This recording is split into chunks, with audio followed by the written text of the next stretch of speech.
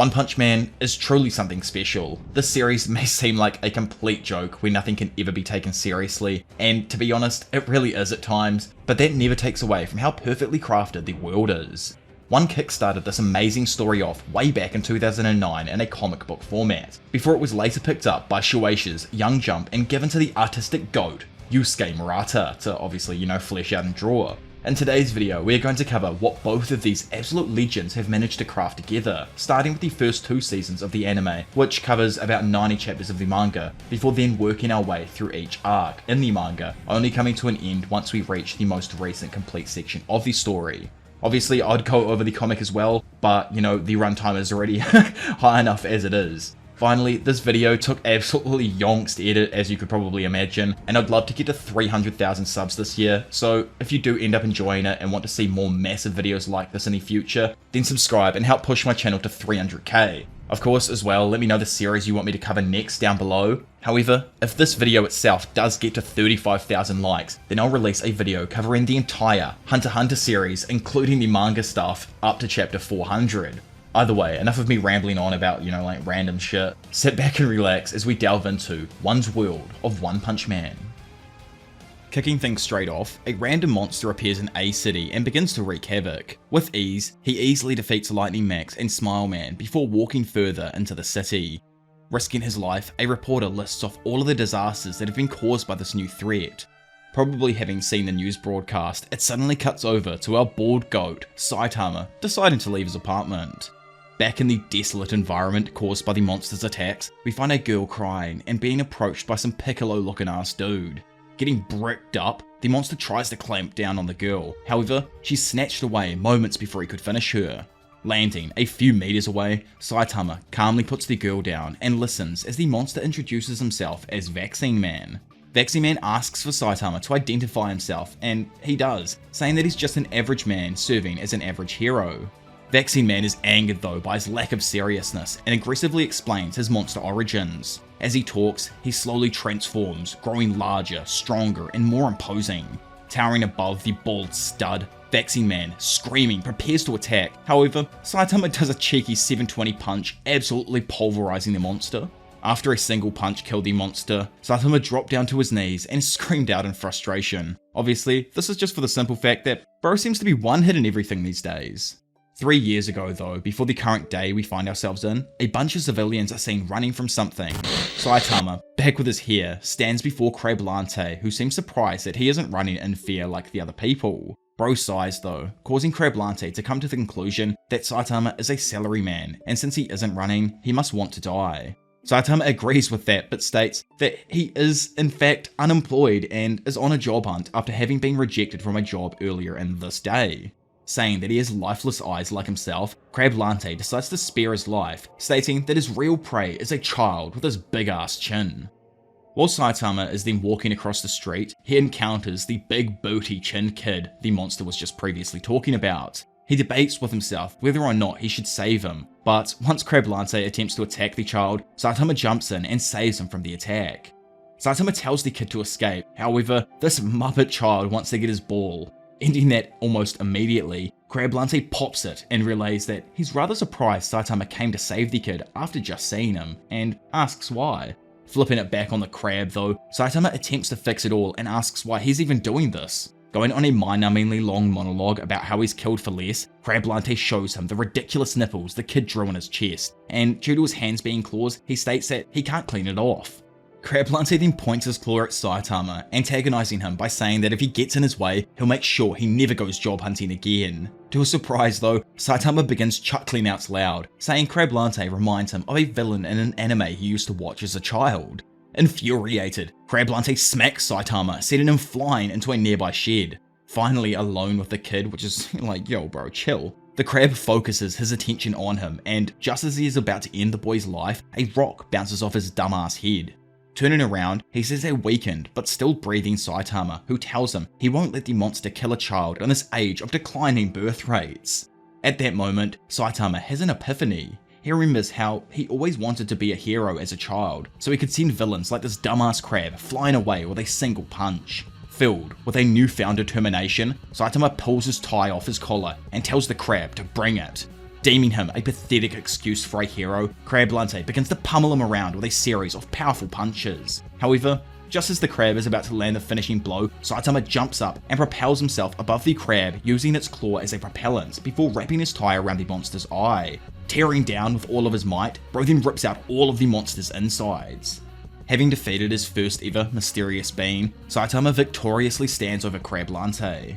Crazily enough though, a direct result of this battle was the creation of the Hero Association. This is because Agoni, the grandfather of the boy that Saitama saved, heard about the incident and, like I explained later on, like way later on in the video, created the organization to protect society from these monsters.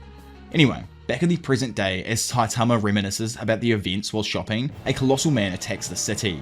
This hulking giant is a result of an experimental steroid called the Biceps Brachii King, developed by his mad scientist older brother. The two brothers set out to conquer the world, only for the older brother to observe in shock that Saitama for some reason is riding on his brother's other shoulder. He orders the giant to kill the man on his other shoulder, however, the colossal giant accidentally smacks the wrong shoulder, killing his brother in the process. After noticing this and realizing what he's done, the enraged younger brother attacks Saitama and seemingly defeats him with a slap. Alone now, he laments that he feels empty despite being the strongest man alive. Saitama, actually not even hurt, emerges unharmed and comments that absolute power really is boring, before throwing a single punch and defeating the giant. After defeating the giant, Bro returns back to his house at night when he's noticed by another mysterious being. This thing reveals itself to be the super custom Y0649Z Mark II, and brags about the love that he has to build custom cars, a love so deep that he decked himself out in car parts and turned into a custom car loving monster. Saitama, not saying anything, just stares at him, causing the monster to make fun of his bald head and prompting Saitama to strike him with a single punch, killing the custom car. The next morning, Saitama wakes up to find himself in the middle of an invasion started by the overpopulated subterranean people who have already exterminated 70% of humanity. Surprised by their strength, Saitama deems them worthy opponents and engages in a mighty battle. After defeating a great number of them and flying forth in preparation to fight the subterranean king, Saitama wakes up in bed only to discover that it was all a damn dream. Hearing a loud bang outside, Bro walks out onto his deck to find an actual invasion by the Subterraneans. Stoked, he gets all geared up, drops off his veranda only to land on the Subterranean King, defeating him in that process there. Witnessing this, the rest of the Subterraneans quickly surrender and they show a white flag that says they're sorry about the entire thing. Outside Z City now, we find Genos standing in the middle of a field of decaying cow corpses before he turns and begins making his way back to the city. Back over in Z City, Saitama waters the cactus on his balcony. Inside, the TV announces that the recent massive mosquito swarm is headed towards Z City, which is, like obviously where our goat lives. Still watering his plant, Bro gets irked when a mosquito lands on him. He attempts to kill it, yet surprisingly fails each time. Over in an abandoned part of the city, a looter is taking advantage of the situation when he has his blood drained by a swarm of the mosquitoes, which are being controlled by the voluptuous mosquito girl. After following the swarm to the mosquito girl, Genos confronts her and fires a small blast which the mosquito easily deflects. Genos begins analysing her behaviour and the control she has over the massive swarm. Looking down condescendingly at Genos, she commands her mosquitoes to suck him dry. Quickly, the swarm swirls around Genos, but Bro effortlessly incinerates them, surprising her. Standing there, Genos bluntly states he will eliminate her, causing the mosquito to crack up laughing. Initiating the fight, Genos runs up a building and engages the mosquito girl in close quarters combat. Using his mobility, he propels himself back before quickly jumping up and swinging his fist at the mysterious being. Opposing him, Mosquito Girl attacks with her own punch, sending him shooting towards the ground. Still, Genos manages to land unharmed and decides to change his form of attack. Firing back, he shoots several quick incineration blasts at her. Seeing this, the mosquito baddie flies towards Genos, dodging his blasts before getting in close range and tearing off his arm. Thinking that he's done, she mocks Genos, only to realise that her legs have been ripped clean off in the process. Panicked with the brutal change, she looks towards her opponent and tries to flee from the battle. Halting her, Genos blasts off another shot from his cannon. However, the mosquitoes form a barrier and save their leader from certain death. While flying in the sky, Mosquito Girl contemplates on what to do. She then realizes the surrounding area has plenty of blood to draw from, so she sends forth her minions. They swiftly drain all of the blood from the animals in the surrounding area and begin to pour it back into her body. Back on the ground, Genos observes as the mosquitoes swarm around his opponent. Coming to the conclusion that their blood may be more than a food source for her, he prepares his incineration cannon to end her, but is interrupted by Saitama, who is chasing a mosquito with some bug spray. Obviously, since this mozzie was returning to the horde, Saitama soon notices the giant swarm of them and straight up starts to panic. Thinking of him as no more than an idiotic civilian, Genos tells Saitama to evacuate, but the mosquito girl cuts him off with a laugh. All of a sudden, the horde of mosquitoes crash down on the city, destroying windows and buildings as they spread throughout. Following this, Genos uses his incineration cannon to destroy the swarm in the surrounding area. Standing there, he calmly states to himself that he knows there are no humans in the surrounding area, before remembering that there was still a random man next to him. Suddenly, Saitama, completely in the nude, compliments Genos for killing all of the mosquitoes. However, to Genos' shock, he looks up to see the mosquito girl completely unharmed with a newly transformed body. Feeling gassed up, she says that she no longer needs her mosquito helpers and slashes a building in half to prove just how potent she's become. Darting in, girl slashes at Genos, slicing halfway through his waist. Being unable to keep up with her speed now, Genos is constantly tossed around by the mosquito in her new form. Bruised, beaten, and outmatched, he realizes the blood also increased her power exponentially. Regretting that he let his guard down and knowing that he has lost here, Genos prepares to self-destruct. He apologizes to Dr. Casino as he lives his final moments, but before he can destruct though, Big Saitama quickly slaps the mozzie's ass, sending her crashing through a building and flying off into the distance, leaving Genos in shock. Sometime after, over at Saitama's apartment, Genos politely asks Saitama to teach him how to become strong just like him. Saitama warns Genos that it's going to be tough and agrees to train him, but at that moment Genos turns, saying that he senses a presence moving at high speed towards them. Kamakuri arrives at Saitama's house first, crashing through the ceiling and immediately has his head punched off for the trouble. After quickly taking out two more pathetically weak House of Evolution members, Saitama is then trapped underground while Genos faces off against Armored Gorilla. Beast King congratulates Ground Dragon on incapacitating Saitama, but notices that the unfazed hero is falling asleep due to how pleasantly temperate he found it underground. Beast King starts to get angry and threatens to scratch Saitama's eye out, at which point Saitama simply steps free out of the ground. Beast King and Ground Dragon are momentarily stunned while witnessing this, but Saitama gives them a chance to apologize for destroying his ceiling. After listening to Beast King monologue on for a few minutes, Bro quickly defeats his opponents with a normal punch. Walking over to Genos, the duo then question the defeated Gorilla Cyborg. Once seeing his defeated partners, Armored G in a flash loses his previous robotic voice and begins pathetically begging for his life to be spared. He also tells them everything they want to know. Later on, we learn about the story of Dr. Genos, a brilliant young scientist with ideas of artificially evolving humanity. After years of research, he became disillusioned with the world. However, he eventually discovered the secret to immortality through creating multiple clones of himself. Turns out that this is straight up info being fed to Saitama through Armored Gorilla, who actually cut him off because he was taking too long to explain the entire situation.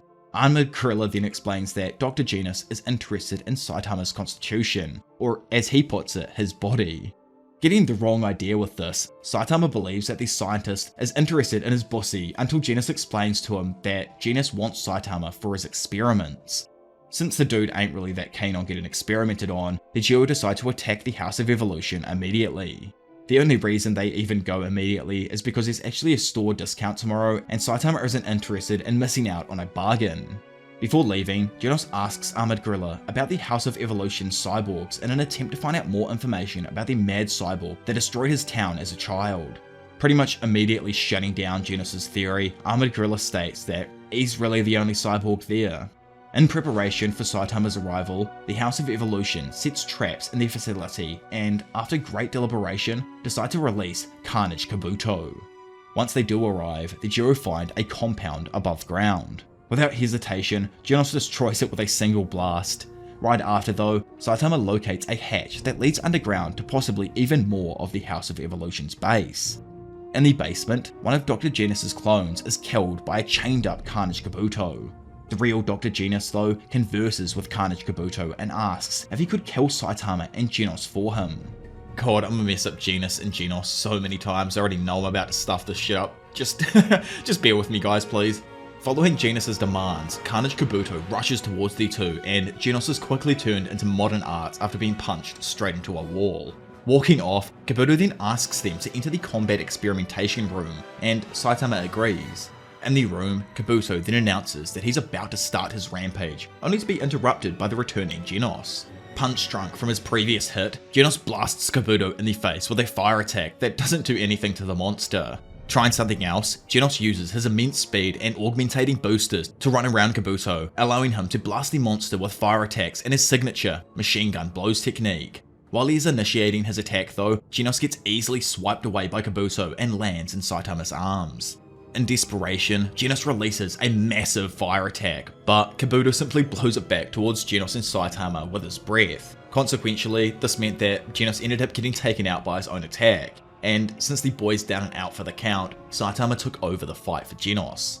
In an attempt to gain the upper hand, Carnage Kabuto uses his immense speed to get behind Saitama and throw a punch. However, he quickly stops and retreats out of fear. Turns out that Kabuto's instincts are sending him danger signals that are pretty much telling him he would have died if he threw that punch. Curious about him, Carnage asks Saitama how in the world it was that he got so strong. Garnering everyone's attention, Saitama reveals to them all that he did 100 push-ups, 100 sit-ups, 100 squats, and a 10km run every day for 3 years. Utterly done by this, Genos and Kabuto just don't believe him, and out of pure rage, Kabuto starts to transform into his Carnage mode. In this mode, it's said that Carnage Kabuto goes on an uncontrollable berserk rampage for a whole week. On cue, the room then changes from white to red, and Kabuto states that he will go on a rampage until next Saturday, which sparks something in the brain of our bald meathead. Initiating his rampage, Kabuto manages to get a hold of Saitama and starts to fling him around the room like a rag doll. As he does this, Saitama starts pondering what the rampage going until next week could possibly mean for him. He admits that he made a horrible mistake and realizes that it's also Saturday today. With the dreaded realization coursing through his veins, Saitama loudly announces that it is a bargain day at the supermarket while effortlessly killing Carnage Kabuto with a single punch. Following this, the room turns back to white and Dr. Genus stands there awestruck. Upset with everything, Saitama states that he screwed up, and Genos tells Dr. Genus why bro's upset, even though he won. Whipping out a picture of the bargain at the supermarket, it's revealed that it happens only on Saturday. Since it's actually Saturday today for them, Genos tells Saitama that they could still make it to the supermarket if they hurry. When it came to the scientist, Dr. Genus, bro says that he's completely done with evolution and needs to make a change in his pretty messed up life. Later on, the officials from the Hero Association inspect the House of Evolution's blast site and discuss Genos's destructive power. In another city, a random bald man named Hammerhead is screaming his lungs out and revealing his plans to create a new utopia filled with the overworked and underpaid citizens of modern society. Annoyingly for bro, not a single person pays attention to him or his group of men. Funnily enough, King is actually in the group of people who walk past him as he announces his plans to first take out the uber-rich man Nero. Elsewhere, Saitama lays peacefully in bed when all of a sudden he wakes up screaming about someone who has a booger on their finger. Getting up and turning on his telly, he listens as the news goes over Hammerhead and his villainous endeavours. Hearing that the entire group has shaven heads, making them seem extremely threatening, the news notifies everyone that they need to contact the police immediately if they see anyone with a bald head. Sweating with a confused rage, Saitama can't believe they stole his look. Getting geared up immediately, bro gets ready to head out and put an end to their wild scheme.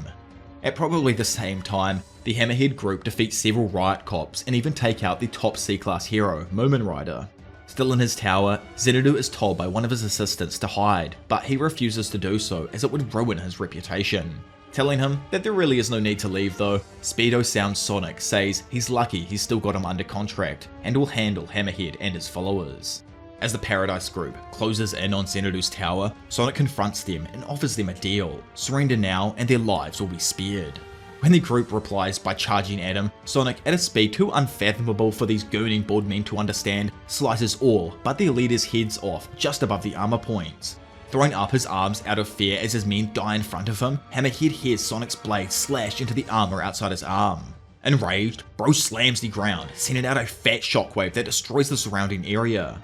Spotting Sonic hanging on a tree, Hammerhead then starts throwing boulders at Sonic in an attempt to crush him, but bro easily dodges. As Hammerhead then provokes him, Sonic realizes that his right and left are surrounded by rocks, although he is relatively unbothered by this. Speaking up, he questions if Hammerhead's plan was to crush him with a rock after knowing what direction he'd be coming from. Stunting on the bald man either way, Sonic then boosts towards him. Realizing that Sonic might be a bit too quick for him, Hammer drops the rock and picks up this just random massive tree log he had next to him. Slamming it down on the ground, Hammerhead thinks he took Sonic out with his genius play. However, Sonic actually dodged, got behind Hammerhead, and hit the Paradise group leader with a kunai, causing him to collapse to the floor. Sonic calls Xanadu and tells him that he's dealt with the Paradise group and that the body of Hammerhead is with him, only to find out that the body has somehow vanished when he turns around to look for it. Elsewhere in the forest, a scared Hammerhead runs off into the woods and notes how lucky he is that the kunai hit his head, as his skull is many times thicker than a normal human's. Eventually though, he notices a bald man in the distance who turns out to be no one other than Saitama. Approaching him, Saitama himself turns around to find the bald man he was looking for. Curious, Saitama asks where his followers are, but Hammerhead, probably gutted over the loss of his men, rages the fuck out and punches him. The punch itself is able to send out a massive shockwave and damage the area behind Saitama, but he is ultimately left unharmed. Disappointed, Saitama says that it was a letdown. Insulted with this caped baldy's comment, Hammerhead uses the full power of his battlesuit and prepares to attack. Launching forth, Hammerhead uses his special spin attack. Standing there and caught by surprise, the vivid movements of his fellow bald man remind Saitama of a move he used to do when he was younger. Due to this, and instead of like one-punching Hammerhead, Saitama slightly elbows the suit, absolutely destroying it.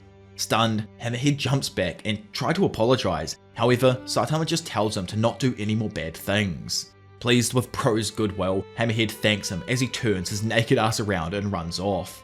Back with Speedo Sound Sonic, and after realizing that Hammerhead escaped, he starts to track him back down, only to encounter Saitama. Without hesitation, Sonic attacks Saitama, mistaking him for a Paradiser because of his bald head, but Saitama easily catches his attacks.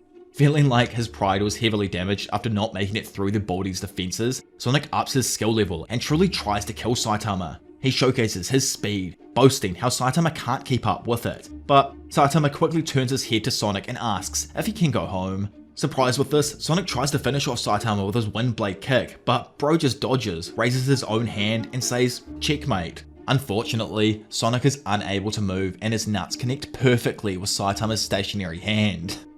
Landing nearby and while writhing in pain, Sonic declares that he will take a leave from his mercenary occupation to train and asks for Saitama's name.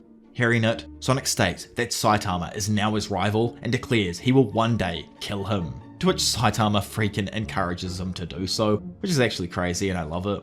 Back at home, Saitama tells Genos to leave him alone as he has a serious problem to solve. This problem just happens to be that nobody, for some reason, has any idea who he is despite all of his accomplishments. Knowing of a way to possibly garner some form of attention, Genos tells him to sign up as a hero on the official online hero registry. The next day, both Saitama and Genos arrive outside the hero testing center in preparation to take the tests.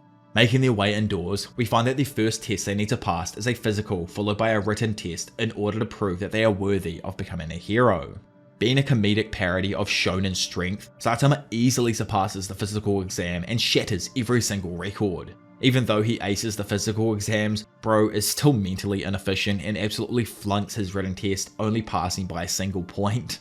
Due to him skirting the lower realm of brain power, Saitama was given rank 388 from C class, while opposite to him, Genos, who aced both the physical and written tests, is given the title of rank 17 in the S classes. After making their way to a seemingly abandoned section of the planet, Genos thanked Saitama for accepting the request for a sparring match and asks him to take it seriously.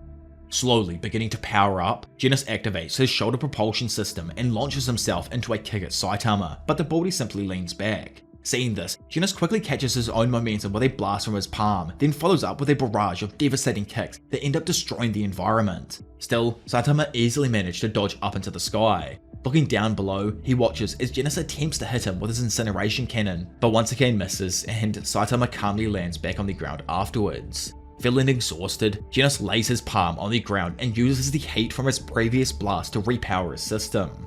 Boosting towards Saitama, Genos then tries to hit him with a barrage of extremely quick punches, but is speed blitzed by Saitama as it turns out that Genos was only ever chasing his afterimage during this beatdown. Tracking his actual location down and chasing after him, Genos gets in front of Saitama and activates an even more powerful version of his incineration cannon. Blasting off the attack, Genos is sure that this had to have done something. Appearing from behind though, Saitama taps Genos on the shoulder before poking him in the cheek as he goes to turn around. Feeling like he pretty much proved how much stronger he is, Saitama says he wins, but Genos immediately retaliates by trying to punch Saitama. Of course, bro's different and Saitama just avoided it like any other shot. Annoyed with how he's treated their sparring session, Genos reminds Saitama that the rules of the fight involve him to take the fight seriously and to continue fighting until someone's no longer able to. Not wanting to let his disciple down, Saitama's legs tense slightly and he suddenly appears in front of Genos. Stunned, Genos tries to kick Saitama only for our body to flash step behind him. Mentally terrorized by the switch up, Genos turns to face Saitama only to literally witness death hurling towards him. Unable to move in the face of impending doom, Saitama stops his fist just before it hits Genos, sending out a massive wave of energy that flows over his boy and into the landscape behind him. Utterly blown away and unable to talk, Saitama just taps Genos on the forehead and says they should go and get a feed. As our baldy then waddles off into the distance, it's shown that Saitama's punch blew a hole through several mountains directly behind Genos. Unable to comprehend the strength needed to do this, Genos thinks he will never even come close to becoming as strong as Saitama. Later on that night, the duo go to an udon store for dinner. While Genos is talking, Saitama notices that the establishment has an eating contest. Pretty much, if you finish your meal in the allotted time, then you'll win 50,000 yen. If you fail, then you have to pay 10,000 yen, and I'm assuming like the losing person's dish. As time then passes, we find all of the surrounding civilians stunned with what they're witnessing. Saitama sadly succumbs to the effects first and collapses, whereas Genos was barely flustered and just chugged his entire bucket back. Which is kinda unfair, bro's going up against a robot here. A few moments later, the goat, Big Sweet Mask then entered the building and approached the duo. Standing there, with everyone freaking out behind him, because obviously, he's a little bit famous, he introduced himself and requested to speak with Genos alone outside. Leaving his boy inside, Genos and Sweet both step outside to talk. After a short period of time, Genos then returned and sat back down. Saitama, curious, asked a bunch of questions, but as Genos was about to explain what he said, a few fangirls cut in and straight up started gooning for Daddy Genos. After the two then leave the udon place, it flashes back to reveal that all Sweet wanted to do is congratulate and welcome Genos into the team of heroes, much to, Genos' surprise at the time. Walking home on the bridge together, Genos quickly gets his boy's attention and lets him know that he'll be back. Saying goodbye, Saitama then makes his way back home alone. A little while later, and while sucking on his ice cream, a confused Saitama realizes this is what he meant by he'll be back later. In front of him, Genos with his entire house packed into his backpack asks if it's okay for him to live here. Immediately, Saitama tells him that it ain't. Dropping 1,000,000 yen onto the table as rent money though, bro's mind quickly changes. The next day, Saitama is laying in bed, reading some manga and curious as to why Genos is even still in his house. When it comes to Genos, bro's actually recording down the details of Saitama's lessons and training regiment. Confused with the bot, Saitama pinches his brow in frustration and contemplates how much of a pain it will be to keep this charade of being his master going. The cyborg mentions that since Saitama is C-class and hasn't taken any missions over the past week, his rank will be removed due to inactivity. Baffled over this, bro questions if he's sure, to which Genos confirms. Saitama then starts rambling, saying that all he was doing was watching the news and there wasn't even anything going on outside. Genos points out though that the news only reports on major incidents. Shocked and horrified by this revelation, Saitama quickly gets back into his hero suit and sets out on a patrol before the last day kicks in. Wondering where he's going, Saitama rebuffs Genos' request of accompanying him by telling him to wait here in their place.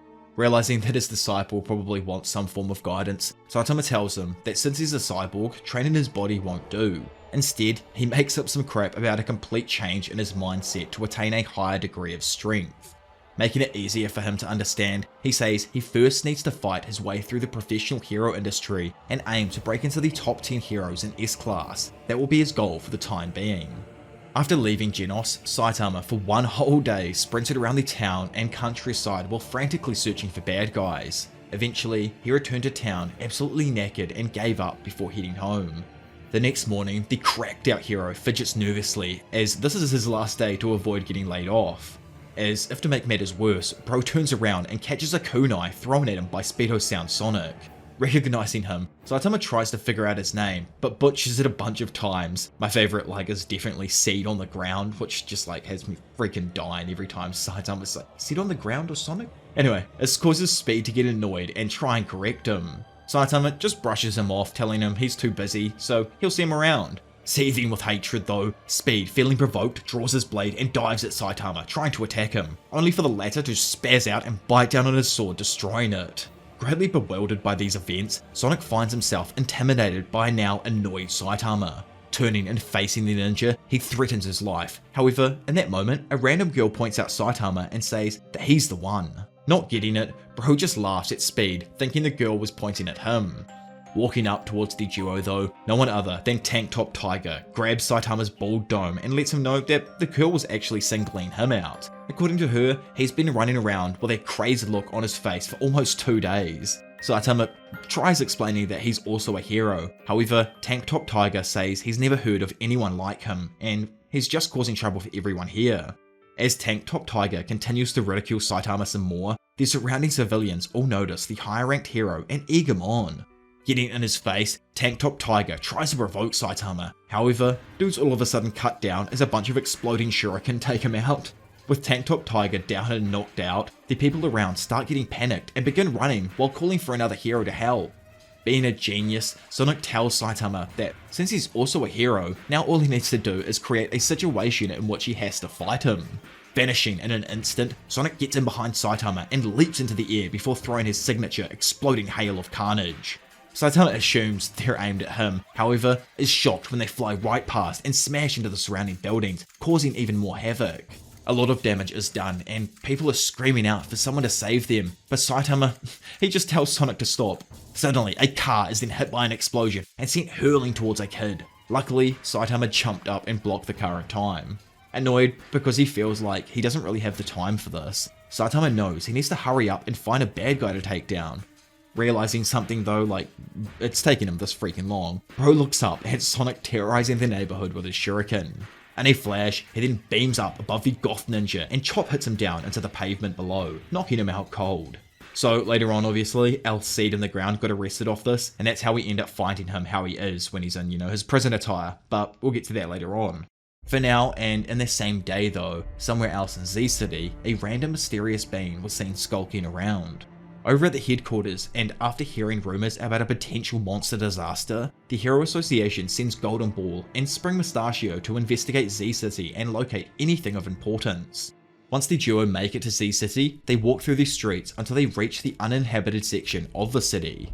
Compared with other cities, City Z has an abnormally high rate of monster-related disasters. For the last 10 years, the rate of monsters has increased in this area, and most of the inhabitants have fled. After making it to a weird hole on the ground, the duo investigate it until they hear something move behind them and turn around ready to fight. Not seeing anything though, they decide to pursue whatever it could be. Elsewhere, Genos cleans Saitama's toilet, which is like, damn bro, I need someone like Big Bot Genos to clean my toilet. Anyways, rounding the street corner in Z City, Golden Ball sees the mysterious being, Combo Infinity. Immediately, the baseball fiend attacks it with one of his special bullets. However, the monster easily deflects it and manages to grab Golden Ball with another tentacle.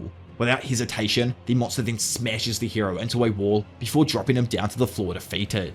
Moving on to the next hero, Combo Infinity then attacks Spring Mustachio, but somehow the dude manages to parry all of the attacks. As a cloud of smoke then obscures his position from the enemy, Spring counterattacks with a special tomboy ability. Sadly, Combo was easily able to dodge out of the way of the blade's path, only having a single tentacle get skewered in the process. Realizing that the monster is much stronger than himself and can't do this on his own, Spring calls for reinforcements while asking the monster if he happened to originate from this area of town. Replying that he's actually from somewhere else, Combo elaborates on how he heard a bunch of crazy strong people were around here. Now that he's here though, it just looks like it was a rumor to him. Sadly, we don't see exactly what happens, as after here, it skips away to the Hero Association, sending more reinforcements, then bounces back to a wounded Spring Mustachio collapsing and remarking that he wouldn't want to live in Z City if he had to fight monsters like this on the daily. Anyway, later on and after the fight, Combo Infinity spots Saitama and tries to attack him, but dude's an idiot. As the tentacles bear down on our Baldy, Bro realizes that he actually forgot to buy Combo soup stock while out shopping. It then skips away from this, and while exactly what happened during their fight is unknown, it seems that Saitama one-punched the monster, as per usual, destroying a random building behind him. Then he stole all of Combo Infinity's hair to make his soup stock back at home. which is actually crazy. And you know, like, I don't know why, but I feel like Fujimoto kind of took this this idea of the main character stealing the bad guy and eating them for a specific plot point in the first part of Chainsaw Man. But either way, that's just a harebrained theory that I have off the top of my head. I just like the idea that he also reads One Punch Man. He probably does. Anyway. The next day, scientists and astronomers are all stunned and astonished as they notice a meteorite slowly making its way towards Earth. When its course suddenly changes trajectory, a mass warning system breaks out, notifying the association that it will strike Z City. Getting a call on his cell phone, Genos is notified and asked to head to the association right away. After leaving Saitama at home, Genos arrives at a random off-branch of the association and only finds S-Class Rank 3 Bang in attendance. According to him, everyone has cleared out from the small building and are at the headquarters themselves. Other S-Class heroes were called out to this building, but sadly only the duo has arrived here. Bang assumes it's because of their inherent laziness or the travel distance. However, he knows S-Classes are only ever called up when it's a terrible threat, and this day is no different. He explains that in around 35 minutes from now, a large meteorite will strike City Z and the association needs to know if any nearby S-Classes can do anything about it. Still, due to it randomly changing course and heading for Z City, Bang can see that it's the end for them. He tells Genos that he should think about evacuating with his loved ones. Suddenly, a siren rings out, letting the public know that in 30 minutes a major catastrophe will occur and they need to evacuate the city. Genos questions why Bang isn't going to leave, to which he goes on to say that his dojo has been in the family for generations and is located in this city, so he can't exactly just abandon it. Leaving Bang inside, Genos gasses it outside in an attempt to cut off the meteorite first. Genos theorizes that it is too late to evacuate the surrounding civilians, as the meteorite will utterly destroy all of Z City and the surrounding areas of other cities as well. Having not expected to use his new ability so soon, Genos presses a button on his suitcase to activate arms mode.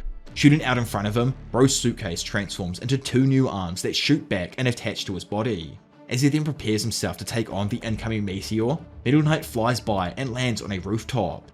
Happy to see another S-Class hero, Genos asks if Metal Knight also came out here to risk his life for the city. However, Pro simply explains that he wants to test a few things. Plus, it's not really him who's here. The thing Genos actually sees in front of him is just a suit, and Beaufoy, you know, is located safely somewhere else.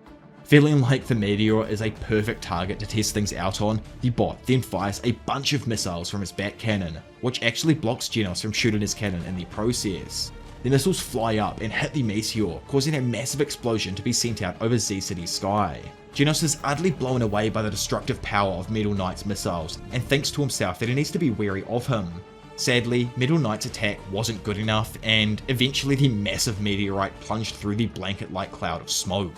With only 30 seconds left until impact, Genos' mind starts racing about how to destroy the meteor, trying to figure out a countermeasure when, randomly, Bang appears, telling him to just chill out. Thinking about what Bang told him and how Saitama acts himself, Genos opens up his chest to reveal his power core. Pulling it out, he knows the outcome won't change, but still, he can't fathom dying without first giving it his all. Attaching the core directly to his left bicep, Genos then, as his energy begins to swell, tells Bang to get down. Pouring absolutely everything he has into one final attack, dude sends a massive beam of energy straight for the meteor. Getting struck with reality though, as Genos unleashes his constant burst of energy, he starts to realize that it isn't working, and unfortunately, he runs out of power before he's able to do anything of use. With only 9 more seconds until it hits, Genos tells Bang to gap it. However, to his surprise, Saitama arrives and tells Bang to take care of Genos. Rolling up to the scene over a period of time that definitely took more than 9 seconds, Bang questions who he is, to which our friendly neighborhood goat says he's a hero. In a flash, Saitama then launches himself towards the meteor, destroying the building with his jump shockwave and shocking the 2 S-Classes below. Boosting it up through the sky now, Saitama remarks that this thing won't destroy his town before one-punching a hole through the meteor, completely destroying it. In a cruel turn of fate though, the pieces of the meteor then start to rain down on Z City, destroying much of it. Yeah, but you know, Bro's house is safe, it doesn't actually get destroyed. Saitama then lands back on the ground below, looks around and nonchalantly states that the job is settled. God, I love this part. Just the complete destruction that happens and how content he is thinking that he did his job. It just breaks my brain. Either way, The next day, Saitama questioned Genos about their rankings increasing and was stoked to learn that his bro rose from 15th to 16th in S-Class. When it comes to the city-destroying legend, he was also shocked to find out he rose to rank 5 from his current spot in the 300s. Knowing nothing about the public's opinion, Genos explains that if he was able to cause even less destruction when defeating something, maybe he could have risen to a higher rank even faster. Curious as to what the threat level means, Saitama asks his student about them, only for a student to literally start teaching his ass. First there's Tiger, a crisis which threatens massive loss of life. Demon, something threatening to halt the function of an entire city. Dragon, when there is the possibility of multiple cities being destroyed. And finally, the god level threats are threats that could put the entire human race on the brink of extinction. Genos goes on to say that most heroes listen out for a threat level when deciding to move against something. Saitama though, bro's built different and asks who'll fight for the helpless if heroes run, leading Genos to passionately jot down his words. After this, Saitama decides to leave his apartment and head out into the wrecked Z-City. While out on patrol over the damaged city, the sore-losing Tank Top Tiger finds Saitama and calls his brother Tank Top Black Hole over to join in ridiculing our bald genius. Turns out, the two of them are hella jealous over Saitama's rapid increase in the hero rankings and accuse him of cheating. On top of that, the duo end up rallying a mob of citizens who are angry for the destruction and are blaming Saitama for it. It's kind of funny that they're completely ignoring the fact that if Saitama hadn't destroyed the meteor, everyone would have freaking died, including nearby cities, but I get their plight. To be honest, more heroes should have just been in the area to help with the fallout after Saitama destroyed the meteor, but this is One Punch Man and the whole idea of this series is freaking parody to start with, and I think this kind of falls into that silly old unrecognized hero trait. Standing there now under a hail of abuse from unsatisfied civilians telling him to give up being a hero, Saitama gets ready for both of the C-Class tank toppers to attack him. Easily, bro takes out both of them and somehow manages to turn the public's perception of him afterwards. He screams out telling the masses that it was him who destroyed the damn meteor and shames them for chanting for him to leave his life as a hero. He did nothing wrong and in reality saved them all. He does this entire hero thing just for a hobby, not for their admiration, but because he likes it. Walking up behind him, Genos tells his master that he thinks it's time they head home, to which, after a short moment of realization, Saitama agrees. On the way home, and as Saitama stews over his hatred of Tank Top Tiger, Genos tells him he's never met anyone as incredible as him. Even if the public doesn't choose to follow him, Genos says he still will. Either way, and on the very next day, we move into my absolutely favourite section of this story, at least before what happened in the Garou fight, as you'll see later on if you stick around. Emerging from the ocean, a monolithic sea folk monster announces that the sea folk are coming to the surface to kill all humans. Already being on his way home from shopping, Saitama literally strolls into the monster's path, who immediately makes fun of his octopus-like head. So apparently bro didn't even deserve the screen time and was off-screen by Saitama, who left the monster's remains sprawled out over the street. I'm assuming dude probably just one-hit him again like normal. Even though people saw Saitama kill this supermassive monster, his hero name is so damn forgettable that they couldn't remember who he was. Rolling up late to the scene, Merman Rider sees only the destroyed body of the creature and hears the crowd talking about the random man one-shotting it. Later that day, and back in his humble abode, Merman Rider looks Saitama up on the internet and sees he's extremely powerful. However, due to how he goes about defeating his monsters, opinions on him are extremely divided. Later on, and back on the coast, several large sea folk monsters, including the Deep Sea King, emerge from the sea and begin threatening the civilians of J-City.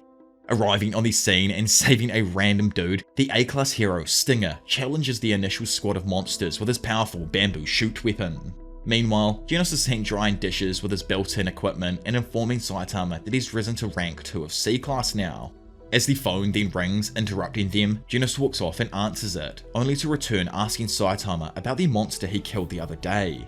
Not really listening, bro watches a news report about Stinger's battle against a clan of monsters called the Sea Folk. Elsewhere, and watching the exact same news feed, Merman the Goat Rider gets his gear on and leaves his apartment to help. Back at the fight, an absolutely beaten and bruised Stinger somehow takes out the last 4 sea folk with his special, gigantic drill Stinger quadruple thrust attack. Stoked with how he just took down some god level threats, Stinger is sadly sucker punched and knocked out in one hit by the Deep Sea King. Elsewhere, and boasting it along the highway, Saitama asks how much further it is until they reach J-City, to which Genos says they're almost there. Getting no readings on his spectrometers, bro says he'll scout ahead to see if he can find anything. Also cycling his heart out, Moomin Rider gets his phone out and asks the Hero Association to give him the monster's precise location. Sadly, all the lines are too busy and he can't get a precise answer. Back in the battle against the Sea King, a bunch of other strong heroes confront him. Getting caught by surprise, Lightning Max tries to hit the Deep Sea King with a lightning kick, but it does absolutely nothing. Cowering in fear, he pleads with him to not attack, only to be punched in the face and sent shooting across the city. Slowly waking back up, Dude finds the Deep Sea King crouched down in front of him. As the water merchant then starts to laugh, Lightning Max calls him an arrogant fish before activating a special slot on his shoe and kicking the monster's chin with a flying backwards roundhouse kick. Sadly though, it does nothing and Max is effortlessly chucked through the building's wall. Gapping it across the street's pavement though, Putty Putty Prisoner manages to catch Max before he's slammed onto the ground and turned into a human pancake. After laying him down, Putty Putty tells his fellow hero that he escaped from prison just to see him. Pulling up behind him, Sonic thanks Putty Putty Prisoner for breaking out and allowing him to also escape. Already knowing of this new cute addition to the prison and his real name along with cell number, Putty tells the surprised Sonic he keeps up to date with all the boys who catch his eye. Popping down onto the street, the Deep Sea King arrives on the scene and remarks at how more soldiers have arrived to challenge him. Happy to see his opponent, Putty can feel his strength just wanting to bust forth. He shortly monologues about his own status as the lowest S-Class hero, but an S-Class hero nonetheless. He chooses to battle at 50% power, then bulks up his muscles, which causes him to unintentionally rip his boyfriend's sweater. Utterly heartbroken, Putty Putty Prisoner screams out in agony. Turns out his boyfriend knitted it for him, and since he cooked it here, he declares that he will never forgive the monster who tore it up, even though, it was totally the dude's own fault in the first place. Intrigued, the Deep Sea King licks his lips and throws a heavy right punch at the hero that reverberates through to his soul. Undeterred, the S-Class hero retaliates with his own punch, sending the monster shooting back a short distance. Both of the stocky ass boys try taunting each other, saying they both barely felt the hit. However, Sonic detects that it was Putty Putty Prisoner who took more damage, and he's currently bluffing. Knowing that he can't lose to this monster, Putty Putty Prisoner decides to go all out in order to spare anyone else from the Deep Sea King's wrath, and transforms into his signature Angel Star style. As Sonic watches this beautiful display, he's slightly disgusted at Putty Putty's naked ass body. With a fat flex though, the S-Class hero states that nobody has ever seen Angel Star style and lived to tell the tale. Lunging at the Deep Sea King, Putty sends a barrage of punches with his Angel Star Rush attack, causing a bunch of dust to start getting kicked up. As the dust then starts to clear, Deep Sea King looks almost completely unfazed to the shock of both Putty Putty Prisoner and Sonic. Muttering that he felt that only a little, Deep Sea King then lands a series of powerful blows on the defenseless naked S-Class hero. The hulking fish then brutalizes the S-Class with a seemingly endless barrage of punches, sending the hero crashing through another building and losing the battle. Having just witnessed the entire bout, Sonic asks the monster who he is, to which he calls himself the Deep Sea King. Noticing the rain then start to fall around him, Deep Sea King lunges forward and strikes at Sonic with a right punch. However, Bro quickly jumps up and dodges it before countering with his Windblade kick. Sonic proclaims that he sees through all of the monster's moves, but is quickly proven wrong as the Deep Sea King's tongue turns into a massive eel and manages to rip a part of Sonic's clothes off. The Moray attempts to strike Sonic again, however, the ninja rushes forward and uppercuts the monster's mouth shut. With a devious smile, Sonic says that he would never lose to someone like him, and in anger, the monster attempts to grab Sonic with both of his hands, but fails instantly. He follows up with a string of punches that Sonic manages to easily dodge, allowing the ninja to start mocking the monster some more, saying he focuses too much on power and lacks speed. Sonic then counters with his own barrage of attacks before quickly fleeing away to the rooftop of a nearby building. Turning around, he goes to say something, however, Sonic's eyes widen as the Deep Sea King boosts towards him at an even faster speed than before. Leaping up, Sonic narrowly dodges the attack. Still, the Deep Sea King quickly appears behind the ninja, now in his massive, bricked up form. Looking down on him, the monster explains that the dry environment weakened him, but now, with this rain soaking his pussy, he's reverted back to his true form. Meanwhile, Saitama, who's lost Genos and can't seem to find him, sees Moomin Rider also on the way to the battle. Time passes before we rejoin the fight with Sonic trying to escape the newly empowered Deep Sea King. Since he can see that his attacks do no damage, Sonic decides to retreat and find some new weaponry. Getting snatched out of the sky though, the Deep Sea King clutches and seemingly crushes Sonic in his hands. Luckily for our quirky ninja, we find that in a matter of moments, he ditched his clothes and escaped the monster's grasp. Being a safe distance away now, Sonic assures the monster that the next time they meet will be his demise, before completely vanishing from sight. After leaving the weird and wacky battle with Sonic, the Deep Sea King attacks the J City evacuation shelter in order to eat everyone there. Needing to save the terrified civilians, Snake, Bun Bun Man, and All Black Man prepare to charge, but the Deep Sea King knocks the two pathetic heroes back with ease. Elsewhere, Saitama returns to where he met Moomin Rider and finds a discarded cell phone that just happens to be connected with the people back at HQ.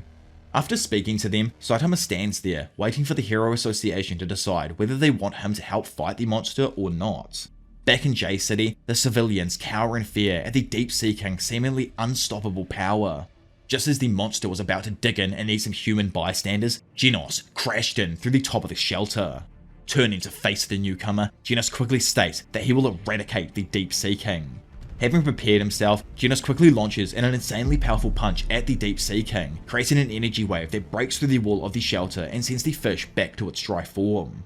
Gassed up, the entire shelter echoes with applause. Seeing this, Genos comments on how desperate they were to be saved. Suddenly though, the monster grabs his arm and slams him with a powerful right hook that rips his arm off and sends him shooting into a nearby wall. Revealing his deformed face, the Deep Sea King says he will tear Genos to shreds, while Genos is disappointed in himself for again letting his guard down and comments that he never learns from his mistakes. Genos shouts for everyone to evacuate and leave the monster to just him. Knowing he's done for, the Deep Sea King grins maliciously and shouts that they cannot escape. Fired up, Genos surges with energy and propels himself towards the monster, kicking him square in the face. However, the sentient fish retaliates and matches his blow with an even stronger punch. In close range, the two demons of strength exchange a barrage of punches. Picking at upper level, Genos gains the upper hand and lands a hard blow to the Deep Sea King's face. With the monster's view then subverted, our demon cyborg continues his assault and attacks with an insanely accurate uppercut, sending the monster crashing up through the roof. Floating helpless in the sky, Genos capitalizes on the monster's position and disorientates the Deep Sea King with a blast from his incineration cannons. The Deep Sea King though quickly shrugs off the enveloping flames, but not before Genos hovers above him and uses a new move, Lightning Eye, temporarily blinding the enemy. With his enemy blinded, Genos pummels him down with a kick before moving in and capitalizing with his machine gun blows. As soon as they crash down to the ground, the smoke clears and reveals the two fighting to a standstill. The civilians then retreat from the ensuing battle. While they start to run away, a little girl shouts out to Genos. Upon hearing this, the annoyed Fish King spits a ball of acid towards the child. Left with no other choice, Genos throws his body into the path of the acid spit, saving the little girl, but pretty much putting himself out of commission in the process. Taking advantage of this, the Deep Sea King grabs Genos' head and throws him into a nearby wall, before instantly following up with a devastating punch that sends Genos through the wall and out onto the street. Standing victorious, the Lord of Whales congratulates Genos for dealing some damage, but states it's already healed. He also mocks Genos for throwing the battle to protect a little girl. However, just as he's about to deal the finishing blow, Moomin Rider performs the legendary Justice Crash on the Deep Sea King. Moving at a speed only a few can keep up with, Moomin Rider then tries to punch the monster, but the Deep Sea King simply grabs his arm and begins smashing Moomin Rider against the ground multiple times before throwing him off. Thinking that the fight was over, the monster tries to get back to beating off the robot, but Moomin Rider uses his world-shattering Justice Tackle to reinstate his presence. Deeply hurt by this, but mainly angered, let's not lie to ourselves, the Deep Sea King transforms and swats Moomin away like the fodder garbage he is. Oh, I hated saying that about Moomin. You're my goat, bro, don't worry. Beaten and bruised, laying in the poor rain, Moomin refuses to give up, stating that despite being too weak to enter B class and that nobody is expecting him to win or have a chance here, he refuses to back down. It's not about winning or losing to him, it's just about him taking on this fish right here, right now. All the crowd listens as Moomin Rider screams for true justice, tears beginning to swell, and just as the fish turns to finish him off, a soul kid tells him he can do it. Slowly, the crowd's cheers and screams for Moomin Rider begin getting louder and louder. Encouraged by the cheers from the people behind him, Moomin fixes himself in place and stands up to the Deep Sea King. Screaming out, he lunges forward and goes to send the two-legged fish back to its true habitat. Intercepting his fist though and punching through it, the Deep Sea King kills everyone's hopes as Moomin Rider falls through the air unconscious. Arriving on site in the nick of time though, Saitama catches Moomin Rider before he hits the pavement and congratulates him on a nice fight.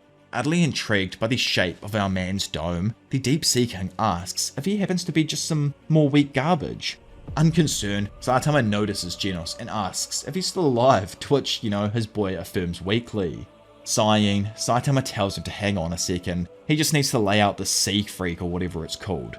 Darting him behind, the Deep Sea King punches Saitama in the back of the head, yet Saitama remains unfazed, which impresses our fishy king. Needing to affix his superiority though, he rambles on about how he stands atop all life on Earth. Yet, Saitama interrupts, saying that it's raining out here and they should really get this over and done with. Utterly furious, the bricked up fish throws a full power left hook at Saitama, but before it can connect, Saitama, with literal light speed, punches Bro in the stomach, ripping a hole in his torso and stopping him still along with the rain. Stunned with what in the world just went down, gradually the crowd starts cheering, stoked to see that the enemy was defeated and they're gonna make it home safe. Saitama though is honestly a little let down as the battle was a bit anticlimactic for him. Elsewhere in J City, and now fully equipped with his loadout, Jack-O-Lantern assumes the Deep Sea King escaped back to the ocean, afraid of his eventual return. Just outside the boys' house, Genos and Saitama get a quick delivery of fan mail from the Hero Association. Following the general way of things, Genos is praised while Saitama gets hateful letter after hateful letter calling him a cheat and so on.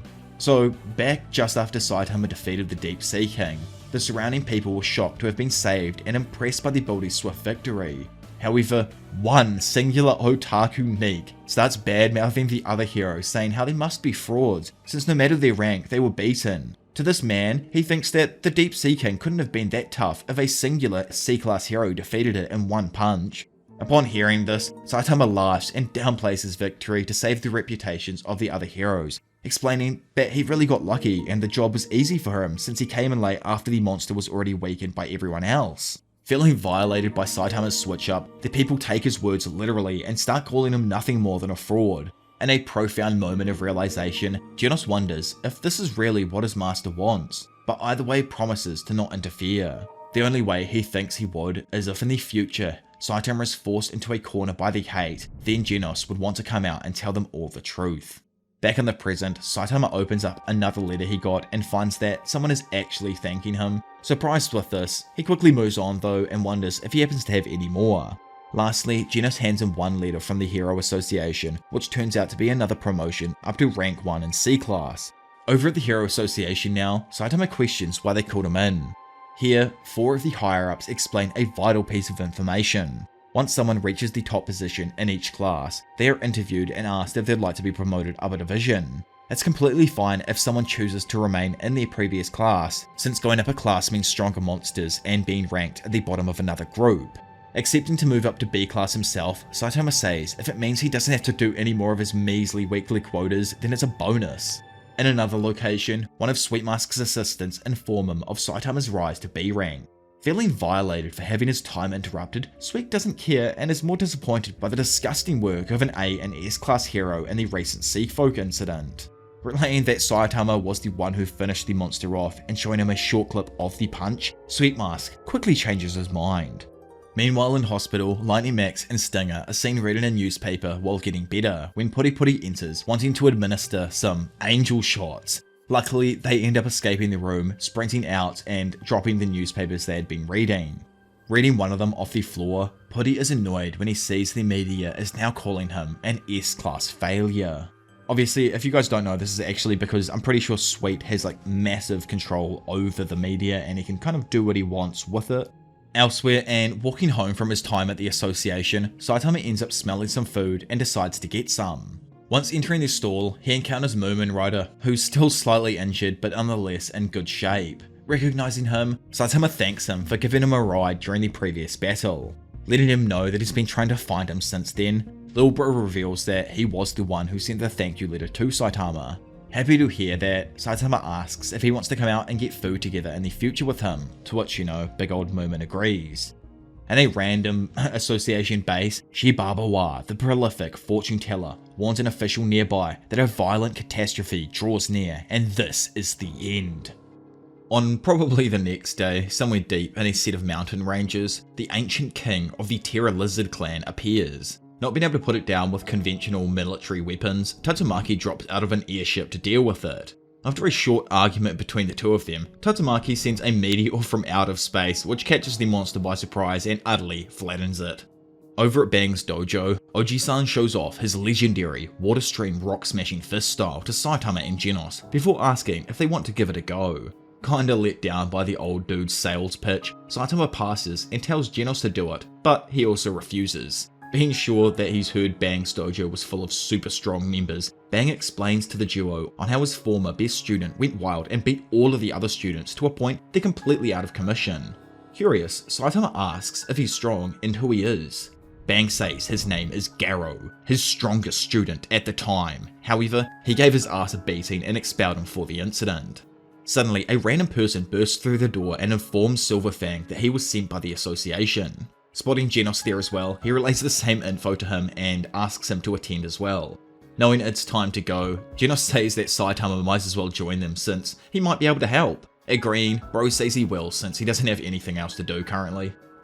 Over at the association now, Saitama meets Atomic Samurai, the GOAT when it comes to slicing literally anything, along with the majority of other S-class heroes. Putty Prisoner, who we've seen so far, Metal Bat, Tank Top Master, Flashy Flash, Watchdog Man, Super Alloy Darkshine, Pig God, Drive Knight, Zombie Man, who's, the GOAT, King, and finally, Child Emperor. Sitch, a member of the association, starts the meeting by telling the heroes that the emergency would be perilous, and even with their skills, there is no guarantee of survival. Also, the great seer, Madame Shibabawa, has died, choking on a cough pill while predicting the future in her last great act. He lets them all know that Shibabawa's predictions have always been 100% accurate, be it monster attacks or literal natural disasters. Before she died, she left just a single note, now thought to be her greatest prophecy. The note read, "The Earth is in trouble."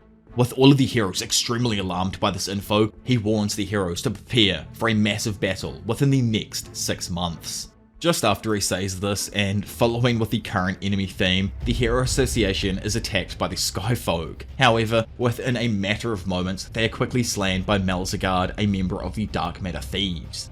An alien spacecraft then proceeds to destroy a city, causing a large number of casualties. Just as Malzagard is about to kill some civilians, Ian shows up and slices the monster's body in half. Thinking the monster's done, Ian tells the civilians to leave, but is forced to quickly dodge as Malzagard reappears and crushes his helmet with a sonic slap. At the same time, Saitama leaves the association and boosts his way over to the alien ship. Immediately, the aliens launch a barrage of shots at him. However, our man effortlessly dodges them and even kicks one back. Down below, and exhausted now, Ian doubts he'll be able to destroy Malzagard. Opposite him, Malzagard comments on Ian's defensive nature and how he needs to get this over and done with. In a flash, Malzagard forms his left hand into a hammer and thrusts it at Ian, destroying the area around him and creating a large enough shockwave that it blows off Ian's left arm. Standing there with this wounded arm, he knows it's pointless, as he'll never be able to defeat such a powerful opponent. Feeling happy with Ian's weakness, Malzagard transforms into an abhorrent amalgamation of beings and prepares to finish him off. Luckily for the young samurai, Atomic appears in time and manages to save his disciple from certain death. After narrowly saving Ian, Atomic Samurai decides to fight the monster with the help of Bang, Metal Bat, and Putty Prisoner. Kicking it straight off, Putty hits Malzagard with his Dark Star Angel Rush, creating several holes in the alien's body. Elsewhere, and while the Hero Association is in complete shambles trying to send out evacuation warnings to other cities, other S-Class heroes discuss how to bring down the ship. As they offer differing views, Genos points out how his boy already decided to enter the ship and is currently wreaking havoc inside. He knows for a fact that there is no evil Saitama is unable to defeat. Up aboard the spaceship, Saitama, while running along, encounters this absolute beast of an alien, Groribas. After a short monologue, the dude lunges at our boardie. However, Saitama shatters the dude's dreams and destroys him with one punch. Running off, Saitama continues to destroy the ship, kicking at just random parts of it while wondering where in the world their boss might be. Over in another room, Boros, the boss of this alien organization, hops up off his chair and leaves the room he was in. Over in the control room, a random ass alien complains about that dude Saitama one-punched, as apparently he was their best warrior and needed to help Malzagard in protecting the ship. Entering the room behind him, Boros walks in and is informed that the ship is badly damaged by the human intruder. Unconcerned, Boris tells him to not worry since, as long as the sphere is safe, then nothing will happen to them. Down below on the ground, Malzagard strikes Putty Prisoner, only for Bang to intervene and halt his attack. Countering, he then delivers his prolific, water-stream, rock-smashing fist, sending Malzahar shooting off. Knowing that these dudes are just becoming a hindrance to him, Malzahar decides to try and get a bombardment from the mothership to wipe them out. Detaching some cells from his body to form a head, he sends it towards the ship. However, Metal Bat intercepts the head and smashes it with ease. Up on the ship, the tentacle alien contacts Malzahar and urges him to return to the ship to stop the intruder that infiltrated it earlier. Currently stuck in his own fight, Malzahar replies by telling him he's unable to do so. Over with the main body, Malzahar is once again contacted by the distressed psychic tentacle dude who insists he return to the ship, but like last time, Malzahar states that the S-Class heroes are preventing him from returning. In order to remedy the situation, he demands that Jerry order a bombardment, to which he begrudgingly agrees. Moments later, Metal Bat blows away one of the heads and notices a blue marble hidden inside the alien's remains.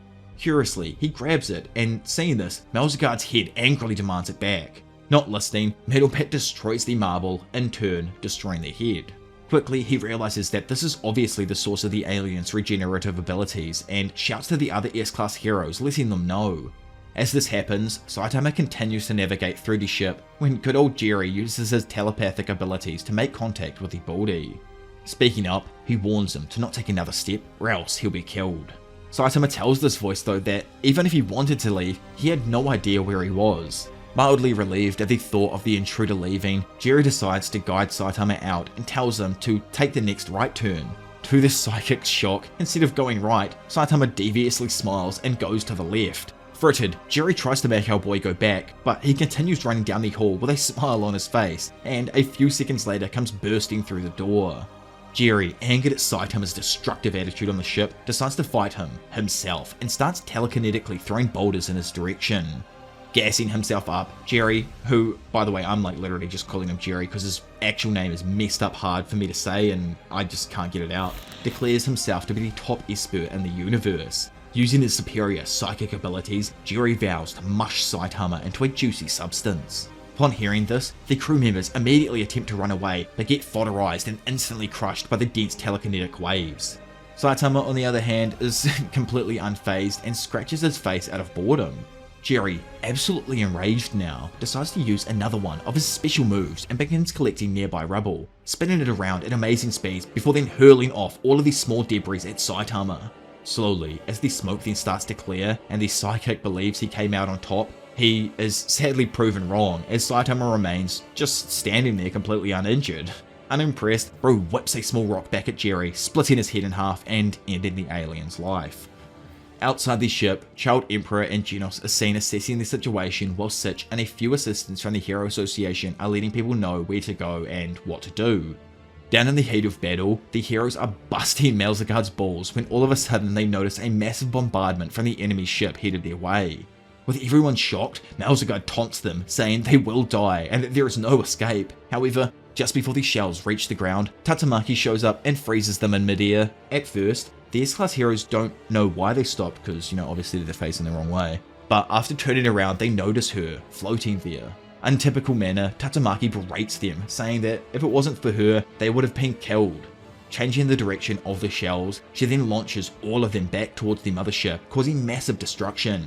Not having the protection he expected, Malzahar shapeshifts his arm and attacks Metal Bat, who easily dodges out of the way.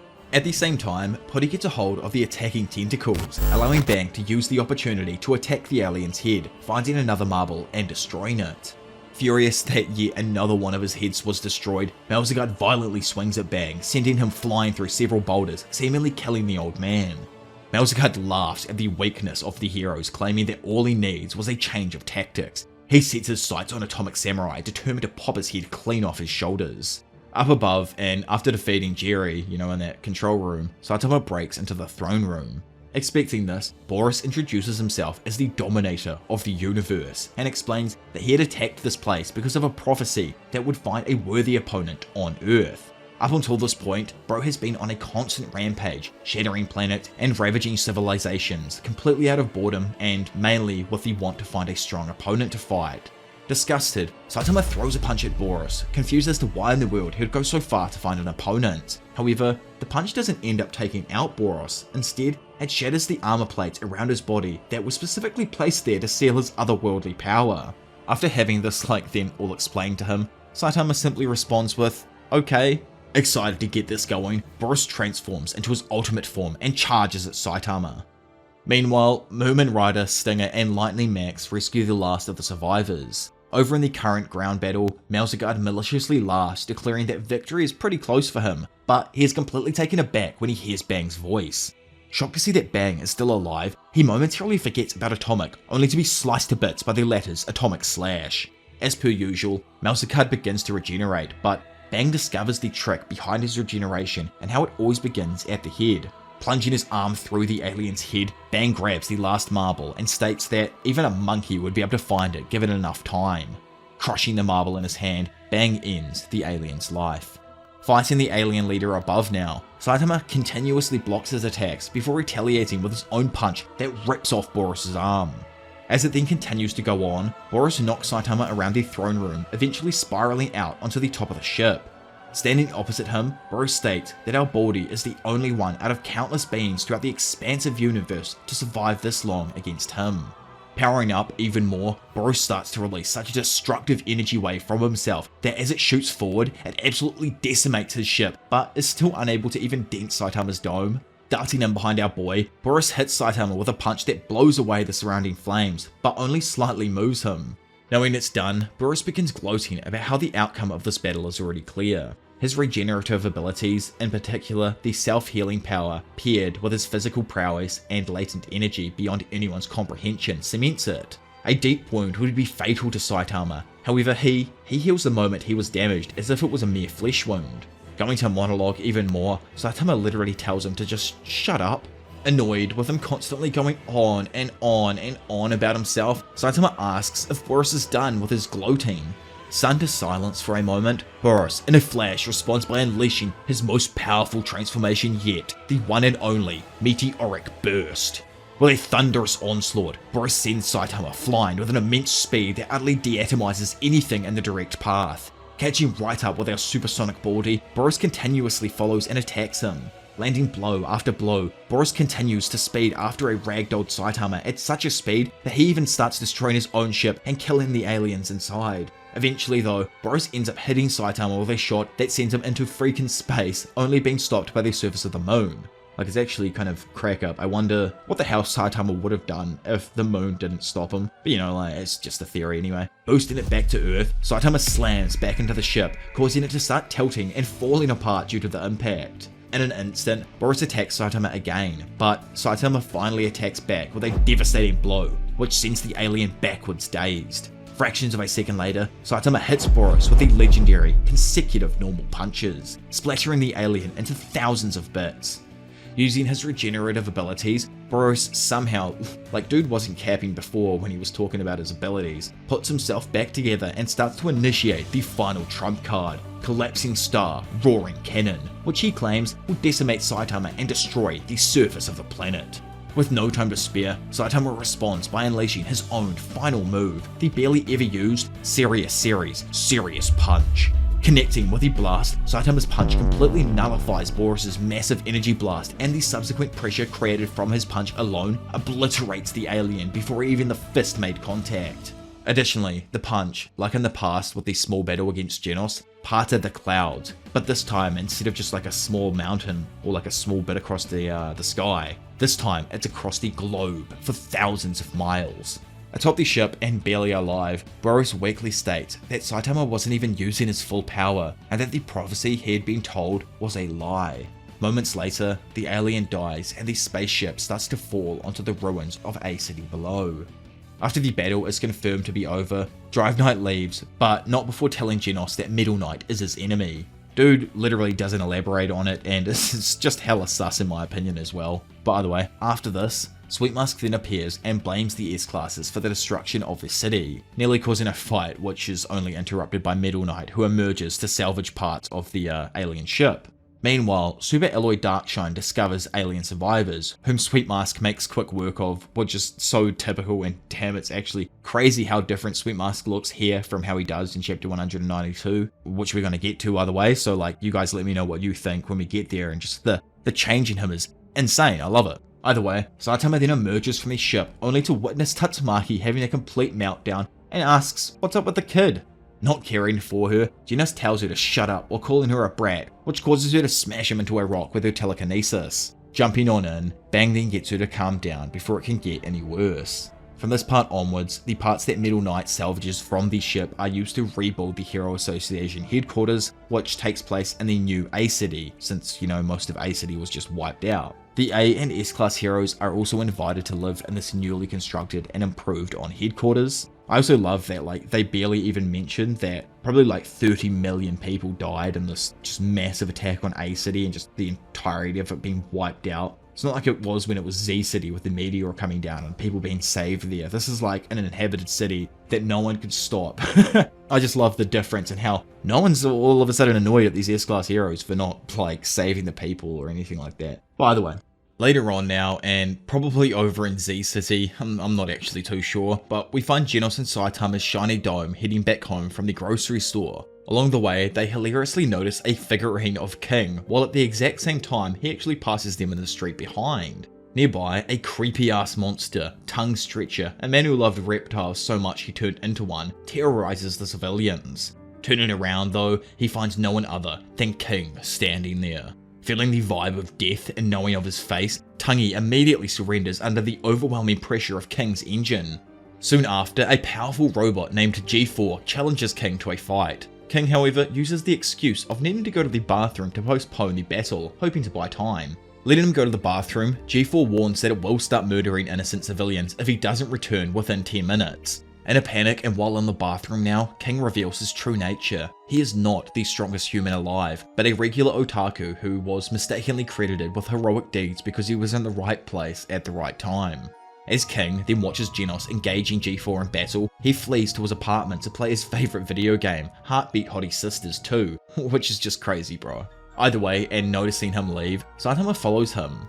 Back at the apartment and embarrassed to be caught playing a dating sim game, King switches to a more manly fighting one. Not bothered either way, Saitama casually joins King in playing video games, much to the latter's discomfort. As the two then, jam out and play the video game, suddenly a bird slams into the side of King's apartment in an attempt to try and kill him.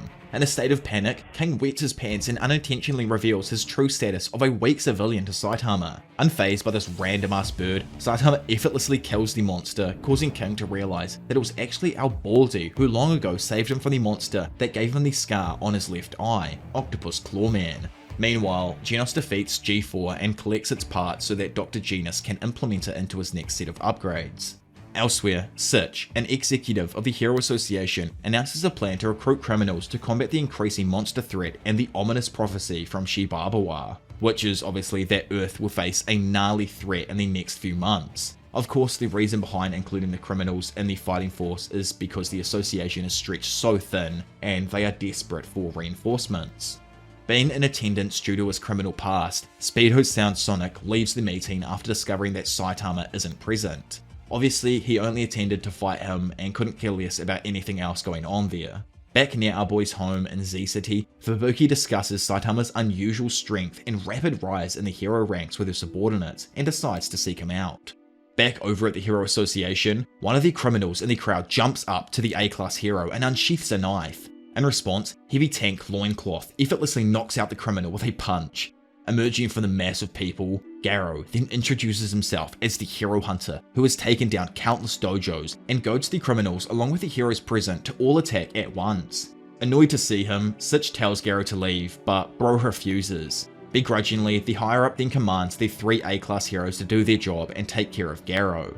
Magic Trick Man dives forth and prepares to use his magic tricks, but Garou is able to effortlessly deal with the hero, holding the hero up by his collar. Heavy Tank Loincloth is the next to attack and punches Garou with his Tank Cannon Punch, but Garou is able to dodge the blow and, to the shock of the A-class hero, breaks his arm in multiple places. Standing there, Garou then asks the hero if he attacked with conviction, but also says he doesn't need conviction if he's strong, and hits Loincloth with an uppercut, knocking the hero completely out. Standing around him, the criminals all applaud Garou and tell him to kick the heroes' asses even more, although Garou is unmoved and reminds them all that everyone here is going to die. Insulted by this, Blue Fire chimes in, disgusted by Garou calling himself a monster, and attacks with his portable flamethrowers. However, the Hero Hunter is fast enough to dodge the flames. Rushing at Blue Fire, Garou rips his arm off while saying that he enjoyed the tricks, but it's a bit embarrassing when someone figures them out. In an off-screen massacre, Garou then wipes out all of the heroes and criminals. As this takes place, Sitch quickly hides underneath the podium and calls for the security team to bring as many heroes to their location as possible. With all of the other criminals defeated, Garou stands victorious. However, he notes that dealing with several S-class heroes would suck right now. Garou tells Sitch that this is a declaration of war. Over the next 6 months, he will get stronger and stronger, taking down countless numbers of heroes. He then leaves Sitch alone in the nightmarish room surrounded by the victims of his massacre. Meanwhile, Saitama is at his apartment playing video games on the PSP he borrowed from King. Genos, who's overdoing cheers, then hears a knock on the door. Opening the door, Bro finds no one other than Speedo Sound Sonic trying to find Saitama and fight him. While Genos and Sonic then find someplace else to do battle themselves, Fubuki continues in trying to coerce Saitama into joining her faction. Of course, she fails to convince him and in turn orders her underlings, Eyelash and Mountain Ape to attack him, but Saitama easily beats them in one punch. Stepping up herself, Fubuki uses her psychic abilities to seemingly pummel Saitama, but our Baldy remains unfazed from her attacks. He then berates her for surrounding herself with underlings only to bolster her own strength. He questions what she'd do if she faced an enemy that would be stronger than her and her underlings. To him, Saitama feels like these factions are completely useless and warns her to never insult the idea of a hero again. Feeling insulted herself, Fubuki ignores his lecture and tries to attack him again, but Saitama looks past her and sees Sonic and Genos fighting in the background. Suddenly, a massive explosion caused by Sonic and Genos goes off in Fubuki's vicinity. However, after the smoke clears, it's shown that no one other than Saitama saved Fubuki from the blast while staying unharmed. Noticing his master, Genos then introduces himself to Fubuki as Saitama's disciple. Trying to get him to start fighting again, Sonic insults Genos by saying that he's slow. However, Bro counters and says that he wasn't even trying. Kicking things up a level, Genos goes even faster than before, managing to get in behind Sonic before cutting off his ponytail. Unable to face loss, Sonic unleashes his ultimate move and speeds off, moving at such a speed that he starts to create visual shadow clone after images. Unable to deal with Sonic's speed, Genos decides to blast the entire area with his incineration cannon. However, before he can do so, he's smacked down by Saitama, who doesn't want his apartment to be damaged by the fallout. Annoyed, he then scolds Genos for not having any reason to fight Sonic in the first place, and instead decides to fight Sonic himself due to the dude's continued persistence. Stoked to have finally gotten what he wanted, Sonic gleefully replies that he will show Saitama his newly developed technique. Vanishing from sight, Sonic attacks Saitama with his ultimate technique, 10 Shadows Burial. Watching this, Genos remarks that Sonic must have gone through harsh training to perform such a grand technique. While preparing himself to strike, Sonic thinks to himself that he always felt helpless against Saitama. Opposing him, Saitama bends his knees, widens his stance, and counters with his own killer move, Serious Side Hops. In an instant, Saitama creates an infinite amount of shadow clones that all start moving forwards and create tremendous shockwaves that easily destroy Sonic's clones, beating him and ending the battle effortlessly yet again. Seeing Bro knocked out, Genos thinks he might have died, but Dude somehow manages to quickly get up and leave. Fubuki, having witnessed everything, claims Saitama is far too strong to be B-class, and her obsession to make him join her group grows even further. Fubuki reveals that she is the younger sister of Tatsumaki. Due to Tatsumaki being overwhelmingly strong compared to her, Fubuki explains on how she resorted to garnering a group of followers in order to get stronger. Since he knows she's at the top of B class, Genos asks why she doesn't strive to be an A class, but Fubuki says she can't because the heroes holding the top spots of A are people like Sweet Mask and Atomic Samurai's disciples, who are frankly just stronger than her.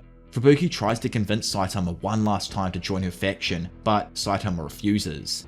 Annoyed, Fubuki goes to insult him, however King arrives before she does to retrieve his video game console. Seeing the S-class hero and world's strongest man also in Saitama's apartment, Fubuki is shocked to be in his presence. Saitama though, also having broke the PSP he was jamming on earlier, tries to explain that it was all just an accident. I love this duo, like, just the stuff that happens with King and Saitama throughout the series is probably my favourite pairing of people, like comedic pairing of people in the series. It's definitely up there with like the Maneko Flashy Flash and Saitama stuff that happens in the next arc, which we'll get to later on. Either way, and elsewhere in the expansive world of One Punch Man, Garou defeats the first tank top vegetarian in an alleyway. Flying away from him for now and over to Bang's dojo in Z City, we find a beaten and bruised Chiranko lying motionless on the floor. Bang urges him to keep pushing ahead since he's still only new to the dojo, but when Chiranko doesn't stand, Bang shames him for not being able to learn any martial arts and kicks him out of the dojo, telling him to never return. Later on, Chiranko heads over to Saitama's apartment and has a chat with big bro Genos. When Genos asks Chiranko about what happened to him, Chiranko explains how Bang suddenly beat him senseless while stating it was a lesson. Confused, Genos inquires whether Bang's strange behaviour is linked with his other students' recent rampage at the Hero Association and theorizes that Bang wanted Chiranko to leave in order to keep him safe from Garou's wrath. As Chiranko then leaves and starts to walk home, he thinks about how he'd been holding Bang back from doing the right thing. Randomly, he then hears someone in the distance talking with Moomin Rider. Over there, and after being approached by the dude who turned out to be no one other than Garou, Moomin, thinking he was just a fan, is shocked to hear that bro actually plans to start hunting heroes, beginning with him. Rolling onto the scene though, Tank Top Vegetarian arrives with the Tank Topper army, seeking revenge for the previous day. Garou quickly punches him and proceeds to attack the rest of the group, when suddenly the goat of wife beating S-Class rank 16 Tank Top Master arrives. Stoked to actually be standing off against an S-Class hero, Garou watches as Tank Top Master slams the ground, ripping up the concrete and unbalancing himself. Darting in, Tank Top Master proceeds to charge and ram Garou with his famous Tank Top Tackle. Standing back, the Tank Topper army marvel at their leader's strength just as Garou hits the ground. Seeing him survive though, Tank Top Master ponders what Garou really is, monster or human. Back in the dojo, Bang stands by himself before his brother Bomb arrives. After seeing him, Bang thanks his older brother for taking the time to help him. However, he warns that in the time since he defeated and banished Garou, he's become much stronger and more dangerous. Back in the battle, Tank Top Master continues to beat Garou off with more attacks. He wonders how, despite Garou visually being human, he feels an urge to kill him as a monster. Preparing himself to land the final blow on Garou, bro is stopped when Moomin Rider runs in and takes the punch himself. As he then gets up, he reprimands Tank Top Master for attempting to kill a human as a hero. Shocked, Tank Top Master agrees, however, his Tank Topper army argue that it was Garou who incited a fight with them. Believing that the fight was over now, Tank Top Master tells a bloodied and bruised Garou to leave and never cause trouble again. As Garou goes to walk away, faking his remorse, he stops and states that he'll kill them all anyway. Expecting his attitude to change like this, Tank Top Master lands a blow on Garou. However, in that moment, the hero uses the kinetic momentum gained, swings around and performs a perfect use of Bang's water stream rock smashing fist. Despite hating this technique as it reminds him of his former master, Garou uses it and brutalizes Tank Top Master as he brings him to his knees in mere seconds. Feeling gassed up, Garou taunts the injured S-Class hero and states that it will be his job as a human monster to defeat heroes. Tank Top Master, having heard this, urges him to spare his group. Coming into the rescue though, Moomin Rider tries to ram his bike into Garou, but is grabbed by the neck and viciously pummeled into the ground. In a few seconds, Garou then boosts around the Tank Topper army and, using his superior martial arts, brutally beats them all. Nearby, Chiranko hears the carnage and, for some bizarre reason, gains the courage to try and face him. He attempts to also use the master's water stream rock smashing fist, but is quickly defeated by Garou. I don't know what dude was thinking. In the morning, Bang and Bomb locate the damage Garou has done and question where he might strike next. Elsewhere in the world, 3 C-Class heroes walk around trying to find this hero hunter. 2 of them, Studless and Hyotoko, are kinda worried by the news of Garou defeating an S-Class hero.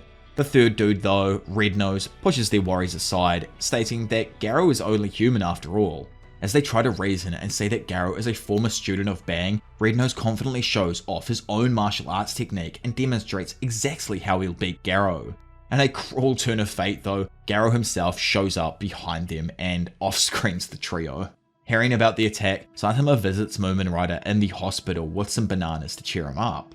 Happy to see that Saitama showed up to visit him, our Baldy lets Moomin know that the incident is all over the Hero Association newspaper. Saddened, Moomin Rider explains how despite being human, Garou was more skilled and dangerous than even the Deep Sea King. Pulling back the adjoining curtain, Tank Top Master elaborates on how it was his martial arts skills that defeated them in battle.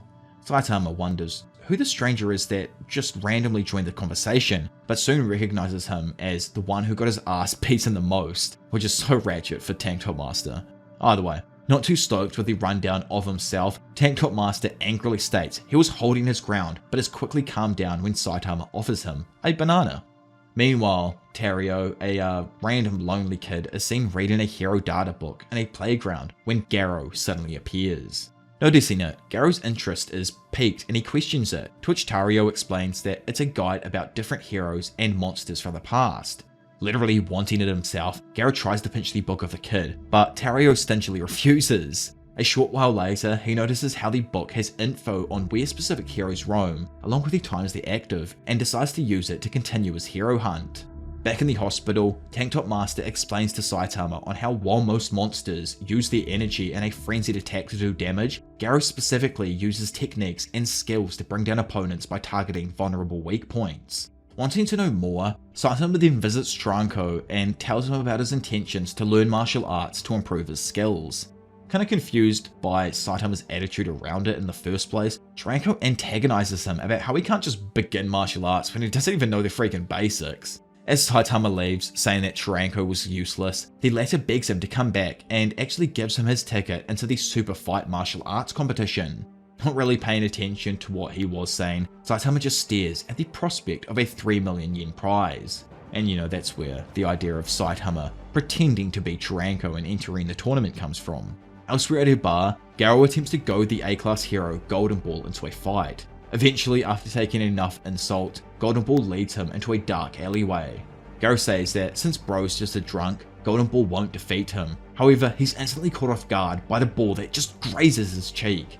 Stating that the hero hunter is nothing compared to him, Golden Ball ricochets another shot that hits Garou's right leg. Frustrated at Garou's continual boasting, Golden Ball unleashes his golden breakout move, firing multiple shots that ricochet around the alley. Insanely enough, Garou actually dodges the projectiles with minimal effort, shocking the A-class hero. Eventually, he then manages to bring all of the projectiles to a stop with only blocks and kicks. Without any more ammo left, cause what a dumb idea to shoot all of your stuff in some ricochet move, Golden Ball is left at the mercy of Garou's wrath when suddenly his boy, Spring Mustachio, arrives. Speaking up, Golden Boy advises Spring that Garou's leg is injured from his previous attack and it should slow him down. Spring thanks him for the advice, but Garou claims that the cramped area puts the hero at a disadvantage as well. Spring Mustachio disagrees and unleashes a flurry of swings that destroy a part of the wall. Dodging out of the way, Garou jumps up, but Spring Mustachio uses this opportunity to unleash his special move, Tomboy. In a sudden twist though, Garou extends his hand to take the force of the blow and grab a hold of the sword as it extends out. Getting the hero into close quarters as he planned, Garou then lets loose and punches him in the face, knocking him out. Dropping a brazy info dump afterwards, Bro tells the duo that their special moves are listed in the Hero Association catalog, and opponents with weapons are easy for him once he gets used to them. Bro then fully finishes off Golden Ball and brings his hero hunting count up a few more digits. Later on in the city, Garou walks around stating to himself how great it felt to beat those A-class heroes. Randomly, Bro then hears Saitama walking behind him. Thinking that Saitama is just another low-level hero trying to gain attention for beating him, he attempts to silence him with a swift chop to the shoulder, shattering the shop's floor in the process. Not even fazed by this random event, Saitama asks Garou if he's trying to rob him or something, before hitting him with a chop of his own, bringing Garou down and knocking him unconscious from the sheer force. As Garou then falls to the floor, Saitama buys the wig as a part of his Tranko disguise for the upcoming fighting tournament. With Garou being knocked out, he starts to think about his earlier life and how, when he was younger, he always rooted for the bad guys to win due to the good guys being overly popular.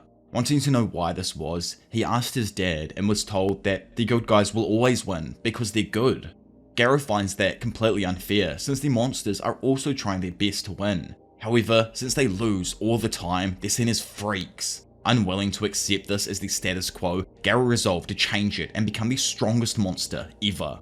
Suddenly, Garou wakes up from his defeat against Saitama with absolutely no memory of what happened. Elsewhere, Saitama signs up for the Super Fight tournament, posing as Tranko, and is looking over the list of contestants of the tournament when Sourface, another disciple of Bang's, shows up. Turns out Sourface wants to win this tournament so that he can become famous like Bang. In the previous year's tournament, a contestant named Wolfman wearing a head covering won. However, the authorities found the real Wolfman tied up, which is why there's now a new rule that if any participants are found wearing a disguise or to be an imposter, then the participant will be disqualified and banned from the tournament forever. After explaining everything we already know about Garou's rampage at Bang's dojo, Sourface insults Chiranko. Still, Saitama kinda shuts him down and points out that at least little bro was brave enough to fight against Garou one-on-one while Sourface quit. Meanwhile, the Hero Association plans to protect its officials from monster attacks by assigning S-Class heroes as their bodyguards. King manages to talk his way out of this by misrepresenting the facts and stating he's fighting against their super secret boss. Funnily enough, the staff misunderstood this as a real monster, when in reality, dude's just talking about one of the games on his console. In his place, Metal Bat is forced to babysit Narinki and his son Wagenmar at Mouse Sushi in S-City. Suddenly, and while over there, two monsters erupt from the ground, Junior Centipede and Venus Mantrap, who have come to kidnap Wagenmar.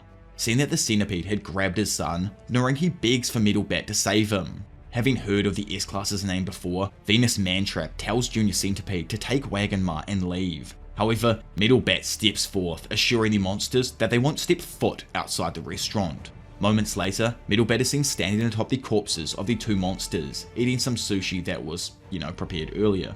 Stoked to be alive, Narinki takes a photo to remember the super dope moment. Laying there, moments from death, Junior Centipede tells Metal Bat he's extremely powerful for a hero. Still, he calls out his excessive confidence, telling the hero he was once the same way, believing himself to be the strongest. This changed though when he met his master. Suddenly, another monster erupts from the ground, completely destroying the restaurant. Metal Bat is barely able to grab the two males just before he's thrown back a few meters. In a crazy twist, it turns out to be another centipede, except he's twice the size of Junior Centipede and a mix of different colours. Metal Bat notes this, but then from the sewer, a strange gas fills the air. Narinki and Wagenmar are immediately knocked out by this gas, and seeing this, Metal Bat becomes extremely cautious. Emerging from the sewers, a plant-like mysterious being named Rattle Sidon confronts the S-Class hero. Confident in himself, Metal Bat declares that he will crush the new monsters. Not hesitating, Rattle attacks Metal Bat with his tentacles, but the hero manages to deflect and destroy them with his bat. Coming in straight after, Senior Centipede runs through Metal Bat using his Centipede March. Managing to block the attack, Metal Bat swings his bat to ward off the monster before moving back a few feet. The monsters admit that Metal Bat has impressive abilities, while opposite them, Metal Bat asks why they're after Narinki and Wagenmar. Rattle Sidon laughs, saying they'll disclose that information if he defeats them. Sadly though, Metal Bat begins to falter, and Rattle Sidon notes that his sleeping gas is finally kicking in. Taking advantage of the moment, Senior Centipede rushes Metal Bat and strikes him several times across the face with his legs. Unable to fight back and slowly losing consciousness, Metal Bat is hit again by the Centipede's body and sent flying back. In a surprise twist, Metal Bat hits himself in the head. Attacking him again, the Centipede goes to strike with a leg, but this time Metal Bat retaliates, swinging his bat and absolutely destroying the leg in the process. Seeing Metal Bat all gassed up, Senior Centipede realizes he's become more powerful than before. Likewise, Rattle doesn't understand how his sleeping gas could wear off so quickly. Dropping a bomb on them, Metal Bat gives them the simple explanation that if he can pump himself up, he can pretty much handle anything. It's fairly evident to him and everyone else that the monsters have damaged the hell out of him. However, since he's a super nice guy, he lets them know he'll take them out with a single swing. Not hesitating, Metal Bat, just like he stated, then kills both of the monsters with a single swing, bringing the battle to an end. With the monsters defeated, two heroes, Mohican and Pineapple, come to assist Metal Bat in taking Narinki and Wagenmar to safety. Suddenly though, and without warning, the ground begins to shake violently. Bursting forth, a final centipede monster, many times larger than Senior Centipede, makes his entrance. Recognizing this monster as the Elder Centipede, Metal Bat orders them to take Narinki and Wagenmar to safety while he deals with it. Following the orders, the fodder heroes take the knocked out rich boys and run for their lives. Alone now, Metal Bat grips his bat and attempts to take on the beast. However, Elder Centipede is too fast and adjusts his position so that Metal Bat's attacks hit his hard exoskeleton instead of his face. The vibrations from Metal Bat's swings shake his entire body. Still, the Centipede manages to kick Metal Bat into a building and continues charging at the fleeing group. Annoyed that his full power swing didn't do any decisive damage, Metal Bat decides that he needs to keep aiming for the monster's face. Jumping up onto the monster's body, Bro then straight up starts gawking on his bat as he runs along the back of the outer centipede. Positioning himself directly above the monster's face now, he grabs his bat, raises it above his head, and prepares his killing move, Dragon Thrashing. While taking this attack head on, Outer Centipede screams out in pain and uses his giant centipede tidal wave to shake the hero off him. Being launched a few hundred meters away, Middle Bat crashes into a fence. Unbeknownst to the hero, turns out Garou is standing right beside him, wondering if Middle Bat was still alive. To Garou's shock though, Middle Bat is somehow still conscious, and after getting up, prepares to resume his fight with Outer Centipede. Garou is obviously elated to see that the S-Class hero isn't dead, and declares his intentions to defeat Middle Bat, who at first ignores him, assuming he was an average citizen. Garou though attacks him, but Middle Bat raises his guard and forces the hunter back, marking the beginning of their battle. Back over with the massive centipede, Metal Knight attempts to battle it by firing missiles, but fails to even make a scratch. Over with the other boys, Garou strikes Middle Bat with his left fist, sending him back several meters, and noting Middle Bat's sluggish movements, he realizes he's probably already worn out from the previous battles.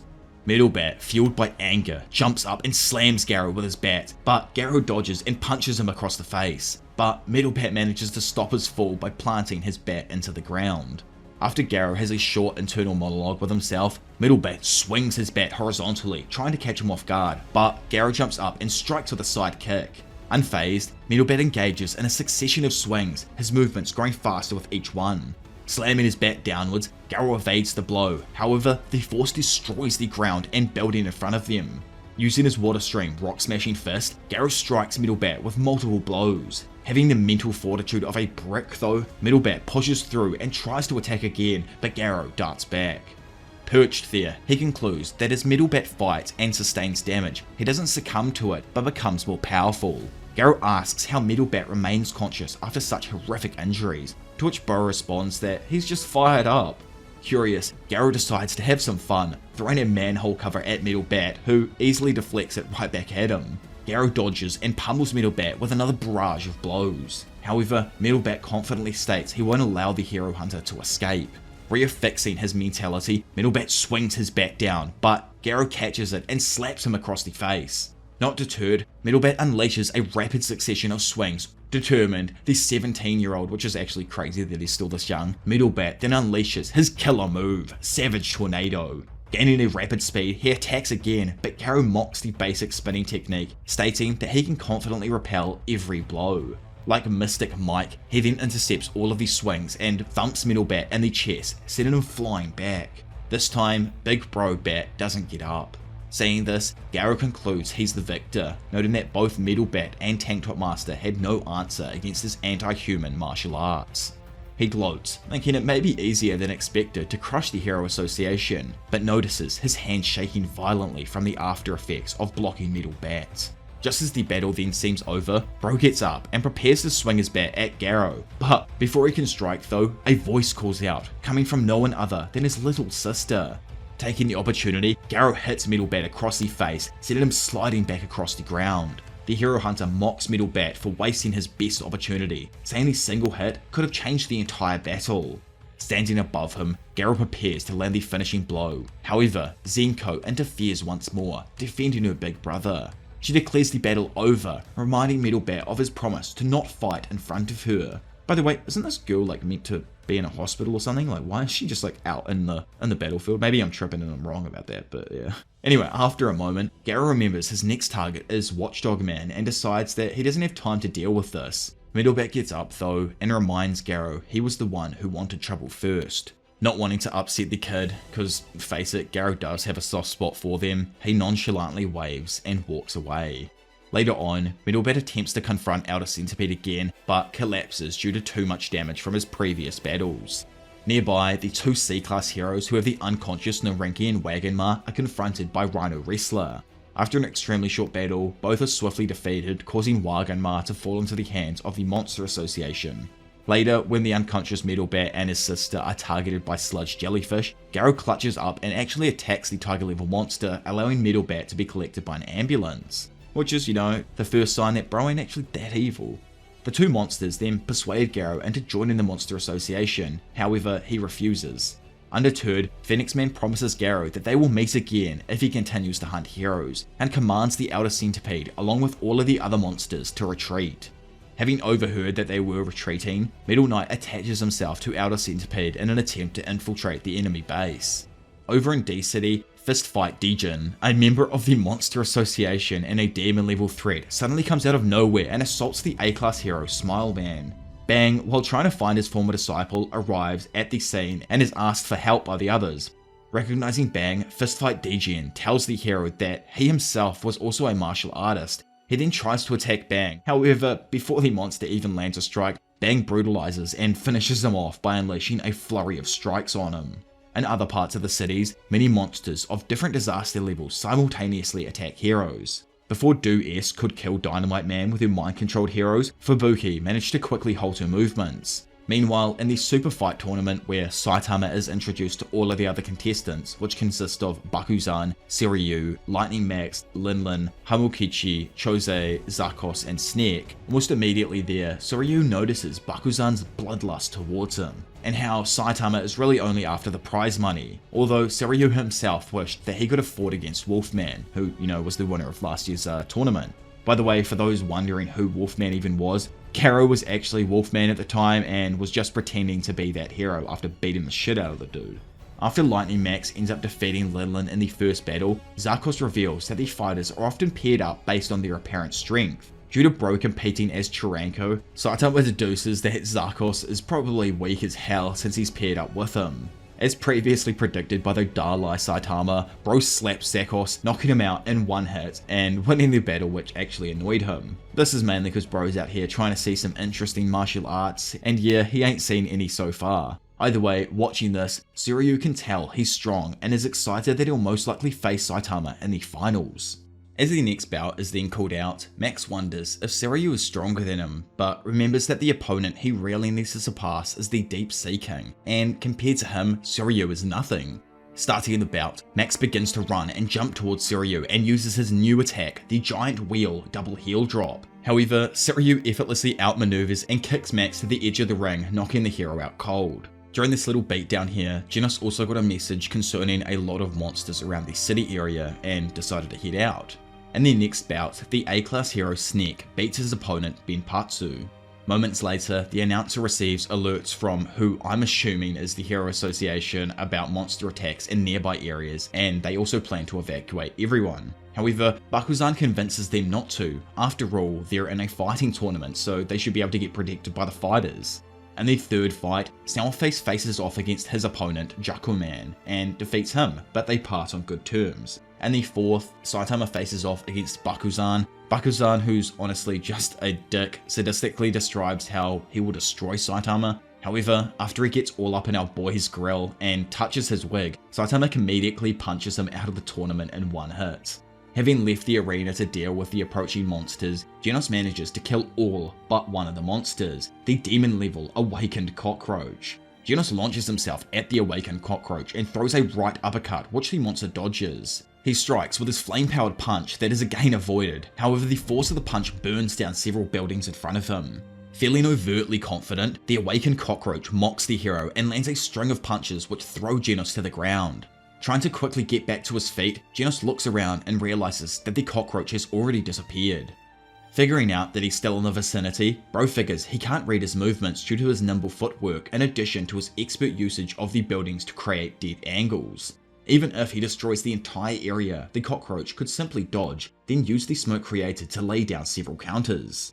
With no other options, he regrettably prepares to use a secret weapon. Hearing this, the cockroach becomes intrigued and asks what it could possibly be. He also tells Genos in advance that even if he could attack at the speed of light, his own senses would sense the killing intent and force him to naturally dodge. However, before he's able to strike, he's randomly halted in place. Glancing down at the ground, El Roach notices that there's some liquidy-like substance below him. Popping back in, Genos informs the Roach that this is an extra strong instant adhesive designed to deal with these speedy opponents like Speedo Sound Sonic. He then prepares and fires off an incineration blast that engulfs the street in smoke and flames. When the smoke does clear, Genos realizes that the awakened cockroach sacrificed the bottom of his legs, but knows he's been dealt significant damage and there is no use pursuing him. With the battle finished, he prepares to go back to the stadium to watch Saitama's match. While Genos' back was turned though, he is suddenly attacked by a mysterious being. In another location, some of the Hero Association members find Pineapple and Mohican and learn that Wagenma was captured, but not his father Narinki, which is kind of random. Meanwhile, Do-S successfully manages to brainwash all of Fubuki's henchmen, but Fubuki repels them back. The female monster asserts she's only really attacking Fubuki so that she can face Tatsumaki, but Fubuki warns her that whenever she's hurt, her sister knows. Right on cue, the monster herself lands in front of Do-S, visibly annoyed. Instantly, the monster orders Fubuki's mind-controlled henchmen to attack Tatsumaki while she flees, but Tatsumaki easily knocks the henchmen out, throwing them into nearby buildings. In a similar note to Saitama, Tatsumaki lectures Fubuki on how surrounding yourself with henchmen will only cause her to become weak. Since the two sisters got caught up in a chat here and everything, Do-S escaped and gaps it out of there. Back over in Sea City as Snake and Seiryu get into the ring, the referee tells the fighters to take their stances before the battle begins. Throughout the fight, Seiryu casually avoids Snake's strikes and taunts him by saying that he is ineffective as a hero.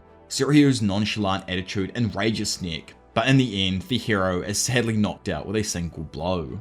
Elsewhere, Child Emperor sends out Underdog Man number 22 in an attempt to analyze eyesight and the monster's poisons in a hope he can find a cure.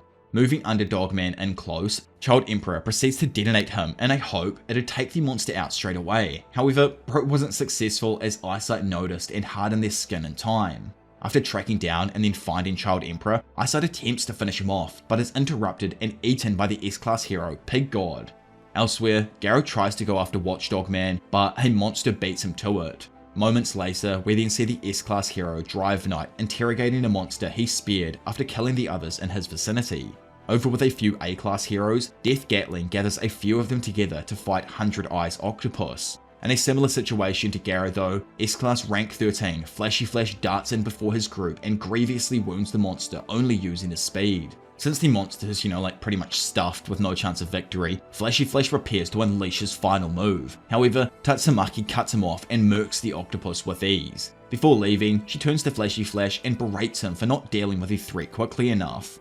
Over in another location, Sweet Mask kills a bunch of monsters in his concert, and simultaneously to that, Moomin Rider along with the wife beater defeat their opponents at the hospital. In another location, I can't exactly remember what city it is, but Atomic Samurai attends a meeting with the Council of Swordmasters. In a cruel twist for the group, Haragiri reveals that he has sided with the Monster Association. Pulling something out, he gives each master one monster cell which has been specifically designed to amplify their strength, speed, and skill at the cost of their humanity. In a flash, and as per the orders from the association, Haragiri tries to kill Atomic Samurai, but Atomic counters and slays Haragiri before leaving with his disciples to find the Monster Association's base. Meanwhile, in the Super Fight tournament, Saitama defeats Sourface and Chose before facing off against Seiryu in the finals, with the young bloke promising to show Saitama what true martial arts are all about.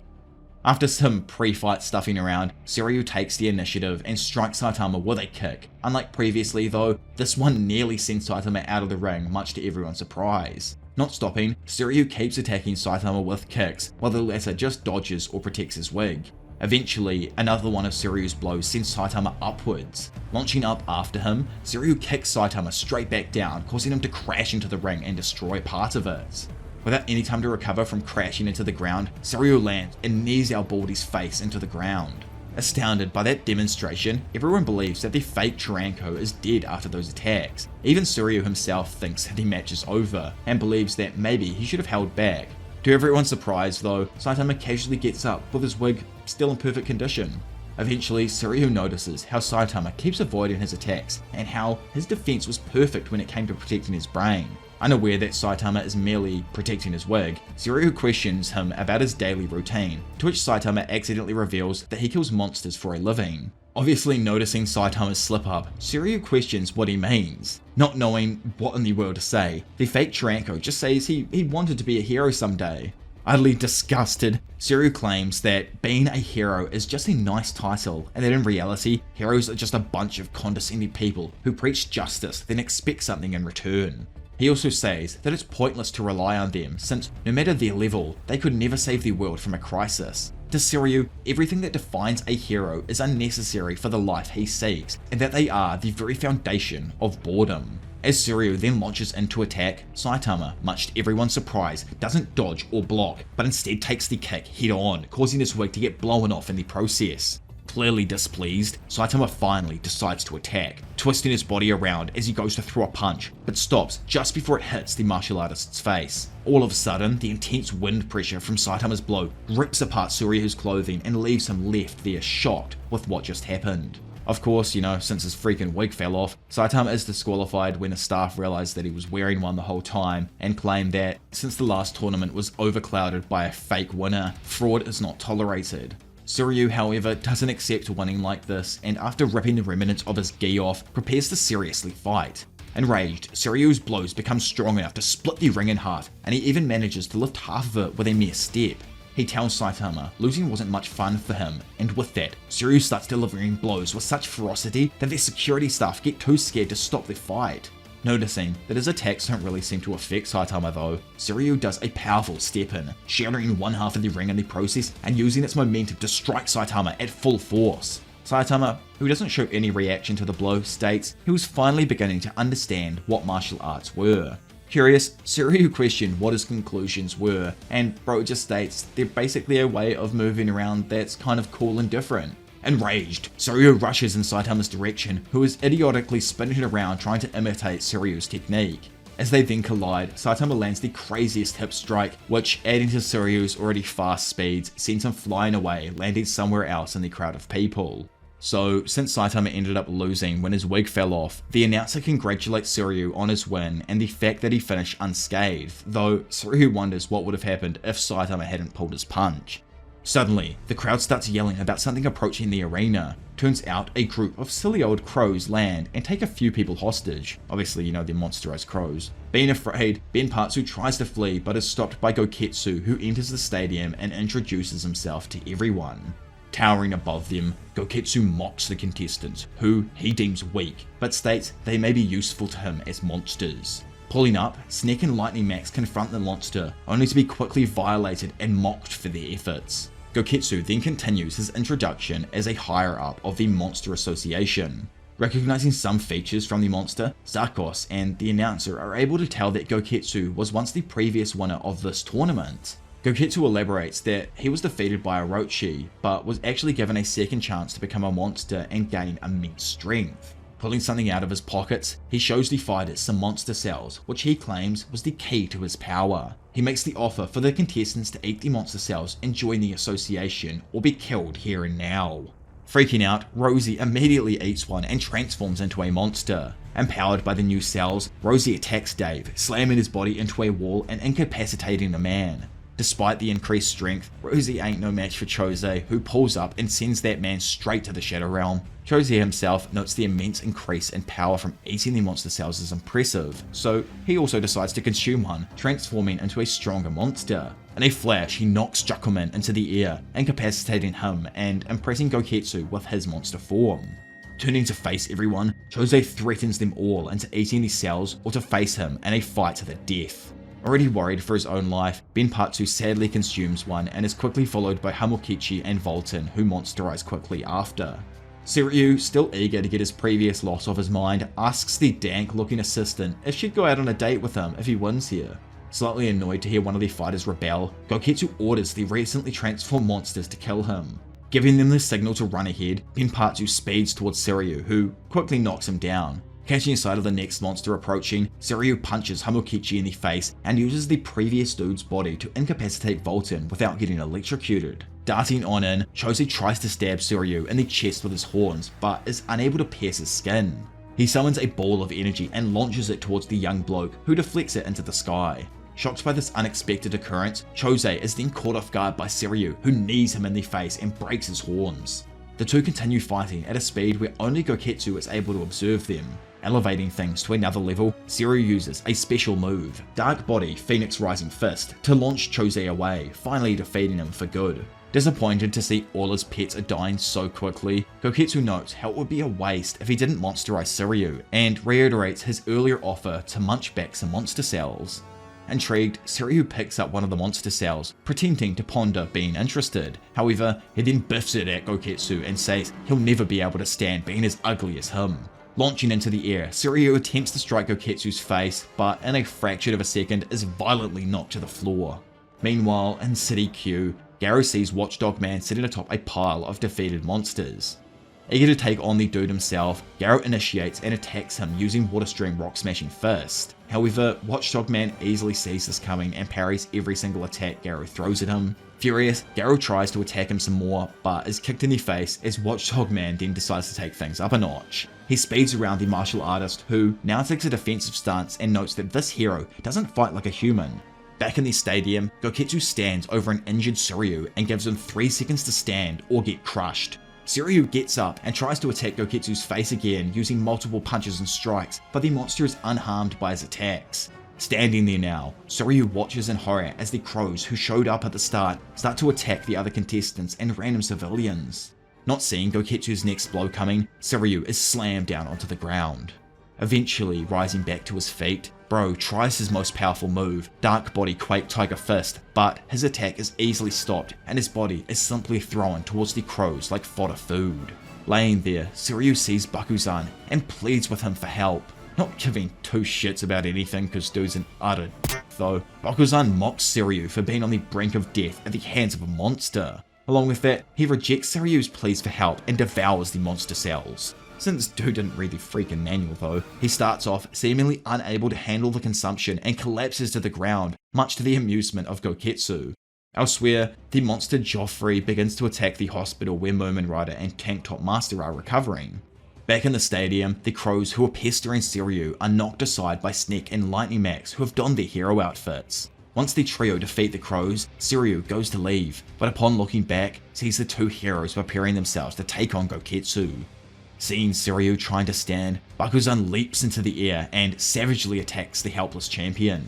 Back in the Monster Association base, Gyoro tells Orochi that their plan to take over the humans is working perfectly well at the moment.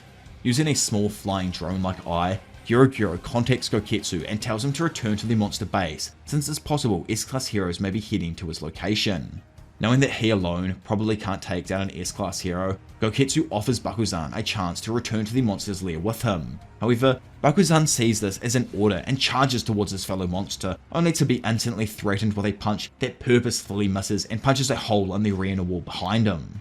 Being the stronger of the 2, Goketsu warns him to not get too cocky, as there are monsters far stronger than him in the association. He then leaves to return to the lair of the Monster Association. However, Bakuzan decides to remain behind. Looking at the fallen Shiryu, battered, bloodied and weak, Bakuzan listens as he pleads for him to just leave.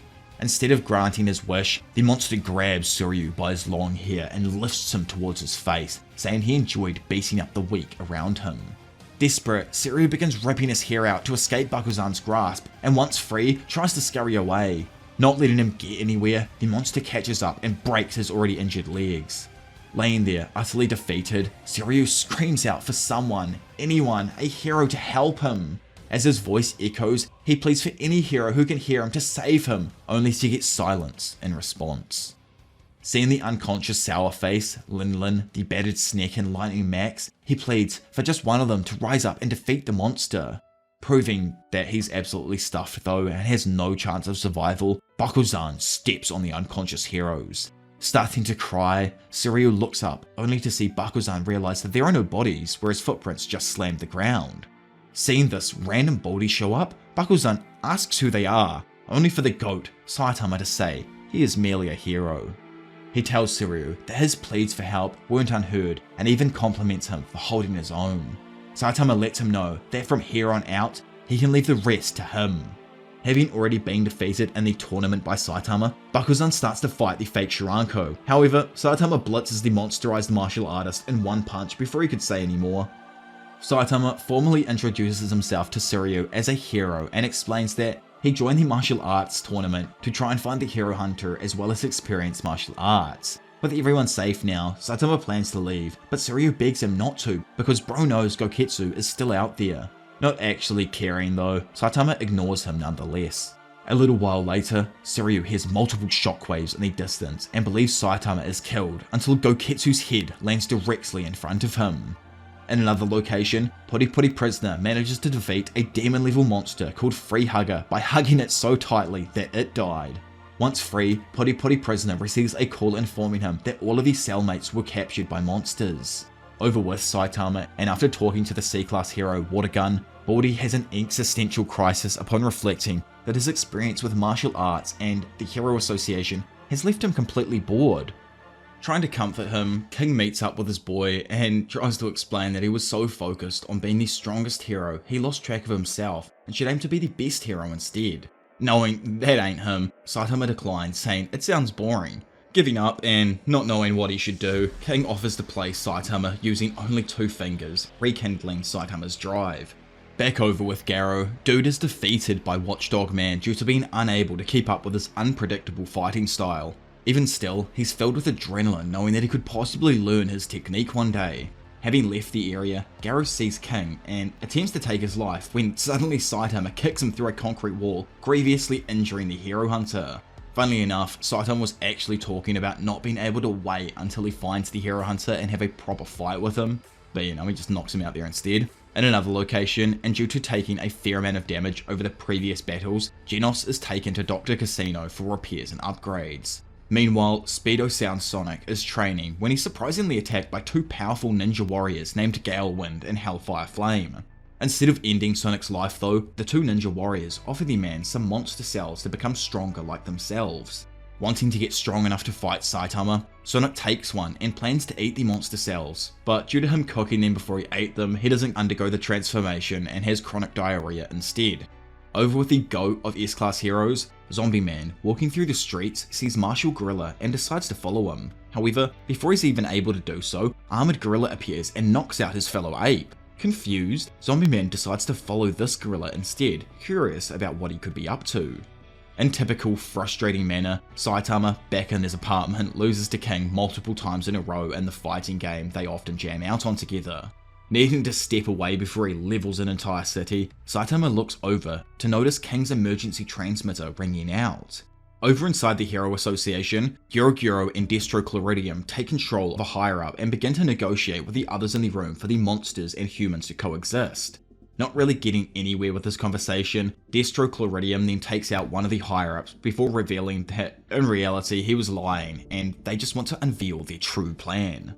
Speaking up, he explains that the Monster Association's plan is for the heroes to assemble and face the entire Monster Association in an all-out battle. Knowing it's definitely the end for him here though, Destro then grabs his pistols and goes to attack the remaining executives, but Super Alloy Darkshine steps in and kills the micro-sized monster.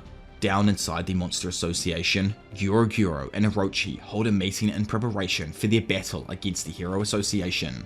Noticing that the silly old awakened cockroach somehow made it back here, Orochi munches him back. Crazily enough, the good old sexy lady over there, Do-S, who also lost, is spared from Orochi when Gyoro remarks that she kinda does have some special abilities and can easily manipulate the enemy. Curious about where his meathead buddy went, Orochi asks Gyoro where Goketsu is. Examining the area he was last seen, Gyoro finds the remains Saitama left behind and reports to Orochi that he was killed by someone. Somehow or another, leaks that the Monster Association is going to go to war with the Hero Association reach the public and rogue monsters.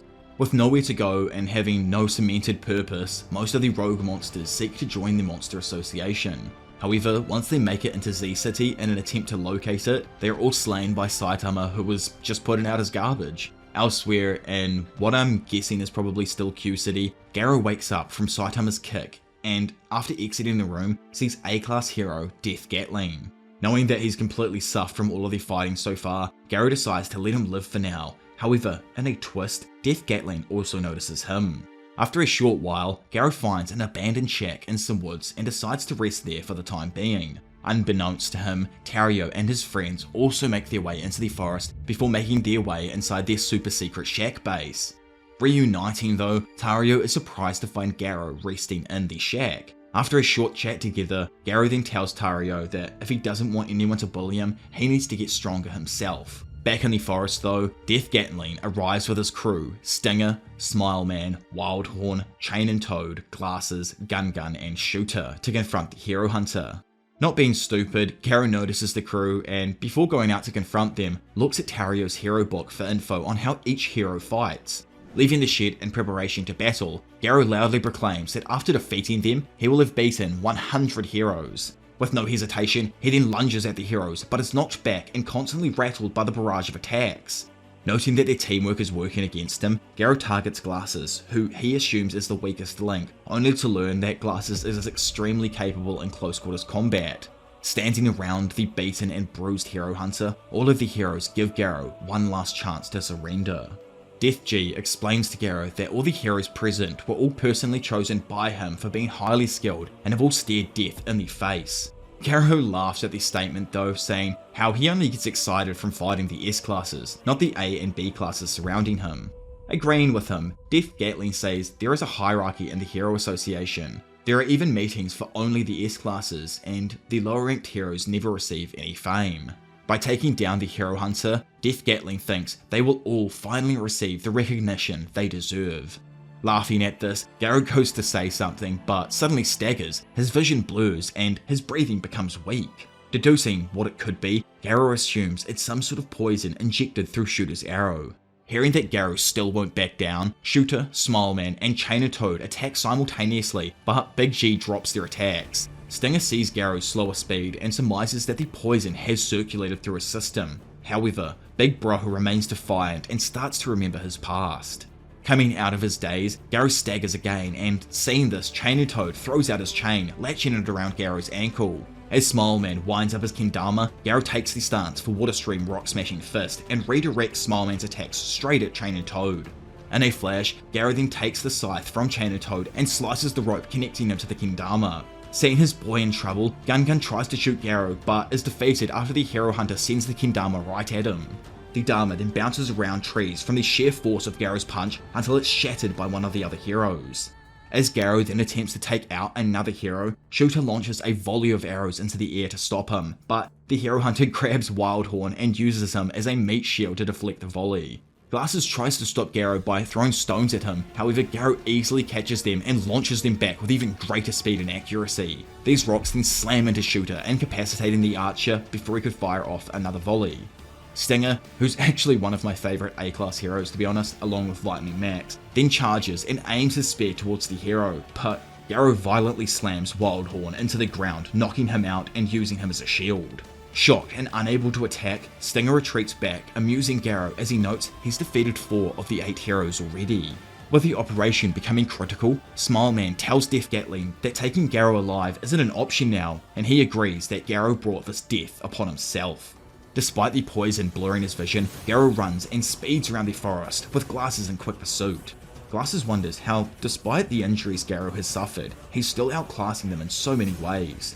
Stinger goes to charge at Garou, while simultaneously Death Gatling prepares to fire his gun for backup. Predicting this, Garou tears a tree root from the ground and wildly swings it around, giving him enough of a distraction to attack Smileman one last time, defeating him. As Garou insults Stinger for being as stupid as he is, Death Gatling surmises that Garou can't dodge his Gatling gun and fires a wall of bullets at Garou, ripping up the forest around him. Running after him, Bro taunts him for wanting to fight moments earlier, and now is only running away in fear. Having caught up, Garou repeatedly punches the hero, forcing him to block and go on the defensive. After falling into a daze and then remembering the time Saitama saved him, Glasses tries to stand his ground and even attempts to strike Garou. However, the Hero Hunter is far too quick and he pummels the hero's body. Not being able to bear seeing his disciple being beaten any further, Stinger charges forward in an attempt to take out Garou with his gigantic drill stinger. Easily seeing him coming, Garou uses his Water Stream Rock Smashing Fist to stop the attack and absolutely violate the hero. Brutally beaten, Glasses moves to get up and tries to make a last stand, but is finally beaten by Garou, who injures him to a point he can no longer fight. With Death Gatling standing there as the last one, the hero makes the decision to use his final move, Death Shower. Realizing that Bro will smoke the shack behind him if he does this, Garou tries to warn Death that there's a kid named Tario inside. Sadly, the hero doesn't listen to this as he only suspects Garou to be lying. Kicking things off, Death Shower is activated and a storm of bullets begin flying towards the hunter. Without hesitation, Garou uses Water Stream Rock Smashing Fist again and deflects nearly all of the bullets around him. Not only does he almost deflect every bullet, only taking a few, but he, like an actual goat, protected the shed in the process, saving Tario. Utterly shocked, Death Gatling can only watch as Garou, still standing, taunts him by mentioning how Death Gatling's shower expended all of his ammunition in one blast, leaving him unprotected now. From Garou's point of view, it proves that firearms do not work on the Hero Hunter, and taunts him by echoing some of the words he said to him earlier. Not stopping there, Garou insults him further and says he should have just called some S-Class heroes over, then the situation would have definitely turned out differently. Defiant in defeat, Death mentions that despite not being S-Class, he and the other heroes still risk their lives every day to stop evil. In one final attempt to win, Death raises a blade and charges at Garou, only to be quickly knocked out. Standing over him, Bro calls the A-Class hero's efforts pathetic and stomps on his Gatling gun, shattering it to pieces. With everyone defeated, Tario slowly walks out from behind the shed and approaches Garou. Sadly though, when our uncle turns around to talk to him, all Tario sees are the defeat of the heroes and the bloodlusted Hero Hunter in front of him. Running away in fear, Tario screams out for someone to come and help him. Victorious but heavily injured, Garou gives up on trying to get Tario to come back and instead walks away, when suddenly a massive blast explodes behind him. Turning around, Garou sees no one other than the bot himself, Genos, who was summoned by a distress call from Glasses. Despite his injuries, Garou attacks back and a battle between the two kicks off inside the forest. Even after everything so far, Genos and Garou somehow tie each other in speed and power. Needing to create an opening, Genos uses machine gun blows to pummel Garou, however, Bro counters with Water Stream Rock Smashing Fist and kicks Genos into the ground. Leaping into the air, Garou attempts to finish Genos off, when all of a sudden the earth around him begins to ignite into flame. Thrusting his hand forth, Genos shoots off a blast that just barely misses but knocks the Hero Hunter back. Meanwhile, Saitama feels like he's finally about to win his first match against King, when Pro out of freaking nowhere uses a combo, defeating him for the 81st time in a row. Frankly over life at this point, Saitama slams his head to the ground. Rubbing it in even more, King explains that he let Saitama think he was going to win, only to trick him and absolutely destroy him right at the end. Enraged and with frustration growing, King gives Saitama the idea of using one of his consoles to help him practice.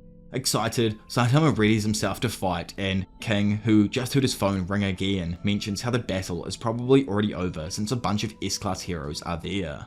Curious, Saitama raises the question as to why so many monsters appear in Z City, but King only states it's because of how run down the area is and it makes sense monsters would come from there. Back over in the Garou vs Genos fight, Garou states that the bot has incredible speed and strength on a similar level to that of Tank Top Master. As he then walks away, seemingly in defeat, Genos goes to say something, but the Hero Hunter randomly slows down and changes his stance into an animal-like form. Remembering Watchdog Man's moves, Garou adopts them and leaps around the trees with incredible speed, shocking Genos. Using this new technique, Garou gets in behind Genos and, in typical fashion, rips off the cyborg's right arm. Expecting this to happen now though, the arm actually goes sentient mode, grabs Garou's throat and automatically releases cables that ensnare him in a nearby tree. Gassed up with this, Genos tells him that the Monster Association is a bigger threat than him and the heroes have no time to deal with small fry like Garou. Pissed off with the insult, Garou decides that defeating the S-Class hero would make society fear him even more. And remember this for way later on in the Monster Association arc, because it's actually extremely pivotal. The moment that Garou says some specific things and stuff, like it comes back to play on this moment here. It's actually really crazy. As Genos then fires his cannon at Garou, the Hero Hunter somehow breaks the tree holding him in place, moving him out of the blast's range. Garou then rips away and rubs his blood into his hair, staining it as red as his bloodshot eyes. Genos readies another blast when more monsters appear to assist Garou. One of them asks Garou to join forces with the Monster Association, only to be ignored like the fodder crap he is. When it asks again, Genos actually has finished carving through all of the other monsters with blades from his forearm, and after killing the final monster, he's shocked that Garou has contact with the Monster Association. Learning from the previous day, Genos voices his determination that despite knowing there are still monsters that eclipse him in power, he would never let his guard down. He recalls his Saitama sensei's words that he must train to the height of herodom. Garou becomes shocked after hearing this Saitama sensei, and Genos responds that he is the ultimate hero and no monster could ever defeat him. As Genos then readies his incineration cannon at Garou, Bang arrives and brutally kicks his former disciple in the face, knocking him away. Bomb arrives soon after to help Genos with taking on the monsters, while Bang handles Garou alone. Standing there, Bang looks at Garou and talks to him, saying it's been a long time since they've seen each other. Recognizing the voice of his hated former master, Garou stands up to face him. As Bang readies his fighting stance, Garou cracks his hands and straightens his arms, getting loose for the fight. Remembering back to his time in the dojo, there he asked if the master was strong and questioned him. Running into the room, Sourface berates the boy for taking ill of Master Bang. However, the young boy suddenly fell back, landing on the ground and falling into a deep sleep. Sourface asked if he could throw the boy out of the dojo. However, Master Bang instead suggests giving him something to eat when he awakes. After remembering this moment, Garou charges forward, ready to use the rock-smashing fist technique on the man who previously taught him it. As the fight kicks off, Bang hits Garou with Water Stream rock-smashing fist, and Garou counters with the same attack. Standing aside, Genos notes that Bang's mastery of the style is far superior to his disciples, saying how the battle has already been decided. Leaping up into the air, he furiously assaults his former student, punching his chest and forcing him into the ground. Garou himself laying there ponders that Bang has never ever fought this aggressively against him and worries that his death may actually be imminent. With the moves taken from Watchdog Man's fighting style, Garou escapes the onslaught of fists and leaps around the trees to Bang's confusion. He attempts to use Death Gatling's body as a shield, only to be kicked away by Bomb, having taken care of the other monsters that were assisting Garou. Flying above, Phoenix Man surveys the battle, noticing how Genos, Bang, and Bomb have all defeated the monsters he sent. Knowing the consequences of disobeying Orochi, he realizes that in order to return with Garou, Garou has to survive this battle against the heroes here. Bro curses the fact that his former master is using the advantage that his body is already beaten and bruised and has his brother Bomb with him. He then realizes that Genos is also here to stop him as well, and Garou decides that, fuck it, he might as well kill all three of them in order to escape the situation. Quickly nearing death though, Bro sees his life flash before his eyes and reminisces on a particular memory of playing in the playground with other kids. One of them, Tatsu, kicks another child just to replicate Justice Man. When Garou notes of the potential danger of replicating the show, Tatsu orders the other children to surround Garou and insists that he be the monster now. At school, Garou starts a fight, tired of Tatsu's treatment of him, only for the principal to condescendingly insist that Garou is the one at fault. This here is the fuel that drives Garou forward, and from here he continues to attack the heroes, splitting the ground and knocking Bomb and Bang back. As Garou prepares to attack again, Phoenix Man appears above him and blows away the heroes with a gust of wind from his wings. He then grabs the hero hunter by his shoulders and flies away. Bang, Bomb, and Genos land unharmed, but watch as the monster helps Garou. Phoenix Man suddenly yells that he is taking Garou and leaving the rest to someone else. After shouting his name out, Phoenix Man summons Elder Centipede, the dragon-level monster who erupts from the ground and stops Genos' beam from hitting Garou and him. With the ground splitting from the creature's enormous size, the heroes that Garou defeated earlier on nearly fall into the chasm, but are saved by, the three that have shown up later. Garou becomes angered at the monster's intervention of his fight, only for Phoenix Man to respond by telling him to be quiet and let Elder Centipede finish the battle. Phoenix Man notes that according to Guro, only 4 S-Class heroes stand a chance of beating the Centipede: Tatsumaki, Metal Knight, King, and the very hero that nearly killed him, Blast. Garou orders him to release him, only to be told to calm down and let the Elder Centipede kill the heroes again. Phoenix Man states that while the 3 are obviously very powerful, Bomb and Bang's martial arts would be useless and Genos lacks the firepower to actually kill something of Elder Centipede's size. The monster then charges forward, and Genos retaliates by firing his incineration cannons into the face and eyes of it. He steps back and then lets the 2 brothers attack. Together, they combine their techniques to create Whirlwind, Water Stream, Roaring Aura, Sky-Ripping Fist, and the attack hits the Elder Centipede directly, knocking the immense creature back. The duo don't let up and continue to attack, but Elder Centipede hits back, knocking Bang and Bomb away, who are only saved when Genos stops them from flying back further. The monster's exoskeleton cracks though and falls away, only to regrow in mere seconds, and a new face also growing back, signaling that the creature has gained 1 more power despite the brothers' efforts. Realizing that they probably have no chance and the monster entering the city means civilian casualties, Genos steps in to try and stop Elder Centipede. The Centipede taunts him though, saying how he's still young and has a lot of life ahead of him, so probably shouldn't be doing this. Genos himself even remembers Dr. Casino's words to not push himself too far, and decides to fight anyway, flying towards the monster and firing his cannons at its face. The demon cyborg then flies to the centipede's face and slashes wildly at its eyes with his arm blades. The elder centipede reels in pain, but catches Genos' leg in its mouth and bites down, then grinds his face against his body to crush Genos. Luckily though, Genos breaks free, but almost immediately is caught by an antenna and is held there helpless as Elder Centipede's pincers slice his body in half. However, somehow, the two halves of his body then rejoin and the cyborg flies into the monster's mouth, breaking one of its teeth. Inside of it, acid fluids nearly kill Genos, but he retains enough strength to activate the Ultra Spiral Incineration Cannon, burning the monster from the inside. Screaming out in pain, Elder Centipede reaches and spits out Genos, who lands hard in the dirt below.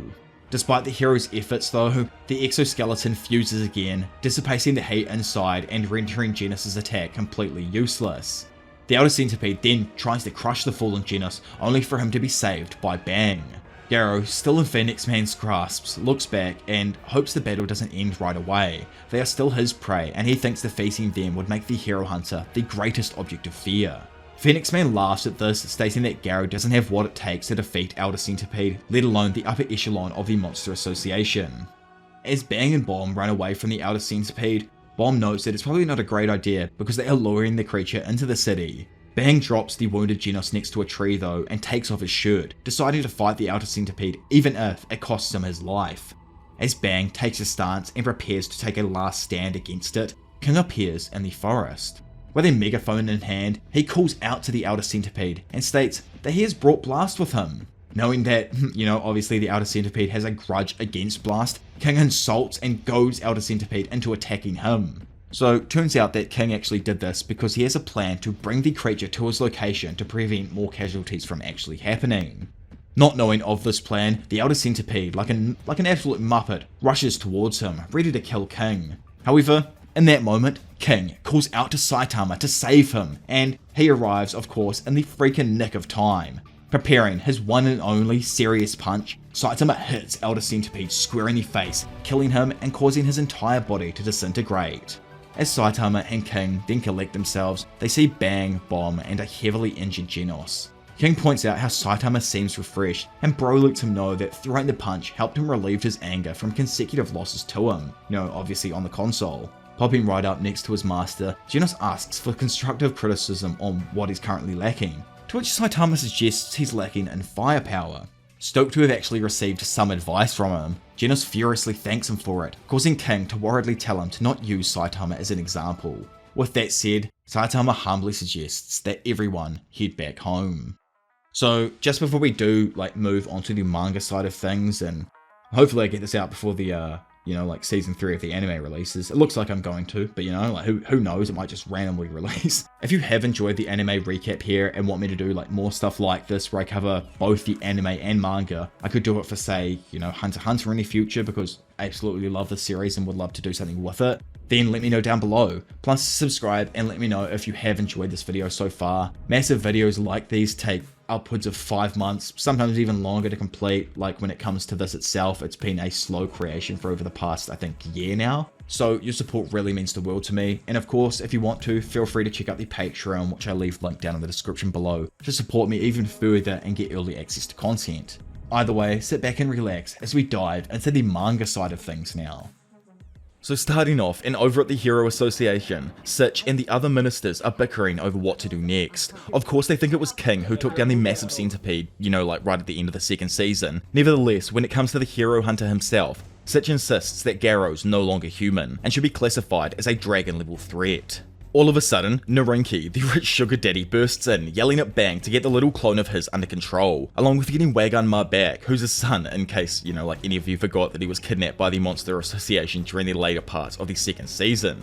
Anyway, in turn, because of this, it causes Sekinga, the head of the rescue team and the guy with the goated eye, to assure him that he already has heroes on the job, trying their best to save his son. Later on, Sekengar meets with Super Alloy Darkshine, or Big D, Pig God, and their 28-year-old sister that's somehow smaller than her younger sister Tatsumaki. He informs them that Child Emperor is already actively searching for the Monster Association headquarters in City Z. However, Tatsumaki keeps on mentioning how the monsters are nothing and are just having their strength overestimated, making Sekengar intervene and actually reveal to them that these monsters are built slightly differently, as an S-rank hero like Metal Knight has already gone missing at their hands.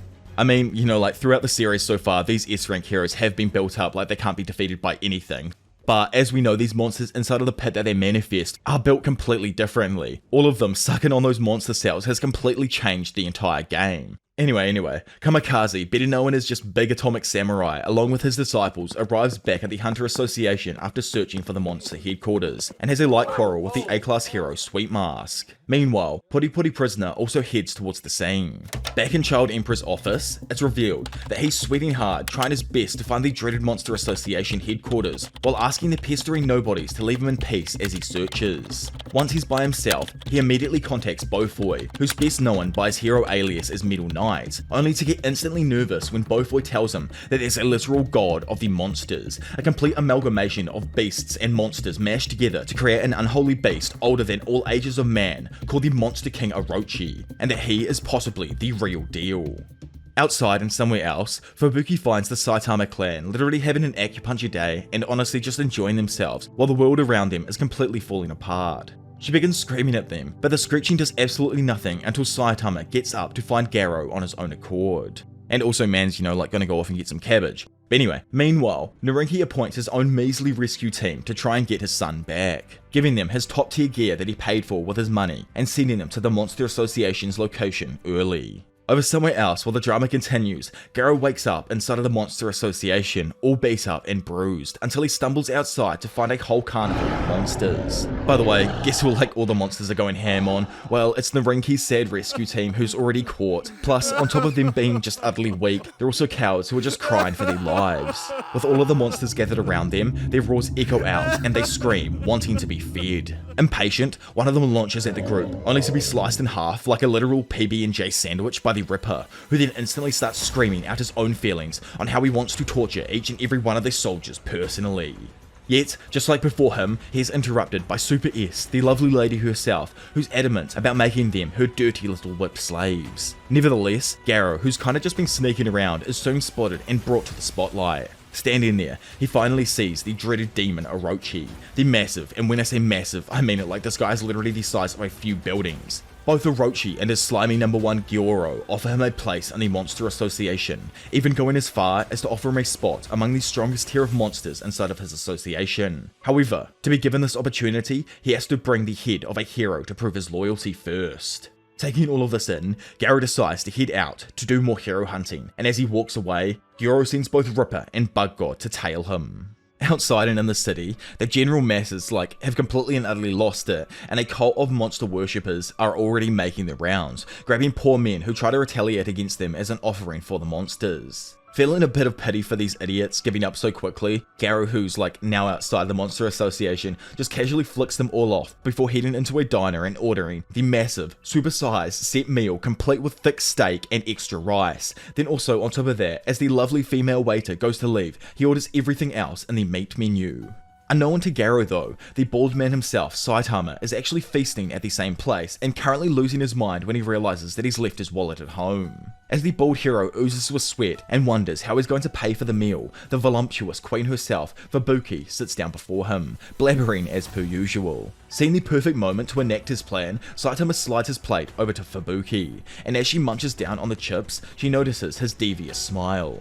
While she sits there thinking to herself, Bato is probably happy to work for her, a shriek of panic rings out, calling after a dying Dasher who's just sprinted off without pain. Of course, playing the hero to save his own behind in the situation, Saitama also rushes off, plastering the bell onto Fubuki in the process. Which is kinda funny, as Fubuki at this moment is still super adamant that Saitama actually wants to join her little old group. And obviously, he doesn't. Anyway, nevertheless, after Garou had scrambled out of the restaurant and made his way down the road, he notices a group of young bullies picking on the same Tario kid from earlier on. Having gone over and dispelled the bullies, the kid starts a pity shower and recounting how Garou's actually a good guy being attacked unfairly by all of the heroes around him. Annoyed, because he obviously thinks he's a monster at this point, Garou considers going demon mode and flicking the kid away to prove it. However, our bald king, who's been chasing him from back at the restaurant, finally catches up and arrives. Yet, it ain't exactly what you think, and due to the fact that Saitama also had no money and needed to ditch the diner, he hilariously lets him off on the thievery just this once, and forgives him for it,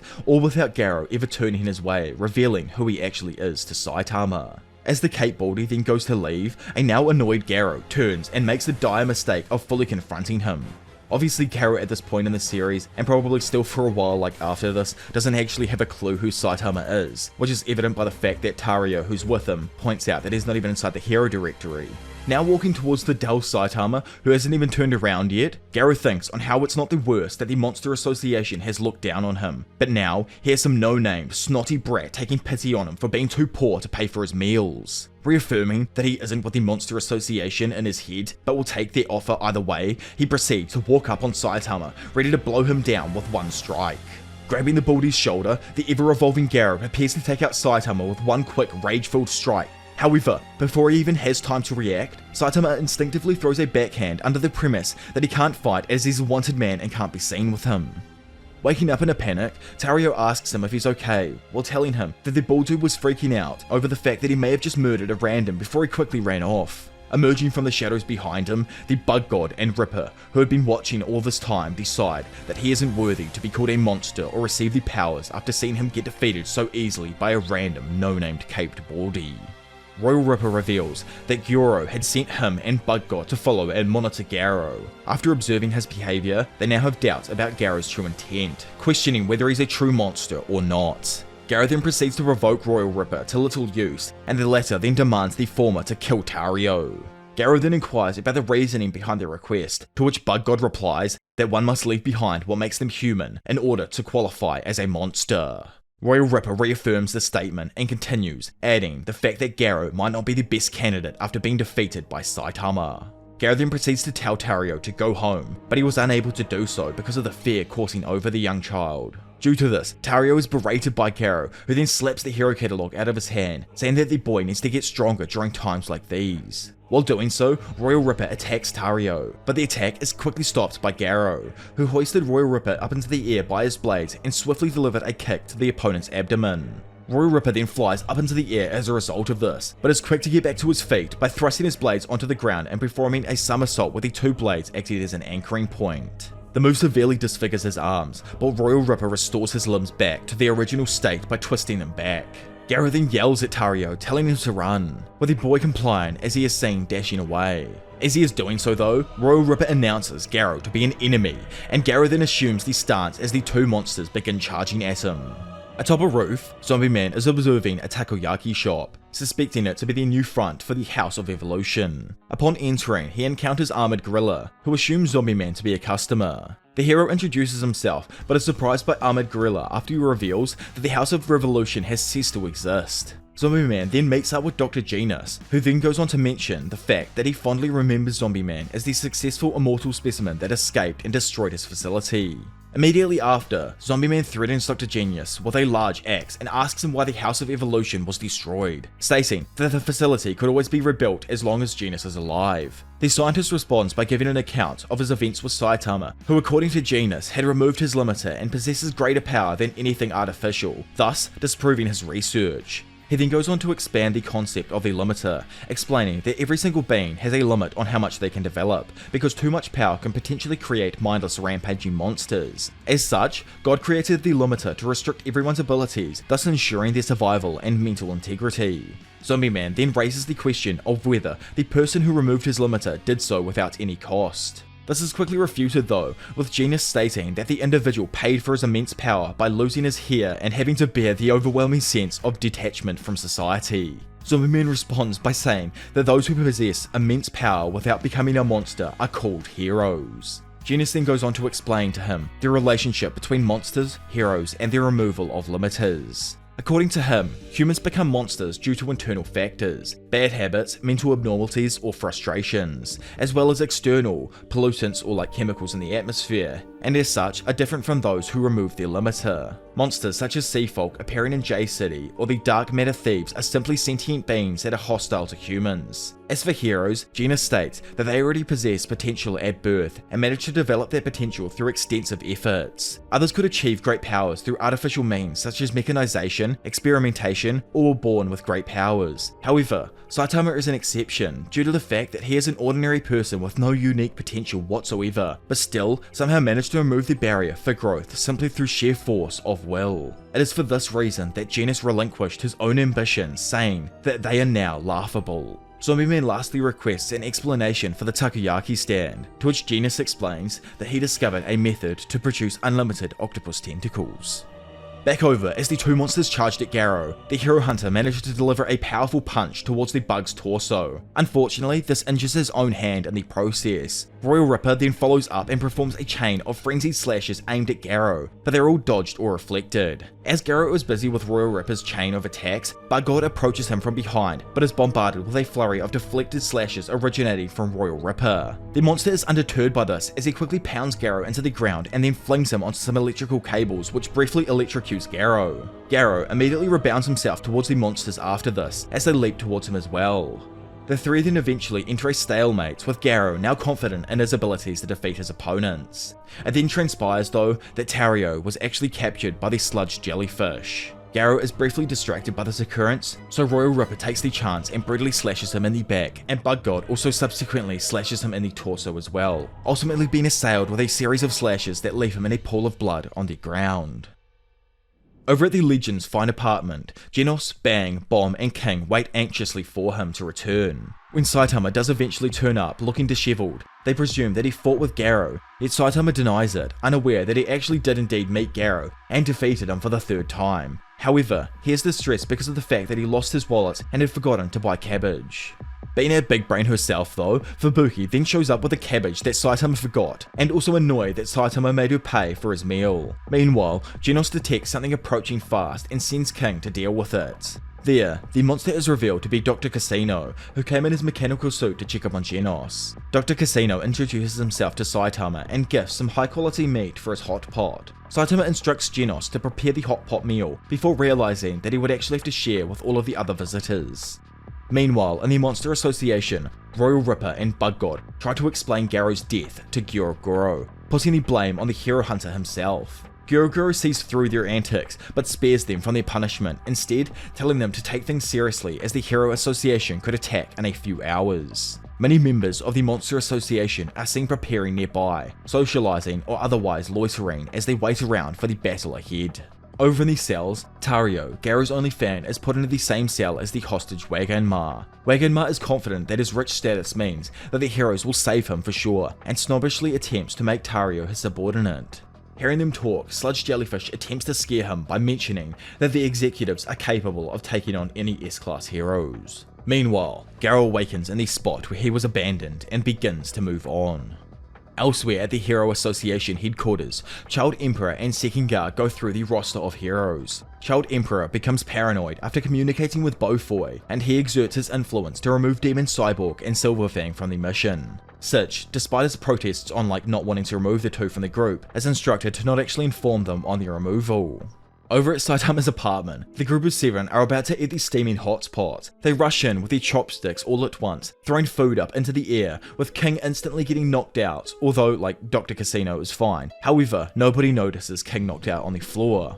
Fubuki uses her telekinesis to bring a piece of meat towards herself, but Genos tries to reclaim it for Saitama, who asks why everyone is eating his food. During the argument that ensues, Dr. Casino calms Genos down, only for Fubuki to attempt recruiting the old man for weapons development into her group. Saitama is annoyed that the meat is already all gone, and soon after finds King sleeping on the ground, not realizing that the dude was actually knocked out. While King's knocked out at Saitama's apartment, Garou, who's elsewhere in the city, makes his way towards the Monster Association's hideout, and as per usual is caught on Gyuro's psychic radar. Garou, who obviously thought he was dead, orders the other monsters to go and grab a hold of the intruder, allowing them to help themselves to a little bit of before battle feast to get themselves pumped up in their upcoming struggle. Back with the main group, the Hero Association is about to deploy the remaining S-Class heroes to deal with the monsters, without Watchdog Man, Blast, and Metal Knight being in attendance, and without Genos and Bang, as their whereabouts is currently unknown. Tatsumaki threatens Sekingar with getting violent if Fubuki ever gets involved in this conflict, not wanting to put her in harm's way. Every hero from C-Class to A-Class who's available will be sent to deal with the Monster Association's forces above ground, while the S-Class heroes will only deal with the Dragon level 1s above and inside of the Monster Association's base. Back in the base, Garou breaks into the facility just in time to save Tario from Royal Ripper. Despite being stabbed in the gut by the monster, Garou simply punches Royal Ripper's head straight off with one blow, killing him in the process, before using Whirlwind Iron-Cutting Fist to shred the rest of the monster to complete pieces. He and Tario then make their escape, only to then encounter two monsters who are obviously quickly dispatched by Garou. The Hero Hunter then devours one of the limbs of the monsters to replenish himself, before proceeding with Tario. As they make their escape, Tario tells him that there is another child that is in need of rescuing, but obviously that's not Garou's concern, and he didn't actually come here to save Tario either. However, before the two can continue on their escape, they are confronted by Overgrown Rover. Quickly realizing that the dog actually won't harm them if they step quietly back without making noise, Garou swiftly makes his escape with Tario, not alerting the monolith of a dog, only to instantly run into the monsters Showerhead, Rat, and Unicorn. And it's honestly, where are these weird ass monsters even originating from at the moment? I know, but still. Anyways, Garou, who literally can't be bothered with these subpar monsters, smashes a hole straight through the pathetic Showerhead. Kicking the neurodivergent battle off, Showerhead shoots at Garou with a burst of boiling water, with Rat throwing the Unicorn monster at Garou, who ends up landing directly behind him. However, remember how Garou was literally just gapping it from the dimensional dog who navigated solely off sound? Well, a monstrous growl soon vibrates through the corridor, followed by a gigantic heat blast that completely fries the three pathetic monsters, leaving Garou with a quick moment to escape with Tario. Up on the surface, Saitama chills out, taking the shaking ground for another earthquake before going back to his reading. Back down below, Garou hops around the crumbling underground while running for his life and yelling at Tario to hurry up. However, the little man just isn't fast enough, and Garou is forced to take a point-blank, life-threatening blow directly from Pochi, which sends the already beaten and bruised Hero Hunter shooting through the underground floors towards the lower levels of the association. Getting back up after the attack, Garou puts everything he has into one more move and tries to blast back the dimensional pup, yet he is quickly demoralized and realizes that he has no effect on the creature. Instead, the Hero Hunter takes yet another blow and continues his uncontrollable destructive path as he once again flies through multiple levels of the underground base until he lands on the floor directly in front of the one and only Gyoro. Using his telekinesis, the monster instantly restrains Garou. However, instead of taking him out, he invites the infamous Hero Hunter to sit and talk with him. Looking down on him, he comments on Garou's incomplete monster transformation and explains on how he desires to elevate Garou into an even greater monster, not through physical powers like Garou questions, but through a specialized monsterification process. Gyoro continues that in order to accelerate the growth process, the human must repeatedly experience death over and over again in order to overwhelm the body and spirit. This is obviously a delicate balance, as the human can easily succumb to death during the process, and even successful candidates will stagnate due to their low intelligence. The key ingredient needed in this process is for the human to experience their very own personal hell. Despite all of this know-how, Garou never managed to create a monster with a disaster level of dragon, except for one. Suddenly, we then see a random woman wearing glasses approaching a silhouetted man. She states that the man has turned his back on humanity and is going crazy. Suddenly, it skips forth to a moment where this woman looks up towards the newly created Monster King Orochi. Gyoro mentions that Garou has qualities greater than Orochi, and through his battle with Royal Ripper and Bug God, Garou has broken through another wall of impassable limits. The psychic monster offers Garou to join forces, and under their guidance, together they will crush the heroes and Garou will attain the power to become the strongest monster alive. Garou being himself though refuses, but Gyoro refutes his ignorance, stating that he never had a choice. The monster reasserts Garou's powerlessness against them, by again reminding him of the binding and his psychic powers which dwarf the witch sisters Tatsumaki and Fubuki. Nevertheless though, Garou begins to somehow take a step as he is getting used to this level of control. Seeing this, the Esper disciplines Garou with force as rocks are thrown at him directly. In doing so though, it reveals to Garou a weakness in the Esper. He realizes that Gyoro can only perform one action at a time, and through this, he frees himself from the binding. Garou mocks the monster's ability and states that by killing the brain behind the monster association, it will naturally collapse in on itself afterwards. However, out of nowhere, Orochi suddenly intervenes, grabbing Garou and pulling him down to eye level with himself. Around the two of them, the stage suddenly reconstructs, and after a little bit of prodding from Garou begins to do battle against the monster king Orochi. Orochi fires his horns at the hero hunter, piercing Garou and leaving a visible round hole in his abdomen. As the attacks continuously keep coming, Garou manages to defend himself while using the water stream rock smashing fist techniques and continuously staying on the move, killing random monsters as he does so. Then leaping at the head of the demon himself, mouths within mouths randomly begin morphing into one large jaw that almost bites down on Garou. Continuing with his ever-expanding arsenal of attacks, Orochi transforms into multiple serpent-like beings that seem to be a mixture of Hydras and Tyrannosaurus Rex heads. The multiple reptilian heads then fire a superheated flame blast directly at Garou, incinerating the entire stage in the process. Holding an amalgamation of monsters down like an arm, a large fist forms from the snake appendages, which he then uses to smack down directly against Garou again, sending him into a nearby wall. Garou calls for Garou to give up, but he refuses, bragging about his status as a genius combatant. He acknowledges Orochi's strength, but claims that he is missing the primal terror that makes him a true monster. Garou utilizes Water Stream Rock Smashing Fist and shifts into his fighting stance. Much to his surprise, Orochi copies his stance, and Garou informs him that Orochi too is a genius, in the same way as Garou, having managed to adopt his style as they fought against each other. As the fight renews, this time the dragon appendages all utilize Water Stream Rock Smashing Fist and pummel Garou back, sending him flying into the same wall he was previously just sent into. With him laying there seemingly defeated, Garou comments on Garou's lack of bloodlust, which is commonly found in monsters, despite his intense wish to become one. As such, Garou plans to thoroughly brainwash him into another ace of the Monster Association. Above them though, Saitama, who's still annoyed about the rumbling, looks down a manhole where he's certain he heard the noises come from. Over at the Hero Association, the S-Class heroes sit in a meeting for the upcoming mega battle against the strongest monsters inside of City Z. Suddenly, the A-Class rank 1 hero, Sweet Mask, rolls in like he owns the place and starts complaining, going on about how he's quite offended after hearing that he's not assigned with the S-Class heroes. Child Emperor desperately tries to explain to Amai that the A-Class heroes will stay above ground and play cleanup duty on any monsters escaping from the base. Annoyed with the idea of just being used as a backup though, Amai Mask retorts to mocking the various S-Class heroes for just being a bunch of money-hungry fame dwellers, angering everyone in the room, turning the relatively chill atmosphere into a complete standoff between the Earth's strongest morons. Somehow though, King, who's just arrived, walks in, causing the extremely intense atmosphere to end, and distracting Sweet Mask from the drama that he had just created. Meanwhile, the Hero Hunter team leaders Seekinga and Sitch arrive at the headquarters before the A-Class heroes. There, after Silverfang asks to leave, he's somewhat excused by Sitch, but it's enough for the suit to think that both Silverfang and Genos are untrustworthy. Luckily for them though, King's losing his absolute mind, realizing that his moments from having his true identity as a fraud exposed. He quickly darts away and tries to hide, but is instantly caught by the old dog. Curious as to why the rank 7 hero would be losing his mind in this situation, Bang questions him, which results in King actually spilling all of the info on how he's a complete coward and will die if he goes out on this mission. Thinking on the spot, Bang immediately decides to join him covertly with Saitama to assure his safety. After leaving and heading back to City Z, they find Fubuki and Genos already chilling out at Saitama's house, getting ready for their own unofficial invasion. Yet, before they can go anywhere, they need the bald man himself to get back, who if you remember already got distracted and finally decided to check out what was going on underneath his own property. With everyone else not wanting to wait any longer for Saitama, the group actually comes to a decision. Everyone will head out while Genos will stay back and wait for his sensei.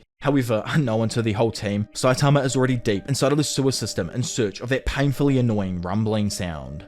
Moving forward, the Hero Strike team finally arrives at the ghost town of City Z. Led by the Lumen Jigan, a variety of numerous beings begin surfacing from the ground below and surrounding the Hero Strike team. Evil Eye mocks the Hero Strike team due to their lack of numbers, and Child Emperor tallies the number of monsters to be over 150 that are surrounding them now. Tatsumaki disregards the numbers, while Puri Prisoner encourages his boys to stay behind him. Evil Eye then telekinetically lifts several buildings and explains his origins of being a weak psychic who was embedded with eyes from monsters killed by heroes before dropping the buildings on all of the heroes. Tatsumaki responds though by creating a barrier protecting the strike team, but it also leaves them to deal with the falling debris that come straight after. Puri Prisoner and Super Alloy Darkshine ultimately save Shadow Ring, Nasa Stoic, Gear Spur, Green, and Food Battler Futoshi from the falling debris above him. As Tatsumaki steps out to confront the monsters around them, Evil Eye, which is just like Jigan's other monster name by the way, declares that it will gouge out the eyes of the little Esper and her younger sister as an experiment, which angers Tatsumaki. Unleashing her anger through the destructive force, Tatsumaki uses her signature tornado move, lifting Jigan into the air with her Esper abilities, while at the same time below, the rest of the monsters attack and the supporting heroes all show off their skill. For the most part, the heroes actually find them easy meat, and beat them all back, showing off their respective skills. Sweet Mask comments on Feather's potential, and Flashy Flash asks Shadowring where she learned her ninjutsu, to which she explains that she actually learned it from another place and not the one where Flashy Flash learned his. Super Ally Darkshine praises Mizuki's muscles, while he effectively blows up some monsters himself. Even the absolute G is getting in on the beatdown and shooting laser beams from his metallic eye while revealing his past desire to become a hero, although he failed his hero examination. More monsters suddenly show up, but Rhino Wrestler barges his way through. Once a Tiger level threat, Rhino Wrestler has trained enough and now can be rated as a Demon level threat according to Guro. The supporting heroes try to engage him, but Rhino Wrestler easily stops all of their attacks while also rating their effectiveness at the same time. From above, Atomic Samurai, who's honestly just had enough of watching the A-class heroes struggle against him, drops in, telling everyone to leave, while also slashing so quickly that the Rhino Wrestler doesn't even notice he's been cut until it's far too late. However, just before he did die, seeing this random drop down utterly infuriates Rhino, who goes to attack, but instinctively rates Atomic Samurai as 100 points before he explodes from the hero's attack. Other S-class heroes then easily wipe out the remaining filth, with Tatsumaki dropping down the remains of Jigan. Puri Prisoner is surprised that Evil Eye managed to retain his form, but hearing this, Tatsumaki wipes out the monster until nothing is left at all. Above, Gyoro's spy drone is cut in two by Child Emperor, yet the alien states that he has already seen enough of the battle to gauge their strength, although he would have preferred to see King in action. The rest of the S-class heroes take their roots into the Monster Association, with Atomic Samurai's disciples following him. Flashy Flash goes over the information on the transmitter before he is suddenly accosted by a group of weak monsters. Obviously, he absolutely dunks on those poor fools, only to come face to face with Gale Wind and Hellfire Flame soon after. Now, these two flamboyant boys, who are also extremely fast, compliment Flashy Flash on his speed, as he unsuccessfully tries to kill them. They continue their battle, with Hellfire Flame using his steel wires like a net, almost turning Flashy Flash into a bunch of ninja sashimi. But Flashy somehow manages to escape, cutting the whole wall, causing the two to flip the floor and take the clash to an underground setting. All the while, Flashy Flash tries his best to determine who hired them. Galewind jokingly asks him if it could be Aburaboza, the king of organ traders who hired him, but Flashy Flash denies the idea, saying that he had already killed him. On top of that, Flashy states that he had already killed Harold the drug kingpin, Heart Collector Buragura, Phantom Chief Chimagusa, the invincible pirate Captain Devilstorm, and the higher-ups of the Coalition of Assassins. While hearing this, Galewind remains uninjured and the trio continue their battle. They mock Flashy, saying that they're at their peak of their physical strength now, until Flashy Flash admits their supersonic battle, dashes in and lightly grazes both of their cheeks. However, while doing this, he notices that there's more to these demon level monsters, and beckons them to unleash their true form. The duo then morph into their monster forms, revealing to be dragon level threats, and instantly vault towards Flashy Flash in an attempt to try and kill him. Striking against Flash's blade, Gale whips out his blazing scattering slash. However, the much more experienced Flashy Flash bears the blow easily, before pointing his blade at his enemy and using one of his own moves, the heavy Flashy Slash, to destroy Hellfire Flame's sword, splitting his blade in two. The impact is so deadly in fact, that the whole bridge behind them crumbles down as a result. Galewind expresses astonishment at Flashy Flash's technical prowess, and the monster decides to abandon the battle as ninjas, to instead fight using brute strength and speed. The two then come at Flash, punching and slashing at him at the same time with blinding speed. However, once Flashy Flash decides to finally become serious, he strikes them both with a series of supersonic karate kicks, enough to uncoordinate them, allowing Flashy Flash to slice the two in half with his lethal Flashy Slash, ending both of their lives. With the area collapsing around and behind him, Flashy Flash decides to leave and try to find some other people. After running for a moment, he arrives at a junction and decides to use his locator to figure out his location, only to realize that he's sadly lost it during the heat of battle. While walking down a passageway and monitoring what the other heroes are doing, Child Emperor realizes that Flashy Flash's transmitter seems to have failed. Yet, before he can think on it any longer, a random monster tries to attack him, only to quickly be shot dead by one of his robots protecting him. He then finds the remains of a destroyed Metal Knight robot and notes that someone appears to have attempted to reassemble it and has disassembled some parts with real expertise. He is concerned that there may be a robotics expert working with the Monster Association, and the technology that was developed to fight against the monsters may end up being used against the heroes themselves. He then decides to try salvaging some of the information from the remains of the robot in hopes of finding out where the hostage Wagon Ma is being held.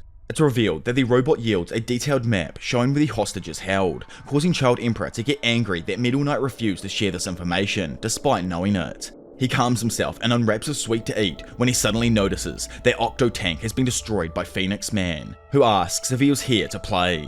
Phoenix Man monologues while standing there about his role within the Monster Association and his backstory in life, before suddenly attacking Child Emperor only to run hard into an invisible shield.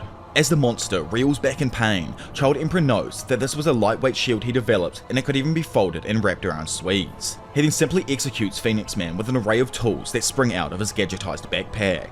Running over to the cells, he rescues Wagon Ma by gassing the monsters guarding the hostage cell while protecting him with a frog-themed gas mask. As the duo are about to leave, the sludge jellyfish oozes his way in and attempts to crush Child Emperor, only to realise that this is unsuccessful as Child Emperor has put up a shield generated by his umbrella. He tries to cut up the sludge jellyfish with some of his gadgets, which he finds completely ineffective because of how the jellyfish is constructed, before analysing and defeating the monster suddenly by dousing it with liquid fuel and setting it alight. Honestly, the fact that this dude is like 12 and has the balls to somehow be able to fight anything is just like pure insanity. Plus, he has the brain power to be able to use these gadgets in the heat of the moment. Like, it just makes Child Emperor one of the better heroes out there in my eyes. Like, probably a top 5 hero within the Hero Association in terms of like, is he actually a good person, to be honest. Dude's straight up insane for his actual age. But anyway, as the two then escape, he notes that something appears to be up ahead and sends a toy tank out as a sentry. Instantly though, the tank is destroyed and Machine God G5 appears. Child Emperor attempts to disable the machine using a high voltage cable and a jamming signal, but G5 defeats his attempts with ease and continues his approach.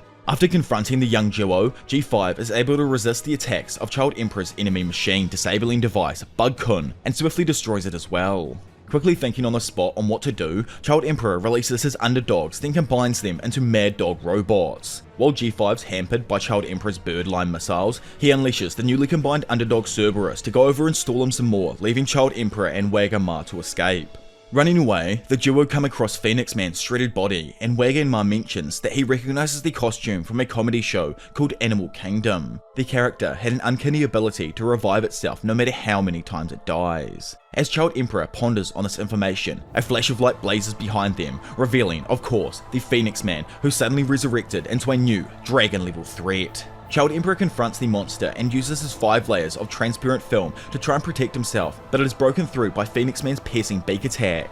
Frustrated at his uselessness, tears flow down his cheeks and Child Emperor is forced to summon his ultimate weapon, the Mecha Brave Giant. The monster hideout rumbles as the robotic parts come flying in, connecting with Child Emperor and smashing into Phoenix Man multiple times. Not bothered by this though, Phoenix Man correctly deduces that the mecha has limitations, and simultaneously, Child Emperor is confirmed of his giant's power limit of 2 minutes and 38 seconds. Phoenix Man, who's interested in Child Emperor and his costume, decides to send him into the Phoenix Space, a mental world connected by those who wear costumes instead of resuming their battle. Phoenix Man then reveals his intentions to scout Child Emperor, believing that he has the perfect requirements to become a great costume monster, just like him. The monster explains to the hero how he could never trust anyone while working as a mascot, and reasons that Child Emperor also desires someone to trust. He tries to be that person, offering to create a new organization built on spiritual unity, and to the child's shock, Phoenix Man grabs his hand, kneels down, and tells the hero he needs his strength.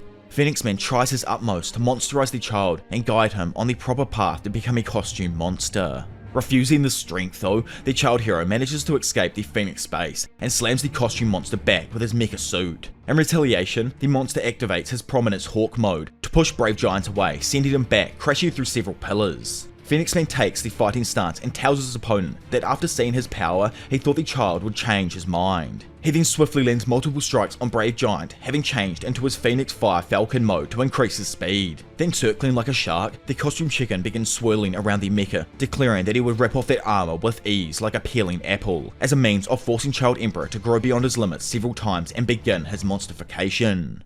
Trying to fight back, Child Emperor unsheathes an energy whip and uses the 20,000-fold rope skip grinder technique, which acts as an electrical rope connecting with Phoenix Man, sending him crashing into a pillar. The two then fly around before Phoenix Man sends his flares out as a visual distraction, which Brave Giant manages to block. To Phoenix Man's surprise though, he suddenly becomes trapped in electromagnetic webbing that was secretly placed by Child Emperor while flying around earlier. Now stuck, the hero lands a direct hit on the immobilized Phoenix. Somehow though, the costume freak manages to block the punch and activates his full power, the scorching 10,000 degrees Celsius Prominence Hawk Burst, which immediately begins to melt Brave Giant's fist. Child Emperor, thinking quickly and having discovered a water source below, unleashes the output limiter on his mecha, which sends the duo shooting down at top speeds towards the quickly approaching ground.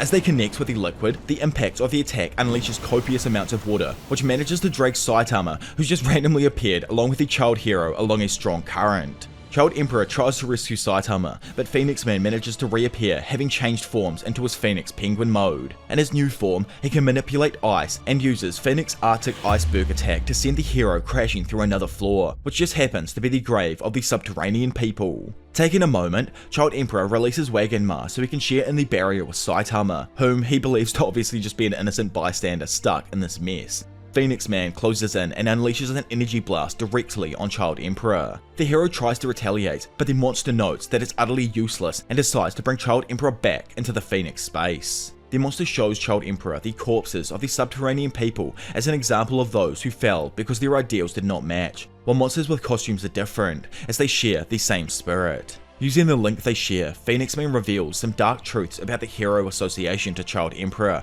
like what exactly the higher-ups have been doing behind the scenes. Phoenix Man explains more of his backstory as a mascot who was unjustly fired, how he kept his costume on but eventually couldn't remove it, changing him into a monster.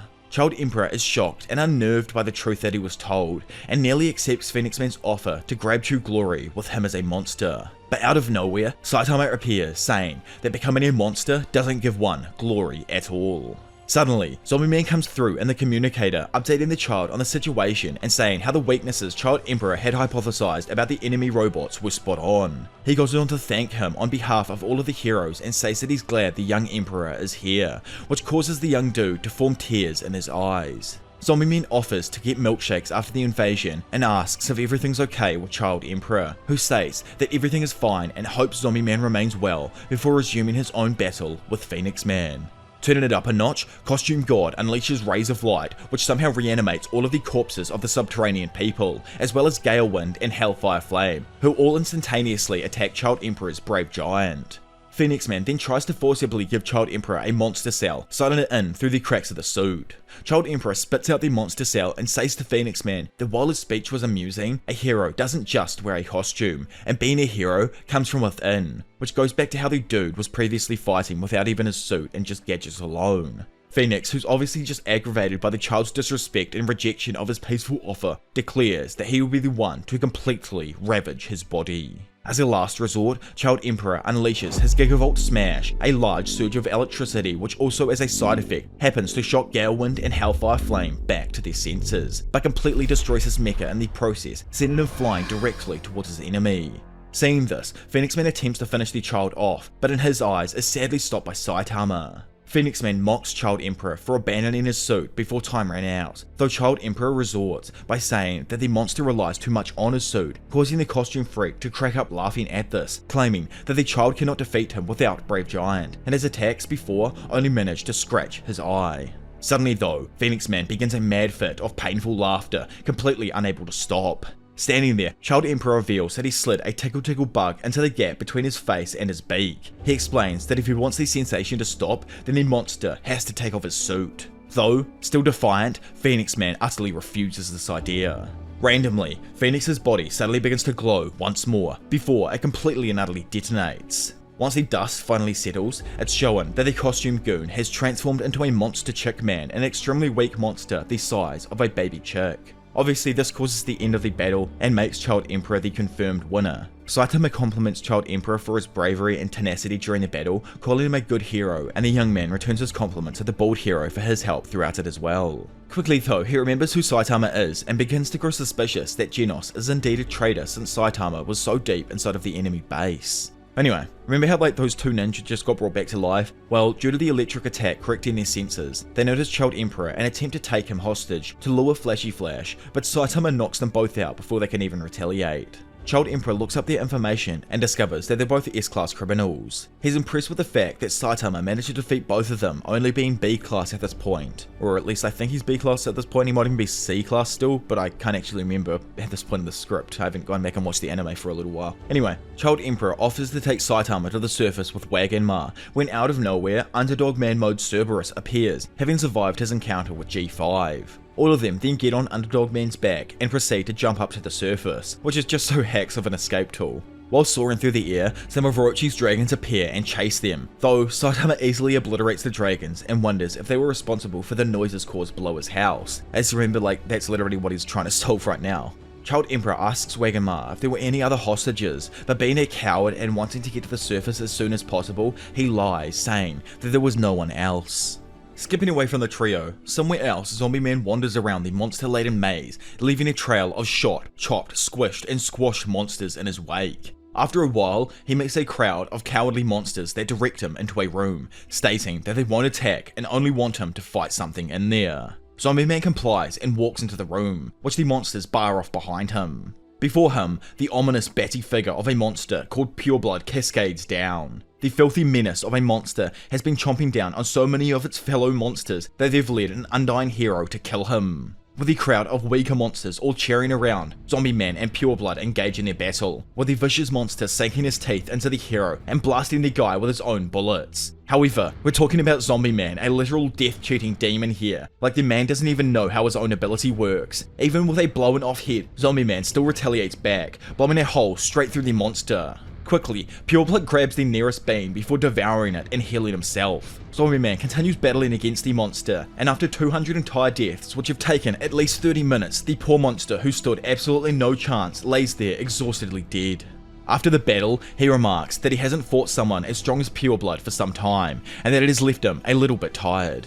Before escaping though, the hero simply bends the door's bars around the handle to lock the room, and turns to wipe out the remaining monsters who had watched his fight with Pureblood. Afterwards, he walks out of the room covered in monster parts, then decides to sit down to heal himself for a bit and smoke a cigarette while checking his locator. Over their communication gear, Child Emperor reports that he has rescued their hostage, Wagon Ma, and is bringing him to the surface. He also orders all of the heroes to continue their assigned missions, but warns them not to venture too far into the Monster Association headquarters. In some other part of the monster maze, Pigod runs into the great food tub monster and begins to battle. The sound of their battle is overheard by Ian, Bushidrill, and Okamatachi, who quickly refocus their attention on the mind-controlled mercenaries and Do-S. The disciples, who constantly live on that motto of having to live up to Atomic's teachings, engage Do-S as she flails her whip directly at them. With an insane amount of muscled mercenaries helping her out, Do-S sees the cluster struggling and lashes out at one of the disciples. However, the devilish pretty boy in my mask drops in, blocking the attack and catching the filthy whip in one clean grab, while telling the others to move on as it is a bad matchup for them. Iron and Bushidrill protest though, unsure of letting Sweet Mask fight them by himself, but Okamatachi convinces them to move on and let Sweet Mask fight in their place. DOSS tells Sweet Mask that she is actually a fan of him and offers to unbrainwash the slaves in exchange for just spending time with him. Sweet Mask tells her that bargaining won't work against him though, and in response, the monster princess immediately attacks by ordering her slaves to overwhelm the hero, confidently stating that she would make him her own. Meanwhile, the disciples dash off to another area discussing what a Mai solution could be. Ian explains that he believes he would simply be planning to kill all of the brainwashed mercenaries. Initially, Ian was confused and disbelieving about Sweet Mask's true nature, just like the others are currently, but eventually it became fairly obvious to them that Sweet Mask's actions aren't that of a hero, but a cold-blooded murderer, remembering what he once did to the surviving dark matter thieves. As the blood-hungry Sweet Mask attempts to slice the entire squad's heads with his hand, the disciples return to the battle by knocking the brainwashed mercenaries out with surprise attacks before Sweet Mask can callously murder them. However, the surprise attack gives Sweet Mask a chance to grab the princess's whip and slam her head into the wall, completely disorientating her. Standing there, Amai is displeased that the swordsman came back and intervened with his conduct of justice. However, the swordsman, having figured out Sweet's real plan, pretend that they believe that he had sent them away to merely lower the enemy's guard. Knowing Sweetmask's suspicion of them, Ian tells his fellow swordsman to go along with the threatening and apologizes to him for the misunderstanding. Over in the Manacle Man's mind, the dude is fully contemplating whether or not to murder the swordsman as well, because he believes that they are now evil since they unhandedly helped the evil accomplices. Before Sweetmask can fully consider his actions, the freed Norinki squad thanks the heroes for saving them. You know, obviously it was Sweetmask that actually saved them as he whacked Do-S into the wall, knocking her out and releasing her control over them. Anyway, standing there slightly confused, Amai watches the scene in silence. However, the monster princess manages to wrap her leg around the hero's throat and pierces his eye with her tongue while his guard is down. Having thought she hurt the hero, Do-S is shocked when she sees that the hero's right eye isn't even actually bleeding, and instead his eye and face are merely cracked, revealing that he is indeed not human. Before Do-S can reveal who Sweetmask truly is to the other heroes, her head is instantly crushed, killing her. The freed mercenaries rush towards Sweetmask and ask him if he's alright, but the hero claims he's fine, having already regenerated the damage inflicted on him by the monsters. Instantly, the Norinki squad realise who Amai is and start fanboying over him. Annoyed with all of the fanboying, Sweet decides to entrust the three swordsmen with taking them back to the surface, while he remains on the battlefield below. So there have been a few retcons for the upcoming chapters here, so the flow in between some of these certain parts can get a little bit whack. I'm assuming here I just haven't been able to find the retcon chapter, but probably after beginning to head to the exit with the mercenaries, Ian, Bushidrall and Okamatachi continue battling more monsters. Slicing up the ground below them, they descend to a lower floor and encounter the mysterious being Devil Longhair. Okamatachi is romantically entranced by the monster's beauty, but manages to restrain herself. Instead, she swings her blade, producing a killer air blade that shoots through the sky, connecting with the monster. But to the three's bewilderment, the monster easily blocks it with his hair. Just then, more strands of hair literally start appearing through the floor from the ground below, almost stabbing Okamatachi. However, Bushidrall slices the attacks away. While fighting against this monster, the three are reminded of their master Atomic's wise words. To achieve this, they all go beyond the limits of their human bodies to face this atrocity of a monster. Meanwhile, Puri Prisoner is engaged in combat with several monsters. As the dust clears, we see a glimpse of a seemingly intact Puri Prisoner who is still standing. Back with the swordsmen, Ian, Okamatachi and Bushidrall are shown battered from their battle with the Devil Longhair. After having cut through every single strand of Devil Longhair's locks, he collapses, commenting that it was his Achilles heel. Surprised by their victory, the disciples comment that they wouldn't have won individually, and worry that more monsters of that level may exist deeper into the monster headquarters.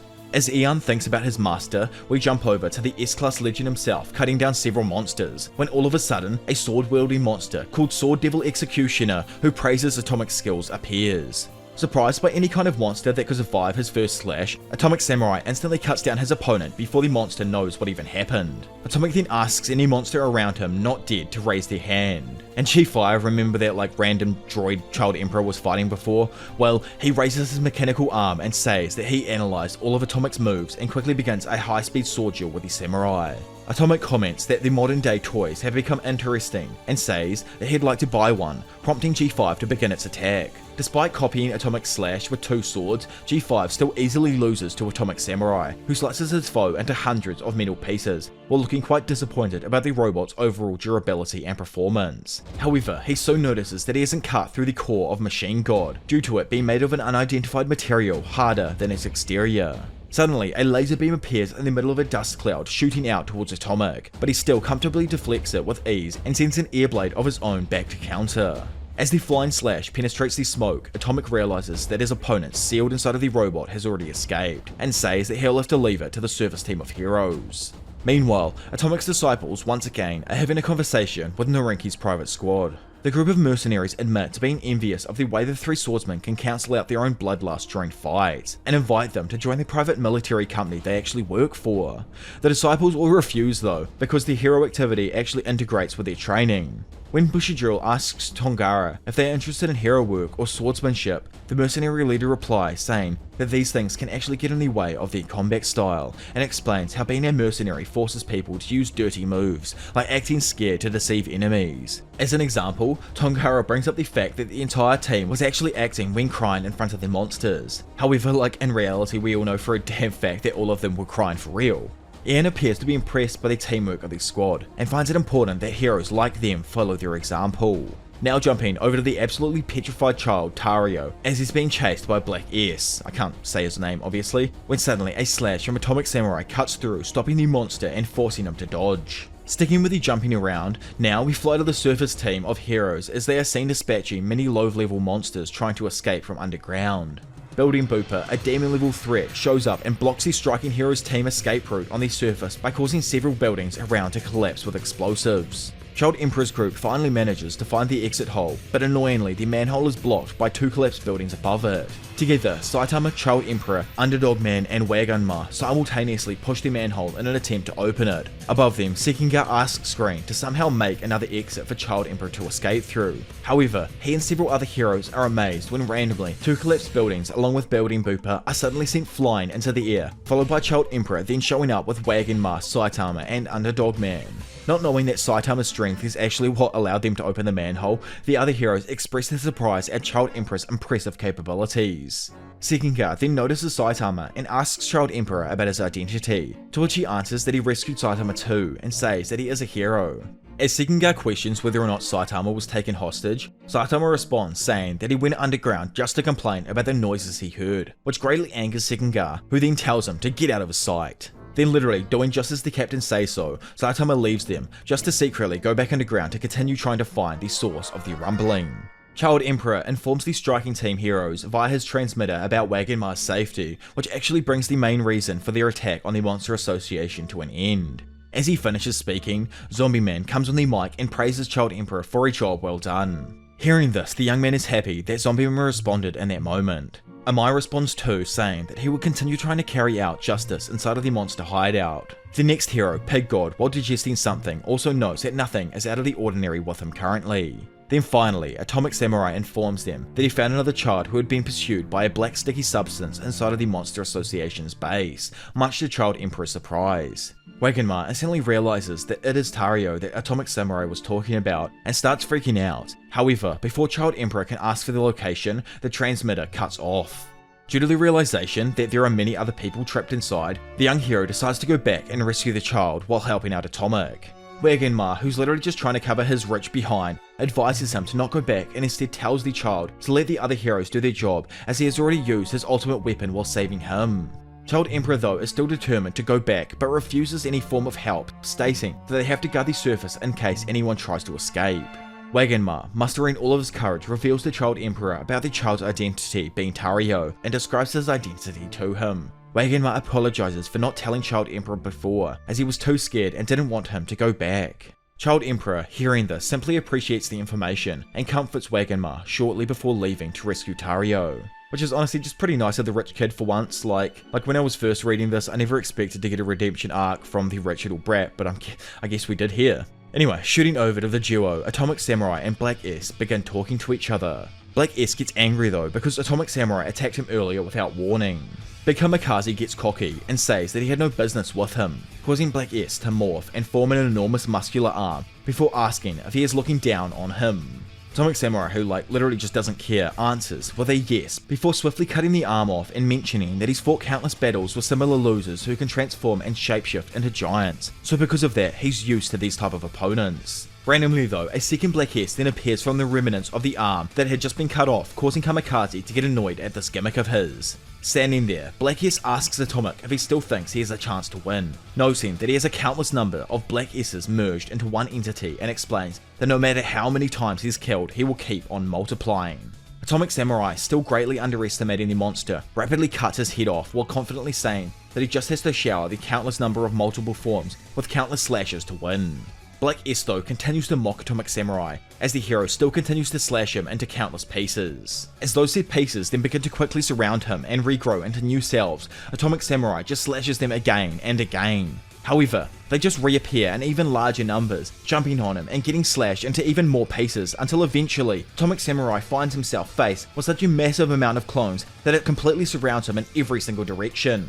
With overwhelming numbers, Black S pummels Atomic Samurai over and over again, knocking the hero to the ground and severely injuring him. Still surrounding him, the monster then begins to taunt Atomic Samurai, telling him that he is the worst possible matchup for the hero, and that there is no possible way Atomic Samurai could ever win in this bout.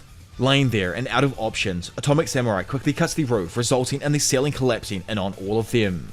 The issuing collapse results in powerful vibrations felt by Zombie Man, who expresses concern over how the battle may be going for other heroes. Without warning, Homeless Emperor, who is legit probably my favourite creation of a fictional character, appears behind him and questions his concerns over the death of his fellow heroes. Before Zombie Man has time to react though, Homeless Emperor blasts him point blank with a beam of pure energy.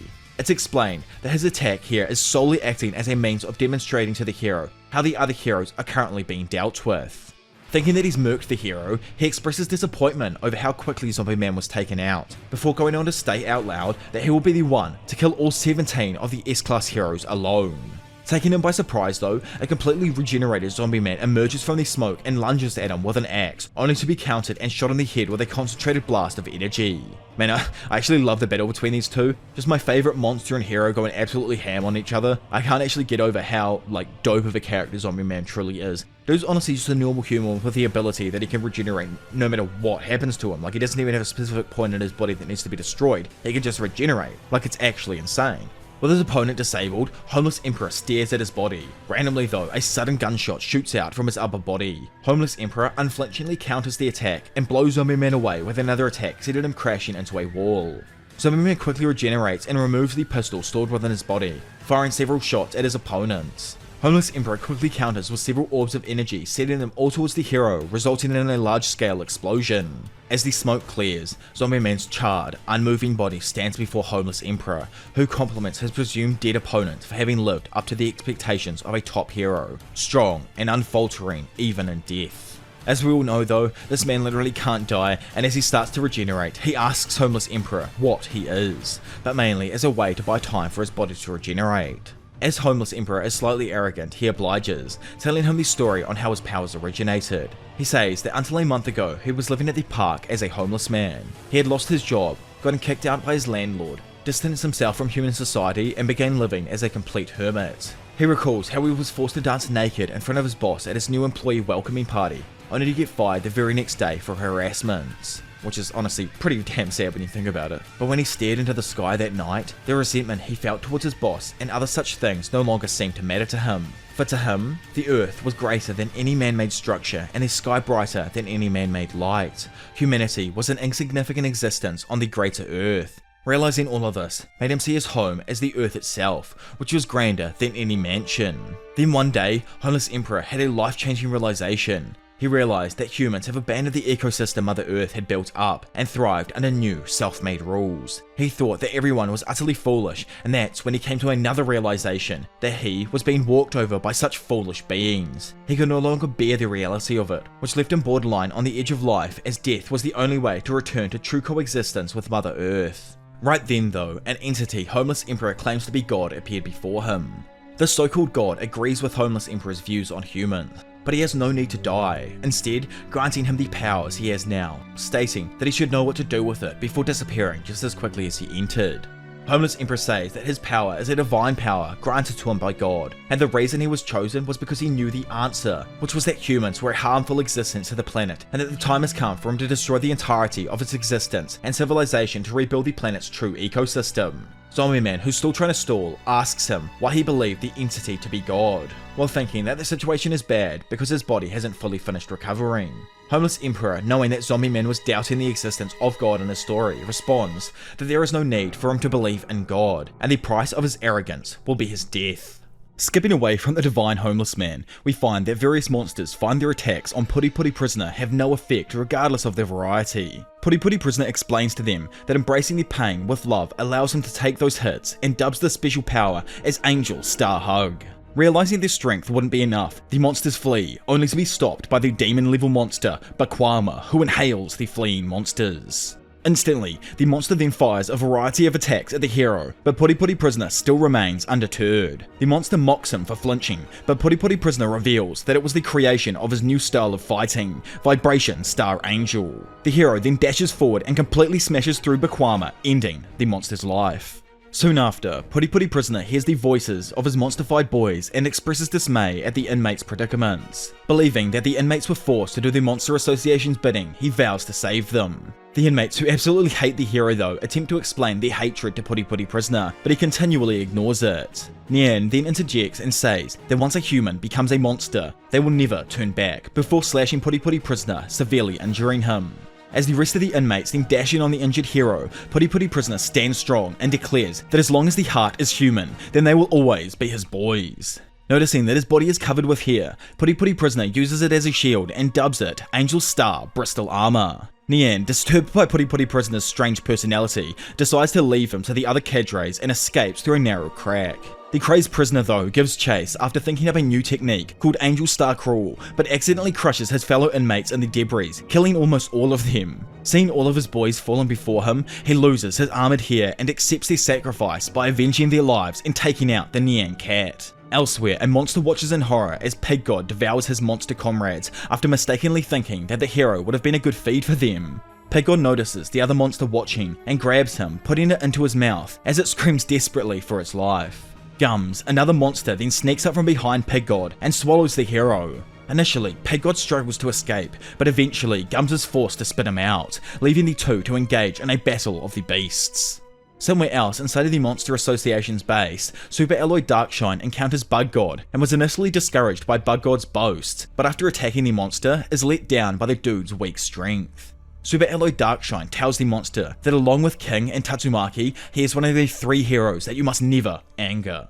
Back over with the swordsmen and the mercenaries, as they try to sneak past some enemies, one of the monsters asks for the password, and not knowing the answer, both the heroes and mercenaries begin attacking the monsters. One of the monsters manages to escape, and using his abilities is able to open a vault. Tracking the escaped monster, the heroes and the mercenaries are able to find the same vault. After opening it, it's revealed that it contains the infamous evil natural water monster and Mad Dr. Fish. Master Joe starts explaining what the evil natural water is and why it's kept in a tank. The monster then gets shot several times in the back by Tongara, but somehow it still manages to push the lever and opens the tank that is containing the evil natural water monster. Instantly, Master Joe gets eaten alive by Mad Dr. Fish while the other heroes are stalled fighting against the water monster. The disciples and the mercenaries retreat and try to close the vault door, but evil natural water monster manages to get out of the vault just before they lock the door. Once escaping, the monster fires 2 massive jet streams at Ian and the mercenaries, an attack so powerful that it is able to put a hole in Ian's steel sword, but they're just able to dodge and counter-attack. They manage to get behind a wall to protect themselves, and once they can attack, Tongara aims for the monster's eyes instead, as it seems to be the only solid part to him. The cadre then senses that Tongara is trying to harm it, and counter-attacks with a high-speed jet stream that shoots a hole through the poor mercenary's chest. Bushido tries to help the mercenary, but the monster fires several water jets at the hero, stopping them from getting too close. Tongara though, who's built slightly differently, is able to save Bushido by pushing him out of the attack, yet he unfortunately is mortally wounded by the monster's deadly water blasts. Having had his life already saved, Bushido is left utterly speechless after what just happened. Ian and Okamatachi then bring Tongara to a safe place, while the older samurai uses his attacks to block the monster's path. Once catching back up with the group, Bushido quickly heads over to quickly talk to Tongara while he is still alive.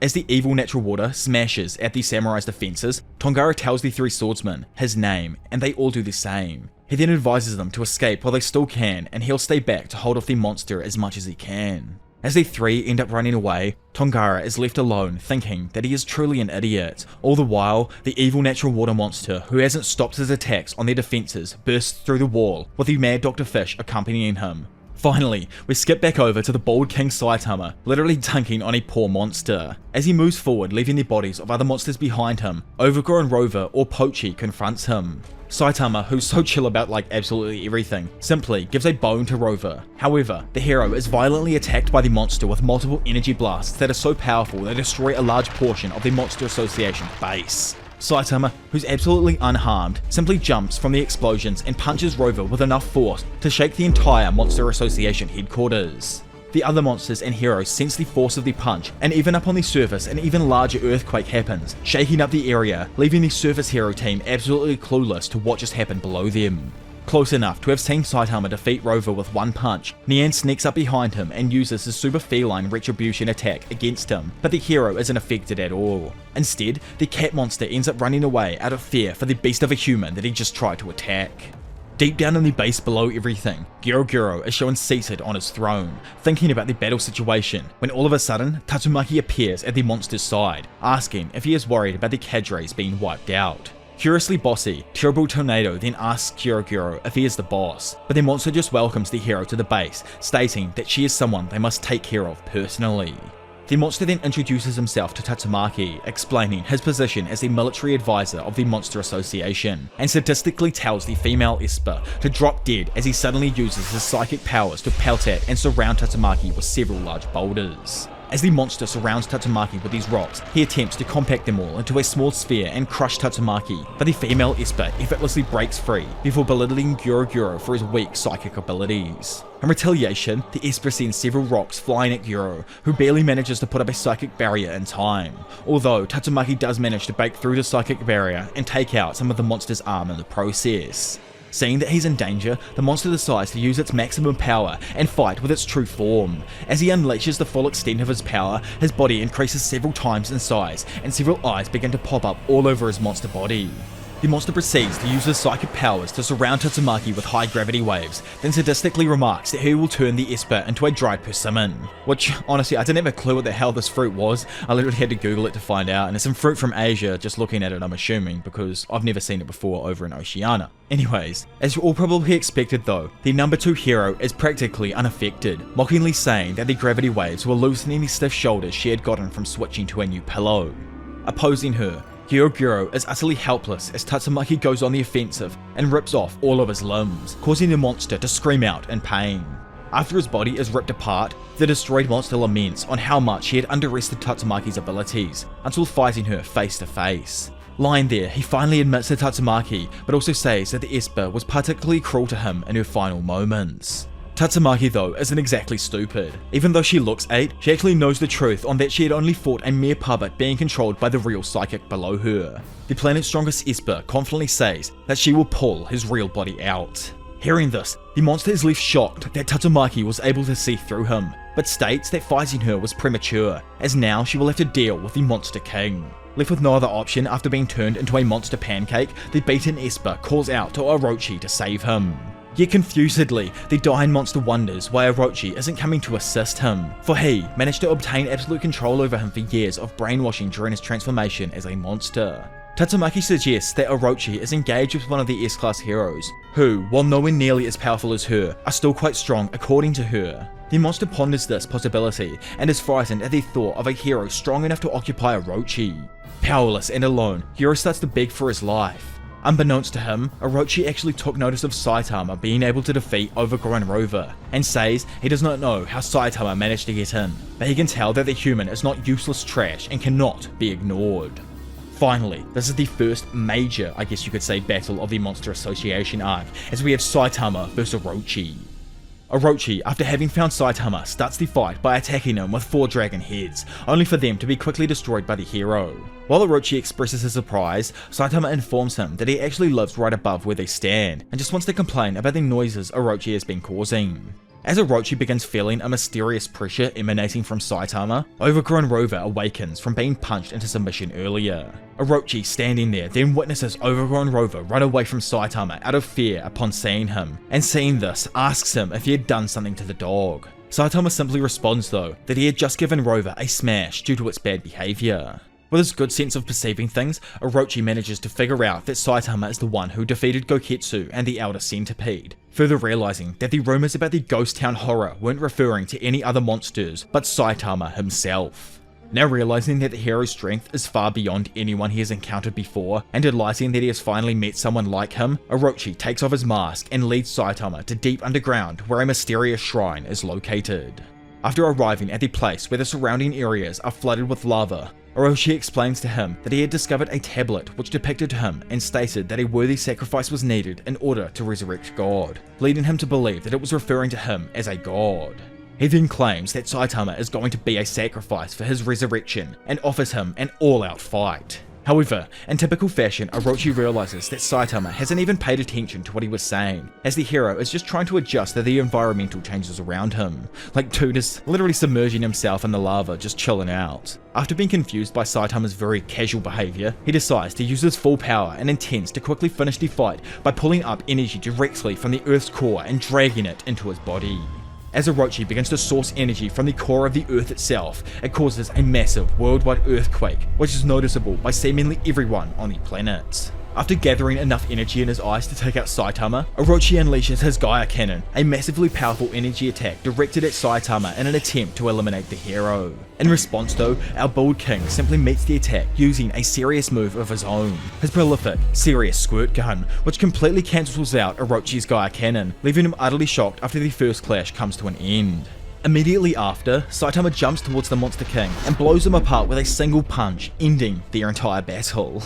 Which is like, of course it happened that quickly. Having defeated Orochi with a single punch, Saitama expresses his gratitude to the Monster King for having given him a new bathing area, before leaving. Orochi, who's slowly beginning to fade away, notices that the place is beginning to crumble. With what's left, he then crawls up to the mysterious shrine in an attempt to protect it from being destroyed. Yet, right as he comes before the ancient table, more stone breaks away, revealing an image of God appearing on the wall, which was completely unseen by Orochi beforehand. Sensing that Orochi had been defeated, Garou, who's all messed up, sends out one of his eyes as a scout, but only finds the remains of the Monster King. King, who coincidentally appears at the scene, is seen by the monster's eye, after which he runs and falls into an even lower part of the base. Having not seen Saitama, the eye is randomly destroyed by the Baldy, making Garou mistake the destroyer of Orochi for King. Skipping away from the strongest beings in the series so far, we find that Puri Prisoner has continued his search for Nian by swaying through the underground walls of the Monster Association base. He ends up in a small chamber filled with the torture equipment and notices Garou actually chained to the wall, seemingly unconscious. Not recognizing Garou as the infamous hero hunter, Puri Prisoner thinks he is simply another human hostage and moves to release him, introducing himself as an S-class hero. However, just as Puri recognizes Garou's face from the wanted poster, Garou awakens and breaks the chain before swiftly pummeling the hero with a multitude of strikes. Elsewhere, Saitama continues to wander throughout the Monster Association base as he searches for someone to talk to about all of the noise under his apartment. He's ambushed by a mysterious being, but swiftly kills it with one punch before he can get any information out of it. Walking around the next corner, he finds Flashy Flash lying in wait. He gauges Saitama's size and deduces that he must be a monster, so he dashes around the corner and slashes at his target. However, Saitama easily dodges. Flashy Flash is shocked but actually recognizes Saitama as the B-class hero who once accompanied Genos to an S-class meeting in the past. Flashy performs his special Flashy Slash move on Saitama, who simply catches the sword in one hand. Unamused, Saitama accuses Flash of being a monster for attacking him first, so he too quickly gets the situation under control and clarifies that he is a hero too. Flash explains that they are in the Monster Association's territory and tells him he should find shelter. Flash also tells him the existence of the Monster King Orochi, exciting Saitama, yet the dude doesn't even realize that he actually already fought him earlier and took him out. As they move forward, Flashy Flash gets annoyed by Saitama's presence to stick around, trying to run off at high speeds to abandon him, but is shocked when the caped Baldy can easily keep up with him. As Saitama casually keeps up with Flashy Flash in the halls of the Monster Association base, the S-class hero is left absolutely flabbergasted, wondering how in the world Saitama can keep up with him so easily. As they run, Saitama notices how he has seen the same monster corpse in section of the halls again and again. He asks Flashy Flash if he's lost, only to be ignored by the ninja. Flashy Flash is literally like the Zoro of the One Punch universe, and dude is literally just sprinting in a full circle hoping to find someone new to fight. Anyways, outside, multiple A-class and B-class heroes are battling a variety of monsters in an attempt to keep Wagon Must safe from the Monster Association. As the battle slowly begins to die down and the monsters are eventually defeated, the heroes then manage to seal off any possible exits from the association. As they voice that victory may be imminent, Poison notices a tall, cat-like creature in the distance. He orders one-shotter to fire at the monster, only for the bullet to be intercepted by Nian's claw and deflected back at the sniper, wounding his head. Nian voices his joy at coming across a weak group of heroes after meeting Saitama, and insists they all play with him. As Jet Nice Guy states that they all need to be cautious, Nian suddenly appears in the center of all of the A-class heroes and slashes at all of them, wounding Needle Star, Gear Spur, and Twin Tail with the attack. Nian announces that he is a cadre of the Monster Association, while muttering to himself how he has already left it to the shock of the other heroes. Seeing that the kid may get kidnapped once more, Sekinga orders food battler Futoshi to take Wagenma to safety. At the same time, Feather and Poison take a fighting stance as Nien, who's staring directly at them, eerily grins, stating the theme of this game is to rip Wagenma apart while the group watches in complete horror. Hearing this, Mizuki takes her medal, transforms it into a discus, and prepares to launch it at Nien, while Green restrains the monster with his vines. Nien, with his great speed though, simply catches the disc with his teeth and shatters it to the athlete hero's shock. Poison tries to attack Nien's face, but his blade is stopped by the cadre's eyelid and promptly broken as well. As Feather and Shadow Ring try to attack the creature, Nien slips out of the vines and shatters their blades instantly. Then, in a flash before the heroes could even register what just happened, the cadre severely wounds the duo, defeating them. As the remaining heroes then stare in shock at the devastation, Nien sees a terrified Wagenma running and wonders where they could possibly be heading. Seeing the creature staring at him, Wagenma orders food battler Futoshi to stop eating and speed up, only to be informed that he must eat to replenish his energy supply and move. Seeing the events unfolding, Mizuki attempts to stop Nien from pursuing Wagenma and food battler Futoshi, but the creature simply strikes at her, sending her flying back through the air. Gearspur cushions her fall with his newly awakened psychic powers, then uses his remaining energy to launch an attack at Nien. In a pure, rage-filled attack, he breaks multiple nearby buildings apart, forms the rubble into sharp projectiles, and throws them directly at the monster, burying it in a cascade of jagged Tetris blocks. As we know though with the Espers in this universe, shout out to good old Mob, this extreme use of his psychic powers alerts Fubuki to someone else with psychic abilities. Immediately after the attack, Gesper's helmet breaks due to the overusage of his technique and he collapses completely exhausted. By the way, Gesper is also a C-class hero, like an actual crazy feat by the young Esper, so I'm sure like after the battle ends, he will skyrocket in the rankings if he manages to survive. Anyway, Wagenma gloats about the apparent victory of the heroes. However, Nien, who's just built slightly differently, hence the connotation of cadre, uses his supernatural dexterity to escape the pile and quickly slashes food battler Futoshi's stomach, severely wounding the hero. The monster then tells Wagenma that he is Disaster Level Dragon, terrifying the child so much that he wets his pants again. As Nien then begins to drag them away so that everyone can witness it, suddenly a massive high-speed projectile breaks the monster's hold on Futoshi and Wagenma.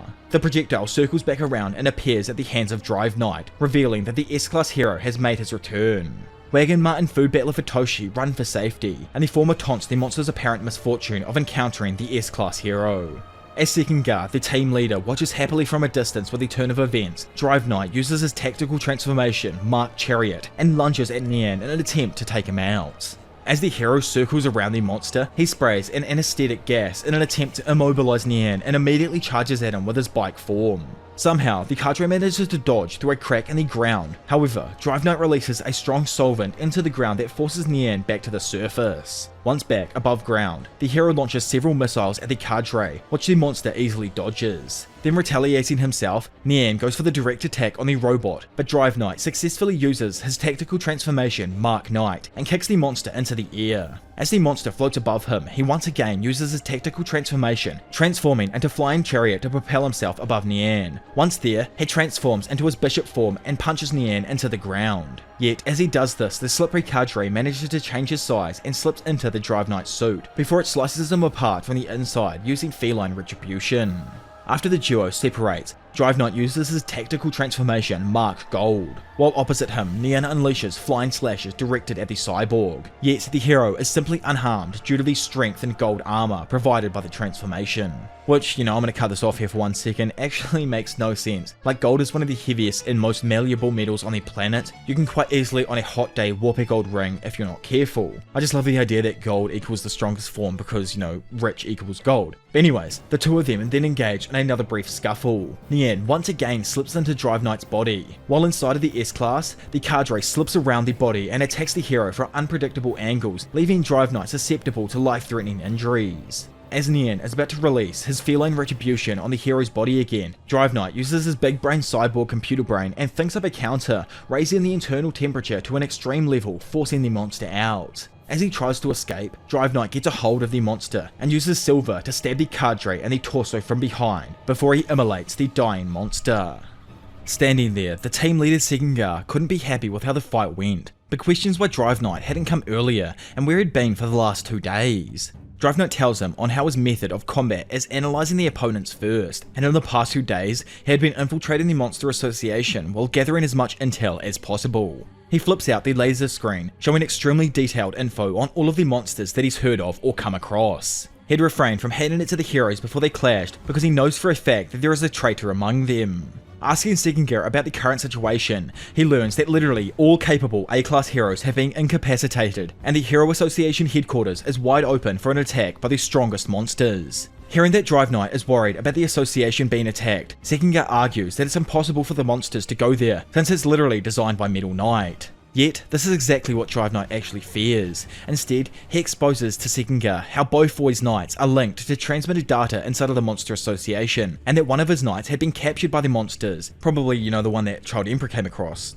The intel that they would have gotten from the robot could potentially allow the monsters to control all of both Void's knights inside of the Hero Association, which means that the building could be taken down from the inside. Panicking over the information that he just received and the possible traitor being Beaufoy, Sekinger grabs his communicator, trying to contact Blast, when all of a sudden a beam of energy completely burns his hand off, terrifying the team director. Before them, somehow the damaged mechanical bot G5 had managed to rise back up, and due to the extremely intense last battle, Drive Knight's incapable of fighting against it. Clanking around in front of them, G5 transforms into a smaller version of himself that isn't so damaged in an attempt to completely annihilate them all.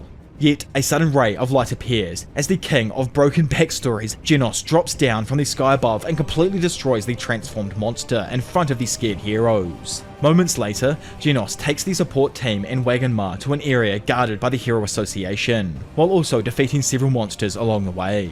After arriving, the other support heroes all start getting treated for their injuries. Sekinger starts tending to his own wound and calls Sitch to tell the latter that Wagenmar has successfully been rescued. So finally, for the second time, they manage to save the young one. He then tosses the phone to Genos, who has a short conversation with Sitch. During the call, Sitch thanks the hero for his work, apologizes for leaving him out of the initial battle as they thought he may have been a traitor, and finally, starts to ask for a favor. Skipping away from him over to Drive though, it's shown in a flashback that as he took Nian's body away for experimentation, it's revealed that the cat monster was actually still alive and mentions someone to Drive Knight who can easily defeat the Monster Association's executives with one punch. Having overheard this, Genos obviously realized that his sensei was fighting against the Monster Association in his own way. Because of this, he tells Sitch that he has no intention of following any orders from the Hero Association and hangs up the cell.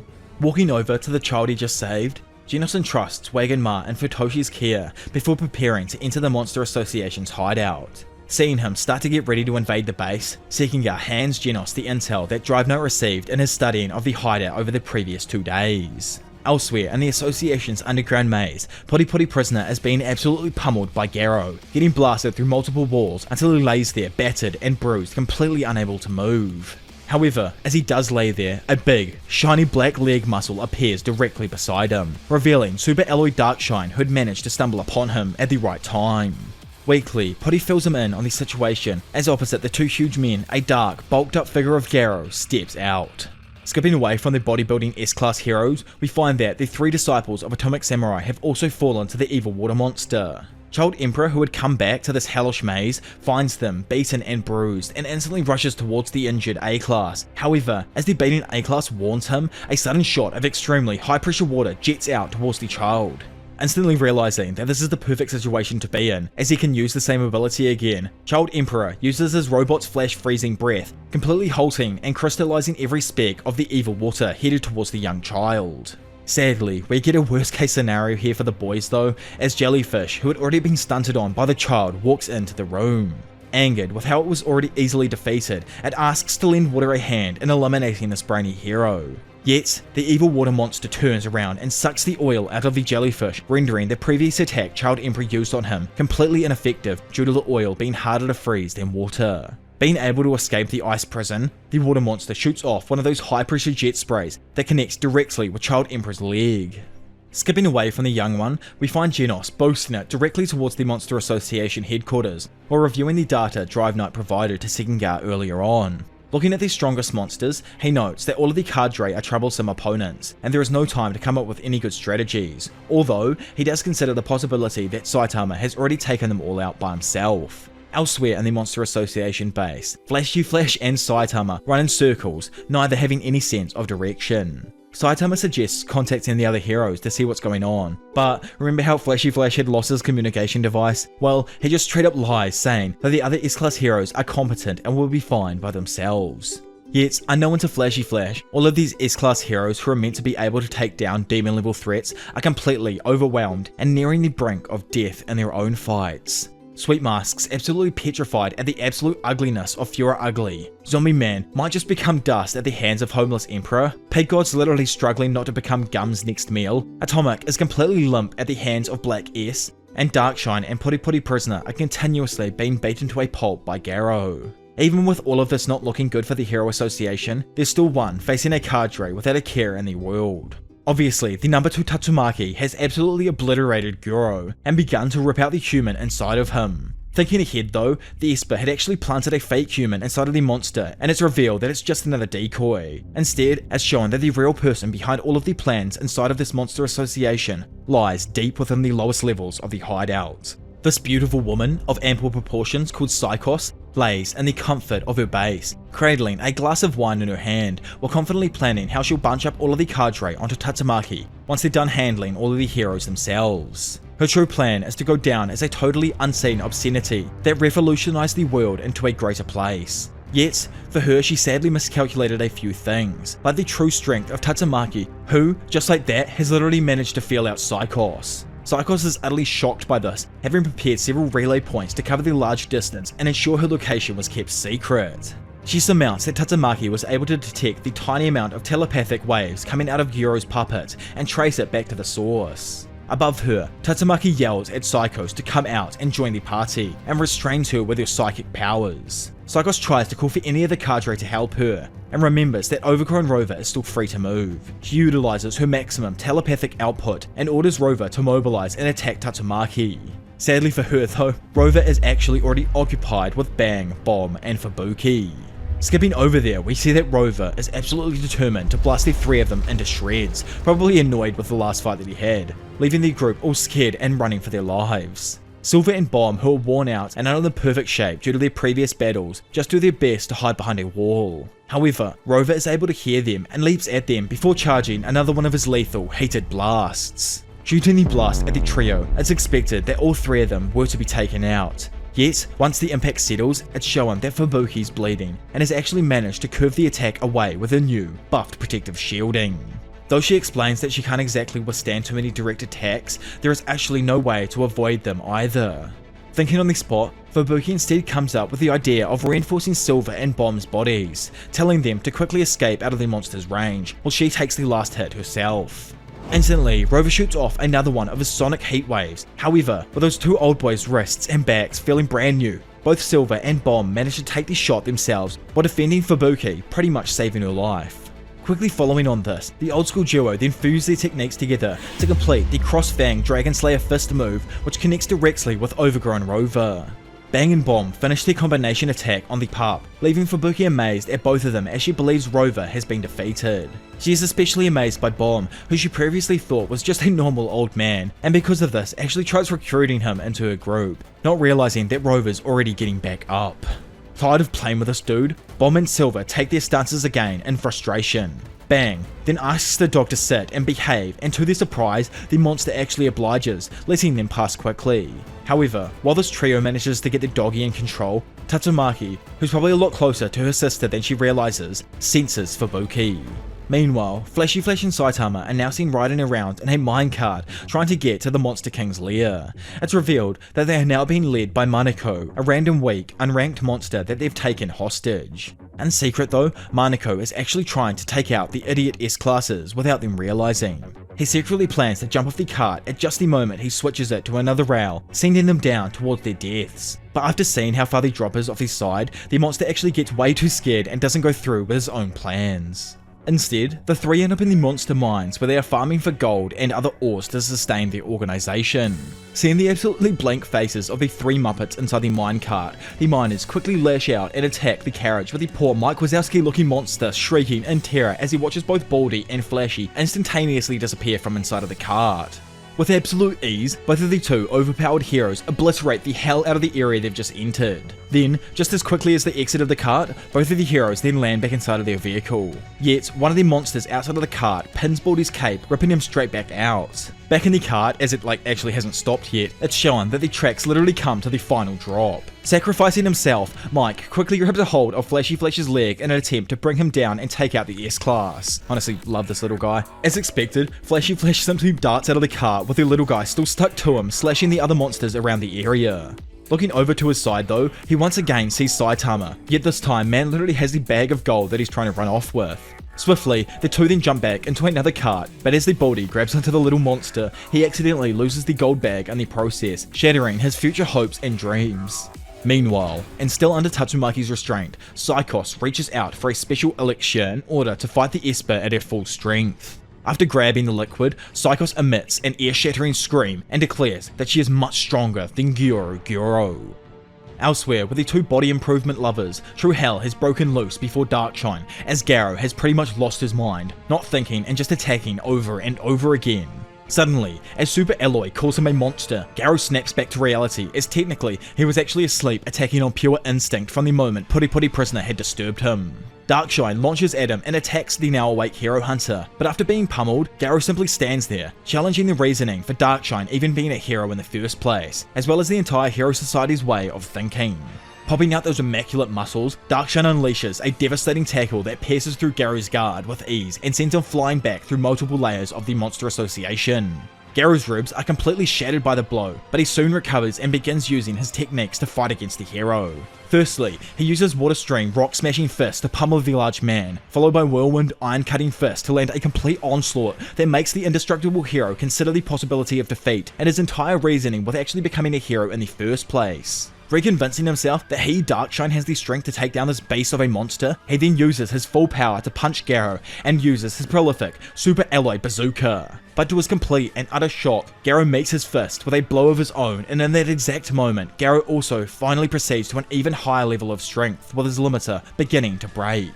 Meanwhile, Saitama, who's absolutely stressing over his damaged cape, is still with Flashy Flash, who just happens to be giving him a lecture on his own skills. Then in that weird mangaka, Murata, One Piece conspiracy combo, eerily, up on the surface, they're not spoken about spiritualist, Genos, worries that his sensei's clothing may have been damaged. I love this series, man. Skipping back down to the Espers below, Psychos and Tatsumaki continue their battle. Tatsumaki grabs Psychos with a psychic restraint and pulls her up. In return, Psychos grabs Tatsumaki and pulls her down, causing the two to rocket towards each other. Psychos smashes through the floor where Saitama, Flashy Flash and Manako are currently cruising and completely collides with them.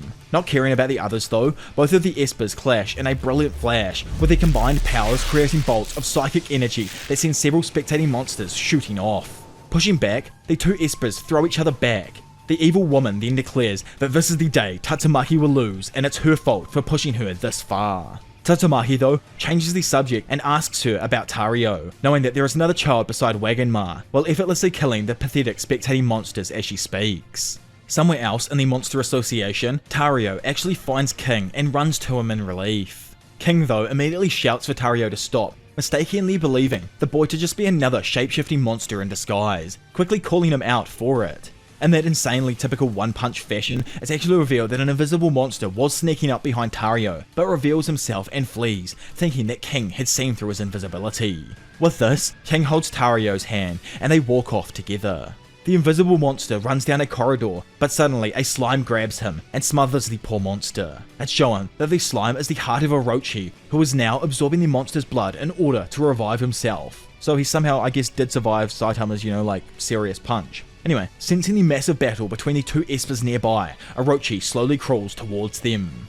Over with the girls, Psychos unleashes a psychic eye blast which Tatsumaki manages to repel. The blast splits apart, destroying a few monsters unfortunate enough to be in its path. Bringing up the question again, Tatsumaki demands Psychos answer her, while she unleashes a telekinetic punch, which staggers the leader of the Monster Association, allowing their number 2 hero to subdue her.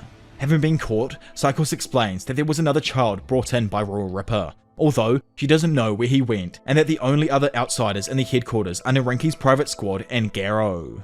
As Tatsumaki interrogates Psychos, they are interrupted by Sweet Mask, who informs them of the deaths of their mercenary squad by his hand after they changed into enemy monsters. After hearing this, Tatsumaki berates the hero for his actions and inability to handle his opponent in those kind of situations. Suddenly, the fight is interrupted by Orochi, who then shows up on the block and begins absorbing many monsters who had gathered around before releasing a large-scale attack on Tatsumaki with his multiple dragon heads. This enables Saikos to break free from Tatsumaki's control, as she is obviously getting attacked by someone else right now, and after escaping, she commands Orochi to join her, so that his tremendous energy can amplify her psychokinesis, and with this increased power, they can surely win.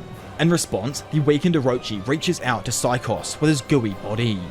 Very calmly, Tatsumaki watches as Saikos plops into Orochi's ingesting body. She thinks that she'll easily just be able to rip her back out if needed. Orochi then merges with Saikos, only to reveal that he fully plans to take control of her instead. After a mental battle between the two, Saikos takes control of the merger and starts to fight Tatsumaki. Although Orochi reveals that he still has a level of control at times, as shown when Saikos' face deteriorates into a mass of flesh resembling his own. Orochi's dragons down below fire another round of energy blasts, although Tatsumaki easily kills them. Tatsumaki and the two villains clash, the bolts of energy destroying more of the headquarters. While fighting, the hero notes how much more difficult maintaining her barrier has become, and the fusion increases the gravity around Tatsumaki. Although, the hero proclaims gravity manipulation will have no effect on her, as she feels an increased pressure within her barrier. From the fused body, a larger, white form of psychosis with long, flowing hair emerges, cupping the hero's barrier in her hands. Saikos explains how she switched the inside of the barrier with the outside, corrupting it. Tatsumaki realizes that she can't disable the barrier, and Saikos gleefully remarks that the energy she's pouring into the barrier combined with Tatsumaki's own energy output will keep increasing the internal pressure, but also knows that if she releases the barrier, she'll be crushed by the overwhelming gravity. Saikos declares Tatsumaki's flesh and blood won't go to waste, and the female hero begins to bleed from her head and many different parts of her body due to the tremendous strain being put on her. Meanwhile, the funky duo Flash and Baldy are trying to escape this all-ingesting sticky stuff that's following after them through the association. A string of Orochi's blubber jumps out and tries getting Saitama, only to slip off that shiny scalp of his. Somehow, this ends up offending our Baldy, who throws a fat punch straight at the monster cells, destroying a bunch of them and shaking the whole place. However, as this actually happens, Saikos shouts in pain, releasing Tatsumaki from her grasp. She notes that a large portion of cells was suddenly eliminated, having been obliterated by Saitama's punch, but also wonders what that slippery feeling was, just before being destroyed. King informs the other heroes that he's just secured Tario, and he's heading towards the surface. Tatsumaki, complimenting King's skills, declares that with the child's safety secured, she no longer needs to hold back and prepares to fight Saikos and Orochi with her full power. Deep inside the association, Garou continues his beatdown on Super Alloy Darkshine. He slips past a punch from Darkshine and delivers a strike that forces the hero to drop down coughing. Standing above the S-Class, Garou taunts Darkshine, who looks at him in complete fear. It's explained that when he was a child, Darkshine was a frail weakling, unable to participate in sports and other physical activities. His frailty left him unable to build any form of self-confidence. On his 15th birthday though, his parents gave him a set of 3kg dumbbells. Then, from that day onwards, he lifted every single day, gradually increasing the weight until the amount he could lift was immeasurable. His progress through this built up his confidence to the point he eventually joined the Hero Association and continued his search for an opponent who could push him to his limits. As Garou continues his assault though, Darkshine realizes that he was never looking for a real fighter. Rather, he sought a fight that could give him a satisfying victory. The instant the thought of injury flashes through Darkshine's head, the most powerful fear he had long forgotten begins to grow and overwhelm him completely, crowding his thoughts. Darting forth, Garou kicks him in the stomach and pins him to the ground with a follow-up kick to the chin. He moves to strike at Darkshine's ears, but pulls back when the hero yelps in fear. Standing above the cowering hero now, Garou judges his assault to be akin to bullying, a pathetic evil compared to what he aims to become in the future. Suddenly, Garou's joints start cracking and the dark marks on his body crawl towards his face. Then even more randomly, psychic barriers are created by Tatsumaki that surround Darkshine and pull him up as the ceiling of the room collapses in, leaving Garou on the ground amidst the falling rubble. Tatsumaki then drags the entire Monster Association headquarters to the surface. She simultaneously creates protective barriers around the entire strike team, except for Flashy Flash, who lost his locator, and Zombie Man, whose clothes were destroyed by Homeless Emperor. The barrier around Pig God is broken by Gums, while Ian breaks his own to rescue the unconscious members of Narinki's private squad. The intense energy coming off her vibrates through the whole area, literally cracking the surface of the planet as Tatsumaki fully tears the association out of the ground. King and Tario are able to reach the surface unharmed and are found by Genos, who incinerates a large portion of Orochi's mass around them. The three then spectate the ongoing battle in the skies. Up there, Tatsumaki and Psychos both emerge from the top of the Surface Monster Association base, ready to continue their battle.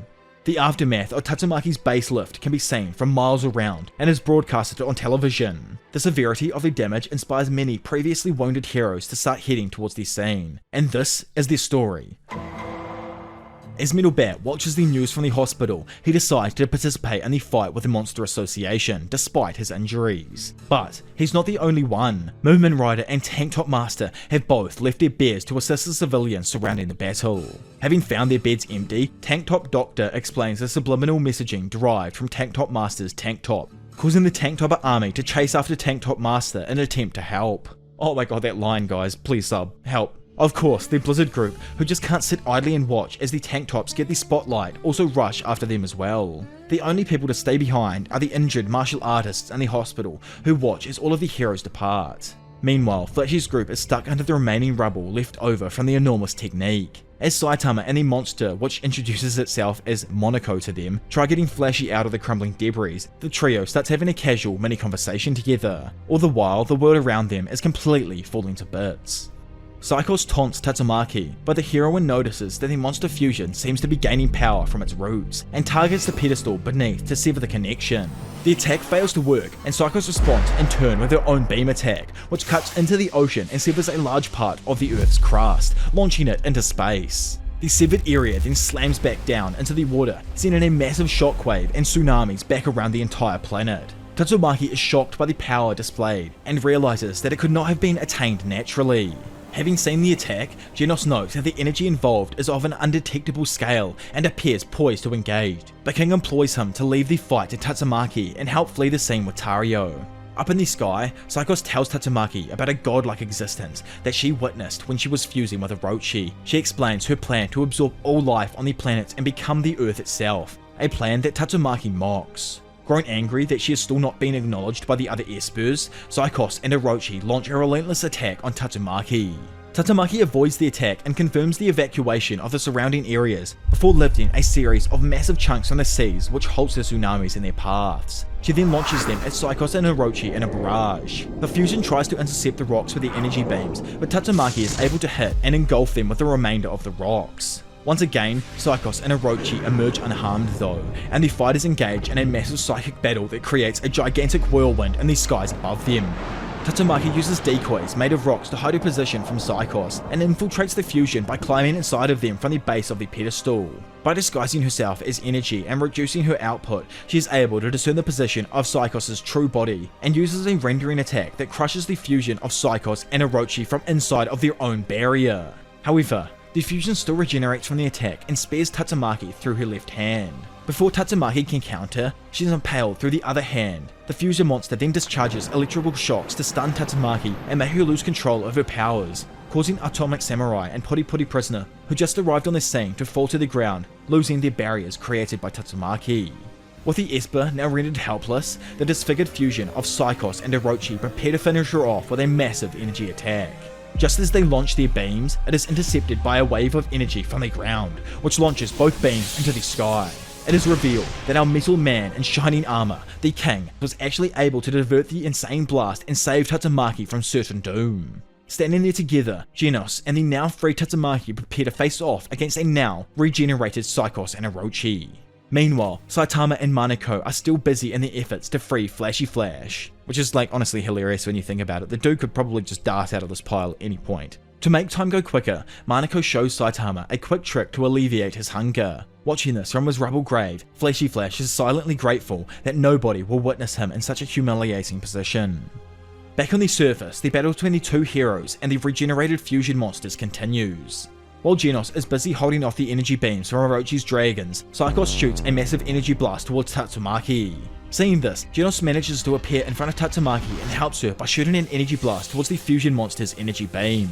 As both of their respective energy attacks clash, Garou tells Tatsumaki to hurry up and pull all the heroes out of the Monster Association headquarters while he pushes through the energy beam from Psychos. As Genos has a brief clash with the fusion monster, he manages to negate one of their energy attacks, but is immobilized and seemingly in no longer fighting condition. However, Tatsumaki was successfully able to pull all of the heroes from the tower. Psychos then shoots another energy beam in an attempt to finish them off, but Tatsumaki, now somewhat free, stops the energy beam while holding her fellow hero. She then deflects the attack away and starts asking Psychos a question regarding her sister Fubuki, which absolutely terrifies the merged monster.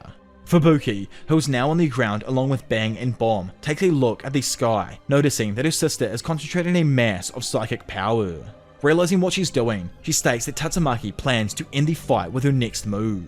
Floating opposite her, Psychos is impressed by Tatsumaki's increasing power, shortly before suddenly being twisted by her along with the entirety of the Monster Association's headquarters. As blood from the twisted fusion of Psychos and Orochi drips into the underground, we see that Atomic Samurai is back up and now looking for his disciples. Child Emperor is trying to communicate with Zombie Man, but there is no signal of where he is, only the locator beacon.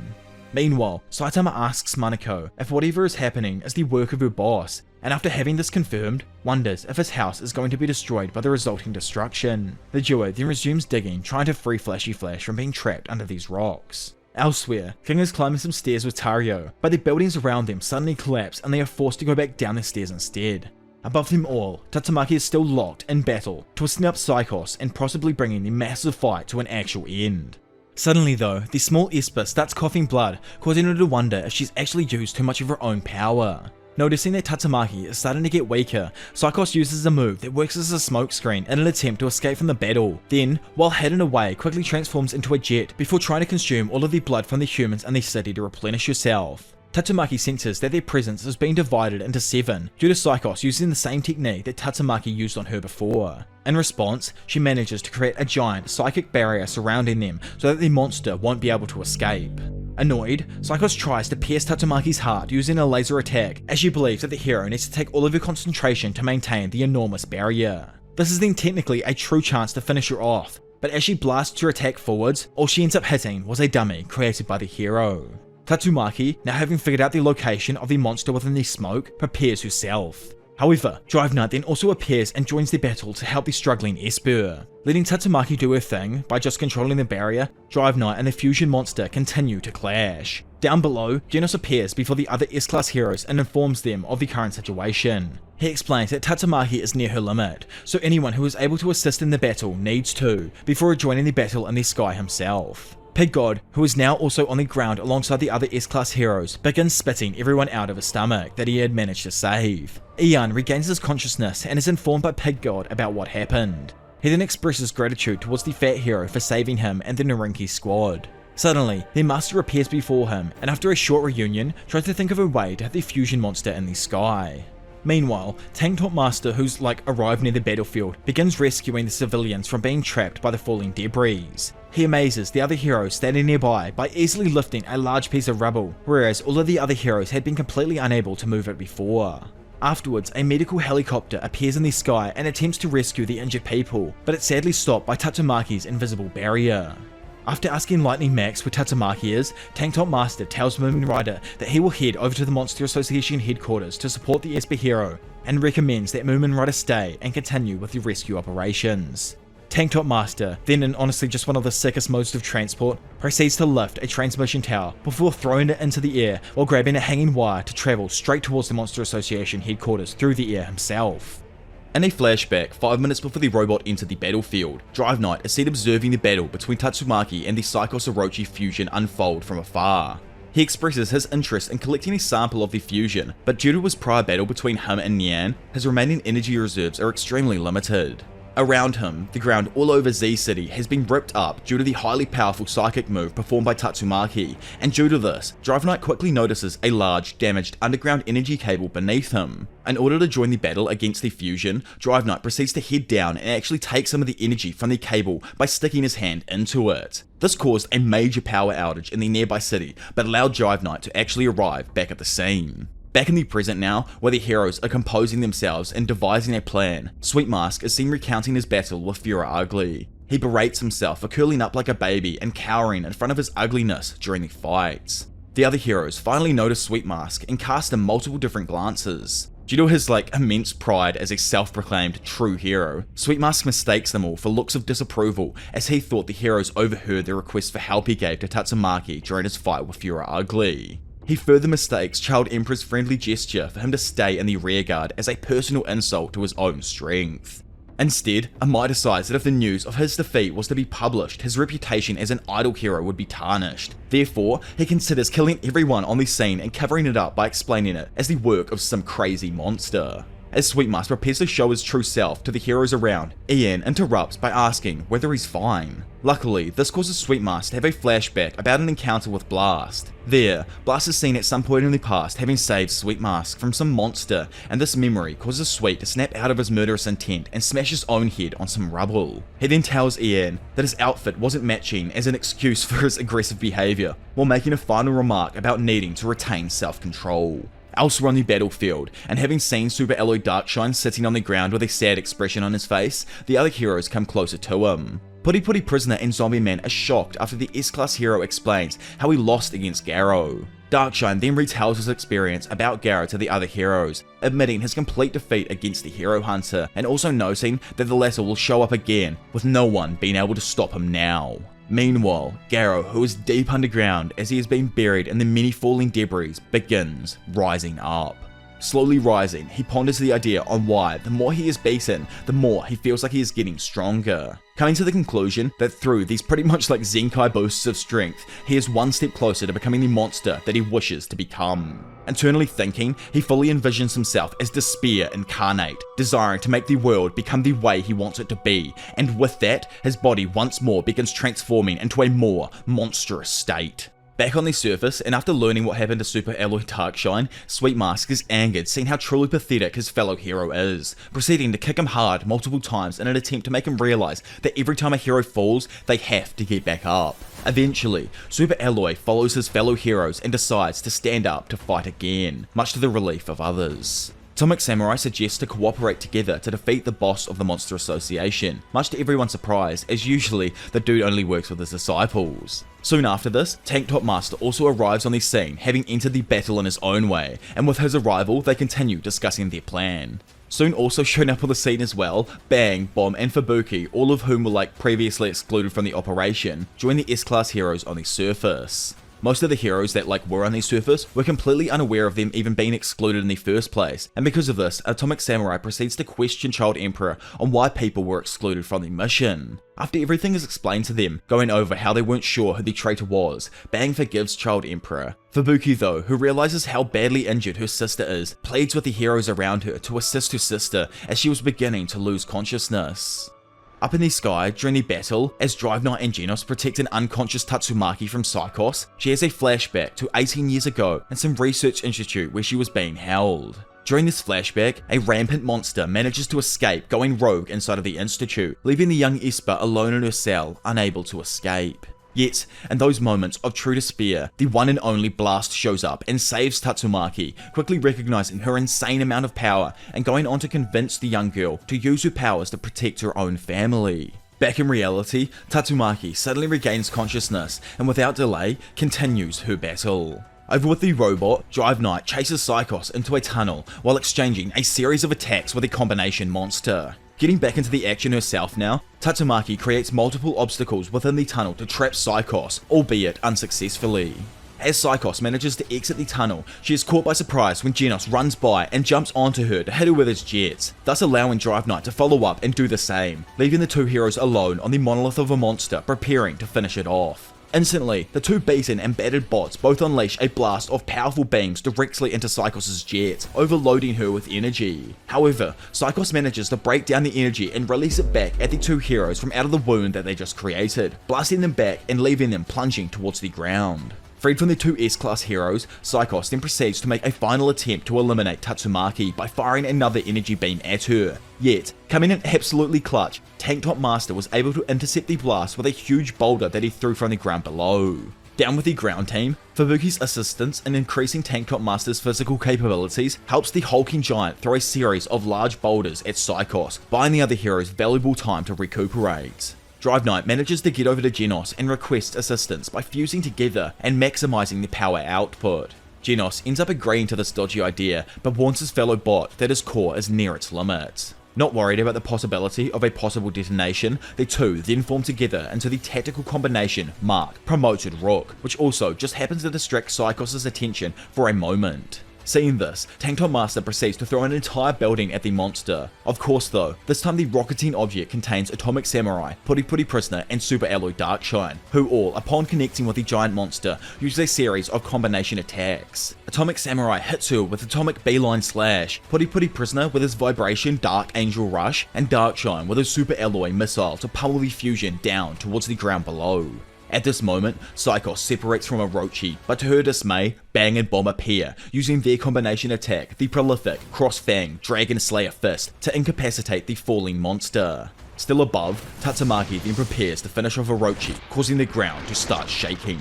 Meanwhile, and down below still, Flashy Flash states that his arm is stuck under something heavy, to which Saitama discovers a cube-like object resembling the one Blast held during the previous flashback with Tatsumaki. Before Flashy Flash could pull his arm out from underneath this thing, the ground in front of them is suddenly pulled out by Tatsumaki, effectively breaking Flashy Flash's katana insta-kill in the process, which was also stuck in the rubble. Above them, Tatsumaki charges up the spire she just crafted with psychic energy as she redirects it towards Orochi, ready to deliver the final blow. Seeing the mass quickly approaching, Manako, remember the little monster? Well, he attempts to escape using the hole created where Flashy Flash's arm was stuck in, but the three quickly notice something mysterious dwelling there. Weirdly, they see a large humanoid creature crouched in a fetal position, resembling something they call God. Now above them, a scattering of stars spread around the figure, implying that the three are now observing past the fabric of reality and towards somewhere deep within the universe. Now I'm going to cut myself off for 1 second here everyone, just to say subscribe and leave a like on this video and help push me towards 200k, because oh my god, this is just an insane, absolutely huge video that I've put so much time into. Murata and 1 are absolute pure goats, and I can't wait to see what season 3 with Mappa is going to look like. I really hope that they somehow get some freelance artists like the ones from season 1. That would be so amazing to have a bunch of these season 1 freelance artists come back and do some stuff with season 3 in the main fights and everything. Oh my god, I'm just creaming over the idea of it right now. But anyway, back with the series trio of slightly incapable heroes, Saitama, Flashy Flash, and the monster Manako. Well, as they all peer into that mysterious hole, are unable to see anything. Multiple lightings generated by the monster also don't function, as apparently entities within this hole do not interact with most electromagnetic waves. Suddenly, a voice appears in the head of the three, probably God, and offers to bestow powers upon the three of them. Coming in out of absolutely nowhere though, Blast intervenes by appearing through a wormhole and explaining to the three that due to their physical contact with the mysterious cube, they are able to talk to him, which is probably a god of some sort like I just said before, and that Blast has been collecting these cubes as a hobby. The voice then reveals Blast's true identity to the three, which causes Flashy Flash to test the purported hero's strength, attacking him, but Blast easily dodges Flashy's flashy kicks, thus cementing his identity as the top-ranked hero. As they talk, Blast then decides to take the three to the surface via generating another wormhole. Meanwhile, Child Emperor, Zombie Man, and Sweet Mask stay in the rearguard during the battle against Psychos and Orochi. Child Emperor berates himself for not being an effective leader, and offers Zombie Man to take up the role. Sweet Mask, on the other hand, refers to Zombie Man as a pseudo monster and refuses to put trust in him, which is actually so big coming from what I assume to be a fox in sheep's clothing, obviously. But anyways, just as Zombie Man is reassuring Child Emperor of his capabilities, Homeless Emperor reappears from the ground and attacks the rearguard heroes. During the unexpected assault, Amai manages to dodge the energy spheres, but Zombie Man's body is once again torn apart as he blocks the shots for Child Emperor. Back above them, Tatsumaki launches the energy spear at Orochi and shreds the monster to complete pieces. The spear itself though continues drilling into the ground until it finally stops near a mysterious altar. Elsewhere, both King and Tario are seen running before encountering a physical anomaly, with the space in front of them appearing somewhat distorted. Metal Bat, who's also running, sees the anomaly in front of them, which also prevents him from recognizing King and Tario, who are opposite him. Suddenly, Pineapple, Mohican, and Fubat Lifatoshi come out of the supposed anomaly between them. Confused, it's later revealed by the food battler that this anomaly acts as a quantum stealth shield that covers a tank. Wagamma comes out of the tank and hugs Tario upon seeing him, with Tario also expressing relief as Wagamma is safe too. Wagamma then asks Tario about if Child Emperor saved him, but he declines and says that it was King and the uncle, of course referring to Garou who saved him as well. Hearing that Child Emperor might be in more danger, Wagamma urgently asks King and Metalbat to save him. Standing there, Metalbat internally questions if Wagamma has really changed his attitude, and the latter, who's still talking, says that his dad will pay for the medical bills if anyone's hurt, much to Metalbat's relief. Sekinga then shows up, hopping out of the tank, and tells both of them not to be insecure over the power gap, instead ordering the lower ranked heroes to guard the two kids. Sekinga also tells Metalbat and King to stand by in an area where they can keep track of the battle. Metalbat, who is surprised that the Hero Association has someone like Sekinga, actually obeys him. After listening to what Sekinga has to say, King expresses disappointment that he couldn't be of much help when he attracted the Elder Centipede, who mistakenly took him for a strong opponent, but assures himself that Saitama will surely show up soon. Tario asks King to save the uncle, but King questions who this person is that Tario keeps referring to, wondering if he is also a hero. Tario replies that he doesn't know who the uncle really is, but just tells King not to bully him if the hero does find him. Metalbat then fashions up a slingshot, and the two S-Class heroes get onto it with both Tario and Wagamma telling them good luck before Sekinga lasers the rope, instantly flinging their duo into the air before crashing down elsewhere outside a batting cage.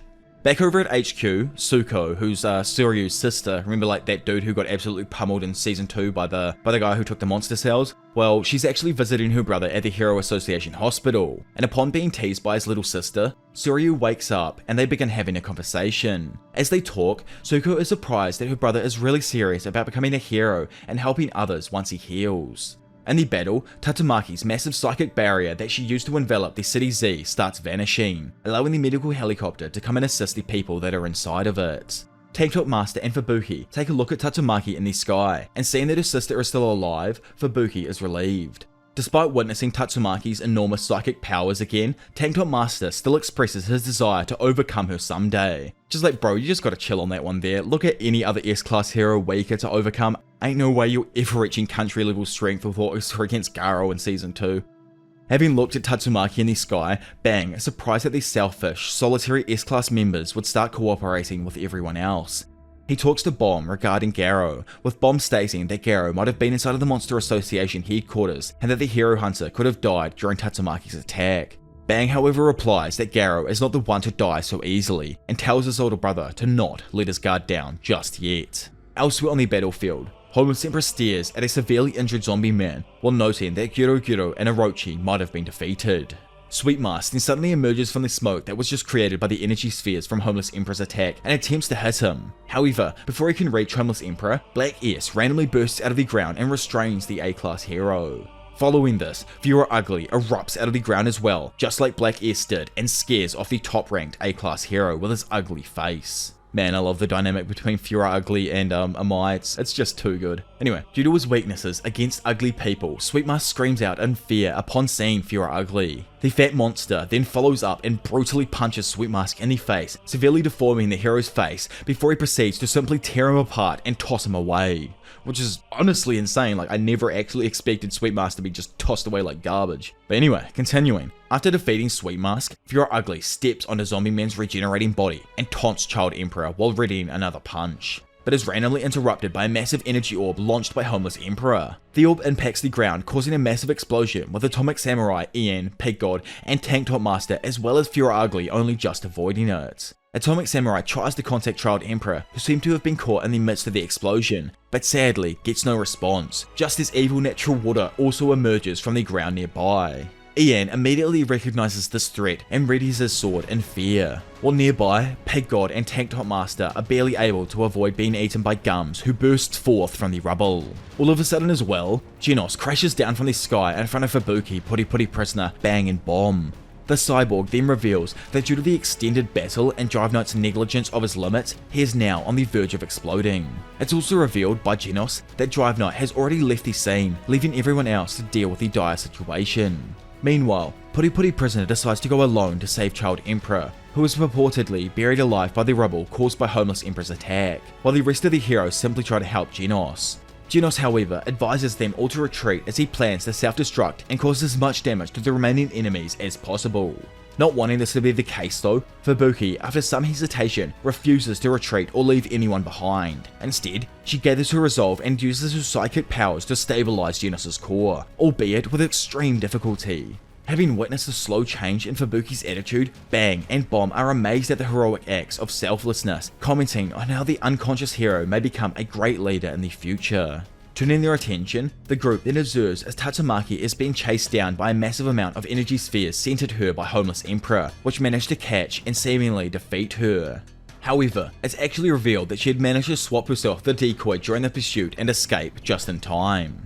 The real Tatsumaki though, waning from her injuries, appears before the remaining heroes of the ground team, and once seeing her sister, becomes furious at seeing her injuries. However, Fubuki is able to quickly get the crazed Esper to chill out. Seeing that Tatsumaki is heavily injured and weakened herself, Fubuki tries to stop her from returning to battle, but despite her efforts to convince her, Tatsumaki states that Fubuki has indeed grown, yet decides to still leave and fight the remaining monsters. As Fubuki is left in tears after failing to stop her sister, Genos reassures her by telling her that he will assist Tatsumaki in this final showdown. Realizing that Genos is about to leave and believing him to be reckless, Bang too decides to accompany the cyborg and aid the Esper, telling Bomb to take care of Fubuki and inform him if he spots Garou. Suddenly, and out of nowhere, the Council of Swordmasters and Spring Mustachio, the A-class hero, then arrive on the battlefield and notify everyone that they are here to help assist the heroes against the remaining monsters. Elsewhere in the battle, Tank Top Master is seen in his fight against Gums as he struggles to not let it chomp down on him, until Pig God luckily manages to show up and save him, tackling the monster so that it spits him out. He then witnesses Fiora Ugly take a member of the Naranki's private squad hostage before tearing his arm off. Seeing him distracted, Gums takes the opportunity to try and eat Tank Top Master again, this time chomping down on him more successfully than before. Tatsumaki temporarily distracts Fiora Ugly by stopping the monster from ending the Naranki squad member's life. Tank Top Master is then also once again rescued by Pig God, who tackles the gluttony monster for a second time. Having been saved, Tank Top Master then watches as Pig God puts the Naranki squad and Bushy Drill into his mouth to prevent any more hostages being taken by the enemy monsters, then goes to throw him at the enemies. Before launching Pig God, Tank Top Master tells him to pass on a message to Moomin Rider that the heroes will win this fight. Nearby, Fiora Ugly slowly manages to break free from Tatsumaki's restraints and knocks her back. Seeing this, Tank Top Master rushes forward and uses his Tank Top Tackle, only to be met by a powerful punch from the monster that shatters both of his forearms. Feeling powerless against the monsters in front of him, he tries to reassure himself that his Tank Top is utterly invincible, shortly before being mercilessly brutalized and left in a bloody mess, and then ultimately being taken by Gums. Fiora Ugly then sets his eyes on and approaches Tatsumaki, who is lying on a nearby rock, heavily injured and weakened. Elsewhere, and near the edge of the battlefield, a group of heroes are seen evacuating the injured civilians in Z City, when all of a sudden, Pig God is shown to approach them from the air after being launched by Tank Top Master. He then begins spitting out the numerous members of the Naranki's private squad, along with Bushy Drill and Okamatachi from his mouth, and informs the rescue team that one of them is badly injured and needs to be treated. Moomin Rider approaches Pig God and asks him about the situation of the battle, to which the big guy tells him that Tank Top Master has shown up and that it's thanks to the latter that the heroes have a chance to overcome the situation. Obviously not realizing what just happened to him. Pig God then further informs Moomin Rider and some members of the Tank Top army that Tank Top Master is still fighting their remaining high-ranked monster, and passes a message from their master to them. After receiving the message from him, they are all unanimously encouraged and continue the rescue operation more enthusiastically. Back on the battlefield, as Fiora Ugly is about to get his hands on Tatsumaki, Bang arrives at the scene and pierces through Gums with a kick, managing to save Tank Top Master from the acid in its stomach, with Genos instantly following up by incinerating the inside of the being. Noticing that Gums was being attacked, Fiora Ugly quickly switches his focus onto Bang and tries to attack him with his face-carving punch. However, Bang skillfully uses his leg to deflect Fiora Ugly's punch straight back at him, knocking the ugly monster back, before then going over to check Tank Top Master's condition and state that the hero's heart has stopped beating. While Genos is about to defibrillate the hero, Bang grabs his tank top and snaps it back onto his body. This magically acts as some sort of defibrillator as well, restarting his heart and reviving him through what Tank Top Master calls the Tank Top Magic. After Bang and Genos then have a quick check over Tank Top Master, Fiora Ugly gets back on his feet, and Gums, who managed to heal himself, sneaks around and grabs the cyborg by surprise, entrapping him within his jaws. Despite Bang warning Fury Ugly that his Water Stream Rock Smashing Fist is the ultimate defense against any attack and doesn't recommend that the monster try to attack him, Fury Ugly still attempts to attack Bang with an even more powerful punch than before. As Fury Ugly throws his Dignity Caving Punch at Bang, the martial artist once again manages to redirect his punch towards Gums and then retaliates against Fury Ugly by unleashing a flurry of strikes to push the ugly monster back.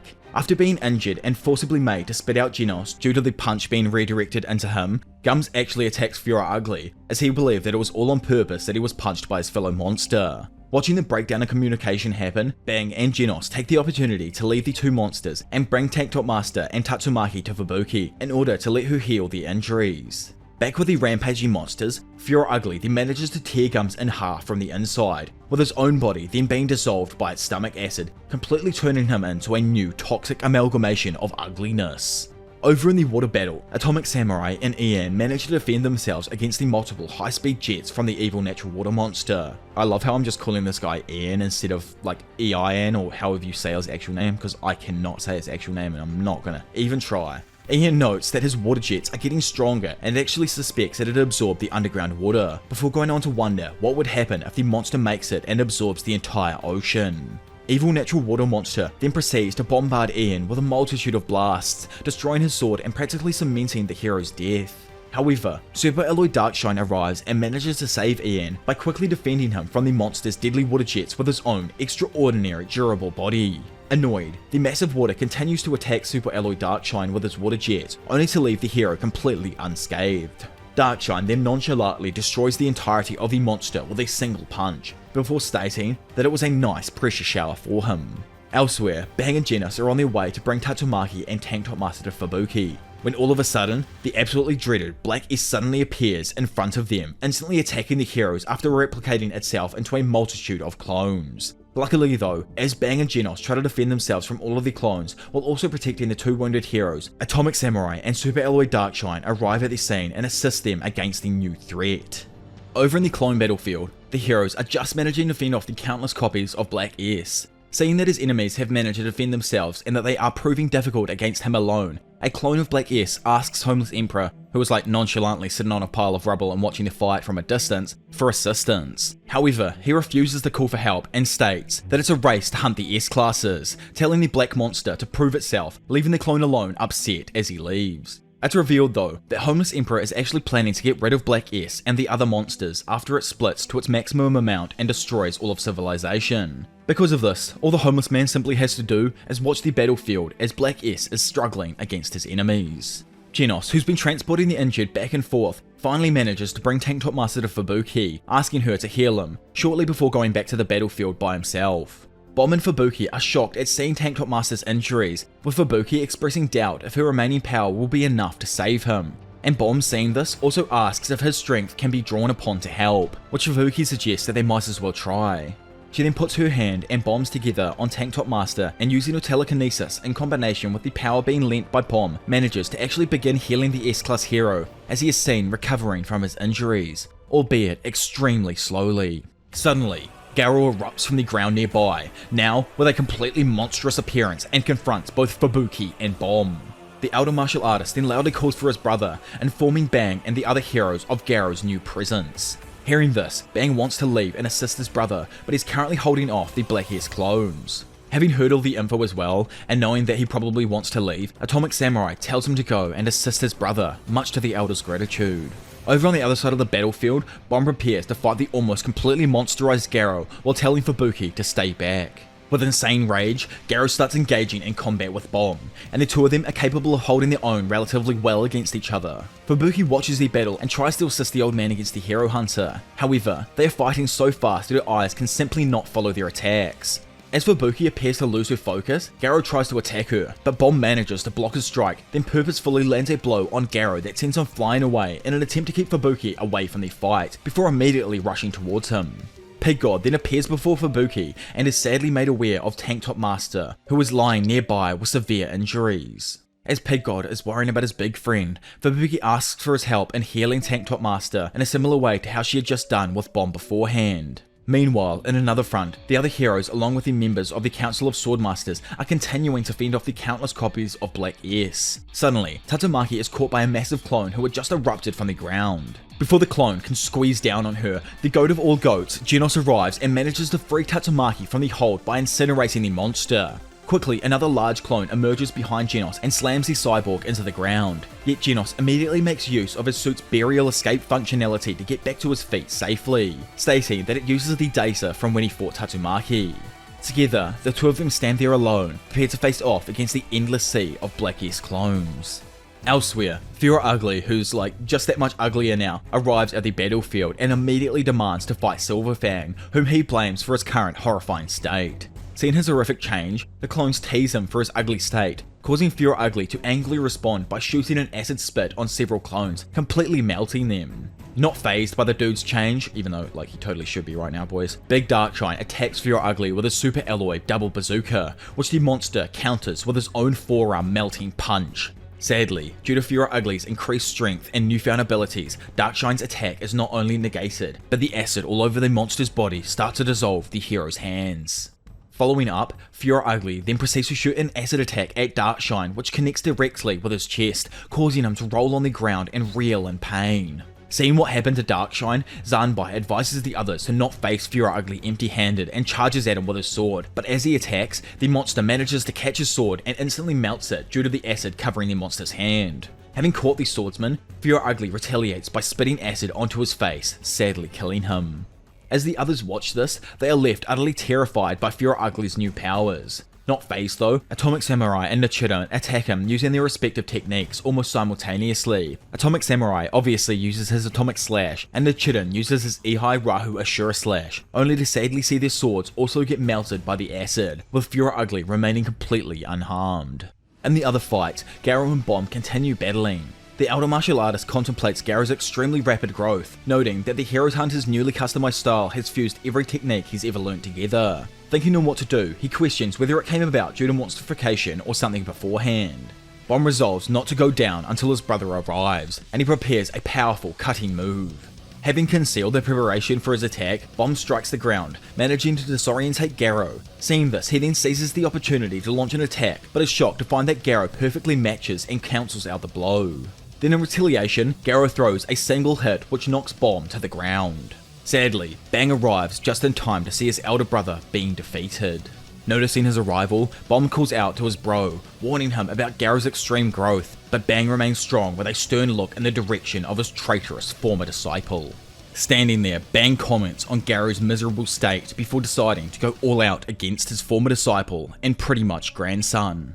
In a flash, they begin engaging in combat, with the two of them extremely capable of fighting against each other. Yet even still, with the pure intensity of the fight, Garou manages to make his former master bleed after a brief clash, causing Bang to remark that he is now much more worthy of teaching than before. Over in the other fight, and after failing to harm Fear Ugly with their respective attacks, the monster throws his full body melting punch towards Atomic Samurai and Nichiren in an attempt to eliminate them. As Spring Mustachio and Ian rush to their master's defenses, Amahade sacrifices himself for all of the others by rushing towards and kicking both Atomic Samurai and Ian out of the way of the attack, while Nichiren himself shoves his own student out of the way. Amahide is instantly vaporized by the acidic punch from Fear Ugly, and Nichiren is mortally wounded, being dissolved from the waist down. Laying there on the verge of death, Nichiren activates his mythical pearl to pull out the legendary Sunblade and give it to Atomic Samurai, entrusting him to rebuild it in the future and find the Moonblade. Nichiren then turns to Spring Mustachio and tells him to follow his own path before passing out, much to the sadness of his student. Meanwhile, Black S tells Fear Ugly to not consume his clones and threatens to kill him if he dares to not take him seriously. However, the fat monster replies that he actually has a plan for the small man in the future. He will keep all of the Black S clones around as livestock and therefore will continue to consume them if needed. He provokes Black S to oppose him if the latter has problems with his ideal future. His behaviour angers Black S, who noticing that the heroes have been weakened from the constant fighting, starts merging his cells into a new and improved version of himself, the Golden S, an extremely powerful being resulting from merging a large amount of his cells together. Straight after birthing into this new form, Golden S quickly overwhelms Pure Ugly, stating with confidence that the latter's digestive fluids are useless against him, due to him having the anti-corrosive properties of gold now. Which, like, they actually got right this time, unlike with the gold armor with Drive Knight that would actually melt and just be warped after one attack. The main reason for the value of gold is its unparalleled corrosive resistance. Metals such as gold and platinum do not corrode visibly because they are unaffected by oxygen and most other acids. But anyway, as the glob monster himself is slowly getting up after being brutalized by Golden S, he is suddenly attacked by Homeless Emperor, sending multiple energy balls at him. Golden S is surprised that he finally decided to give him a hand, with Homeless Emperor stating that it was because it was unbearable for him to watch any longer. Pure Ugly quickly recovers and gets up, trying to retaliate by spitting acid towards Homeless Emperor. However, he manages to block the acidic attack with his energy spheres and proceeds to bombard the fat monster with consecutive balls of energy. As the massacre comes to an end, Pure Ugly lies defeated on the ground shortly before recovering once again. Realizing that he is utterly outmatched by the other heroes, Pure Ugly slowly leaves Homeless Emperor and Golden S while declaring his revenge on them one day. Golden S though intends to finish him off, but Homeless Emperor manages to persuade him into letting Pure Ugly go, stating that the latter is still currently useful for them. The Golden Ingot then switches his focus onto Super Alloy Darkshine, who is still trembling in fear due to suffering damage from Pure Ugly's digestive fluids. Standing over the hero, he comments about Darkshine's unworthiness for being an S-class hero, shortly before landing a punch directly onto him, which sends the hero flying a considerable distance back towards the swordsman. After leaving his monster partners, Pure Ugly expresses his desire to retaliate against them, and also Bang, who he just, happens to hate as well. With 4 clones of Black S having watched Ugly's rant from a distance, they plan between themselves on how to take him down, until Metal Bat suddenly appears behind the clones, asking them whether or not they know the Hero Hunter's location. Not caring to tell him though, the clones quickly attack Metal Bat in an attempt to kill him, stating that it doesn't matter to a dead man. The hero quickly retaliates against the clones, annihilating all 4 of them with a single swing. Somewhere behind him, King then emerges from a pile of rubble and wonders why he is always left alone. Back with the 3 swordsmen, Homeless Emperor begins to attack using his extreme carpet bombing, sending a massive amount of energy spheres towards them from the sky. Ian and Spring Mustachio manage to defend themselves and Atomic Samurai against the attack by deflecting the energy balls using their sword. Skipping away to somewhere else in this hellish landscape, Genos and Tatsumaki are seen struggling against a large number of Black S clones that are surrounding them. Then skipping off elsewhere, after being saved by his Underdog Man robot and barely surviving an attack by Homeless Emperor by diving into an opening in the rubble, Child Emperor sends Boyfoy a message via his phone. He informs him of the current situation and urgently asks for any kind of assistance against the Monster Association. Noting that the place he's in is completely concealed now because of the previous carpet bombing, Child Emperor estimates that the oxygen in his space will only last for around 10 minutes. So in an attempt to make it last even longer, the big brain holds his breath and hopes for someone to find him via his transmitter. Luckily for him, Puri Puri Prisoner soon comes to his rescue. Back over with the extremely exhausted duo, Genos is sadly having all of his robotic limbs torn off by a few Black S's. Yet still, when he can, the absolute mad lad crawls on the ground carrying the seemingly unconscious Tatsumaki in an attempt to escape from the countless copies of monsters. As everything seems lost, one noise, slowly growing louder and louder, symbolizes the entrance of the planet's strongest man. Walking up the hill in front of them, King then appears with his King engine already fully rumbling.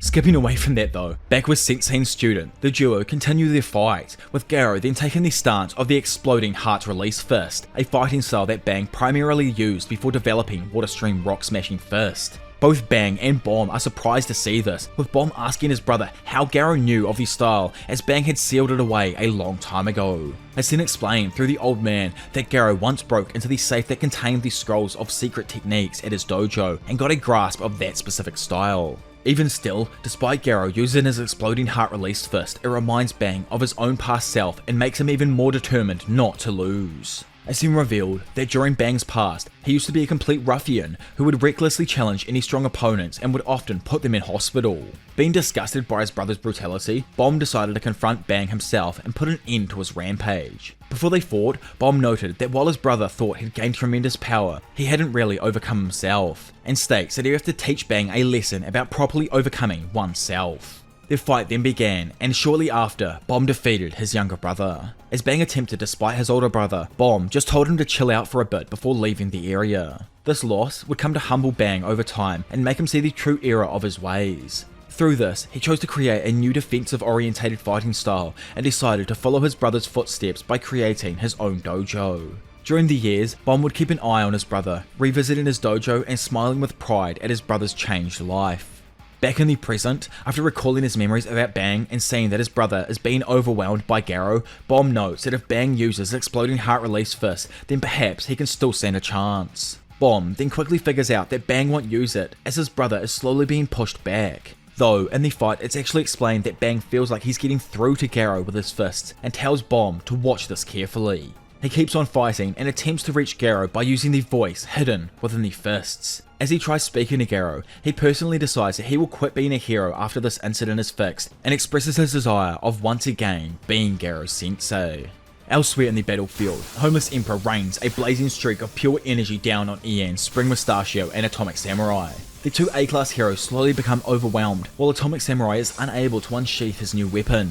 He recalls conversing with Nichiren over how the Sunblade is a telepathic weapon, only unsheathed by those it deems worthy. Thinking internally, Atomic Samurai then reaches an intense level of concentration as his mind becomes as reflective as the surface of water, being able to dispel all of the noise of the explosions happening around him. And in that moment, the Sunblade finally answers his call. Instantly, Atomic has his spirit heavily influenced by the blade and leaps into the air, shredding apart Homeless Emperor's enormous concentration of energy balls. Astonished by this, Homeless Emperor summons a bunch more energy orbs and sends them soaring towards the swordmen, but to no effect as the new power of the Sunblade easily stops them. Just as Atomic Samurai is about to shred the helpless cadre, Golden S appears and blocks the killing blow. The Sunblade is only able to make a small laceration in Golden S's ultra durable frame, but the second the latter attempts to break the blade, it starts curving at impossible angles before somehow managing to cut half of Golden S's right arm clean off. Having shown its power, the Sunblade then sheaths itself, and Atomic, who's extremely worn out, regains control of his spirit. The evil natural water monster then shows up on the block, much to Ian's surprise, who thought the monster was completely eliminated by Super Alloy Darkshine's punch. Just as Golden Sperm and Homeless Emperor prepare to retaliate, a rumbling sound is heard growing louder from behind them. Turns out that it's the big man himself, King, as he makes his way up behind everyone, leaving his enemies stunned by his magnificent appearance. As the monsters get ready to face the lone hero, Metal Bat arrives on the scene and initially intends to help King, but then decides to let King handle them all alone, while Metal Bat himself makes sure to keep any of the Black S clones from getting away.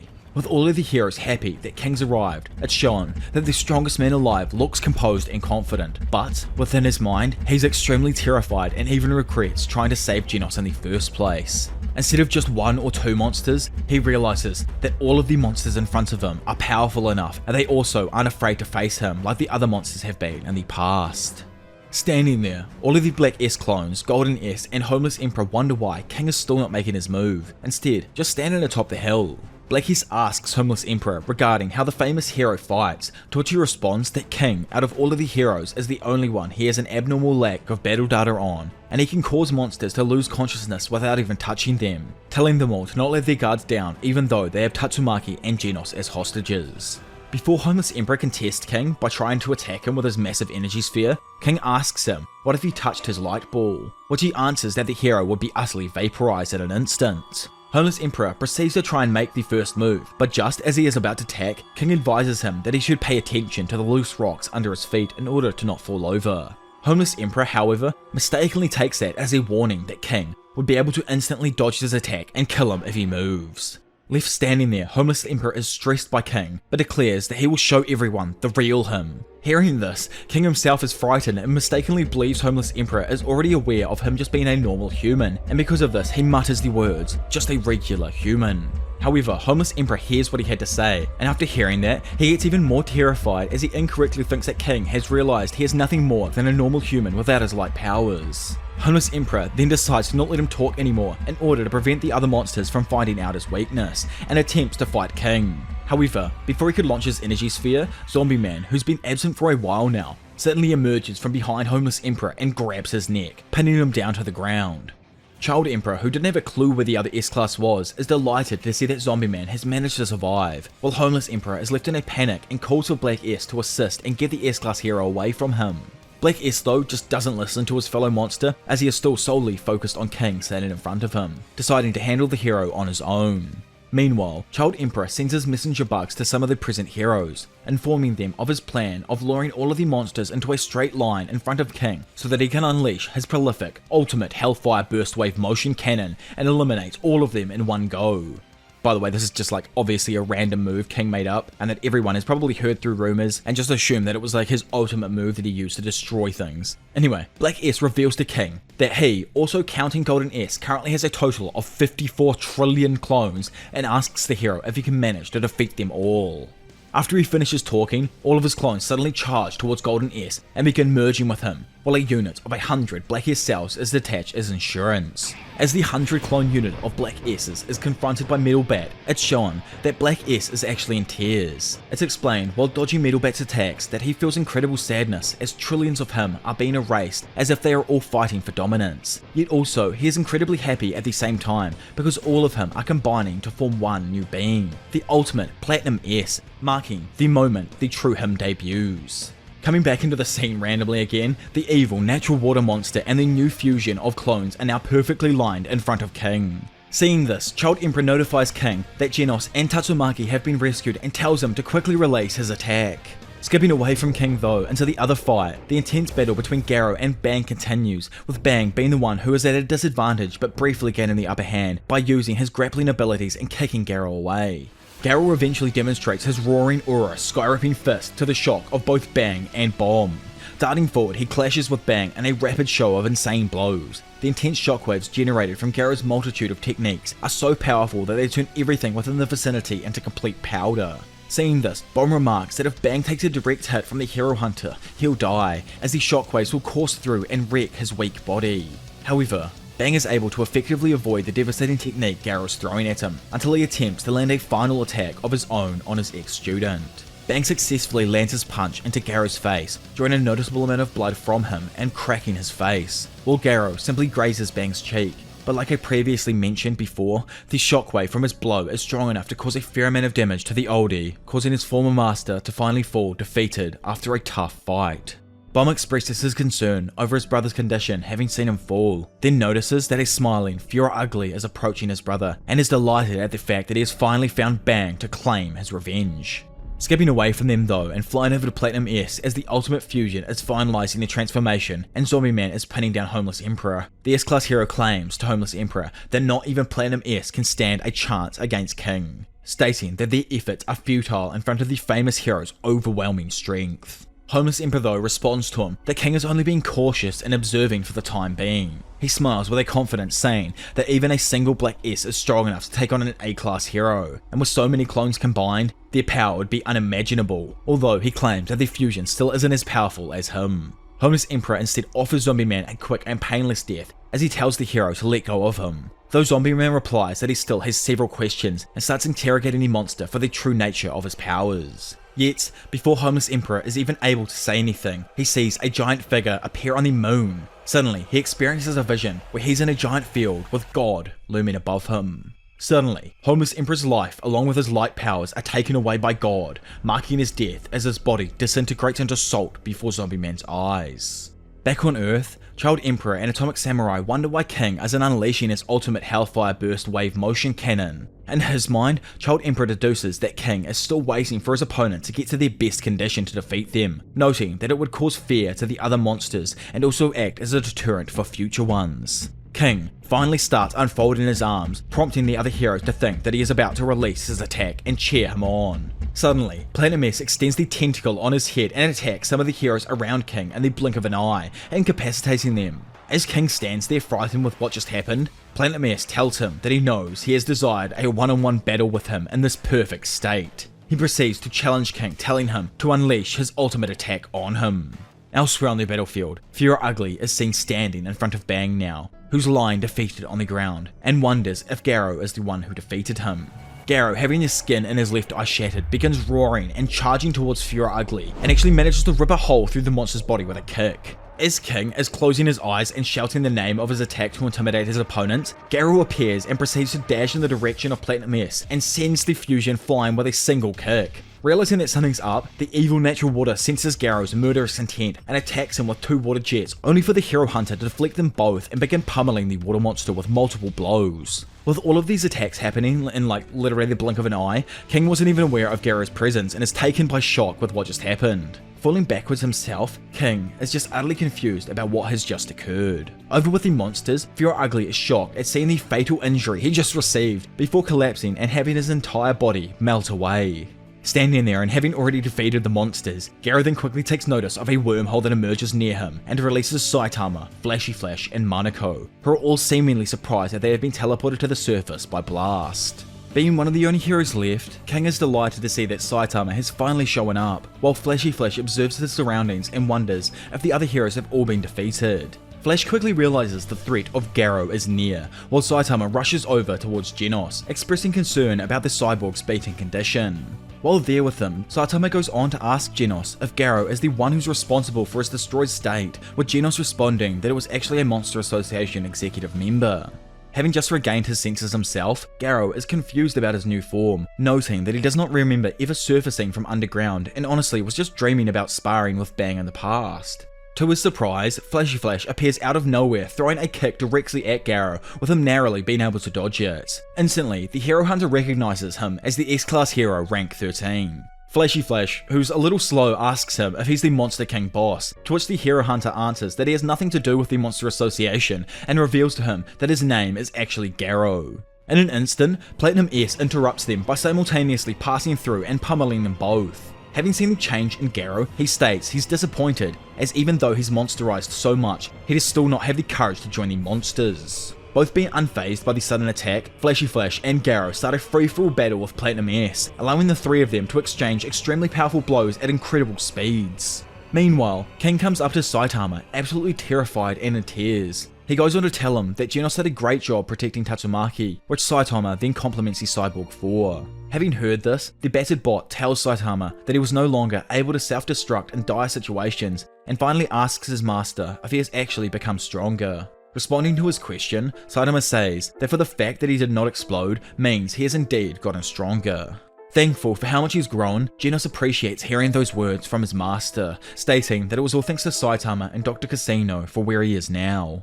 Elsewhere, the battle between Garou, Flashy Flash, and Platinum S generates a geometric structure of light covering the sky due to them moving at unimaginably fast speeds. It's mistakenly believed by most of those who are observing the battle from afar to actually be the work of Tatsumaki and the other Esper, with only a few aware that those are the sparks of the battle between Flashy Flash, Garou, and Platinum S. During the fight, Platinum S suggests Garou team up with him to defeat Flashy Flash, pointing out that the hero's been weakened due to losing his sword. Garou, being Garou though, pretends to agree with him, but as soon as Platinum lets his guard down, he's punched in the face by the hero hunter. Just then, Garou turns it up a notch and begins to showcase his Monster Calamity Godslayer Fist, a fighting style that is a combination of many martial arts he has learned throughout battles, which, as he uses it against his two foes, manages to overwhelm both Flashy Flash and Platinum S.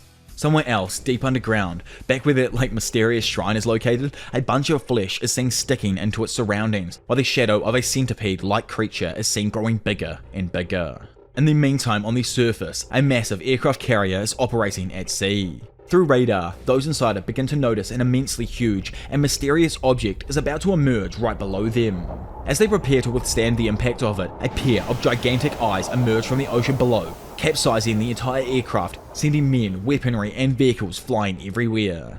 As the battle continues elsewhere, Flashy Flash starts to get overwhelmed and is just shocked at the fact that in a single day he has encountered 4 people who have surpassed his supposedly unmatched speed. He desperately tries to best Garou and Platinum S, but fails, with him eventually being defeated by the latter. With only 2 monsters remaining in this battle now, they resume their accelerated bout, exchanging a multitude of blows in the sky, with only 1.3 milliseconds before Garou then manages to land a stronger hit and send Platinum S flying into the ground below. As Platinum S quickly gets up and calls out to Garou, he is finally defeated by the hero hunter, who instantly phases through him while delivering a killing blow that causes him to explode into a multitude of bits. Meanwhile, Tatsumaki begins to see God in front of her, who is impersonating Blast's appearance in order to lure her into accepting its powers. To be honest, like after rereading like this arc and everything, my honest thought is that anyone who accepts these powers becomes a pawn completely under the control of the so-called god. Then if God deems them unworthy after watching them fight, it can take back its powers and turn them into salt, with the person who had the powers subsequently dying in the process. During this visiony thing, Tatsumaki remembers what Blast had told her about not expecting someone to come and save her. She realizes that whoever is in front of her now is not actually Blast, and instead asks the thing in front of her about its true identity. Unable to deceive Tatsumaki, God simply leaves in irritation. Almost instantly after coming back to reality, Blast, using his teleportation ability, comes up to Tatsumaki, worrying about her coming into contact with the so-called god. But to his surprise, he is just left flabbergasted after she says that she managed to resist it. As Blast comments that Tatsumaki has indeed grown, a smile on her face grows without her being able to open her eyes due to the lack of strength that she has left. King, who's standing next to him, is astonished at Blast's sudden emergence. Saitama, who's nearby carrying an injured Puri prisoner, comes up to them and notices Blast as well, calling out to him. Hearing Saitama call him Blast as well, King and Genis are surprised that the person they are seeing is the top-ranked S-class hero. Blast talks to them saying that he was being held up fighting that thing in a different place at, I guess, a similar time. He reconvinces King and tells him to protect Tatsumaki, saying that he has to go and provide backup somewhere else. As King questions what he meant, Blast steps through another portal that appears to have multiple people on the other side, and he says that he is not fighting alone, shortly before teleporting away, much to King and my own damn's confusion. Immediately after he leaves, a big earthquake appears, with the source of it being revealed as the Sage Centipede, who emerges from the deep hole where Tatsumaki had attacked Orochi before. After showing up, Sage Centipede loudly claims that it has been sent to destroy the abnormal fist that opposes God, and declares itself the incarnation of Father Earth. Sage Centipede then directs its eyes towards the sea, where the evil natural water monster is, now known as the evil ocean water monster now, due to it fusing with the entire ocean. Sage Centipede refers to the evil ocean water as the incarnation of Mother Ocean, stating that along with the latter, it will bring total destruction to the entire planet. Surprisingly though, in a pure flash, Garou jumps forward towards Sage Centipede and pummels it in the head with a multitude of different strikes. The emergence of Sage Centipede and evil ocean water monster terrifies Sekengar, Needlestar, as well as Mizuki, all of whom who want to move away from those two devastating threats as soon as possible. In the meantime, Garou's combo attacks have proven to be extremely effective against Sage Centipede, who has taken damage and is stunned by the Hero Hunter's assault. Garou notices that there is a helicopter from afar and sees that Tario is inside it. He's surprised that the boy has finally managed to escape the Monster Association headquarters and taunts Sage Centipede, trying to attract its attention. However, Sage Centipede also realizes that the helicopter behind it concerns Garou, and it tells him not to move, otherwise evil ocean water will shoot down the helicopter with its great oceanic cannon. As Garou is shocked and annoyed after hearing this, Sage Centipede attacks him with its Centipede Grand March, surrounding and striking the Hero Hunter repeatedly, with evil ocean water aiding the Centipede by shooting a devastating water cannon at the Hero Hunter. King, from afar, observes the great destruction caused by evil ocean water's water cannon while slowly carrying an injured Tatsumaki to safety. Having taken the combined attacks from the monster, Garou is extremely hurt and launched a great distance away while Sage Centipede just laughs at his predicament. At this moment, Sage Centipede then notices something dashing towards the sea at lightning speeds, leaving powerful shockwaves in its wake. The being is revealed to be Saitama, who proceeds to jump towards the evil ocean water and strikes it with a single, serious punch. Upon contact, the punch completely dissipates the evil ocean water monster and splits the entire ocean behind it, shocking the Sage Centipede, who simply can't even fathom what the hell just happened. The aircraft carrier, which had been completely enveloped by the ocean, begins to suddenly expose itself, catching Saitama's attention. Due to not having somewhere to stand, Saitama is unable to lift and carry the carrier, so instead, man literally uses the vessel's deck as an impromptu surfboard, helping the ship escape the enormous tsunami waves. Sage Centipede is just left in pure disbelief as it thinks evil ocean water monster is dead after one punch and wonders what on earth just happened to it. It then pursues the helicopter out of pure rage, which Tario and Waganma are inside. Garou, noticing this and already having recovered from the damage, chases after the monster. Suddenly, the absolute G himself, Metal Bat, jumps onto the Sage Centipede and strikes it in the face with a multitude of swings from the bats. However, Sage easily shrugs off his assault and simply tosses him away. Skipping away over to Garou as he boasts towards the monster trying to save Tario, well, he actually ends up running into the falling Metal Bat, leaving the two of them surprised at seeing each other again. Believing him to be getting in his way once more, just like the last time they fought where he was trying to attack Senshuriko but Garou kept beating him back, Metal Bat attacks the Hero Hunter because of this, but he swiftly evades the hero's swings and keeps moving forwards towards the Centipede, ignoring him. Garou then jumps onto the centipede's back, with Metalbat slowly catching up to him. As the two of them then chase each other on their way to the monster's head, a reporter helicopter pops up right above the centipede. Annoyed with the news team's interference, Sage Centipede strikes the helicopter with one of its antennas. However, Metalbat appears in front of the helicopter and blocks it with his strike, while Garou gets onto the helicopter and scares off the people inside of it, causing it to fly away from the scene.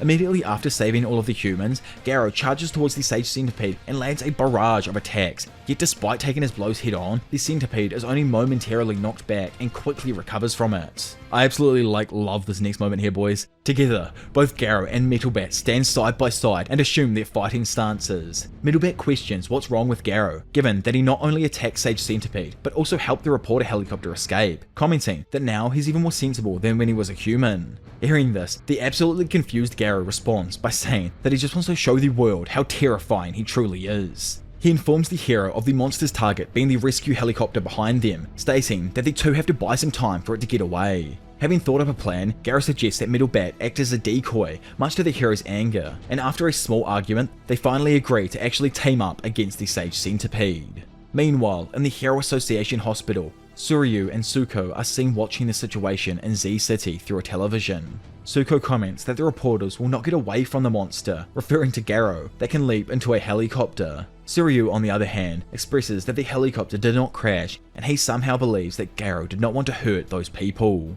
Back on the centipede, Garou and Metalbat unleash their abilities, with Roaring Aura Sky-Ripping Fist and Savage Tornado. However, their attacks cannot bring down the monster due to its extreme durability as well as its powerful regen abilities. While recognizing Garou's strength, Sage Centipede thinks of Metalbat as a non-threat and considers taking him hostage. Garou then criticizes Metalbat for not being able to deal any damage to the centipede-like monster, and upon hearing their argument, Sage Centipede figures out that it would not work. Instead, it continues to pursue the helicopter in an attempt to take the passengers all hostage. As the monster gets closer and closer, One-Shotter, unable to aim properly due to losing a special mechanical eye, shoots at the centipede but misses. Sage Centipede then eventually catches the helicopter with his antennas, shattering the rotor blades and taking the people inside hostage. At this moment, Garou and Metalbat both stop dead in their tracks, realizing the severity of the situation. Immediately following this, Sage Centipede attacks the two with its Centipede Grand March, causing the terrain around them to erupt, seemingly taking them down. Due to the damage sustained, Garou was forced to his knees and subsequently grabbed by one of the monster's human arms. Just as he is about to be killed by the Sage Centipede, One-Shotter, now able to aim accurately thanks to him having support from Gear Spear, shoots the monster multiple times, directly aiming now at its eyes. As the attack hits, it momentarily distracts it, allowing Garou to pry open the hold and escape from the monster's hand. Now freed, Garou proceeds to pummel Sage Centipede, with Taro and the other people around mistaking him for a hero and cheering him on. As Garou is about to be attacked, he still continuously attempts to free the helicopter from the monster's antennas, until Metalbat with his serious injuries appears and manages to chop off Sage Centipede's antennas, completely surprising the monster with Metalbat's sudden change in strength. As we all know though, since our boy received literally life-threatening injuries, Metalbat, through his fighting spirit, was pumped up, and his strength has increased to an even higher degree than before. He informs Garou, who's still holding the helicopter, that about 500 meters away, there is a huge safety net. Hearing this information, the hero hunter without second thought then proceeds to throw the remains of the helicopter to that safety position, much to Sage Centipede's displeasure. The two of them then stand side by side, ready to give the monster all they have got left. Sage Centipede refers to their team up as pathetic, shortly before charging at them with its 6,666 leg Grand Drill, a powerful attack that obviously resembles a drill. In response, Garou and Metalbat working in tandem utilize their strongest techniques respectively, with Garou unleashing another cross-fang Dragon Slayer fist and Metalbat with his pumped up Savage Hurricane, accidentally creating a combo attack against the giant monster, successfully countering its rush and even cracking the durable outside shell, much to the shock of the centipede. It's then revealed that Metalbat is inferior to Garou in strength by a large margin, and the current reason the S-Class hero can keep up with the Hero Hunter is because of their resonance, which has amplified Metalbat's capabilities to amazing levels. For those absolutely confused on what resonance could be, well, when light or sound waves strike an object that is already vibrating at some particular frequency, so think of that as their attacks on the centipede, which is traveling towards them, and if that frequency happens to match that resonant frequency of the object it's hitting, then you'll get what's called resonance. I could go into like the math and this and stuff, but this video is already long enough without me interrupting every 5 minutes like I usually do. It's like 45,000 words at this point in the script or something. But anyway, continuing. Metal Bat and Garou continue their assault, with the former now being strong enough to damage Sage Centipede's exoskeleton with every single swing due to him resonating with Garou, although he is quickly knocked back by the monster. Garou, having his strength also increased greatly due to him resonating with Metal Bat, is now able to blast through Sage Centipede's body and steal its regeneration core, ceasing the monster's ability to continue regenerating. As Sage is left shocked at the fact that it can no longer regenerate from damage, Garou explains that he noticed a certain spot on the monster that was releasing energy and therefore deduced that it was probably his core. The centipede attempts to take it back, but the hero hunter throws it directly up into the sky at high speed, causing the centipede monster to instantly chase, trying to catch up to the core. Down below, Metal Bat, unable to continue fighting, lies on the ground and mutters that Garou has to defeat Sage Centipede, before seemingly becoming unconscious as a result of his heavy injuries. Elsewhere on the battlefield, it's revealed that Sweet Mask has somehow survived being attacked by Fura Ugly, who had seemingly ripped him in half before. He approaches Pig God, who he doesn't recognize at all due to the latter losing like his entire fat form. Sweet Mask then asks Pig God what he's doing here, and instead of answering, Pig God just asks him the exact same question, with Mask responding that a monster had ripped his jeans, so he needs new clothing. Seeing Pig God's jacket on the ground, Amai mistakes it for a tent and uses it to cover his lower half, without the now skinny S-Class hero minding it. Amai Mask then demands that he'll take Pig God to safety, but the latter states that he cannot move now and has to eat something first before they leave. Quickly, the skinny man then starts chowing down on the corpse of Gums, which surprises Amai. After a moment of thinking, Amai tells Pig God to take care and simply leaves him alone. Meanwhile, Sage Centipede is trying to catch up to its regeneration core, which was literally thrown out of the planet by Garou. With the monster leaving the Earth's upper atmospheres, it's finally able to reach and get a hold of the core with its antennas, while also having revealed its true length as it's extended all the way from the ground to space. Garou, having run up its back, leaps at the regeneration core before it completely and utterly destroys the object by jumping down upon it. Then continuing to head downwards towards the Sage Centipede, with a karate chop, Garou recalls how he first joined Bang's dojo and failed to break all 50 tiles in a single chop, leaving only one left, a true testament to his capabilities as a newcomer. Back in reality, with this giant centipede in front of him, it finally meets its end at the hands of the hero hunter who chops it in half vertically all the way down to the very surface of the planet. Standing there back on the ground in front of the defeated Sage Centipede, Garou claims that his fist has now been perfected. Over with the confused Sweet Mask, as he's carrying an unconscious Metal Bat, he walks over, seeing the massive corpse of Sage Centipede and wondering what could have possibly happened. He then notices that Manako is trying to wake up a knocked out Flashy Flash, but mistakes it for an assassination attempt, so he immediately attacks her. However, before he can strike the monster, his punch is intercepted by a freaking aircraft carrier sliding in and crashing between them, knocking both Sweet Mask and Metal Bat as well as Flashy Flash and Manako flying away in different directions. Meanwhile, King, who's still carrying the incapacitated Tatsumaki, notices the carrier flying straight towards him and panics, realizing Saitama is nowhere to be found. As King is standing there panicking, wondering what in the world he's going to do, Fubuki arrives and congratulates King on rescuing her sister. It's then explained that she's arrived with a new Blizzard group. This new group of hers consists of Tank Top Master, Spring Mustachio, Bomb, Bang, Super Alloy Darkshine, and Nichiren, which I don't know how she managed to scam them into the group, but you know, like, good on her anyways. It's shown that Spring Mustachio is carrying Nichiren while Tank Top Master is carrying Bomb, Bang, and Darkshine. King questions who the guy wearing a tank top is, but then soon realizes the one wearing a tank top is obviously Tank Top Master, who now looks much fatter than he did before. Despite being fat now, Tank Top Master has actually gained a tremendous amount of strength. Seeing her sister, Fubuki then rushes towards her, saying that she will give some of her energy to Tatsumaki. Spring Mustachio questions if that's safe, as Fubuki has already used up most of her energy on healing the other heroes, yet the team leader just yells at him to be quiet. Fubuki then says if she could heal her sister even a little bit, then Tatsumaki might be able to get all of the heroes out of the area via her telekinesis.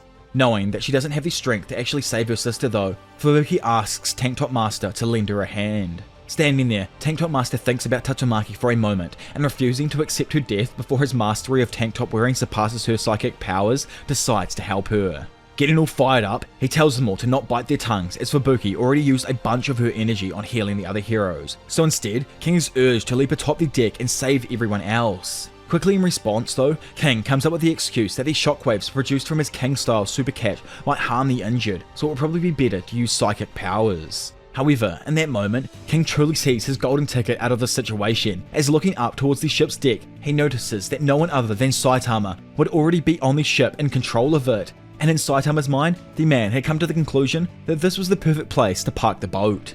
Thinking and literally having balls of steel, King with his big brain simply tells all of the other heroes to hold on and not move at all, as they would be perfectly fine if they didn't move. Nobody really understood what was going on, but they all did as they were told, believing in King's plan.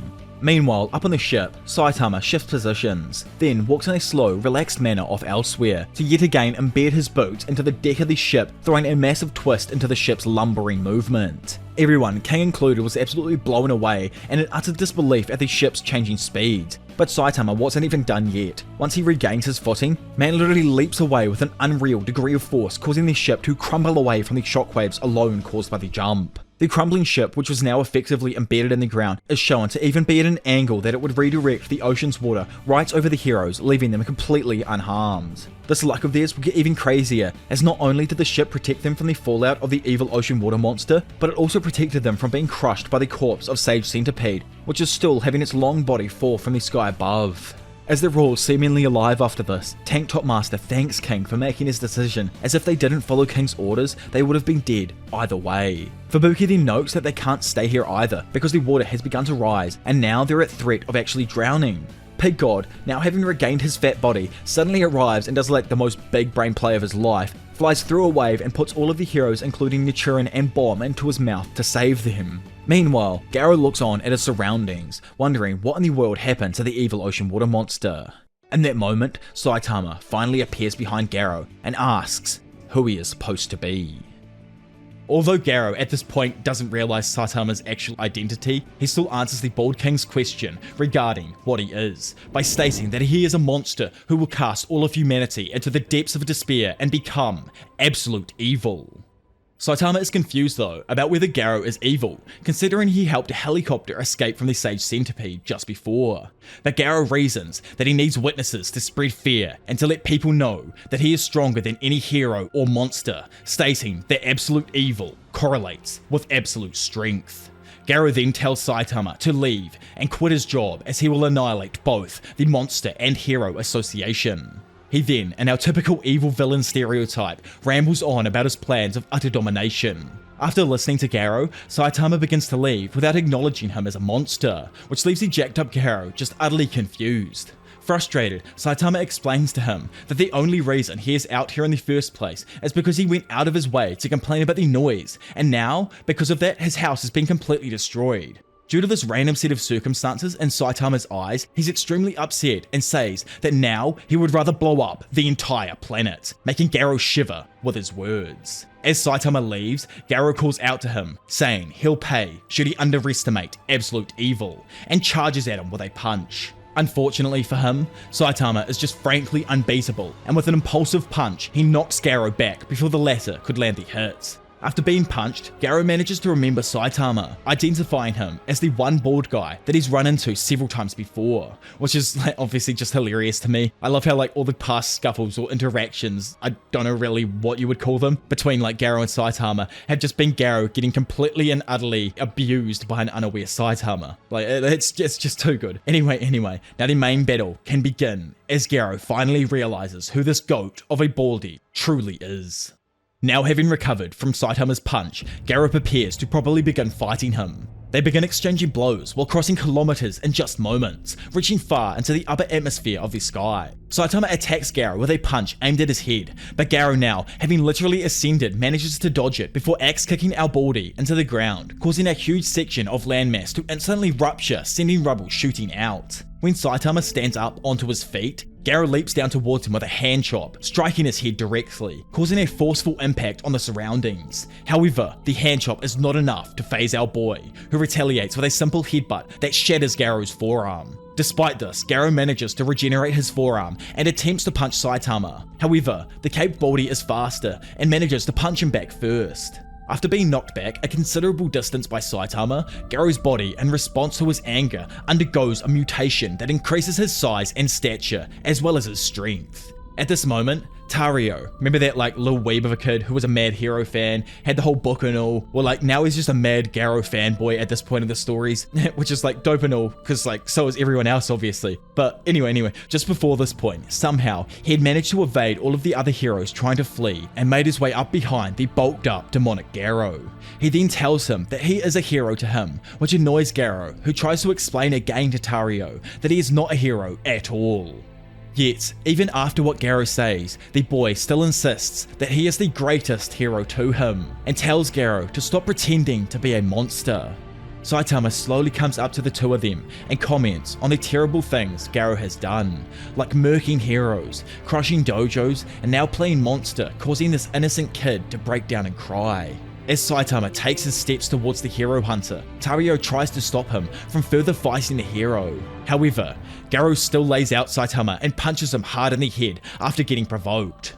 Though, as per usual, Saitama is completely unscathed, even after taking a punch head on. He then boldly, and like the true Chad level bold king he is, reassures a shocked Tario that Garou will not be able to hurt him. Angered, Garou tries to kick Saitama, but is immediately slapped away by the hero as if it was nothing.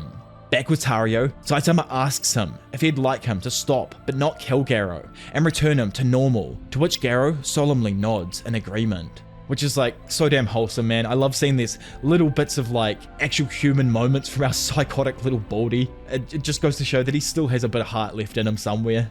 So finally, it's just the two big bad boys standing there, and Saitama questions why Garou is acting like a monster despite previously having helped heroes. Garou tries to reason that he was merely using them to further his goals of absolute evil.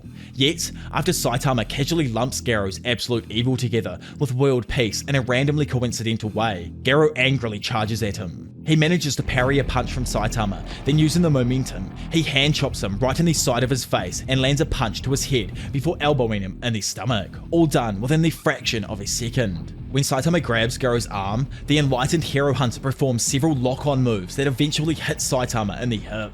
Garou instantly follows up and proceeds to use his Godslayer instant attack, slamming his foe into the ground with a flurry of monstrous punches. However, Saitama, having evaded the attack, soon emerges nearby after digging underground and throws a massive rock at Garou, while asking the hero hunter if he's able to avoid his punches due to his special martial arts skills, to which Garou confirms while shattering the rock with his freaking jointless rotating arms. Garou attempts a barrage of attacks on Saitama, but the hero manages to dodge, prompting him to remark that Saitama has amazing reflexes and agility, but still lacks skill and has plenty of openings, which is just hilarious. Like, Garou bro, you need to focus on yourself first. Claiming to be able to read all of Saitama's moves now, Big Brain Garou declares that the hero will lose due to his lack of technique and being a complete amateur, before sending him absolutely flying and crashing into several buildings with his Godslayer ascending attack. Instantly after this, like, just unfathomable feat, Garou catches right up to Saitama and uses his great fudgin, which, like, I hope I got right and didn't mess it up, like, cause this attack is just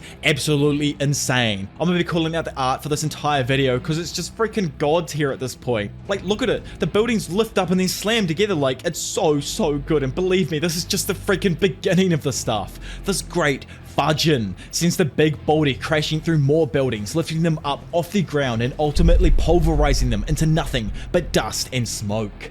Believing he has won now, Garou states that Saitama may have incredibly tough skin and bones, but he cannot train his internal organs, which Garou believes to have been damaged by his attack. However, to his surprise, Saitama emerges completely unharmed. It is then shown that Garou, in destroying the buildings and following in the way of absolute evil, has accidentally saved 5 Hero Association staff members who had been trapped inside an underground shelter. As all of them show their gratitude to him before leaving, Saitama ironically comments on how absolute evil is actually good at saving people. Enraged that he just ain't evil enough yet, Garou attacks Saitama again and soon evolves even further, taking on this sick as fuck demonic type form that has these almost unproportionate looking wings on his back, but it's honestly still fire as fuck. While defending against an onslaught from him, Saitama states that Garou has improved a little, which angers the hero hunter, who with a punch knocks him into a currently exploding volcano. Garou immediately charges at Saitama and strikes him with both of his open palms, causing the mountain behind to shatter due to the powerful impact. After the attack, Garou is on his knees and panting, while an unharmed Saitama simply punches him away. Recovering his balance, Garou was impressed that Saitama could withstand the attack that destroyed the volcano behind him. Also hilariously following in the current course of things, Garou has accidentally saved an entire city from being destroyed by the volcano's lava. And again, Saitama notices this random act of so-called kindness and almost taunts him, commenting that Garou has a great hero's instinct, which reminds him a lot of King. Garou grows 2 more arms and continues his onslaught. However, he is now visibly showing signs of panic as he fights back against our Baldy. PS, shout out to all your bald kings out there, like get this video to 50k likes. Honestly, don't even know why I'm saying this right now, which is honestly unachievable for me, and I'll go bald, like, fuck it man, I'll go bald, like, hell, why not, I'll do it for 100k subs, and if this video gets to 50k likes, I'll do it, because hell, Saitama is a goat, man, and I love this arc so much. I've had so much fun reading it. Despite being attacked by the hero hunter, who is using all 4 of his arms, Saitama effortlessly manages to dodge and parries a flurry of Garou's punches with only one hand, while also telling him to just straight up stop fighting, which is a freaking insane burn on him, man. Afterwards, Garou places 2 of his hands on Saitama and takes a form that resembles a jet, while his remaining 2 arms emit energy to act as propulsion. He then follows up with a mighty attack called Extreme Fujin. Garou pushes Saitama into the ground, creating an intense seismic wave that passes directly through the Earth's core. The attack is so freaking immensely powerful that it distorts the space-time around the Earth, moves oceanic plates, and even makes an entire continent raise up from the other side of the planet. It even messes with the magnetic and gravitational fields of the planet, putting it as a whole at risk. Despite all of his efforts, Saitama is still unfazed by Garou's earth-altering attack and retaliates with his infamous consecutive normal punches. As the 2 of them return from Earth's depths, Garou tries to fend off Saitama's flurry of punches, but fails. At this moment, he recalls the abominable fist Sage Centipede had once mentioned and deduces that he was referring to Saitama instead of Garou himself. Our bald king proceeds to punch Garou directly in the face, snapping him back to reality while causing him to crash through several mountains and eventually fall into a massive puddle. As he slowly gets back up, Garou was shocked and angered by Saitama's overwhelming power, viewing him as the embodiment of unfairness. Which, like, he literally is. Like, I'm sorry Goku fans, but this is why Saitama is unbeatable. Like, full stop. The dude is created to never lose in the first place. Goku has lost. The guy's even freaking died. Saitama is literally God at this point. He is insanity incarnate. It's like utterly beautiful and unstoppable. I freaking love it, man. Because of this, Garou charges at Saitama with a punch, refusing to lose to him. However, Saitama punches Garou before he can himself and sends him flying away, destroying Garou's monster form and exposing his true human body that had been buried inside his monster's exoskeleton. As Garou laments being beaten by such unfairness, he hears a voice calling out to him. The voice tells him that there is only one fist that can counter the fist that is turned against God. Everyone's favourite villain then sees an apparition of Bang hovering above him and offering Garou his hand. At the same time, massive storm clouds appear, revealing, like, I don't even know what to call this thing, like God's legs or something. All we know is this creature is a 100% on leg day right now. Anyway, with everyone witnessing this, Saitama ominously notes that something is coming. In that moment, he sees Garou leap down from behind to face him once again. Saitama exclaims that Garou changed costumes again, while Garou, having received the power from the one they call God, replies that the only way to counter the fist that is turned against God is the fist of God itself. Like, oh my god, this form is so freaking clean. Like, Murata, you need to chill, man. I'm actually gonna, Anyway, now appearing as a void of stars and galaxies and as new awakened Garou, Cosmic Fear Mode, he takes a fighting stance and prepares for another round against the one and only invincible hero. Having now gained the knowledge of all of the flow of energy that courses through the universe, as well as the behavior of the forces of the cosmos, Garou utilizes said flow of energy to send a cataclysmic attack towards Saitama called the Life Eradication Fist Mark Nuclear Fission. The attack results in a massive nuclear explosion, which is instantly followed by several more that reach up into the sky as Garou continues to attack, while the surviving heroes, including Psychos, who has emerged since her defeat at the hands of Tatsumaki, stare in amazement and horror at the nuclear blasts exploding nearby. Well, anyway, I think it's kind of sad for our heroes down below, guys. Time for the radiation poisoning. Big rip on them all down there. The heroes below watch the battle between Saitama and Garou, which is obscured by mountainous clouds from Garou's attacks, leaving only their silhouettes briefly visible through flashes of power. Despite the enormous force behind the attacks, Saitama was much more concerned over his outfit, which leaves Garou utterly bewildered. Nevertheless, Garou proclaims that he feels like he can do anything before explaining to Saitama that in martial arts there are secret techniques known as shikai, wherein martial artists can borrow the power of nature by imitating the movements of living things. Garou prefers to address them as modes, since to him they sound cooler that way. He then demonstrates one of these modes, that being Mode Saitama.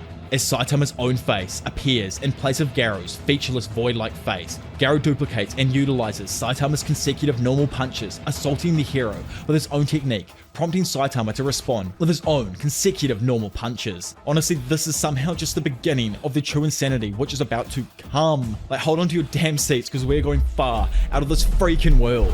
Their fists collide in an exchange of blows, creating an enormous destructive force that pushes out around them, destroying everything in its path.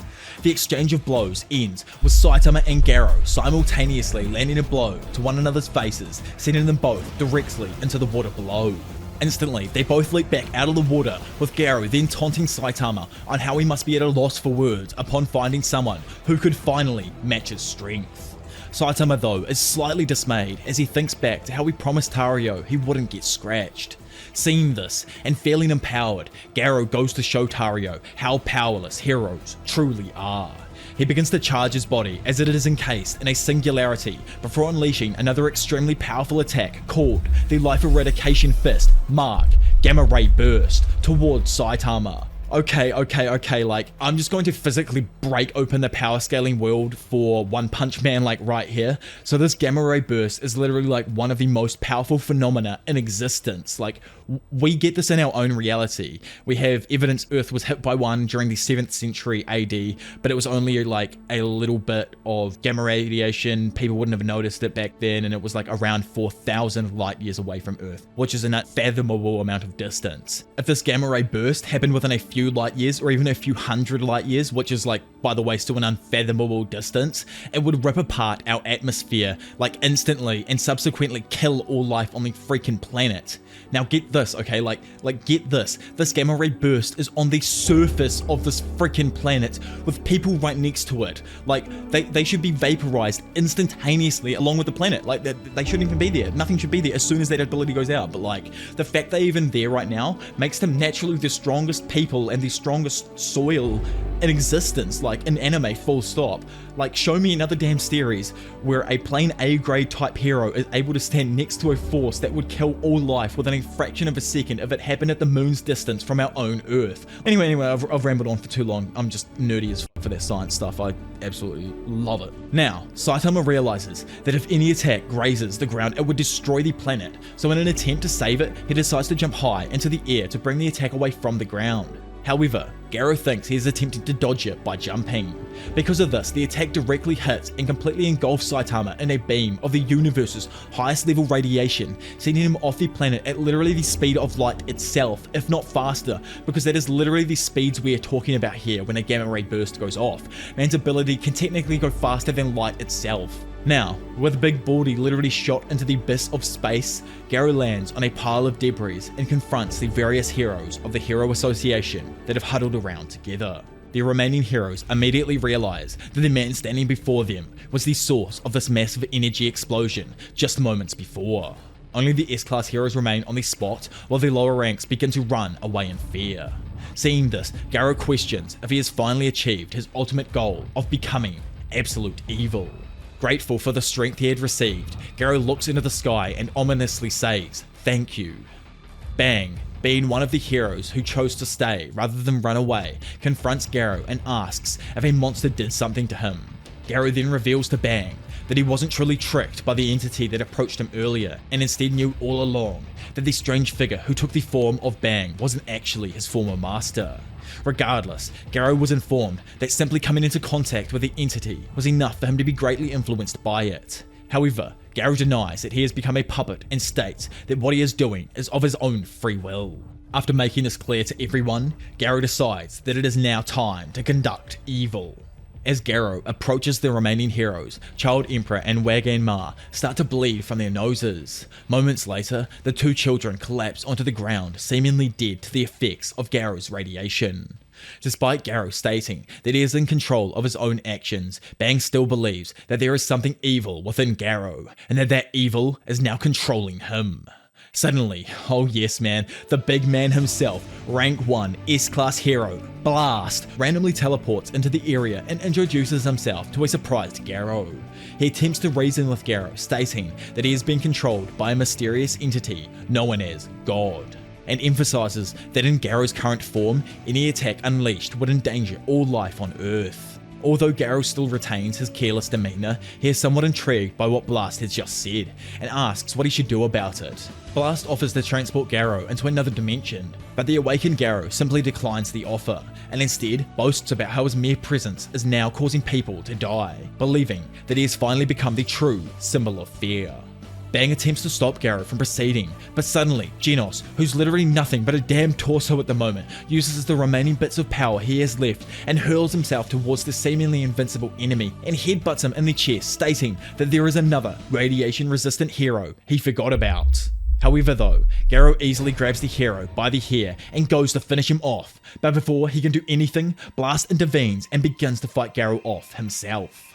Blast fires his dimension cannon towards Garou, but the hero hunter quickly dodges the blast while commenting it to be a lame attack, which is, kind of funny because of all the hype around Blast. You'd expect him to have these insane abilities, but he's just got like these boxing gloves pretty much. However, a portal appears above Garou and transports him to where Blast is, followed by a powerful punch from Blast called the Gravity Knuckle straight to Garou's face, forcing him to release Genos. Blast summons another portal to where Garou is, and redirects his trajectory to have him meet yet another punch straight to the face.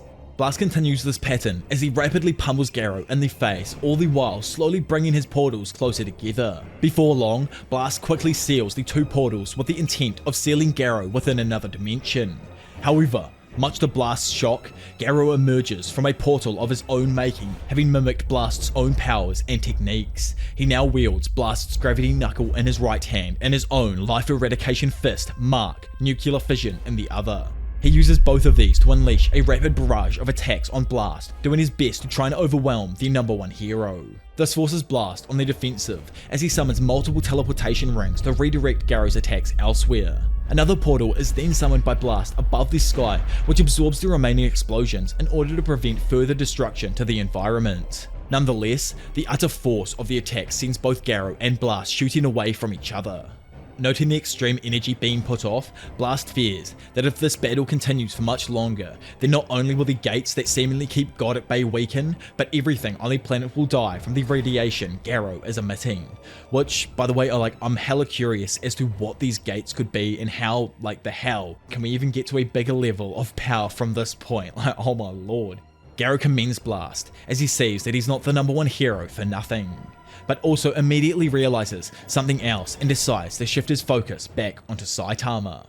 Realizing that the Bald King will soon return, and that the hero was not going all out while fighting earlier, Garou decides to kill Genos in order to draw out the full power of Saitama. Garou, then in probably the most heart-wrenching moment in the entire series so far, impales Genos through the chest and rips out his core. Only a second or two later, as Garou holds his heart in his hands, Saitama finally returns back to Earth. As he stands there in pure bewilderment and shock, a black liquid slowly begins to pour down like rain due to the nuclear fallout. Seeing his deadpan expression, Garou taunts him by throwing Genos' depleted core at him. Saitama catches it and stares blankly, remembering Genos' previous words about how he is always on time, denying them by stating that he is usually always late. Saitama, enraged and with a serious expression on his face, unleashes his first serious punch towards Garou, who immediately responds with a serious punch of his own. Having copied Saitama once again, using Mode Saitama, Blast immediately and fearfully realizes that the fallout from the two colliding attacks will completely destroy the Earth.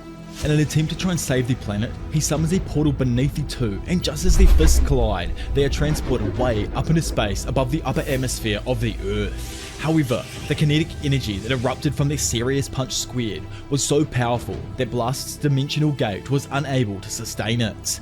As Blast comes to the realization that he may be unable to angle the vector of energy away from Earth, 3 of Blast's allies come to his aid, which honestly cracks me up, man. Like, who are these space-ass looking ranger goons? Nah, I love the universe expansion stuff for the next arc and so forth. It's great. I can't wait to see like more of this kind of shit. Anyway, with all 4 of them there, they're able to create an opening inside of the barrier that launches Saitama and Garou 43 light minutes away from the Earth, while the shockwave of energy itself is directed in the completely opposite direction, which results in the destruction of like thousands and thousands and thousands of numerous star systems seen in the night sky, which is like literally mental. Like, I don't know where this beam went, but it was probably faster than light itself, and it's probably gone and out the damn galaxy by now. Okay, so the final real battle properly begins now. Like, you guys, this is it. This is the end. We're getting to the very end part of the battle. This is insanity incarnate. Saitama and Garou crash into a celestial satellite revealed to be Lo, one of Jupiter's moons. The two were initially bewildered and confused, but after figuring out their location, Saitama stands above Garou atop a small hill and proclaims that he can finally let loose against someone who can finally withstand his full power. Yet despite that fact, he still doesn't feel the least bit excited to finally go all out. Garou, still annoyed with the current location, suggests that they should find a way to get back to Earth, but Saitama instantly shuts him down and says that they will need to figure it out after he defeats them, stating that he only needs one hand to do so. Unfazed, Garou initiates the fight once more by simply summoning a portal beneath Saitama, only for the caped baldy to casually kick it away, much to Garou's surprise. Then suddenly, in an instant, Garou is rocked by a punch from Saitama, sending him flying off the moon. Garou quickly creates a portal that brings him back to Saitama and attempts to counter with a punch, only for Saitama to flip Garou's portal upside down, thus making Garou hit the air instead, before he is then thumped by yet another punch that sends him rocketing into the floor. Unimpressed, Saitama tells Garou to stop using his cosmic tricks and fight him with his fists, going on to taunt him, asking if these attacks are his so-called ultimate martial arts. Again with the martial arts. Garou, offended by his taunt, obliges, while saying he has absorbed countless martial arts and techniques before he dashes around Saitama with immense speed through multiple portals in an attempt to disorientate him. He first attacks him with roaring awe, sky-ripping fist, then deflects a punch from Saitama with water-streaming, rock-smashing fist, before sending the hero flying with exploding heart-released fist, followed by whirlwind, iron-cutting fist, then finally ending the combo with nuclear fission, gravity knuckle, that creates a massive atomic explosion, which is then absorbed into a singularity by the gravity knuckle.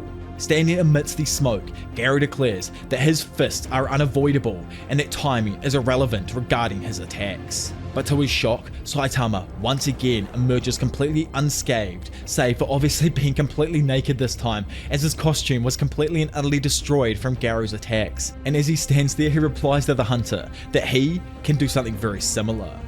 Our bald king, the god himself, demonstrates this by digging his fingers into the ground with one hand, let me remind you, with one hand, and unleashes a new attack called Serious Table Flip, before flipping massive amounts of the moon's crust thousands of meters up into the air, taking Garou with it. The attack then utterly decimates the entirety of the freaking moon itself, unraveling it like an orange peel, all while Garou aimlessly and helplessly hurdles high into the air amongst the innumerable number of debris. Suddenly, Saitama dashes around Garou with incredible speed, creating hundreds of after images in the process, before he directs his after images and himself towards Garou simultaneously with another serious series called Omnidirectional Serious Punch. Garou instantly avoids the attack by jumping into a portal, only to see, much to his horror, that Saitama is already directly below him within his own portal he had just freaking opened, and proceeds to punch him with a serious punch. As the hit lands, it sends Garou flying and ricocheting off the slabs of stone, only for Saitama to follow up once again and punch him away as he is about to hit another slab. Saitama dashes around Garou back and forth with immeasurable speed, all while punching him across the entirety of the demolished surface of the moon, creating a full-on geometric surface of light from the intensity of the attacks. Garou then furiously repels Saitama's flurry of attacks with his water stream, rock smashing fist and lands on a large slab of debris. Garou attempts to regain his composure while needing to find a way to get above the rocks. He creates a portal only to have his head smashed into another slab of rock. Stunned, Garou realizes that Saitama's attack had completely warped his sense of direction, and now he utterly feels like a caged insect being played with by a child. Before he could react, he is suddenly attacked by another serious punch from Saitama. Garou is aghast by Saitama's limitless strength, but remains steadfast and declares that if he is to win against him, then he will need to continuously replicate his power and technique until he achieves victory. As he does this, he once again enters Mode Saitama before he and the Caped Baldy both punch each other directly in the face. The battle continues as Garou throws a punch through a hyperspace portal that reaches Saitama on the other end, only for Saitama to quickly retaliate with a punch of his own. Instantly, as he is sent hurling backwards from Saitama's punch, Garou creates another portal behind him that redirects him behind Saitama and uses his momentum to unleash an axe kick onto Saitama's head, only for the latter to simultaneously counter with a punch to Garou's guts. The punch sends Garou back into the portal, with the Hero Hunter then opening another portal and swiping back at Saitama, only to miss as our Bald King jumps backwards. He lands onto a large slab of debris, then leaps downwards with such an immense force that it destroys the slab, and follows with a monstrous karate chop straight to Garou's neck, which in turn devastates the surrounding area around them. The fight escalates as they move and dash about the decimated moon in an exchange of vicious blows. Garou is bewildered at the fact that despite countering him with just as much power, Saitama simply responds with even greater force than before. And yet I remind you, again, with just one hand as well. As Garou performs a powerful punch to Saitama's gut, the latter doesn't flinch and counters with an uppercut that sends Garou flying into the air. It is then explained through the shocked Garou that Saitama's growth in power and strength continuously rises at an exponential rate, with his own strength struggling to keep up, leading him to realize that at this rate he could actually die from one of Saitama's punches. Saitama's strength soars due to an upsurge of emotion from him trying to kill Genos earlier. Garou, now slowly falling behind, dashes around with incredible speed, preparing for an attack. Saitama, meanwhile, only realizes that now his costume had been completely blown off, and it actually started to get cold. An enraged Garou attempts to throw a punch at Saitama, but the Bald King casually grabs it without even looking. Due to the cold, Saitama was about to sneeze, which forces Garou to instinctively evade, and honestly, he's goddamn lucky he chose to, as Saitama unleashes a serious sneeze that not only parts a large portion of the moon's floating debris, but also utterly annihilates and clears an enormous mass of Jupiter's atmosphere and weather system, revealing the small, supposedly solid surface of the planet. Like, this is actually so insane. The utter mass that is on that planet is ridiculous. In actual reality, we don't even know if the surface exists. We haven't even been able to get something down there. I have no idea how to even scale the force of this ability. Like, it's so freaking unfathomable to me. It's that insane. The display of power leaves Garou in shock, all the while they rocket away from the moon and Jupiter due to the force of Saitama's sneeze.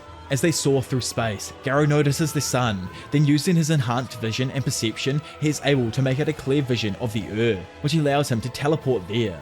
Just before doing so, in an attempt to escape, he threw a nuclear fission punch directly at Saitama, giving him the opportunity to escape and finally return to Earth via his portal. After escaping, Garou celebrates his return and presumed victory, only to instantly discover, to his horror, that Saitama was already right behind him, complementing his last move. Bewildered, Garou questions Saitama on how he managed to return, to which Saitama replies by saying that the coldness of space had given him such a stomach ache, and while he was initially holding it in, Garou's last attack surprised him and made him literally shit himself back through Garou's portal. As the fight now kicks back off, Saitama punches Garou directly in the face and sends the two rocketing back down towards Earth's surface. As they crash land, our Baldy's punch shatters Garou's Mode Saitama, leaving him with his normal human face, now appearing battered and bruised. Seemingly defeated now, Garou asks why Saitama won't kill him. Our hero responds that it is because he is a hero, and in addition to that, it was also Tario's final request to stop him without killing him. Garou pauses when he hears the words "final request." And sadly, as he looks over to his side, he sees Tario's dead body, who had succumbed to the radiation earlier on. Garou screams in utter despair, but quickly attempts to run away upon realizing that he was too close to Tario, but stumbles and falls to the ground. Seeing Tario's dead body, as well as the Earth's desolate landscape, Garou sorrowfully realised that he indeed is that ominous future. Saitama, standing there, only wonders why Garou has been acting so strange ever since he first appeared in his cosmic fear mode, which, for those who are confused, is like the moment that the God Bang mofo showed up and gave him some power, I guess. Curious, Saitama asks if someone truly did make him the way he is now, but Garou only solemnly replies that if that is the case, then it was because his spirit was weak. I honestly love Garou's character development throughout this fight and just the series in general. It's really good, and I recommend anyone just to go back and read the entire point from the moment he comes in, because he's like the main character from that moment to probably right up till now. Garou continues to despair as he sees that if he cannot beat Saitama, then he can never truly become absolute evil. Even so, Garou would have been satisfied if Saitama killed him the way he envisioned heroes killed all of their villains, and that way, his legacy of being true evil would linger onward. Moreover, he only meant to save the likes of Tario with his ideals, but Saitama cuts him off and says that Garou only clung to Tario for support. Garou was prepared to angrily retort, but upon seeing that Saitama was still holding onto Genesis' core, he realised that even him, with all of his insane power and strength, still needs something that would help him hold on to reality and keep fighting. When Saitama asks Garou what he's going to do now, Garou somberly asks Saitama for a favour. The favour involves Garou wanting Saitama to copy his martial arts, knowing that Saitama will be able to use them to their fullest potential with his limitless power. Garou will pass on his most powerful martial arts technique, which he has not performed even with God's power at his disposal. So I guess with all of my memeing on the martial arts, it's a cheeky one that saves the day. Saitama then agrees, and Garou prepares to transfer his ultimate technique to Saitama, as he knows that he would be the only person able to resist God using its own power. Suddenly, the one they call God silences Garou and begins to siphon his power and life, which subsequently begins to make Garou's body break down into salt, which is kind of random, man, why salt? As Garou fully transfers the cosmic rays within himself into Saitama, he says his final words to the caped baldy, stating that he is the only one who can truly defeat the impending, ominous future that is awaiting him, before he fully perishes and his body crumbles into salt. Okay, Takamichi, please sit down. Now we got Saitama time traveling back for his bestie. As time travels backwards in time, Saitama sees all of the instances of their battle and is left in utter amazement at the beauty of Garou's technique. When he spots the moment when Garou declares himself as that ominous future to the heroes of the Hero Association, Saitama takes this as his cue and punches through it. Back in reality, as Garou looks at the sky, thanking the god that had just given him the strength, randomly and literally out of freaking nowhere, Saitama appears and thumps Garou with an infinitely strong hook to his freaking dome. It's explained that because of the insanity of the training Saitama's punch underwent on the moon, it had gifted him the ability to technically reverse time and thus land his strike before it even released. And reverse causality is impossible to dodge. Thus, it was not one punch that decided the fight. No, it was a zero punch. As the present heroes watch in amazement, a shocked Garou realizes that his power is beginning to escape his wounded body.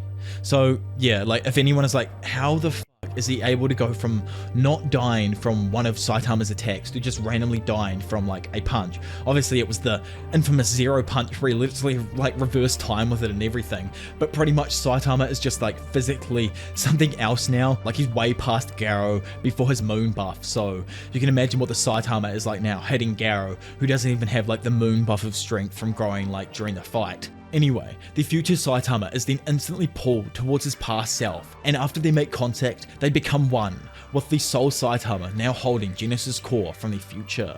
Confused as to what happened, Saitama only recalls being hit by Garou's gamma ray burst. Which is kind of sad. I wish Saitama kind of remembered everything, or somewhat remembered everything, but you'll see why in a second. As he looks down, he is initially shocked to see himself holding the depleted core of his best boy Genos in his hands. He instantly receives an even greater surprise when he sees a hole in his costume exactly in the location where his 12-inch king level size snake is at. Again, and just like in the previous timeline, but not aimed at Garou, Saitama is rammed by Genos as he flies forward with the last of his gas. Once finally back together, the disciple apologizes for getting carried away, but Saitama is instead surprised to see him still alive and okay. After losing his power from God through Saitama's punch, Garou finds himself weakened and is surrounded by several heroes. Saitama and Genos sitting nearby discuss the core the former is holding. Genos decides to plug the core into himself to verify its authenticity, but becomes overwhelmed by its data, as it literally, having travelled through time with Saitama, displays all of the pivotal moments from their battle to him, such as all of the heroes' deaths due to Garou's radiation, his own demise at the latter's hands, and Saitama's battle on Io. Genos gathers himself and asserts that the core is indeed his, but from another timeline. Genos asks Saitama if he can remember anything from beforehand, believing that the core and him had both come from the future. Either way, Genos proceeds to explain the hypothetical belief regarding a possible parallel world or theoretical universe, surmising that the core had possibly come from an alternative timeline due to Saitama's actions. He states that though it is unknown how the divergence in different times had happened, it can be confirmed that there was a new Saitama that had separated from the original, who has time travelled and now has merged with the past Saitama in the current timeline. He notes that the timing of the separating and merging may be a clue to what point in the time the two worlds had separated. Genos goes on by stating that in the future the core had arrived from, he was destroyed by Garou. Astounded by what he had learned from the core, Genos believes that possible parallel worlds do exist. Even in the worst possible scenario of his and many other heroes' collective deaths, Saitama's capability to transcend and manipulate the laws of causality is an inescapable proof of his selfless, flawless heroism. As Genos tries to relay his theory on how he could have possibly travelled through time, Saitama is overwhelmed by the long explanation and does not follow what the cyborg said at all, much less even comprehend what he is saying to him. Ultimately, Genos is pleased that in order to save everyone, Saitama transcended time and space itself. So, I'm sorry Goku people, but get me a moment where Goku has transcended time and space to win a fight, because I ain't seen it. Elsewhere, Tario suddenly gets up, awakened by a vision of Garou before it fades away. Sitting there, he hears a ruckus nearby and walks over to it. Closing in, he sees some of the lower ranked heroes beating up an injured Garou who offers no resistance. Metal Bat steps in and demands that they stop. Livid, Sweet Mask mentions on how Garou had gone berserk earlier and that Garou will kill them if nothing is done to him. Angered, the A-class hero proclaims that as a monster, Garou must be executed, something that Metal Bat and Saitama disagree to. When Saitama asks everyone who's responsible for Garou's defeat, Flashy Flash states that a naked man appeared out of nowhere and struck the hero hunter once before flying away, and that the movement was similar to something that Blast does. Hearing this, Sweet Mask and Sekinga are surprised to hear that Blast had got involved in the battle. Genos tells Saitama that he has the lone right to decide how to deal with Garou. Although Saitama intends to let the other heroes beat him up until they're satisfied, Zombie Man approaches and asks Garou about his strength source, knowing that an earlier cadre had once spoken about God before his unexpected death. Garou laughs and claims that he alone is responsible, refusing the idea that a god could have ever helped him. As Zombie Man wonders if the hero hunter no longer has the desire to live, Sweet Mask prepares to kill him, but is suddenly stopped by Tario, who calls out to the heroes for beating on Garou, explaining that he was saved by him several times and begging for Garou to flee while he still can. Amai takes this as Garou luring a child, but Tario utterly denies this. He calmly states that all of the heroes will civilly treat Garou, but Amai just asks him to step aside. Tario though instead repeats his words, saying that they won't execute him. As the heroes argue over Garou's fate, a powerful rumbling suddenly travels through the air. Of course, it's revealed to be our man with his King's engine running at full pump, absolutely silencing everyone. Bang speaks up and states that he will not let Garou get away with life so easily, telling him that he must make up for his poor actions by saving others now. While Garou stays quiet, Saitama ironically expresses saving people is what absolute evil is actually good at. Garou tells Saitama he will regret letting him go, but the Cape Baldy replies that he won't, even adding his thanks to him for saving Genos and King from Platinum S and evil natural water monster earlier. While standing there, King recalls how Saitama and he spoke about how to deal with Garou, with the former revealing that it was Garou who ended up rescuing him and Genos earlier. Before vanishing from sight though, Garou tells the Cape Baldy that he disgusts him, much to everyone's shock. After Garou leaves, Middle Knight suddenly appears nearby in a giant drill, and it's like, honestly, stuff this dude, man, like, he's such a bad hero, like, get him out of the organization, get rid of him. Seeing that the threat is over, he calls in thousands of drones in order to repair the damage done to the area. Addressing the heroes around, Middle Knight states that he was alerted about the nuclear fallout in the area, and announces that there will be mandatory testing and decontamination for all. Walking away with Genos' damaged upper body though, Saitama audibly sighs, depressed about how they will have to look for the remains of the destroyed apartment after Genos finishes getting repaired by Dr. Casino. Later on now, and at a police station, an officer interrogates Garou, asking if he regrets having dined and dashed at a restaurant. Remember like way back at the beginning of this arc when he did that? When he doesn't answer the question and instead talks about his beliefs, Bang knocks him from behind, getting him back on track. Just hilarious. I love these two, man. After leaving the police station, Bang tells Garou that he must apologise to the victims of his hero hunt, much to Garou's annoyance. Meanwhile, in a playground at a park, Tario is playing with his friends in a game revolving around villains and heroes. Randomly, the group is interrupted by Wagon Ma, who arrives by car with his father Narinki. Back to the conversation between Master and Disciple, Garou expresses his wish to spar with the heroes he once fought as a monster, which includes Bang. Garou believes that by battling them again, it is possible for him to reach some kind of awakening without monsterizing. Over at the association headquarters, Sitch talks to Sengar, going over Bang's resignation as a hero and desire to introduce a certain person into the association in order to replace him, obviously that being Garou. Knowing that the heroes will oppose Garou joining them, Sitch nonetheless accepts that preparing for Shibubawa's last prophecy is paramount. Which, sitting here, I just thought this now, I thought this prophecy was the thing they took over the Monster Association for in the first place. They're just gonna keep bringing up this prophecy every time there's like a new threat that they have to fight. That would be kind of funny, to be honest. I do kind of like that. That just blatant reuse of the same thing just to bring another threat into the universe is just such a one-punch thing. But anyway, as the Master and Disciple continue strolling around elsewhere, Bang soon asks Garou which type of girls he likes, which is a banger JJK line for real. Although Garou is taken aback by his master asking such a question, he eventually answers that he fancies Kero, an actress from a Super Sentai show. And after a while, the two begin a discussion about the current state of Sentai shows. Over elsewhere in the drained remains of the sea following the Monster Association incident, Saitama and Genos are seen searching for what's left of their apartment, while a shrunk, overgrown rover sits on the shoreline and chills out watching them.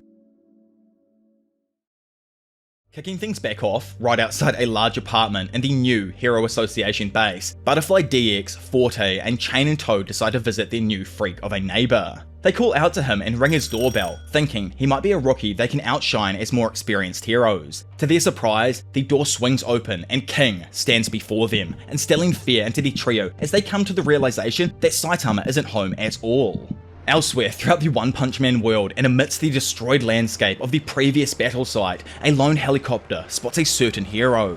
Down below and rummaging through a sea of rubble, Pig God is searching for something, confusing everyone in the helicopter. Close by, the weird meetup is spotted by Black S, who is currently hiding inside of the rubble. With all of the heroes in the helicopter yelling out to Pig God, telling him that he needs to rest, the S-Class hero decides to run off. Randomly, and of course Black S notices Pig God running in his direction and hides to not be found. The representative, annoyed at the S-Class hero's self-centered nature, is then met by the A-Class hero Air, who claims he'll take the job of capturing Big Pig God. Claiming that all he needs is 5 minutes to finish off the wounded pig, Air rushes forward. As he gets closer, the A-Class comments on the pathetic state of all of these so-called pillars. From what he's heard, they were all taken out by the hero hunter, they're spoiled and neglected their training. Getting up to the large hero, he demands that Pig God return back to the base or face him to gain his freedom. Overhearing what the dude's saying, the representative becomes anxious over how this happens every damn time with heroes. Suddenly, something moves amongst the rubble nearby. Revealing itself, the object turns out to be none other than a severely reduced evil natural water. Its appearance doesn't faze Air, but stuns Pig God, who knows of the monster's true capabilities. Air then nonchalantly decides to deal with the little monster first and launches his boomerang, only for the demon level threat to shoot a beam of water that penetrates through the boomerang and Air's throat with complete ease. Black S, who was hiding within a few feet of the group, sees the scuffle and is shocked to see that his fellow monster is still alive. Without hesitation, Pig God then quickly swallows evil natural water, seemingly ending the monster's existence. Randomly, a plethora of water beams then shoot out of Pig God in every direction. Concerned, the representative asks what the hell he just swallowed. However, Pig God explains that it's okay now because the monster is fully digested. The dude tries to get the S-Class hero to return and get examined by the docs, but he points out that the helicopter can't even hold him. Instead, he actually intends to visit a ramen shop.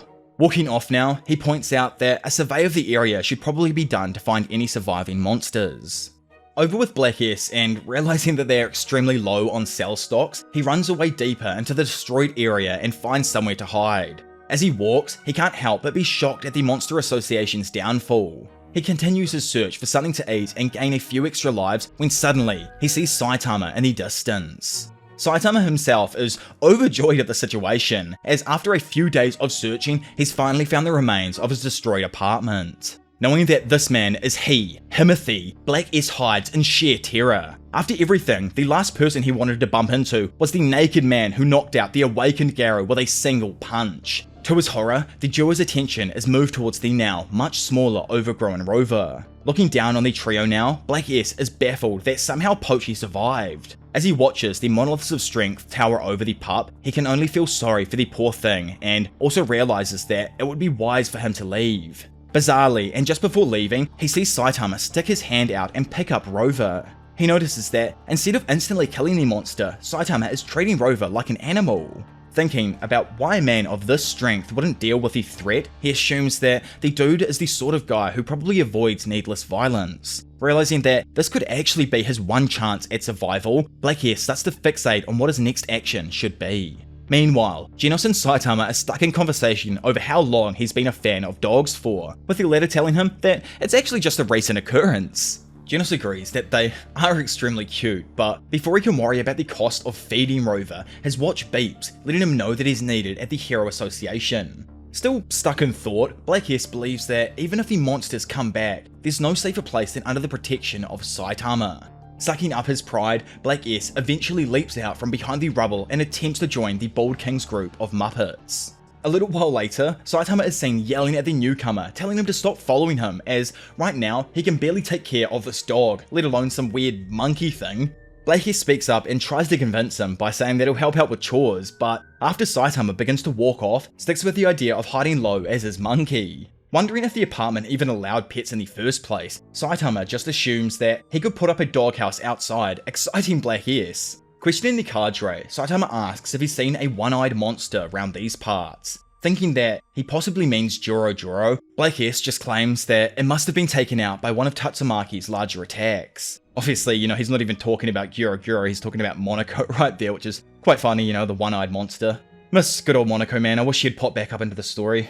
Getting closer, Saitama points out that he can see it now, his new home. Blown away with the tremendous size, the little monster finally feels like this is a place he doesn't need to watch his back inside of. Meanwhile, inside of the Hero Association headquarters, a presentation is given to a select few rich members of the public about the new apartment complexes. Green and Crescent Eyebrow talk to each other about how it's obvious the association is targeting the rich first. Green knows that if money is able to buy safety, the recent influx of rich people who are willing to pay for it is increasing. Crescent points out that it's probably because monster attacks are on an unprecedented levels these days. Even disaster level demons pop up more than twice a month now. The presentation mentions that the apartments are impervious to monster attacks and only A-class heroes or above with a proven track record can live here as residents, while simultaneously being bodyguards. Taking in all of this speculative information, the crowd doesn't reciprocate the same feelings. They know that even if they're living with heroes, they're still human just like them and can be injured. They can easily wear themselves out or get caught up in an accident. That, in their eyes, certainly can't be called safety. Sensing the unease of how weak the human frame is, the presenter moves to a new topic, the Hero Apartment's secret weapon. Designed by Metal Knight and using an AI to anticipate, coordinate, and execute the appropriate response, it is claimed by Metal Knight that this comprehensive defense system does a more effective job at defending the base than all of the A-class heroes combined. Cutting through all of the chatter, randomly, the base's alarm system detects something nearby and activates. Outside the headquarters, Saitama, Overgrown Rover, and Black S arrive at a large steel entrance door. The defense system, sensing the two monsters, calculates their strength and sends out a level 1 response. As the entrance door opens, a gigantic robot walks out and confronts the trio. Without hesitation, the robot attempts to annihilate the two monsters with a thundering left smash. Confused, Saitama blocks the attack, destroying the arm before jumping up into the sky and completely shattering it with a simple slap. This in turn annihilates the level 1 defense system, causing the building's AI bot to readjust its calculations and send out a lot of level 4 robots. Just like before, the robots launch their attack, firing hundreds of blasts in the direction of the trio. Black S and Rover somehow manage to slip their way through the blasts, just before Saitama, who, was completely unconcerned with the level increase, adjusted these stupid robots with a quick smack. Obviously, this completely destroys all of the robots and activates the entire base's defense system. Inside and freaking out over the current battle going on right next to an entrance, the Hero Association sends out an emergency call for several heroes to deal with the threat. Confusedly, they try and search for the exit inside of this new large complex. Eventually, they head towards the south and find the correct entrance doorway. However, as they rush outside, the representative sees Saitama and asks, "What the hell just happened out here?" Saitama tries to tell him that, well, they all just randomly exploded, but gets cut off when another one complains that these robots took 9 billion each to develop. Now terrified of dealing with the financial repercussions of his actions, Saitama weakly states that they all just simply exploded. Obviously, the officials don't believe him in the slightest and ask for every single detail possible on what just happened here. Cutting the representative off and backing up the bald king, a familiar voice tells him that he's telling the truth. Of course, it's no one other than King, who states that he saw it too. All these robots just randomly exploded.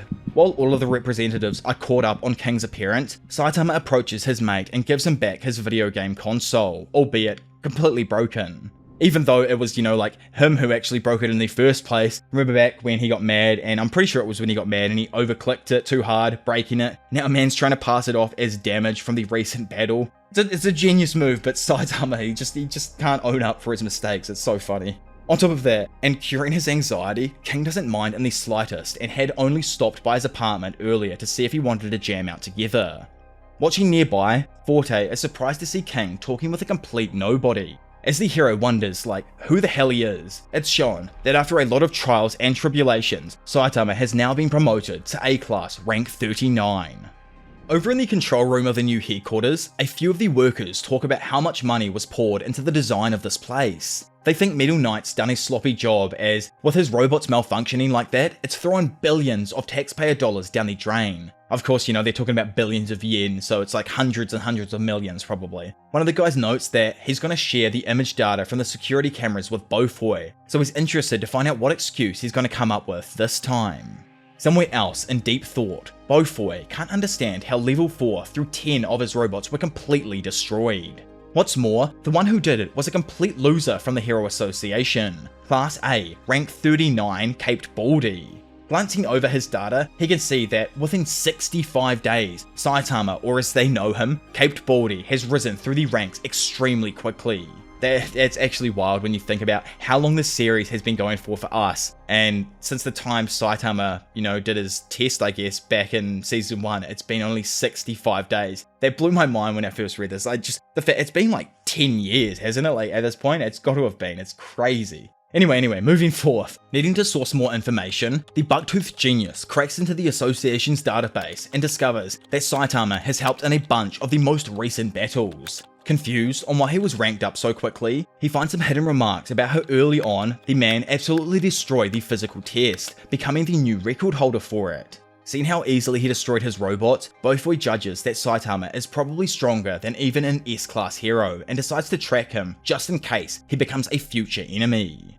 I wonder what Beaufoy's possibly got up his sleeve, eh? He's a bit cheeky, it feels like. Is this the first time that we actually see Beaufoy as well? I'm pretty sure that it probably is. I can't remember, but I'm pretty sure it is. Skipping back to 2 days ago in an emergency meeting held with only Genos, Flashy Flash, Sweet Mask, Zombie Man, Sekengar, and Sitch present, Big Sitch suggests that the recent events during the Monster Association incident are linked with the prophecy that the Earth is in danger. He asks that until they can confirm their official standing, to keep all information confidential.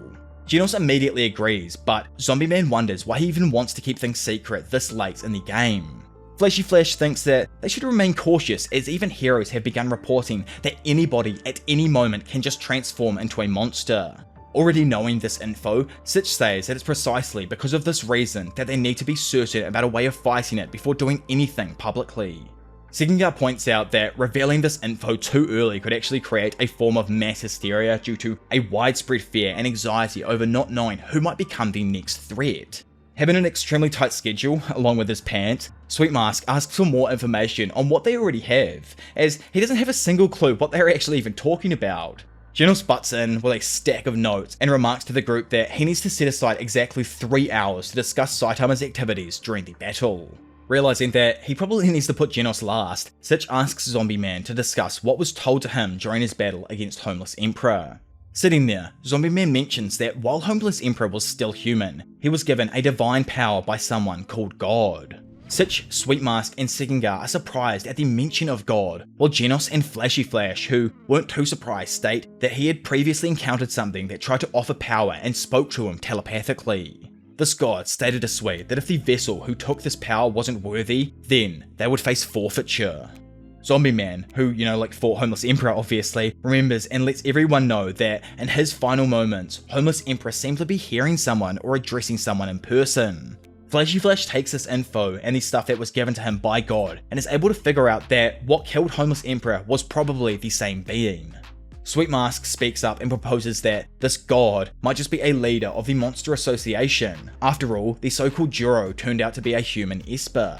Flashy denies this as, in his opinion, it would be weirder that only a select few cadre were granted this power out of the entire base. The enemies that they just faced wouldn't be strong enough to force Blast into chasing this thing through the shadows of space-time.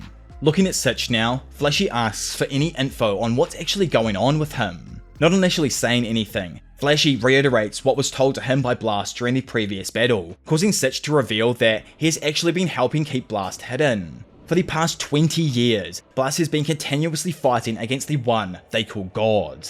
Blast, along with his intergalactic partners, had been searching for a mysterious cube that could turn humans into monsters. This cube was handed down over time as a kind of communication device that somewhat allowed an individual to communicate with God. Blast was specifically collecting these with his boys and trying to analyze them. However, 2 years ago, during the infamous battle in which Blast took on the Elder Centipede, he came into contact with God directly. Of course, like most other S-Class heroes who have been prompted by God, Blast refused the power and actually pitted himself against God. At that point in time, the Association wasn't able to hold a candle against such an opponent, even with everyone working together. To start with, not a single sensor they've created has been able to detect the being. Once they realized that it would probably be safer to have everyone stay unaware of it, Blast took off into the expanse of time and tried his best to protect everyone. Flashy, stunned with the current information he's receiving, figured that the top-ranking hero would have a good reason for not showing himself. Genos though, man thinks, completely differently. Jumping into the conversation, he lets them know that if they had just spoken about it sooner, Saitama, aka Caped Baldy, could have resolved this already. Actually a goat for standing up for his man right here. Sitch tries to deny this rock-solid information by explaining that only Blast is able to battle God because of his space-time manipulation ability. Laying his trap card on the table, Genos asks if that is indeed so. He, after all, wasn't able to fit this into his one-page report, so instead has decided to bring a specific tactic up here that he knows will work. Beginning his long-held-off rant, the cyborg tells them each and every detail on what happened in the fight between Saitama and Garou, along with his own fate and that of all of the other heroes. After the grueling 4-hour discussion comes to an end, with Sweet Mask leaving due to scheduling problems, everyone is exhausted. Still, they all claim that Genos' intel is pretty damn wild. Segengar can't even fathom how it's possible for them to fly to Jupiter, destroy the entire planet, then fly back. Then, on top of that, the time travel just makes it all completely fly over their heads. Sitch mentions that if it is true, they must confer with Saitama for its authenticity. Yet, and like we already know, Genos remarks that Saitama has no memory of the events, leading Flashy Flash to call Genos' explanation a lie, enraging the cyborg. Zombie Man instead points out that they could confer with Garou and confirm it that way. Again though, Segengar explains that the apparent shock from the final punch made him lose his memory from throughout the battle. With no definitive info at all, Sitch states that the one thing they can confirm is that the interactions with God's dimension is rapidly increasing. Blast assumed that it's possible there might be something in their world's dimension drawing him here. Either way, Sitch continues explaining that Blast will soon return, and until then, their top priorities are unity and solidarity. Having completed their meeting, Genos abruptly leaves, saying that if they do hear anything from Blast, they need to contact Saitama, aka Mr. Caped Baldy, immediately.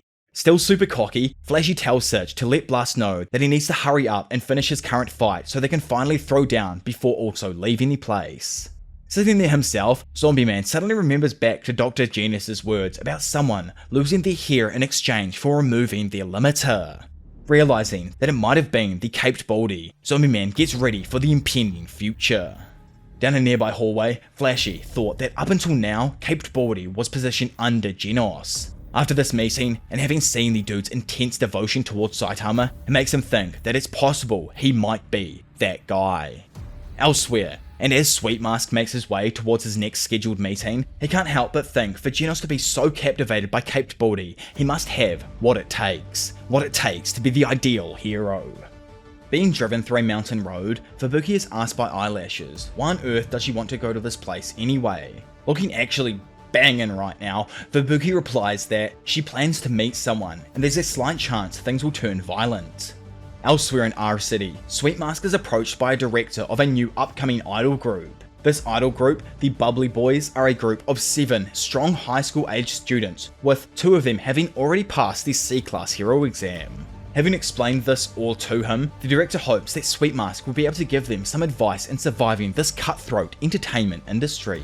Unconcerned with these pathetic nerds, Sweet tells them that they have zero appeal, none, so don't talk to him. He isn't interested in phonies. Instead, he's entirely fixated on looking at his phone. More specifically, the security camera footage from 2 days ago, which shows a Caped Baldy destroying the base's defences. After hearing harsh words from the hero that they've based their entire existence on, the members of the group start arguing with him to his annoyance. He tries explaining to the idiots that the title of hero isn't something that can be used as a stepping stone. That way of thinking is exactly what the agency's already saying that the group's difficult to handle. Wondering what they would do if Sweet was a monster and it appeared in front of them like this, the group claims that they'd lay him out. It's 7-on-1, and he shouldn't be looking down on them, the Bubbly Boys. Beginning to crack up laughing, without warning, the pathetic boys feel an overwhelming chill that startles them into silence. Sweet Mask explains that it's their instincts warning them of how they are too biologically different. Menacingly staring at them, he sternly lets them know how disgusting they truly are. None of them are beautiful like him, the Caped Baldy in all his overwhelming power. Speaking of the man himself, over inside his apartment, Saitama finally meets with and greets fellow A-Class heroes Chain and Toad, Butterfly DX, and Forte. After finding out that Saitama is older than him, Forte claims that he is the senior of the apartment because he moved in first. Saitama, however, notes that the place only opened 2 weeks ago. Moving past the teething troubles, Saitama greets his new neighbour and tells him about how his place was recently destroyed. Yet, once he became A-Class and King told him about this shelter, he moved in. Randomly, Chain and Toad removes his furry hat to take a quick sip of the tea, then casually puts it back on. Confused, Saitama asks what the hell just happened. Big Butterfly explains that due to Chain and Toad being extremely plain of a person, he wasn't popular in the hero rankings. In an attempt to fix that, he started wearing the headgear to develop a sort of, character. Thanks to these smart tricks, he was able to become just slightly popular with the kids. When it comes to the bearer of this info, Butterfly DX, well, he assumes Saitama already knows of his skills, so there's no need to explain them. Yet, and to his complete confusion, Saitama notes that he doesn't have a clue who he is, but he is charmed. This physically breaks Butterfly, who claims that he's been on TV a lot, and is pretty famous online too. Strolling off, he tells them all to hold on just for a second. Bursting back into the room fully dressed in his hero uniform, he excitedly says that this is what he usually looks like. Still, Saitama has to explain to him that his place has only had public broadcast, so for the past 2 or 3 years he's only watched disaster and weather channels. Plus, for a semi-naked Butterfly, Saitama finds him overtly hairy and asks him to not start shitting in his room. Next up, Forte introduces himself and says that he uses music, or more specifically, the rhythm, to help him fight in battle. On top of that, he remarks that they put him in a fashion magazine once, however, he doesn't even care about that. Saitama remains unimpressed though, wondering how working up a rhythm each time he fights even helps him. Annoyed with this, Forte screams out in anger and threatens Saitama to a fight outside. Leaving the room in preparation to throw down, Saitama looks down to notice that, just outside his door, Black S and Rover are there. Thinking that he should probably start setting up a doghouse, he all of a sudden has an even brighter idea. Then in a way to, lighten his workload, Saitama proposes the plan of having the loser of his upcoming battle take care of these pets. Walking out themselves now, Forte notices the monkey-looking thing and cruelly picks it up by his head's antenna. Butterfly can't help but notice the weird look of it as well, and wonders if it's a sort of monster. Hearing this, Black S realizes that he needs to continue pretending to be a monkey if he wants to survive. Having taken a look at these so-called pets, Forte agrees with Saitama's proposal of making the loser take care of them. Down in the association's parking lot now, Chain and Toad and Butterfly DX watches the two A-class heroes begin to face off. Forte cockily tells his opponent that he might end up getting hurt, so no hard feelings either way bro, to which Saitama states the same thing and pleads for him to not beg to become his disciple once he wins. Chain and Toad notes that moving to a rhythm isn't a strange technique, even first-rate martial artists learn to do this. However, if you dismiss Forte's unique fighting style that has been attained through countless battles as a performer, then that fool would be in for a world of pain. Activating his music, Forte begins showing off his unique style of fighting with rhythm. Randomly though, as he does this, Saitama tries screaming something out to him. Due to his headphones though, Forte doesn't hear it and is run down by a car that had just pulled into the parking lot. Quickly getting out of the car to check what the hell they just ran into, it's revealed to be the Blizzard group who were heading to this unknown location earlier. Noticing someone getting out of the car, Saitama makes sure to let her know to apologize to this random dude later on. Curious as to why Saitama is even at the Hero Association, Fubuki questions what the hell he's even doing here. Meanwhile, in an underground parking area, a mysterious person exits their dope-ass fuck car and is welcomed by the Hero Association staff members. Being in the vicinity, Fubuki senses that man's presence and tells Saitama to come with her. Turning around, she grants him permission to accompany them, the Fubuki group, into the association, confusing the hell out of Saitama. Grabbing his pants, Black S asks Saitama what they should do. Looking over and realizing that technically he has beaten Forte, hands over Black Sperm and Overgrown Rover to Butterfly DX before leaving with Fubuki and her group. Moving into the association's base now, the Fubuki group makes their way down to the special internment facility. Given the inmate's number they intend to visit to the receptionist, it's revealed to them that the inmate is already being visited by someone else. Following this meeting, they are being immediately transferred to another location. Due to this, the receptionist lets them know that they can't visit this person. However, with this being an emergency, Fubuki demands to be taken there straight away. Down on floor B13, the mysterious man is led to a gigantic jailing cell. Opening the door, the guard exclaims that it's perfectly safe as this person has been highly medicated. Inside, it's shown that the mastermind behind the Monster Association, Psychos, has been incapacitated and restrained.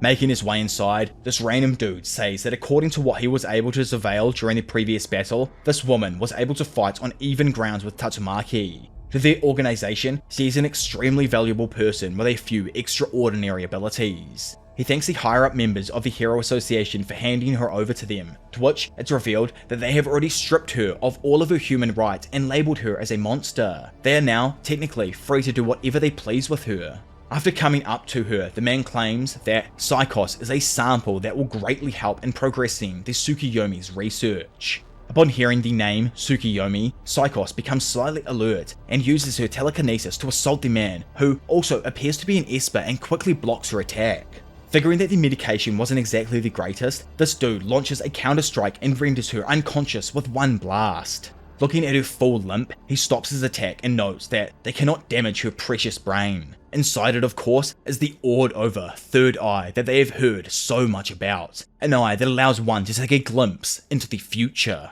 One of the representatives asks if he should, deal some more to her, as they have some fantastic facilities right here. Turning and revealing his true self now, this man exclaims that it's fine. They'll perform a very thorough examination on her once they get back to his lab. Meanwhile, and while taking a massive elevator that leads underground, Saitama and the Blizzard group head towards the mysterious man. While on their way there, Fubuki recalls her encounter with Psychos during the Monster Association incident. As they were about to battle, Fubuki addressed her as the former vice president, Psychos of the Third Eye. She tried appealing to her human side and asked for the fellow Esper to surrender herself peacefully, otherwise it might harm her actual life. Spazzing out in pure anger over being told what to do by this absolute witch again, Psychos angrily said that Fubuki got desperate and sealed off her powers when they were students. Now, just when she was about to rise up and be the strongest in the world, she stands in front of her once again. Hearing this, Fubuki agrees and says that yes, she used to be a self-centered person, but back in the day when Psychos proposed the idea of humanity extermination while they were still in a group class called the Society for Supernatural Research, everyone hated that idea.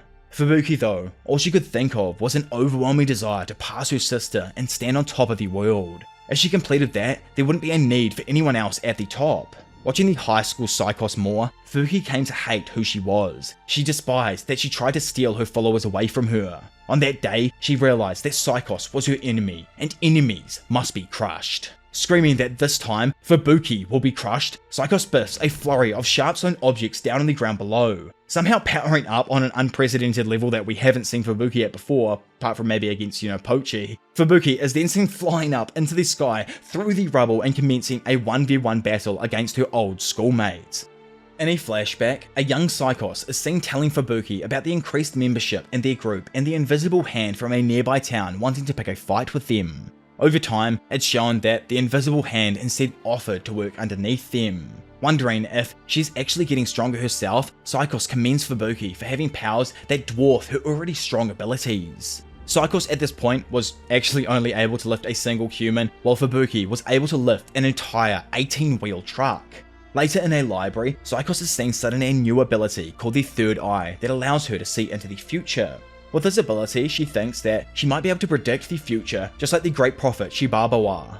On top of that, it might allow her and Fubuki to finally overthrow her evil older sister. However, the future Psychos then sees drives her insane, to a point she can't even seem to understand that this is the future she will go into. Mentally insane now, the next day at school, the overwhelming pain of his future caused her to scream out that all of their future plans are pointless. Explaining it all to Fubuki, she instead proposed the idea of destroying everyone. That way, at least the whole human race will be able to start over and it won't become the disaster it's certain to be. Back to the moment where they were confronting each other during the Monster Association incident, an already weakened Psychos was defeated and captured by Fubuki, who wanted to know the source of her madness. It's actually crazy to think that somehow Fubuki managed to capture the person that was pushing her sister to the limit. I don't understand it. Either way. What was it that she saw in the future? Catching the falling Psychos in her arms, Fubuki wonders what changed her. She was never a tough person. Placing her hand on her old friend's head, she senses a mysterious presence floating above them that sent chills down her spine. Back in the present, the Blizzard group and Saitama finally arrive at Psychos' internment unit just as she is about to be taken away by that random man. Fubuki informs everyone present that the visitation is over and they need to evacuate the room immediately. Due to the information about Psychos being moved, and if Tatsumaki ends up finding out about it, she'll come in and finish her off immediately. Instantly following that warning, the roof above Fubuki is destroyed and Tatsumaki drops into the room to finish her job. Pointing her finger down and questioning why she's alive, Tatsumaki attempts to bury Psychos in rubble. Luckily, Fubuki is able to react in time, managing to put an energy orb around Psychos. Seeing the random try and attack her, Tatsumaki, with just like a complete glance, sends the random dude shooting into the wall nearby. Fubuki then screams for all of the representatives to escape back to the surface and commands her guys to start attacking her sister. Getting ready to send a blast in her sister's direction, it suddenly skips back in time to a dinner date between the two.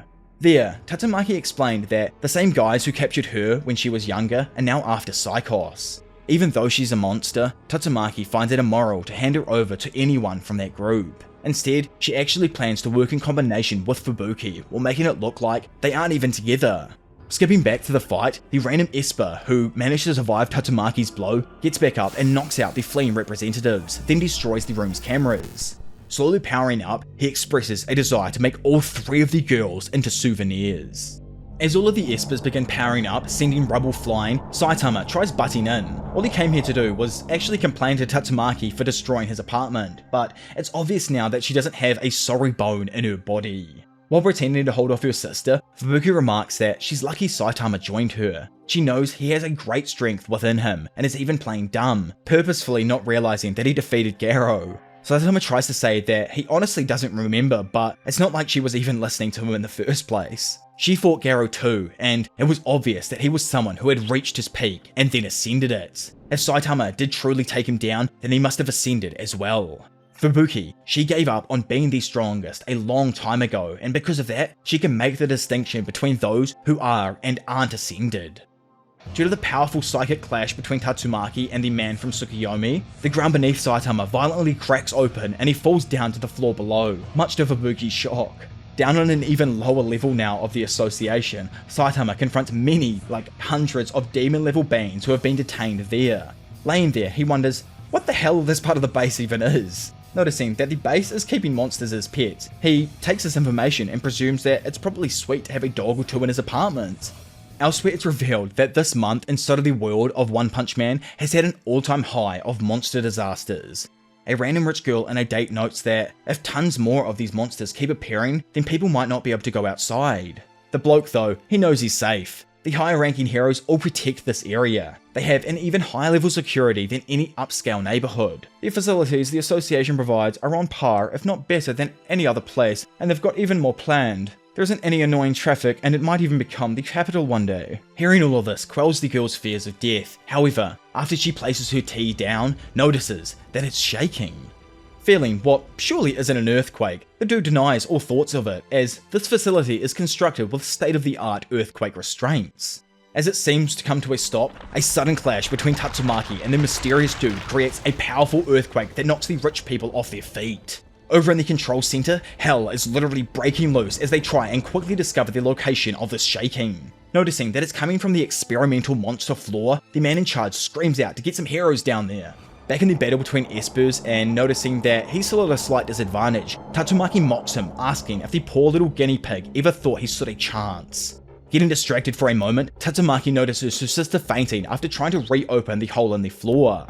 In actuality though, it's revealed that previously before coming here, this random dude had implanted a sleeping tablet in Fubuki's daily supplements. Taking her hostage now, he threatens to break the deadly poison one he put inside of her next if Tatsumaki comes any closer. Enraged, but still able to think on the spot, Tatsumaki realizes that there's most likely a spy in the manufacturer of the base or someone in her sister's group. Complementing her listening skills, the male esper demands that Tatsumaki not resist. Joking that he needs to make her slightly easier to carry, Tatsumaki is suddenly forced into a binding of psychic power. While holding her down, he explains that the espers are a defective species that need to go extinct. Throwing up his other hand, the dude proceeds to open the containment cage of the demon level monsters that are kept on the floor beneath them. He explains that no one would care if both of these sisters died due to Tatsumaki's rage unleashing all of these monsters here.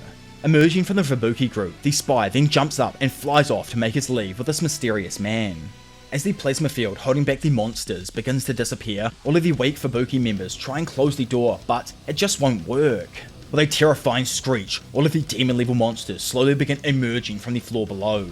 Randomly though, all of the monsters explode and Saitama bursts through the floor's entrance, surprising everyone.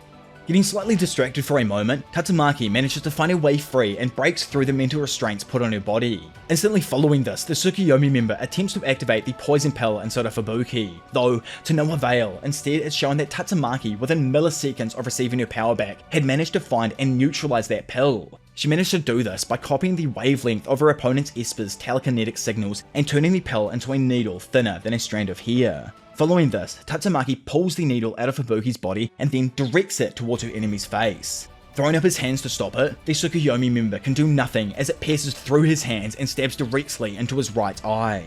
Noticing that he somehow didn't die from the attack, Tatsumaki menacingly threatens him as she intends to wring his body until all information on the Tsukuyomi group is revealed. Using her psychic abilities, Tatsumaki collapses the complete room in on this dude and captures him inside a huge boulder-sized asteroid. The spy desperately tries to flee the scene, but Tatsumaki glances in his direction and sends him crashing into a nearby wall, knocking him out.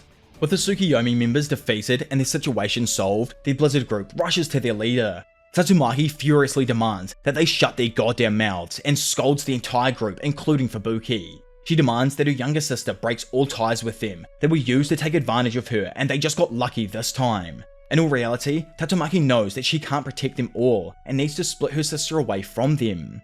Showing the love that they have for their leader, the Fubuki group demands to know why. If they at least explain it to them, then maybe they can figure out a countermeasure. Enraged with their defiance, Tatsumaki sternly tells them that it's because of their stupidity their leader's life was put in danger. Fubuki doesn't need them anymore, and in her eyes, all of them are just a nuisance. If they don't decide to leave now, then Tatsumaki threatens that she'll make sure they can never work again. Fubuki screams out for her sister to stop. However, the one to grab the esper's hand and put a stop to this complete rage fest was no one other than the Bald King.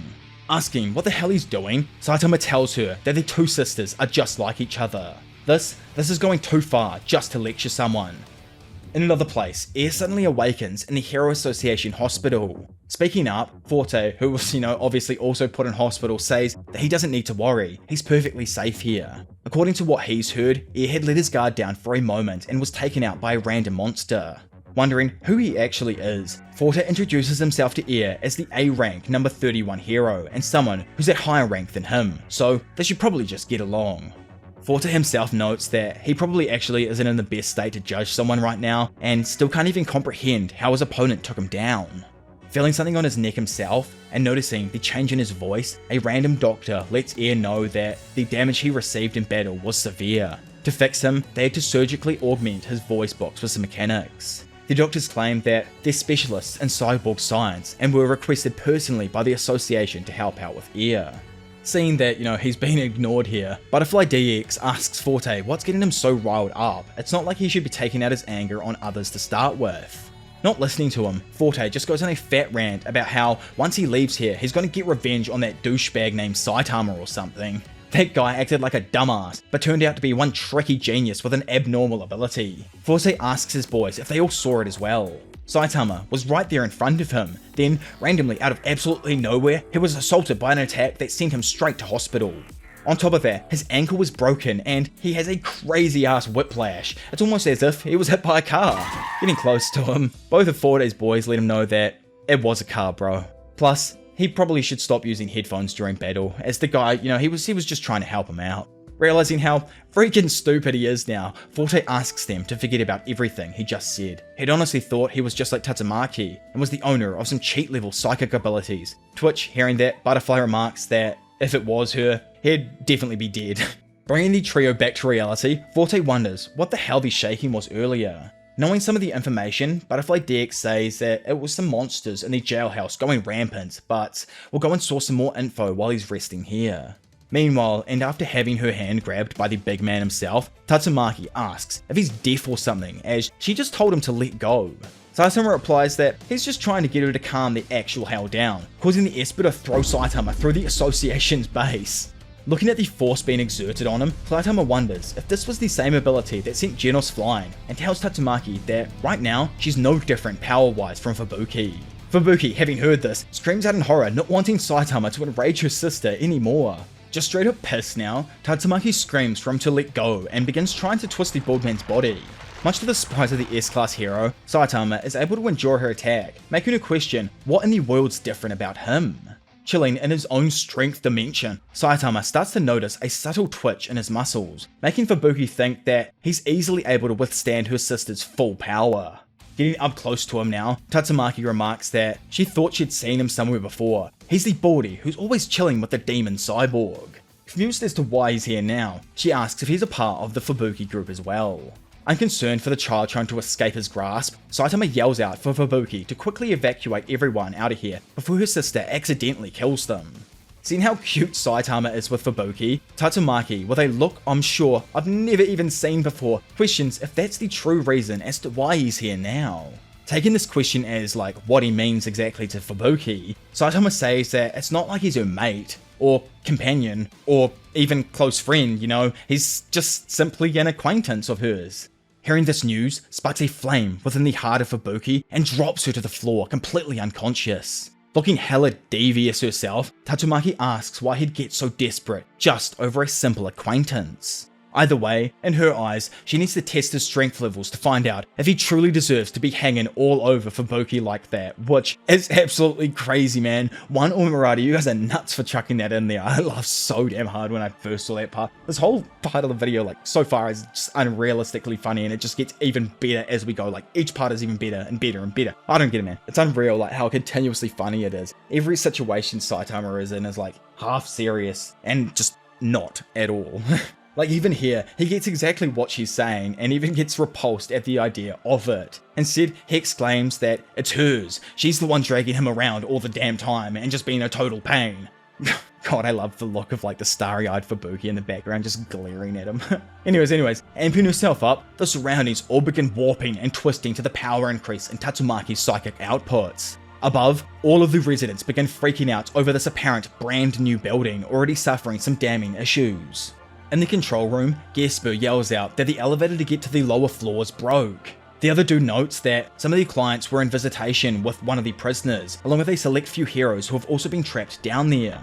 As the basement starts twisting even more, slowly reaching the point where everyone might be crushed, Saitama tells Tatsumaki to stop treating people like trash. Instead, and to keep everyone safe, he grabs and pulls her in close to his chest, causing the Esper to feel some sort of way, before forcefully jumping towards the sky, taking Tatsumaki with him. Looking up through the gaping hole that they just jumped through, Fubuki notes that it has begun. Saitama versus Tatsumaki. Above them, the electric dude, can't even remember his name right now, I think it's Lightning Max, yells down noticing the people there and calls over to some other heroes to head down through this new gaping hole. Elsewhere in the maze that is this new Hero Association base, Tongue Stretcher, Wolf Bear Ballet, and Man-Eating Capybara manage to escape from their holding cell. Having made their way to what they think is a random room, the three goons burst in expecting to find a few pathetic humans they can eat. Instead, they find that it's not exactly weak humans. Almost every single A-class hero is situated in this room, hiding for some reason.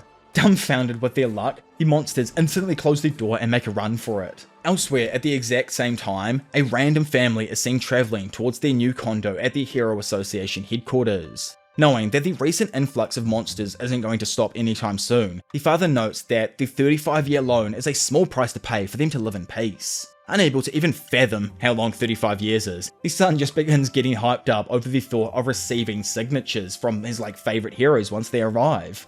Suddenly, a glint of light pierces through the afternoon sky, confusing the father, who can't even see what it is. Of course, that sparkle in the sky was none other than Saitama and Tatsumaki, who end up crashing and bouncing along the ground next to the highway. Tatsumaki confusedly asks what the hell Saitama's up to before launching his body into a violent spin. Whipping the capeboardy down, she slams him into the ground. However, Saitama's grip holds firm upon her arm. A flustered Tatsumaki accuses Saitama of being into her, but Saitama corrects her by stating that he just doesn't really want her to run away and destroy more homes. Hearing him say run once more makes Tatsumaki explode in anger, as, in her mind, why the hell would she run away from someone weaker than her? Letting her hand go now, Tatsumaki instantly changes her mood and even acknowledges Saitama's strength, saying that it isn't half bad. Pulling her hand up to his forehead, she increases her psychic output just slightly, before flicking the caped baldy, sending him flying back into a pile of rubble. Looking up, Saitama notices that Tatsumaki has completely lost it and activated her signature tornado move. While everyone realizes that the two guys have escaped, the Tsukiyomi members find their vehicle and boost past the guards towards their freedom. Heavily wounded and seemingly, safe now, the spy asks if Mr. Apollo was alright. Looking in the side mirror though, he quickly realizes that directly behind them, Tatsumaki is already outside. Seething with anger, Apollo eerily comments that the next time he sees her, she will be his. Over in the battle, Tatsumaki hurls a boulder directly at Saitama, yet he easily deflects it. Upping her attack potency, Tatsumaki sends a barrage of boulders towards him.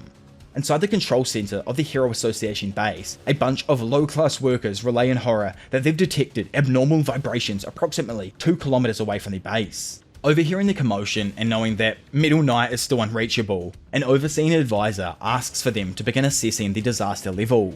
Based off the minimal information he's heard, the advisor guesses that they probably need an S-class hero and asks if anyone can be immobilized immediately. Outdoors, that random family who's trying to make their way to their new condo, start hitting probably the fattest straight line drifts I've ever seen. Man is bringing back the Saudi drift king from out of friggin' nowhere. Looking through his binoculars and somehow still sitting in his seat while his dad is doing the craziest maneuvers, the kid notices the amazing S-class hero Tatsumaki fighting a mysterious opponent. Of course, the dude flashing from rock to rock is none other than the bald legend. The father, who somewhat realizes how insanely dangerous of a situation this is right now, remarks that they should probably get away from here fast. The kid though, who's wanting so bad to smoke a family pack, begs for his father to get in closer as he can almost hear her voice. Suddenly, a massive boulder is sent barreling towards the car. Luckily, Saitama manages to save the family by destroying it in time. Annoyed, he screams out to Tatsumaki that she needs to pay attention on what's going on around her. Asking him why he's acting so damn pompous, Tatsumaki swells her energy up and sends another flurry of boulders while screaming that she knows what she's doing. Seeing the attack heading his way and figuring that she's probably not in the greatest of moods, Saitama comes to the conclusion that, for now, he'll keep her company in the desert where no buildings or people are, then eventually she'll wear herself out. Having not paid enough attention though, our dude accidentally deflects one of Tatsumaki's attacks into the direction of that same family. Vanishing from sight in an attempt to stop his own deflection, the car is then saved by the small Esper and pulled up into the sky with her abilities. Instantly, she turns the situation on Saitama and jokes that he needs to pay more attention when deflecting things. Furious, he asks the dumbass midget what the hell she just said to him. Literally vein popping with rage, Tatsumaki screams that she's going to turn the pathetic Baldy into a vial of farming fertilizer. Dropping the car to the ground and leaving the family absolutely fretted with what they just went through, the psychotic Esper reactivates her terrible tornado ability and begins sending even more pieces of rubble in the direction of our now fleeing Baldy. Curious as to why he's even fleeing now, she charismatically jokes that this is pathetic. There is no way she'd ever be able to entrust Fubuki to someone like him. Telling him that he needs to leave and get the hell away from her, Saitama scoffs at just how bizarre this has all become, but thinks all he wants to do right now is go home. With his motivation plummeting, Tatsumaki launches a psychic attack that blows off Saitama's jacket. Not done, she follows up and sends forth a blast that manages to knock the caped Baldy off his feet. Flying across a random parking lot, Saitama is then hit by another few energy attacks that send him hurling miles across the barren landscape towards the closest city. Meanwhile, back in the Hero Association headquarters, and realizing that now with Tatsumaki making her intentions clear, there's no possible way to keep her group together. Approaching her with their heads down, the Fubuki group all apologize to their leader for being unable to do anything in the previous battle. They claim that, if given another chance, they will never make that mistake again. All she needs to do is advise them on what to do about Tsukuyomi now. Unconcerned for these weaklings, Fubuki just tells them she's done. From today, the Fubuki group is disbanded because everyone else was too useless. Standing there, like stunned mullets, all the group is able to do is watch as Fubuki flies up into the sky, telling them to leave and not follow her. Meanwhile, in N City, the A-class hero Feather is beaten and heavily injured by a group of random foes. One of the gang members joked that he went a bit wild for a bit and did manage to take a few of their guys down. However, with the injuries Feather's taken in the process, there's no way he can fight any longer. Turns out, Feather had only battled this notorious Iron Fist gang with the intentions of freeing a female hostage.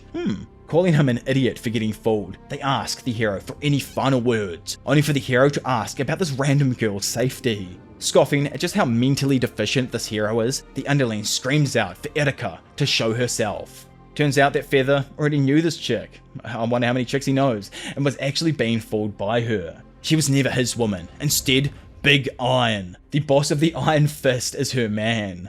Stunned and unable to take in this cruel piece of information, Feather can only listen as Erika explains about the first time she was sent out as a decoy to distract him from finding the gang.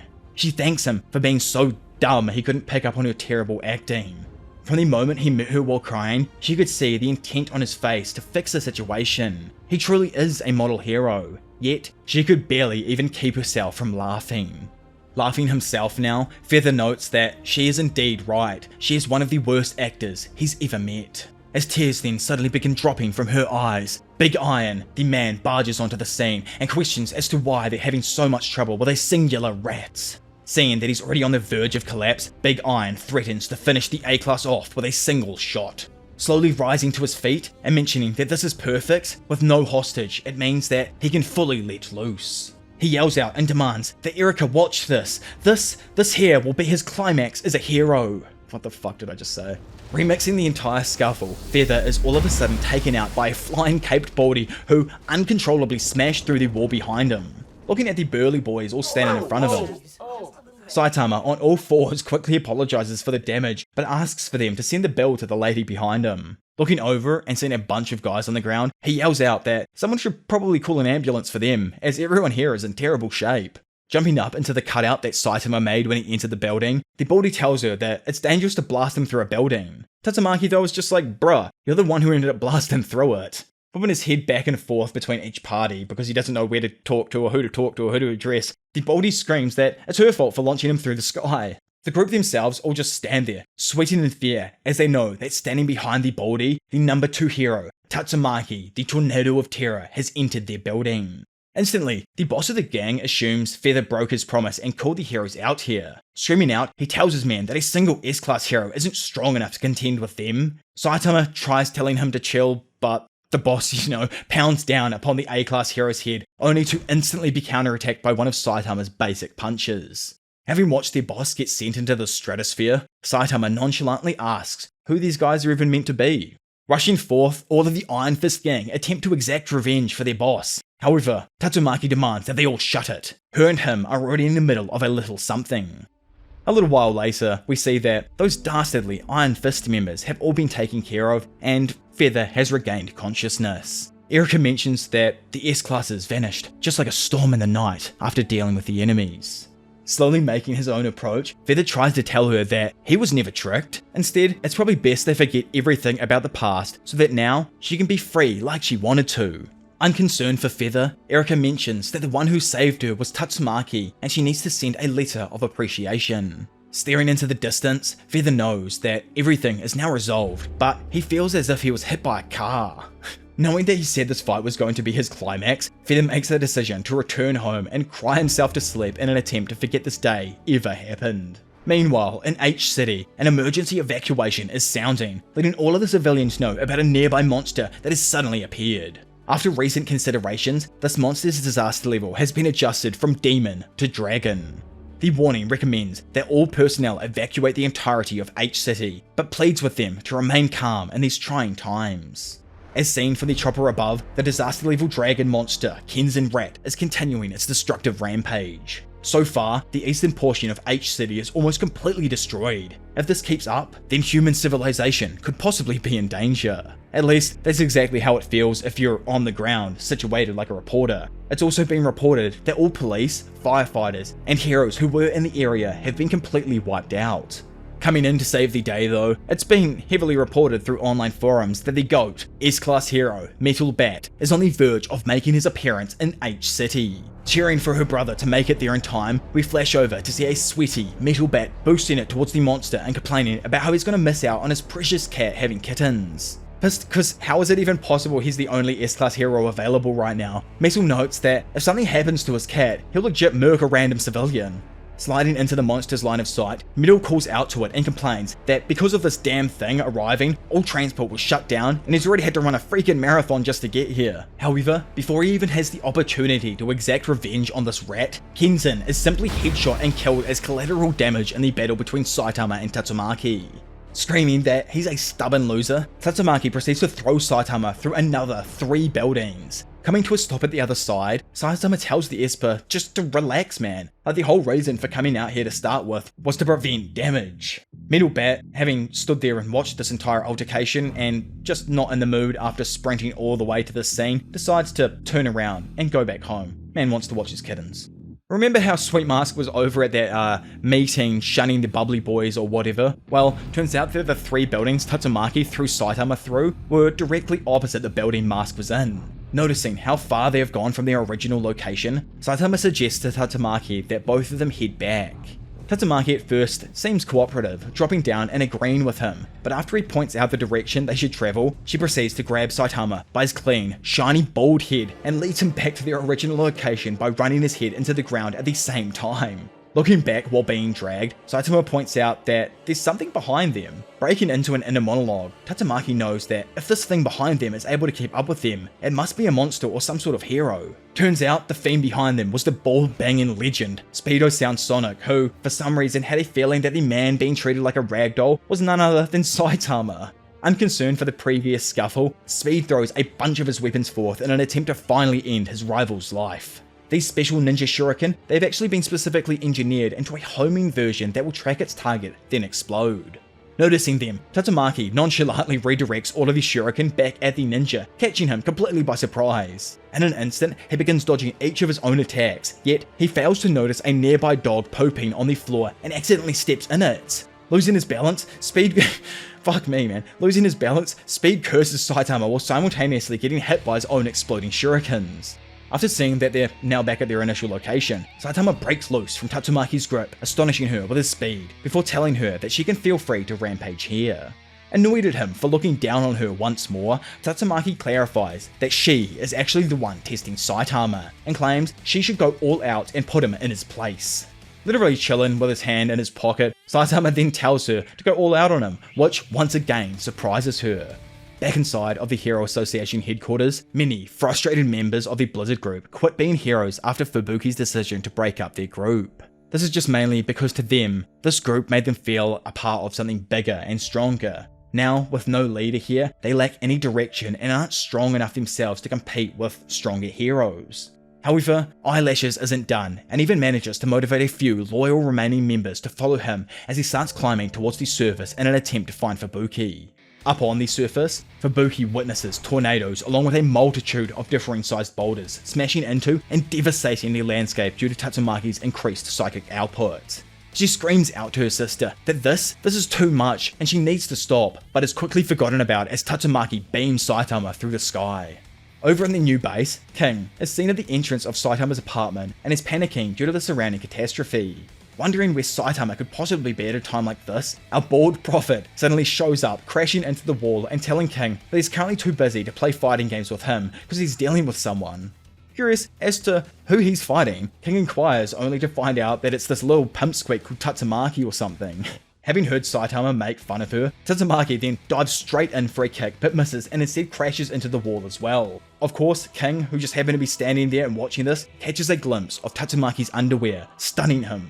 Not wanting to give his composure away, King just stands there, looking composed and ready for anything as Tatsumaki then glides back towards the bald man.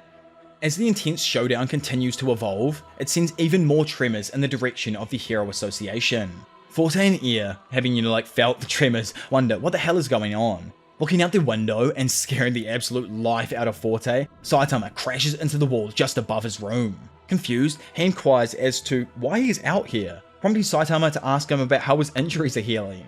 Continuing to tell the young hero to stay in bed, the caped baldy leaps from the side of the building back towards the midst of destruction.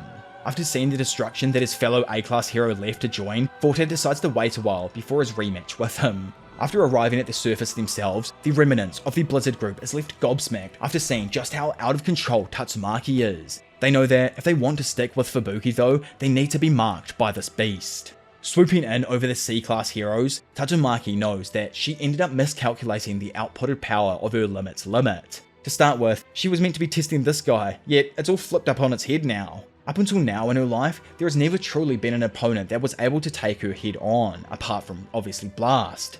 In all actuality, she was enjoying this battle, as before it, she assumed that the only person capable of standing against her was Blast, like I just said. Needing to bring this pointless show of strength to an end, Tatsumaki begins tearing up the ground and contorting all of the rubble into two large waves that clash into each other. Upon forming a tunnel-like structure, the Esper then collapses it upon the ant-sized man underneath. Not even a fraction of a second later, Saitama performs an effortlessly unharmed swing, throwing his arm up and dispersing all of the rubble around him. Dropping to the ground exhausted due to the psychic output of that attack, Saitama jokes that she really didn't need to go and push herself that far, and she'll still have enough strength to talk with him at the end of the day. Snapping at him, the Esper catches Saitama in an orb of her psychic energy. However, he's so damn heavy that she's barely able to even pick him up off the floor. Asking why she's looking so grumpy, Saitama reiterates that he isn't her enemy.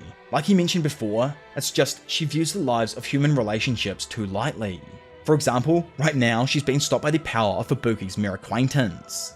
Hearing those words, and after failing to send Saitama into space, Tatsumaki loses consciousness from overusing her power. Dropping to her knees, she starts to remember how Blast told her that she shouldn't ever expect someone to come and save her. Moments after Blast had saved her in the past, Tatsumaki immediately reunited with Fubuki in order to protect her. After noticing that she was being followed by 4 Tsukuyomi members, Tatsumaki disposed of them before once again asking Fubuki to come with her. The shock of witnessing her sister's violent acts caused the 5-year-old Fubuki to awaken her psychic power and push Tatsumaki away. As this self-reflection of hers continues, she comes to see that it was her that dragged Fubuki to a harsh fate. Because of that, she now feels like she has the responsibility to protect her without relying on anyone else. Actually crazy when you think about it, the reason behind Tatsumaki wanting to constantly protect her sister was because she was the reason she developed powers in the first place and now feels responsible for people possibly coming after her and stuff. Awakening in a bright place, Tatsumaki sees Blast standing in the distance. Walking up to him, she asks if this is where he's been all along. Seeing him leave though, she can't help but run after him and plead for him not to leave. Throughout the story so far, the only one to set Tatsumaki free was Blast. Due to this, she grew an excessive expectation of Blast. She sought respect from the one that freed her and needed someone to guide her on a better road. Catching up to him now, Tatsumaki just says that she tried really hard, but nothing ever works out. She doesn't want everyone to hate and be afraid of her, but if they aren't, then things will just end up how they were before. Standing there with tears in her eyes, she questions the top-ranking hero about what she should do, when suddenly, an even brighter beam of light begins cutting its way into this already glistening realm. Of course, she was just waking up, and above her was the gleaming bald king, Saitama, looking down and asking if she was actually okay.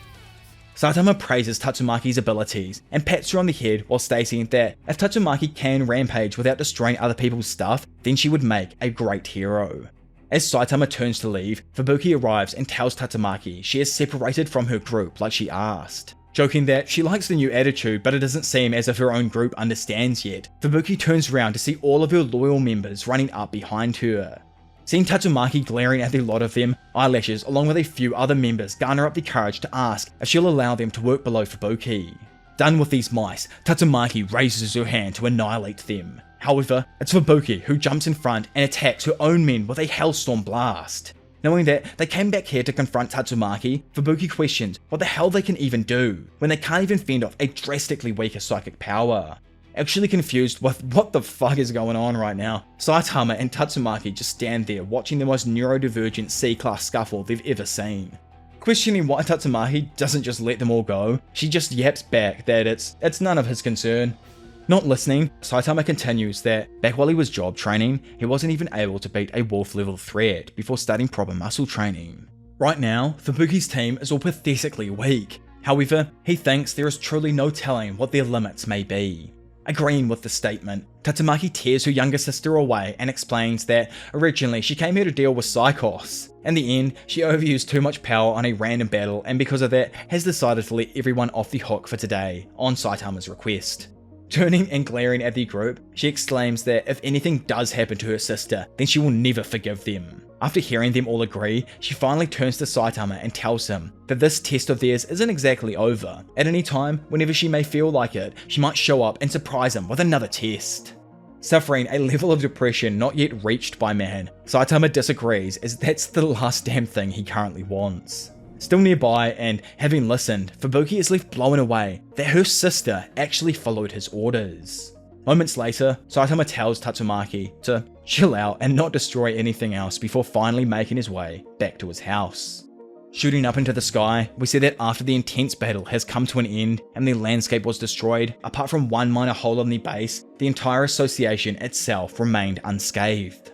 Having made the long walk of shame home, Saitama enters his apartment and comes to the conclusion that he needs to get a new pair of shoes and some clothes. Upon looking up though, he, just like previously, discovers that 3 A-class heroes, Forte, Butterfly DX and Chain and Toad are waiting for him. Wondering what the hell they're doing here now, Butterfly perks up and lets him know that Forte has something to say. Apologizing for their first meeting, Forte legit starts glazing Saitama, asking if he needs any new clothes and if he didn't mind, he could bring some old sets around for him. Creeped out with his sudden switch up, Forte tries to say that it's because they're all A-class buddies and he's just trying to be friendly with them. Sensing the awkwardness, the group makes their leave. Still, Forte tells Saitama that if anything does bother him, come and let him know. After the trio of heroes departed from Saitama's apartment, Butterfly DX expresses bewilderment over Forte's abrupt change, questioning if the car knocked a different personality into him. Knowing a greater secret though, Forte disclosed that he witnessed Saitama fighting while at the hospital. Compared to them, his movements were out of this world, and he honestly doubts all 3 of them would even last 10 seconds against him in a true fight. Telling him to relax, Forte continues elaborating on how those previous earthquakes weren't caused by monsters. It was the impact from his fighting. Turning and pointing out the pet, he states that they better look after them and do their best to get Saitama on their side. At the demon level, monster containment level, 3 A-class heroes, Stinger, Lightning Max and Blue arrive to investigate the situation. After inspecting the mess, Lightning Max assumes that most of the monsters on this floor were wiped out by each other. Blue, who was also investigating, couldn't come to a solid conclusion on why the association would take such risks containing a bunch of dangerous monsters below them. The Fubuki group though tried to explain to them that it wasn't a monster fight and instead it was a single A-class hero who took them all out. Asking if they all just saw something or are they dumb or something, they reiterate that they aren't, they're telling the truth. In the meantime, the other Fubuki members confront the executives of the Hero Association and accuse them of definitely knowing something about Tsukuyomi. Instead of fessing up, the executives explain that they just happened to have some spare time and wanted to check the area out. Realizing that they probably fell for a cruel shame, Gespe explains to the people around that Tsukuyomi is the name of a secret society. The only reason he even knows of it is because there is an urban legend about them inside of these psychic gossip circles. However, he thinks that it's all just a complete farce. Instead, it makes more sense for the surviving members of the Monster Association to come back and kidnap their leader under the guise of some new group. With everyone somewhat agreeing with his statement here, Mr. Fubuki calls out to Mr. McCoy, one of the executives, to have a chat about something. Entering another room, Fubuki confronts McCoy and asks him what the hell he's planning here. If it wasn't for her, all of the members of her group would have been turned into monster food. Fessing up, McCoy goes on to detail that they've been kidnapping monsters here for a top secret weapon that is currently being designed by Metal Bat. Wanting more info though, Fubuki raises a document and asks what in the world this massive sum of money paid to the association was then. Sweating balls all of a sudden over being found out, Fubuki's genius hacker notes that the lines of code he has are probably some of the worst he's ever seen. Fubuki even jokes that it would be such a scandal for the world to find out about this news. Immediately, Mr. McCoy drops his act and asks what it is Fubuki actually wants. With a grin of pleasure, Fubuki goes on to lay out her devious plan. Pretty much, she wants to take all of the monsters that have died, turn the cams off and lay them out on the surface. That way, Tatsumaki's rampage can be marked off as both her fighting against the demon level threats, plus, if they manage to fix both of those issues at once, all of the rich folk will gain some trust back in the security of their house and this structure here. Starting to cackle, Mr. McCoy agrees with Fubuki's proposal, and Tatsumaki subsequently brought all of the monster remains to the surface as part of the agreements. However, this actually turned out to be a ruse in itself, as the remains had a special someone implanted inside of them. Pulling up next to a clump of monster flesh, Fubuki uses her abilities to tear her old friend out into the car. Following this, the group steps on the gas and accomplishes their original goal they set out to achieve, which, was obviously going and getting Psychos from the Hero Association base, and they did achieve their goal in the end. Simultaneously, the news broadcast of the incident brought Tatsumaki into the spotlight, as apparently she repelled all of these monsters by herself. All of the city, literally everyone except one man, was overjoyed for this massive feat. Of course, Saitama and subsequently his boy Genos think this is complete crap. Genos even gets on the phone to file a major complaint with the Hero Association immediately. In the aftermath of this incident, the Hero Association soon discovered that Psychos had actually gone missing. Apparently, she was able to escape through a hole in the floor or ceiling of a parking lot. Being called there to answer for this, Tatsumaki feigned responsibility and began searching for this missing Esper. Obviously, she made up a bunch of lies about her having the ability to use her psychic powers to track her psychic wavelengths and everything. Anyway, watching her leave with a grin on his face, Mr. McCoy calls out to her saying that he didn't realize she could be oh so remorseful. It's almost as if she's been strangely kind to them. Turning and looking more cooked than ever, Tatsumaki leaves, saying that it's just some days she happens to be in a good mood. Meanwhile, Child Emperor, who thought the incident was kinda sussy to start with, did a little digging. After a little hacking into the Hero Association base, he quickly came to see that the entire incident was nothing but fraud and cover-ups. Elsewhere, in some random-ass suburb, we find Tatsumaki being asked to take part in a commercial to recruit new heroes. Obviously, girl doesn't want absolutely anything to do with that. However, after she remembers Saitama's words on how he himself was once very weak, not even able to defeat a wolf-level threat, decides to begrudgingly accept. Getting pampered in preparation, Tatsumaki thinks that, at the end of the day, at least this commercial will be a great opportunity to let new heroes know exactly what it means to be a hero. Taking to the studio, she thinks to herself that she can't do a hero's job by half-assing it. Powering up slowly and knowing it's a harsh world where death is always lurking over your shoulder, she throws her hands forth and reiterates with herself that she needs to drill the level required to become a hero into their skulls. Unleashing her terrible tornado and sending cameramen flying, she does this as a true representation of what it means to be an S-class hero. On air, I don't even know how they've managed it, but their editing skills exceed mine. Somehow, Tatsumaki, instead of throwing down and destroying the studio to show an S-class's skill, she's shown dancing around in a cutesy manner while asking the general population to apply, otherwise she'll twist them up. On the phone with Sweet, Tatsumaki, utterly enraged, asks if he was to blame. According to him, he took the original footage and actually used an AI generation tool to change it to exactly how he wanted it. Hearing him hang up on her, Fubuki then rolls through the door behind her sister and compliments her cutesy new commercial. Walking into Sweet's room, his assistant relays that the commercial was a huge success, to which he chadly replies that of course it was, he produced it after all. Elsewhere in the city, a man watches Tatsumaki's new advert when a random female walks up asking if he happens to be Mr. Axel. Typical anime or mangaka introducing the female character with that bossy of hers first. It's always a chest or ass shot before we get the full character introduction. It's so damn deviant of them and they need to chill out a little bit, but either way, the woman turns out to be Shizuka, a scout for the Hero Association. Revealing his jacked up self, Axel questions why another scout is trying to track him down. Back at the Hero Association itself, the higher-ups all comment that their publicity stunt went extremely well. By improving the image through commercials and by reporting that all the damage done in the surrounding area was caused by a group of demon-level monsters being repelled by Tatsumaki, they've been able to restore trust in the eyes of a large majority of wealthy residents. After they all compliment McCoy for his genius, another points out that it's gone and lowered their overall confidence in Metal Knight though. Firstly, his guard robots failed. Then there's the flimsiness of the building that they're currently living in. After spending tens of billions having built this place, they all doubt that they can really rely on him anymore for further business. They also think that the same goes for Tatsumaki. This time, they turned a blind eye due to the arrangements made by Mr. McCoy, but she's just becoming too much of a risk. While the commercial was highly successful, the higher-ups question if they've been able to find any sort of increase in manpower. Reporting that they haven't seen any increase in the numbers of applicants, one of the higher-ups questions what exactly is going on then.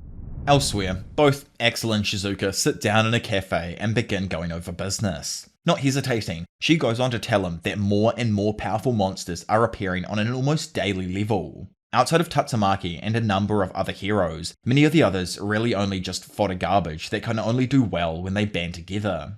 Still, S-classes are unreliable, and the A-classes and below just keep adding to the ranks of injured people on a payroll. The association feels like it's imperative to strike while the iron's hot and replenish their fighting forces. Mentioning that it sounds like she treats the heroes as expendable goods, Axel asks if this is why they need him, to which she affirms.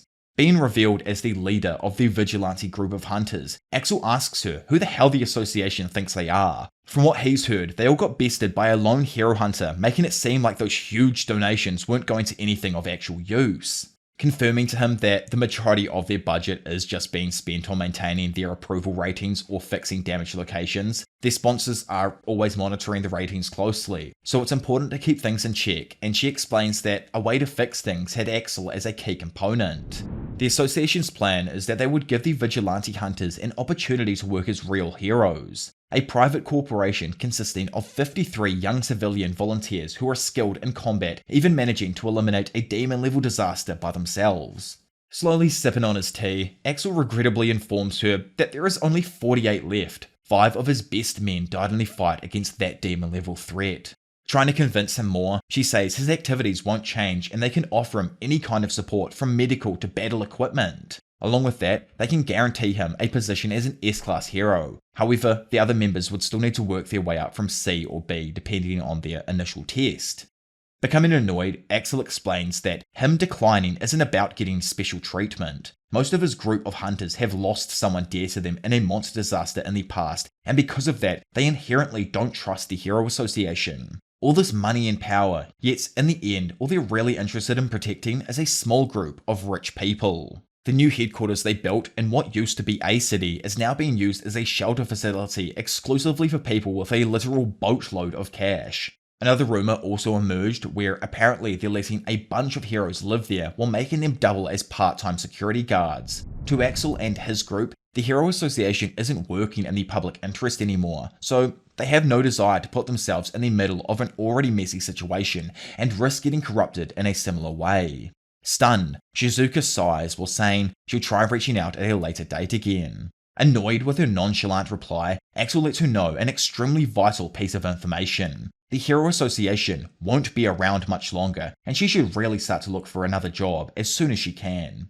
Elsewhere, a short man introduces himself to a hulking sumo fighter as a huge fan. This giant of a sumo wrestler is Japan's current champion with 700 wins in a row. Sweating after his workout finally finishes, Super Sumo Yokozuna Raiden gets annoyed after once again being approached by the association and once again reiterates that he has no intention of fighting for them. The short bloke tries goading him by mentioning that his strength denies human understanding and they really need him. Knowing that that may be so, and that there has been a rapid increase in monsters, Raiden points out that the police and military have had their hands full just maintaining social order. Plus, the number of heroes who can actually fight these stronger monsters is extremely small. Screaming back that he's exactly right and this is why they need him to join as a new S-Class hero, Raiden still refuses, albeit extremely politely. The man tries mentioning that he'll be compensated extremely well, but Raiden laughs, stating that they all say the same thing, and he in fact has a prior commitment. And not so long from now, the new launch of a hero association will be announced, and he's already made a commitment to them. Back in the cafe, Axel explains that from here, all his boys will join as a part of the new Hunters. Several hunters of the Hero Association sponsor companies also plan on moving over, and naturally, they've all reached out behind the scenes to pretty much all of the S-Class heroes. Elsewhere, Genos relays this information to Dr. Casino, who asks him what exactly he plans on doing. After all, he did say he had some earlier suspicions about the inner workings of the Hero Association. Going to say whether he chooses to stay or leave, and then skips over to Saitama spitting juice all over his screen upon seeing Tatsumaki act all cutesy in that bloody commercial. Elsewhere, in a forested location, we find Flashy Flash questioning a monster about God. Realizing that fodder crap like this dude doesn't have a clue where he is, the S-Class hero changes the question and asks it about where he could find the remnants of the Monster Association. Bringing up a picture of Manako, he asks for one that looks just like this highly detailed drawing. Not even actually having a damn clue, the monster refused to answer and instead tried to attack Flashy Flash through the ground. Without hesitation, Flashy Flash gets gassed up and sliced the monster into several hundred pieces. Analysing his perfect drawing, Flashy Flash is almost certain Manako was one of the few direct people to have actual contact with the god he knows of. Knowing that it would be an absolute pain if the other heroes hunted her down first, Flashy Flash comes up with the genius idea of asking Saitama for help. Despite his weird looks, bro knows he isn't just anybody and believed that with a top tier mentor, he could become someone of use. Flashing off elsewhere, we find Tank Top Master, who after crunching weights and losing Fubuki's buff from the Monster Association arc, has returned to his normal size. Once arriving at the 37th Tank Top meeting, he sadly realised that some of the members had fled after witnessing the previous devastating battle. Not too bothered by the change, Tank Top Man announces that he feels a new Tank Top wind blowing in. Right on cue, 3 new recruits appear in front of the group and tear their clothes off. Having replaced them with a tank top, the 3 mention how they're all moved by their new master's performance against the monsters and have come to be initiated into the ranks of the Tank Toppers. The S-Class hero thanks them for all coming out and announces that they're all going to train together to attain an even further mastery of tank top wearing. Elsewhere, Monster Chick Man, remember like good old Phoenix Man from Child Emperor's Battle? Well, after his defeat, the dude reverted to this chick here. Now, in a completely different career path, he has decided to take up life as a traffic duty person and on the daily helps kids make their way to school, which is, pretty nice of him. Sensing something, he turns and spots Child Emperor staring at him. As time passes, we then find the two over in some random ass restaurant. Chickman elaborates on how after he lost the fights and turned into a chick, he expected to slowly over time become Phoenix Man again. Like a crazed maniac though, he laughs, asking Child Emperor if he ever thought he would have stayed a chick for this damn long. Knowing that Child Emperor has a gap pointed at his crotch though, the chick tells him to chill out man. Currently, he's useless, a rare powerless creature trying to find a way of life in this harsh society. Randomly, a group of kids spot the chick and scream out his name, pulling the costumed man's attention in their direction. Sipping on his tea, bro says he's pleased with his current line of work. Still, what is it that he wants him to do? Slurping on his milkshake, Child Emperor reveals that Chickman's information about the Hero Association's dark side was true. Now he asks for the source of his intel along with everything he already knows. At the same time, Super Alloy Darkshine is seen relentlessly training at his gym. Sadly, he's currently depressed as he no longer feels capable of fighting and is still deathly afraid of his next battle. Falling further into darkness, he tells himself that he can't handle it anymore. Watching from a slightly open door nearby, Mizuki, with a look of concern, worries for him.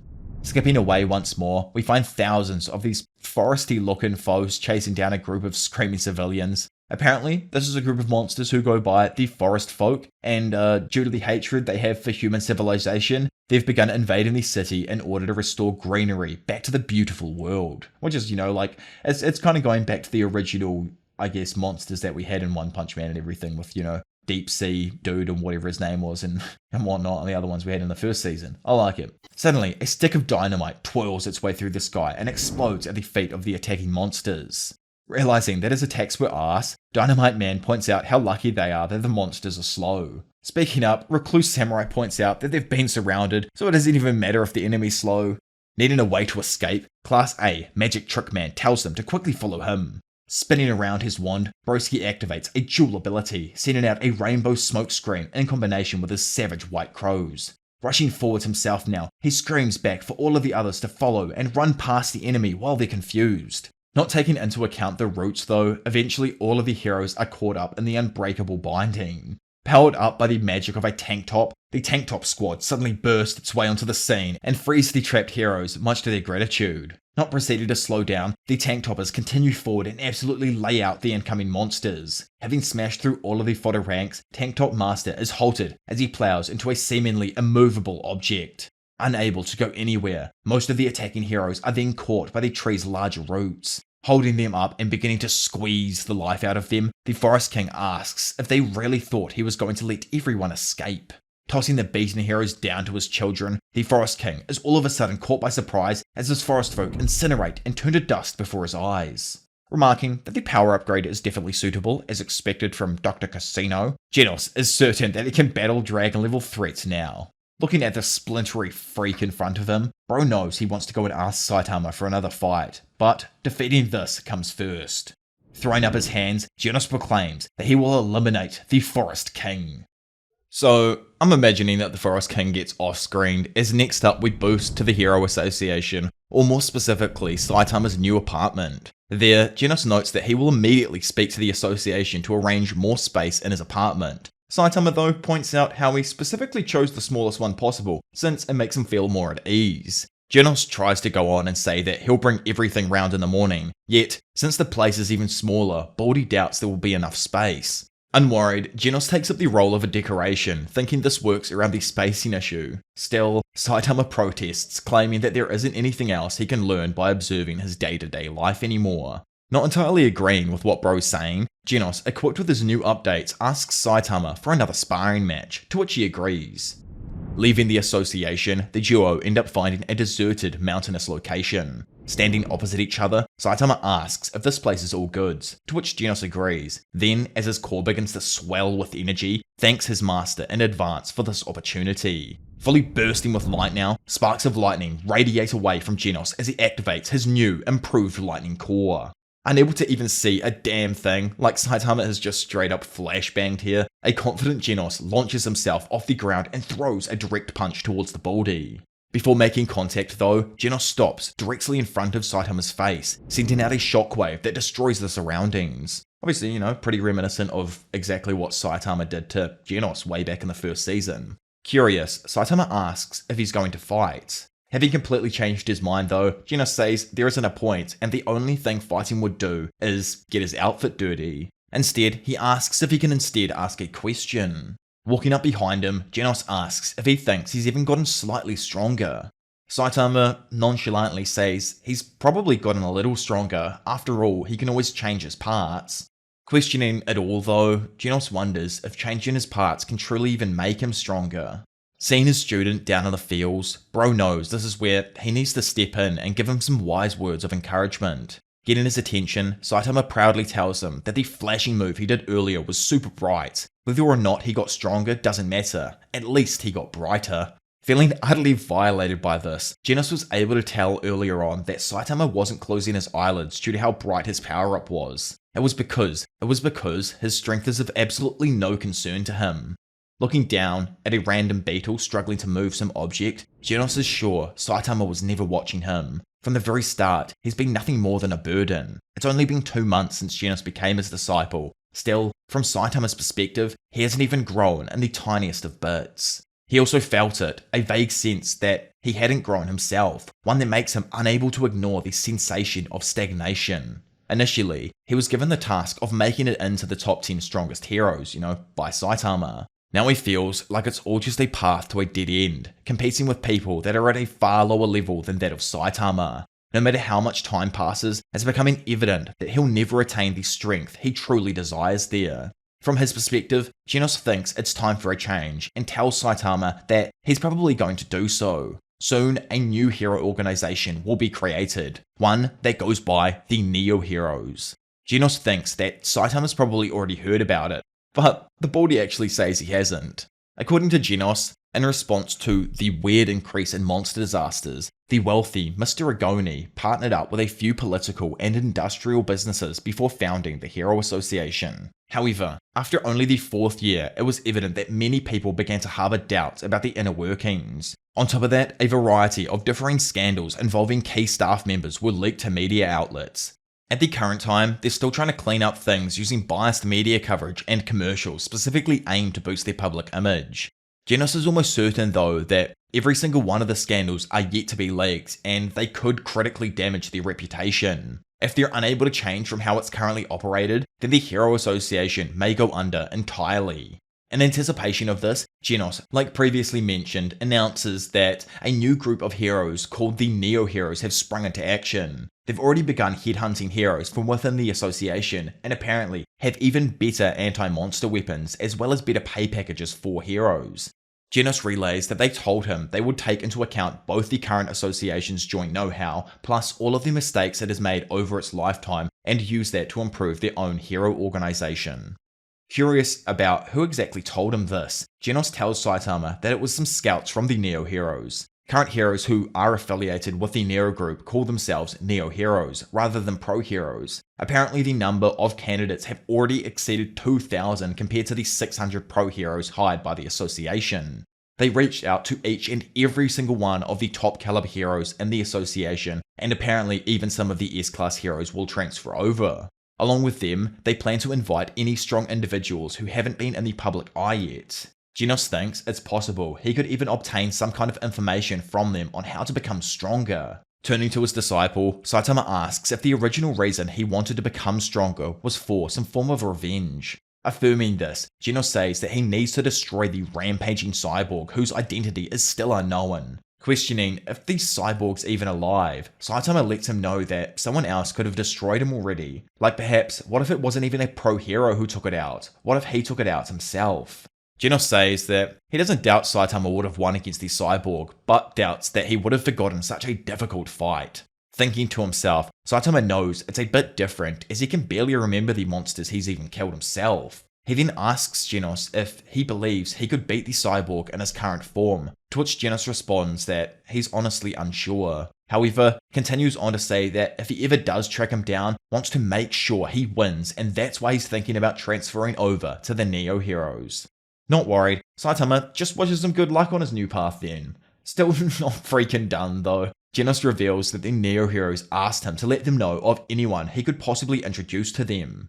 Knowing that bro is literally him, Genos suggests that Saitama joins them. He also mentions that the Hero Association doesn't think much of him, and his endorsement would mean a lot to the Neo Heroes. Gazing off into the distance, pondering his decision, Saitama turns and declines. To him, shit's way too much effort. Hearing this, Genos decides to stay in the Hero Association with him. Which is like, bruh, God, I love how ridiculous this manga is. Bro just spent half a day explaining the reasons as to why he should join this group and attempting to get Saitama in as well, only to instantly biff it out the moment his master refuses. It was like almost at a pointless 5 minutes there, but we continue on.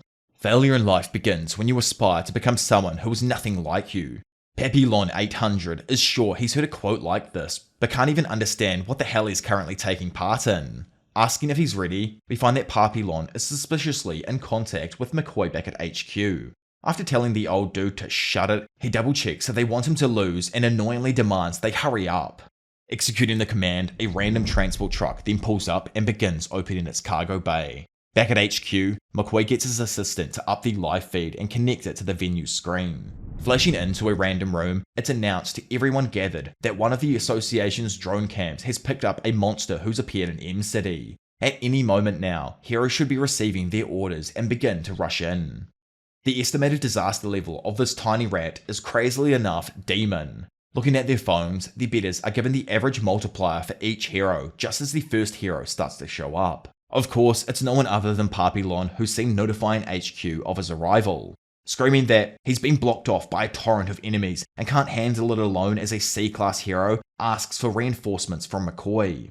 As per the script though, the old fart just denies his request and tells him that he has to hold out for a short while. Disgusted that only a singular C-class hero showed up, a few of the patrons bicker between themselves at the absurdity of the situation. Hero gambling. Turns out that this is actually a hidden source of income for the association. On top of that, on odd occasions, matches were carefully rigged to allow the major sponsors to win. In fact, the demon level threat that Papillon is getting ready to fight is really only wolf level. Papillon himself isn't even the C-class rank 333 hero as well, bro's actually B-class rank 4 Mad Devil Yankee. To win these rigged matches here, the association will disguise heroes as weaker fighters and have them destroy monsters with one hit. Running in now and while personally thinking to himself, Yank knows he ain't a fan of bullying the weak, so as he jumps up to give it a half-assed beating, hopes the monster will strike him back. Immediately freaking the hell out, the rat yolks up and hits Yankee with a fat right hook. Floating through the air confused with what just happened, it skips back over to HQ as everyone begins laughing. Crashing into some garbage bags, he looks up and sees the rat legit bricked up and flexing. Wondering what the freak this even is, he was sure this was a wolf level threat, Yankee begins to start blacking out. Fading between reality and the shadow realm, Yankee thinks back to when McCoy told him the truth about the association.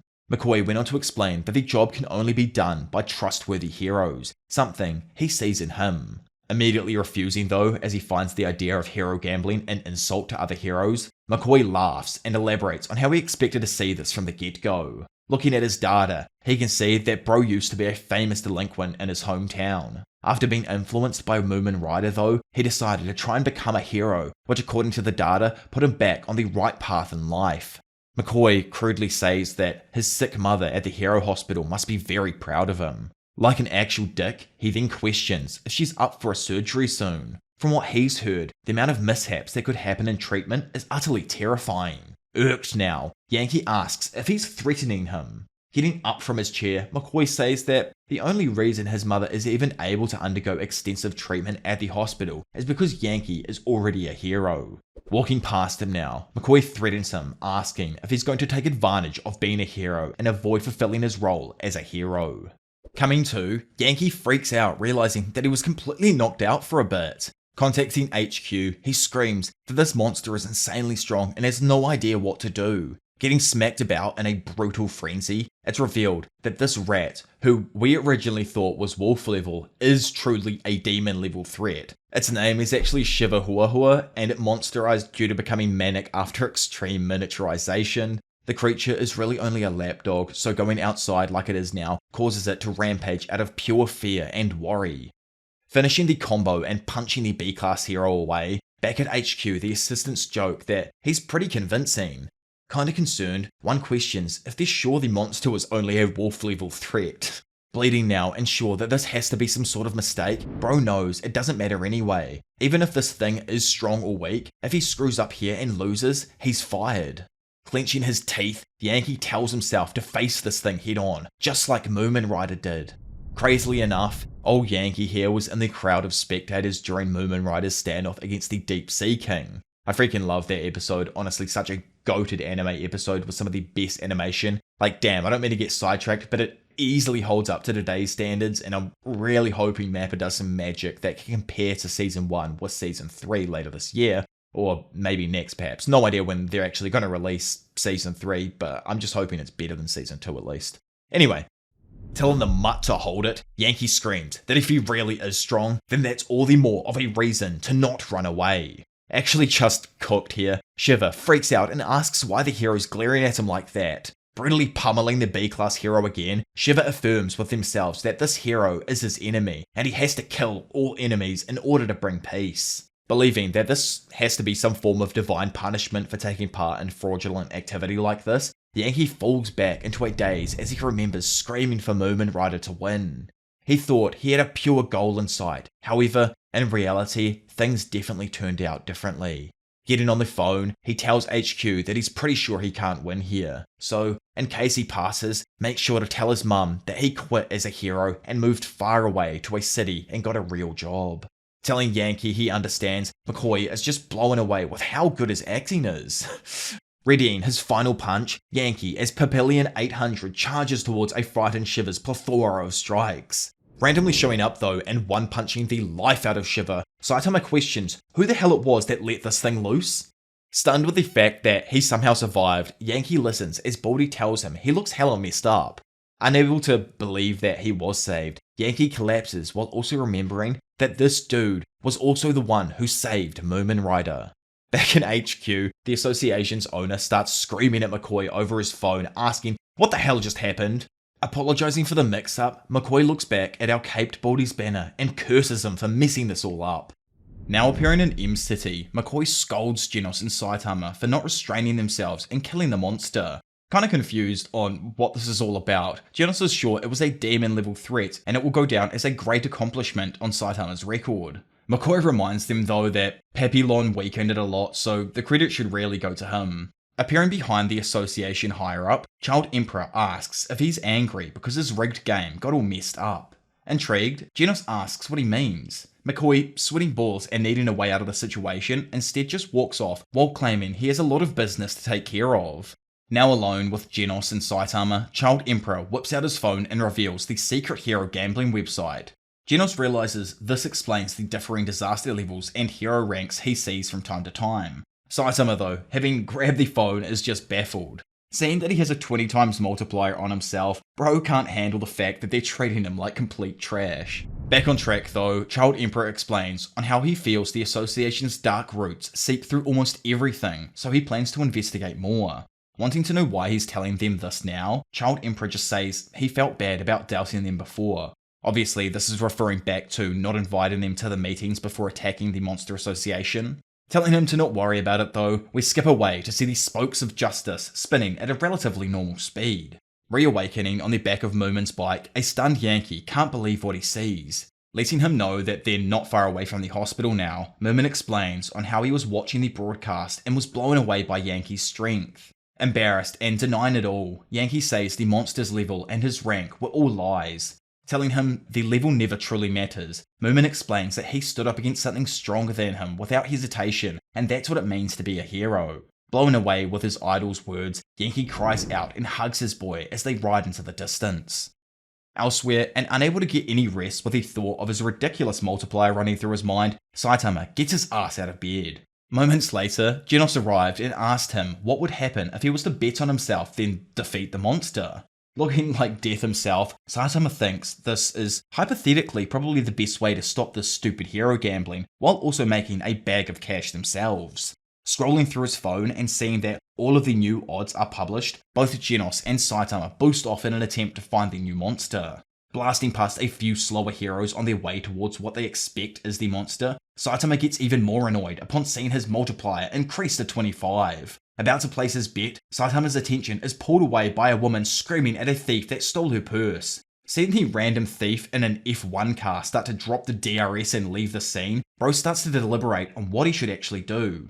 Vanishing from sight, it's revealed that, of course, Saitama went after the thief. In turn, Tatsumaki ended up defeating the monster, and Saitama just became more depressed. Standing there now and questioning if he was actually just doing this all for money, Saitama thinks it was a close scare as gambling's pretty damn addictive. Whipping out a massive diamond ring, the woman offers it to Saitama as a reward for saving her family's heirlooms. It's said that after a great deal of time, the bald king refused the ring as he never took this job for money. Elsewhere with Atomic Samurai's disciples, the three of them go over the information they gained on Sweet Mask. Okamatachi notes that nothing is known about his history before he debuted as a hero. Bushido points out how his face changes often, so it's suspected he undergoes plastic surgery, yet there are no records of any procedures in any medical institutions. posing that it may be some kind of special ability. Ian thinks that if this is the case, his history being unknown could be possible, since he could have previously been living a different life with another face. Wondering if what Ian said earlier was true, Bushido reveals that when Ian was knocked out, he felt some kind of conflict happen in the mind of Sweet Mask. Ian recalls how it was a situation where he could have only targeted the monster. However, it seemed as if he wanted to kill the hostages as well. All Ian can remember is a bloodthirsty homicidal maniac, and that Sweet Mask looked like a monster without a human heart that was struggling to control itself and somehow attain one. Bushido says that evil people can pretend like they have a heart, and asks if he thinks it's a bit premature to trust him. Saying they can confirm it in the future by continuing to investigate, Ian just knows he sensed earnestness in him, as those who don't have something often know its value more. Obviously, bro is referring to how Sweet might not even really have a heart here, and is trying to attain one because he knows the value behind it. Okamitachi thinks that if this is the case, they need to keep an eye on him, especially if the face changes are not just an ability, but a sign of monsterization. She doesn't exactly know how this is all going to turn out in the end, but truly hopes the day comes when they can be glad they didn't let him kill all of the mercenaries. Elsewhere, and preparing themselves for the rebirth of the new Council of Swordmasters, Nichiren, Atomic Samurai, and 2 newcomers are mourning the passing of the recently lost members. Hoping that her father can rest in peace, Amahade's daughter, Yusa hopes to take revenge and completely eradicate all remnants of the Monster Association.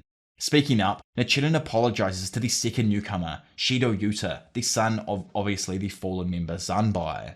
Replying that he really doesn't need to apologize, he elaborates on how his father was a bodyguard and would have been more than pleased to hear that Nichiren survived. Curious to how he did survive after getting his ass sliced in two, Atomic asks if he's doing alright.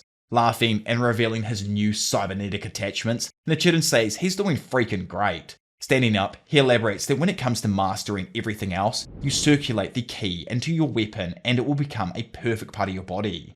Tossing up an apple, he says it's exactly the same for a blade, or even an artificial body. Launching a flurry of strikes at the apple in front of him, Nichiren then sheaths his blade, and as it fully closes, the massive cliff behind the apple is sliced into a bunch of wedges. As the apple then lands back on the floor, Yuta and Shido pick it up, astonished that the apple wasn't sliced, but the cliff was. Telling them though that the apple has actually been cut, the two look back, absolutely baffled. Grabbing the apple out of Shido's hand, Atomic asks if they've never seen it before. Nichiren's exquisite technique is such that his sword is so fast it doesn't even open a cut. The truth is though, that this silly little apple hasn't even noticed that it's been cut. Blown away, Shido wonders if he's just talking out his ass, but thinks it's nonetheless fascinating. Mentioning that he heard Bang retired as a hero, Nichiren questions what his plan is now. It's then revealed that the only reason Atomic actually became a hero was because he wanted to compete with Bang. Realizing he really did say that to begin with, Atomic thinks back on the Monster Association battle and says it's different now. He gets to experience things that he can't get anywhere else. Not to mention, among all of the top heroes, there's still a specific man whose power is unfathomable to Atomic. Whether he continues as a hero now entirely depends on if King is truly that guy. Watching his friend leave, Nichiren thinks that Atomic has changed. He's much more tolerant of others than he used to be, and has broadened his outlook on life. Kinda laughing to himself, Nichiren says that maybe being a hero isn't too bad of an idea either. Back with the boys now, Saitama and Genos make their way back to the association, or more specifically, Saitama's apartment. Nearby, the music nut, Forte, lets Black Sperm and Rover know that their little heart is ready. Knowing he doesn't really have any other choice in this, Black S just endures it for the time being. Rolling up to the scene now, Forte looks over to see Saitama and, as he knows him, Demon Cyborg walking over. Having the forethought to know he'll recognize him, Black S darts behind his new home. Funnily enough as well, while Saitama was actually thanking Forte for building the hut for, Rover, Genos recognizes the pup as a monster from the Monster Association. Curious, Forte speaks up asking why the S-Class heroes are here, while also introducing himself to Genos. Saitama lets his boy know that this dude here, Forte, is his neighbor, giving the bot a devious idea. Cutting to the chase, Genos demands that Forte hands over his room and he will be bringing his luggage around later to move in. Which is absolutely hilarious. Poor Forte has just been absolutely trolled from the moment he showed up in the story. Later and over in M City again, we find that Atomic Samurai and his gang tried meeting up with who I think was King in his apartment, but missed him as the hero was currently out. Going to a sushi restaurant with them to mash back some food, the group is baffled when their orders keep getting taken. Hearing the random person behind them go to grab another of their ordered meals, Atomic snaps and goes to attack the civilian. Stopping himself though, it's shown that no one other than King was raxing all their food. Of course it's bloody King. Walking up to him and confronting the strongest man on Earth, Atomic tells the hero he came here to meet him today and wants to talk for a moment. Hearing the King engine kick into gear, a devious looking Atomic says he's quick to understand and asks that he step outside.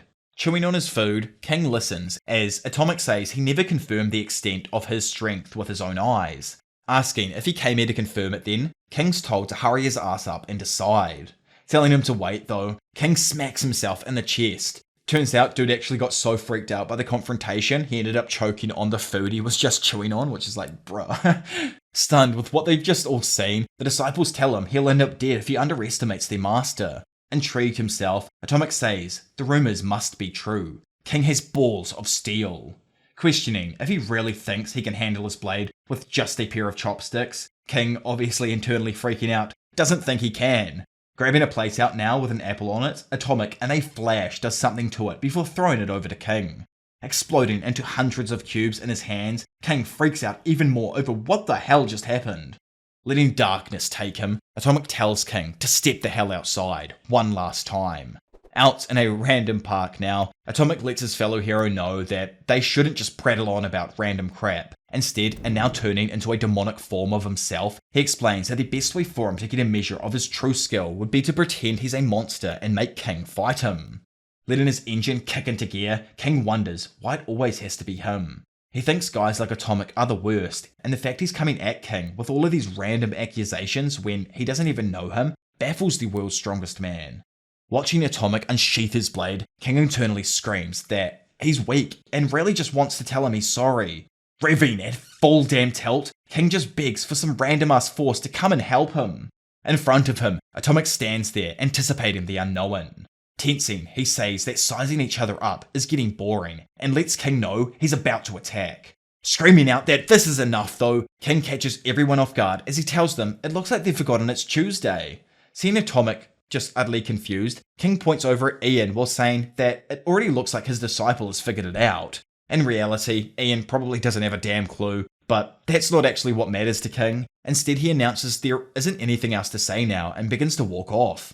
Demanding that he stop though and explains what the hell he's going on about, King turns back and rattles off some facts about the Earth's atmosphere. What he narrows down on though is a very specific element known as Engawastin. This specific element reacts with the ponylazems contained in ionizing radiation, causing the organophone phenomenon. Continuing to explain, he lets them know that there was a full moon last Thursday. This means that at exactly noon today, it will change into a dual squat phase. Some of the nerdier ones with the correct equipment have actually already started to notice it. However, King reiterates that the fact remains, it has begun. Utterly baffled and like, who the hell wouldn't be, because the King is literally just talking out his ass. Either way, he asks if they've never even heard of the Dolzena Bring reaction before. Mentally fried after all of this, the group just replies no.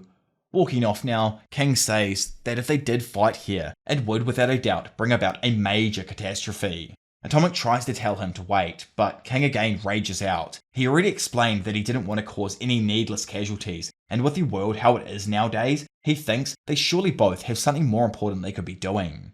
Agreeing with this, Atomic still asks that King wait though.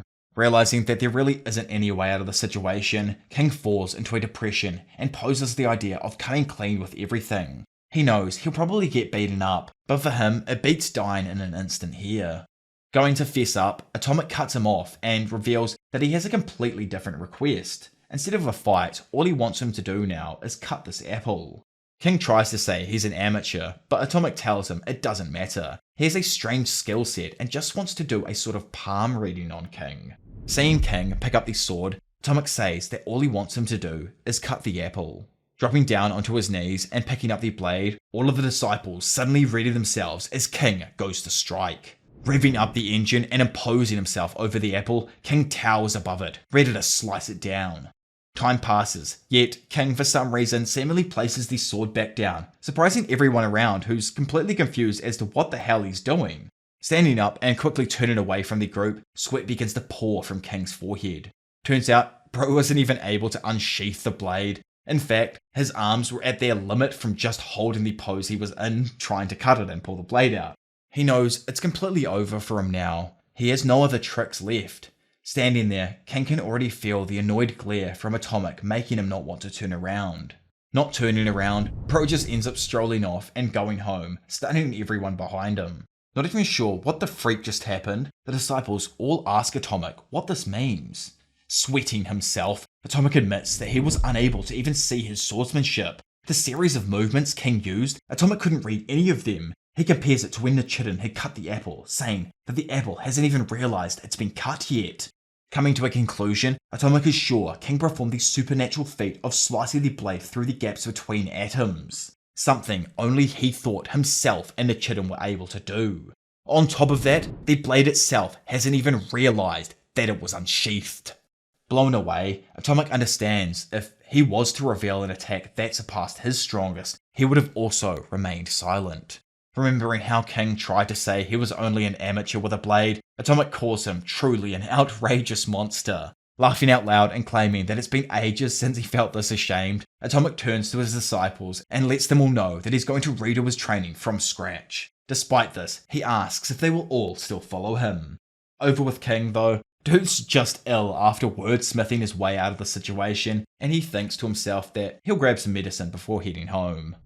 Elsewhere in his compound, Child Emperor knows he can no longer rely on Dr. Beaufoy. The more he seems to investigate the association, the more it seems rotten to its core. Having no faith in it anymore, he adds more defenses to his base and vows to surpass them all, the association, all the S-classes, and Dr. Beaufoy.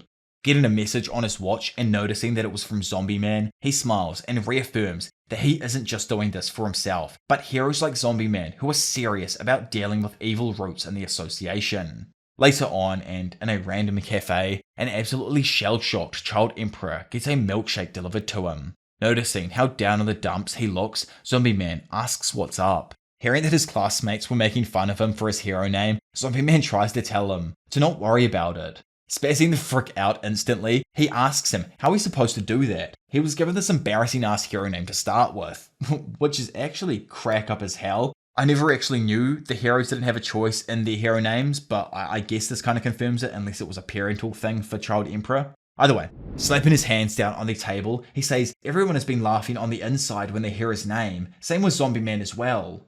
Running off, he says he's just disappointed in everyone and hates adults. Not being able to stop him, Zombie Man knows this probably isn't a good time for the kid, and the stress of the entire situation is probably just getting to him. Needing to hurry though, he whips out his phone and sends who I suspect to be Child Emperor a heartfelt message about trying to help ease his burden. Elsewhere at a takoyaki stand, that mosquito chick from way back in like episode 2 is seen giving 2 kids their order. Running off, the boys wonder why she's all dressed up like a fly, causing her to rage out and threaten their lives. Stopping her in time though, Armored Gorilla jabs a massive ass needle into her back and gives her some blood to help calm her down. Turning to Genis, Gorilla asks that he hurry up with the creation of her blood sac since she's getting hangry way too quickly these days. Telling them to deal with it for the time being, he lets them know that it's still in the incubation tank being created, so can't do anything about it. Interrupting their little conversation, Zombie Man enters the room and sits down with Genis. Speaking up, he explains that there is a guy who defeated Monster Garou with one hit.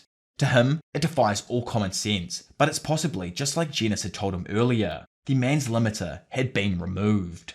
Looking at the scientist, Zombie Man asks him to try and remove his limiter. Calling him number 66 once again, Genos goes on to say that this shop actually has a basement, and there happens to be something interesting down there he wants to show him. Back over at the New Hero Association building, a random member is explaining the death of a certain individual from one of the association's sponsor companies to Sneak. According to him, the man had been missing since the end of last year. However, several days ago, skeletal remains were found in a hidden room under his house. Inspecting the photos, Sneak can't help but notice how badly the man was torn to pieces.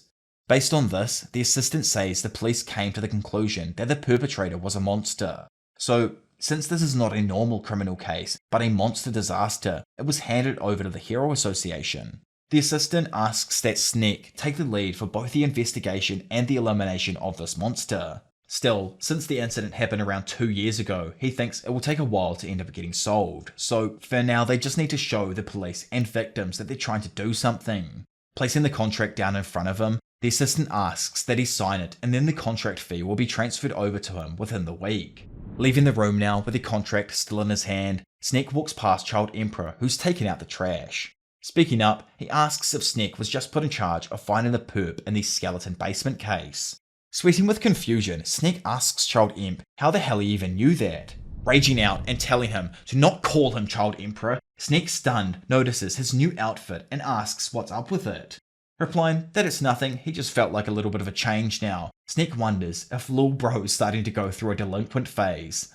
Continuing, Child Emperor says something was bothering him about that case, so he took the time and originally investigated it himself. In the end, he was able to figure out who actually did it, stunning Snake. According to Isamu, among the executives of the Hero Association, there are individuals who run illegal side businesses selling captured monsters as pets and ornaments. Sadly, it seems like there may have been a few cases where those monsters have escaped or caused disasters during the distribution process once they reach their buyers. This isn't even the first time it's happened, and the project that Snake's just taken on is one example of a few that have been bouncing around recently. Stunned with this info, Snake can only listen as Isamu says the monster he's after was exterminated 6 months ago. He confirmed it himself from the individual's ID chip that was implanted into the monster's body. Apparently the association handled this in secret to prevent nasty rumours spreading about the Hero Association. With this in mind, and feeling like he's just been let in on a massive scandal, Snake asks why in the world he told him this.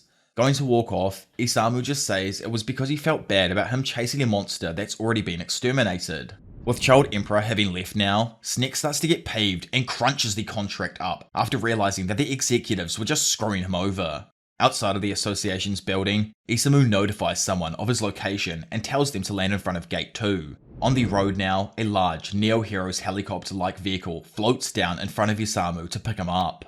Back inside, the higher-ups are all arguing over how different heroes have started to leave, and they don't know why. Bursting in, a brand new post-plastic surgery sweet mask tells them it's simple. They've been dumped by a brilliant 10-year-old hero. A few days back, Child Emperor came to the board with a petition containing a summary of opinions from heroes in B class or below, as well as the general public. It described a litany of problems with the hero system and a bunch of plans on how to improve it. In conclusion, it mainly proposed a reconstructuring of the association and a new team that would specialise in countermeasures against major disasters of Dragon and above. However, Sweet points out that no one really even took the time to read it. Telling them all to watch something, he presses play on a new commercial TV ad.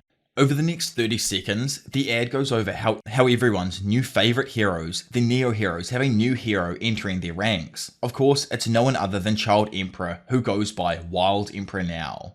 Sweetmask tells them all that now since an S-class hero has moved over, it's only going to get easier and easier for the Neo Heroes to poach their talent. Snapping his fingers though, he says this is where he gets to his main topic. He explains that if they want to overcome this crisis, what they need is to restore their lost credibility and have some kind of pillar of spiritual support that can dissuade their heroes from switching sides. Pretty much, they need a perfect hero, and he'd like to start a project to produce such a hero.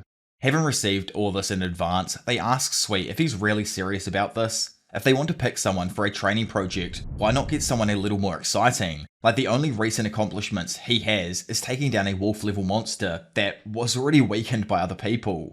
Chuckling to himself, Sweetmask tells the higher-ups that they can't even recognise their own problems until it's too late to solve them. While all of them narrow-minded asses have been sitting here getting absolutely nothing done, he's been chatting it, expanding his connections in all areas, politics, government, business, everything. Now he says it's time for him to make use of those. The future of the association depends on whether this project succeeds or fails, and he'd like every single one of them to do their best to not drag it down. Getting a call on his phone, McCoy excuses himself from the room to answer it. Walking away, he calls Sweet a fool as he already knows all about his secret from analysing the info he had on him. Not to mention how he was celebrated as an advisor to the association as well as its public face. McCoy is adamant that if his true identity were to be revealed at the right time, it would become a major scandal. those in power who have some kind of connection to him could have their downfall caused, and they'd never forgive Sweet or the association if it did happen. Once it does happen, everything will be his, and Sweet would be hunted down by the Neo Heroes. Through this, the Neo Heroes will gain the appreciation from the higher-ups as well as the public, while the Hero Association will get constant death glares from all of these sponsors and hopefully go completely under. After the association falls, McCoy will then take all of the data he has accumulated as a gift, and the Neo Heroes will welcome him on board with open arms. Answering his phone, McCoy tells Ryomon that it looks like his hero gambling thing is going pretty well, and everything is going according to their plan. Chuckling, the Neo Heroes executive, Mr. Ryomon, says it's great to hear, and he's looking forward to all of their gambling customers heading his way. Joking that this joint gets even more wild, the Neo Madman reveals that they allow their gamblers to bet on the monsters as well as the heroes. Plus, since the damn monsters keep on multiplying and multiplying, he thinks the competition is going to become absolutely hectic. Standing back behind him, we see 5 mysterious looking individuals who probably make up the stronger members of this Neo Heroes organization. Later on, and in another meeting, Sekinga, having removed his cybernetic eye and hand, thanks everyone for taking care of him. Jumping back in surprise, the executives are all shocked by the sudden departure of Sekinga. Reading out the resignation note, a shocked McCoy notes how the timing seems suspicious and questions if the dude is also being recruited by the Neo Heroes. Not needing to keep the secret, Sekinga confirms his suspicions and feels like it's overall better for ensuring the safety of most citizens. Annoyed at the severity of the situation though, McCoy tried to paint Sekinga as a traitor who's betraying all of the people who have supported him up until now. Replying that he's a member of the organization, Sekinga says he knows people won't trust him if he engages in such devious activities. Bowing and stating that it is time he takes his leave, Sekinga indeed leaves.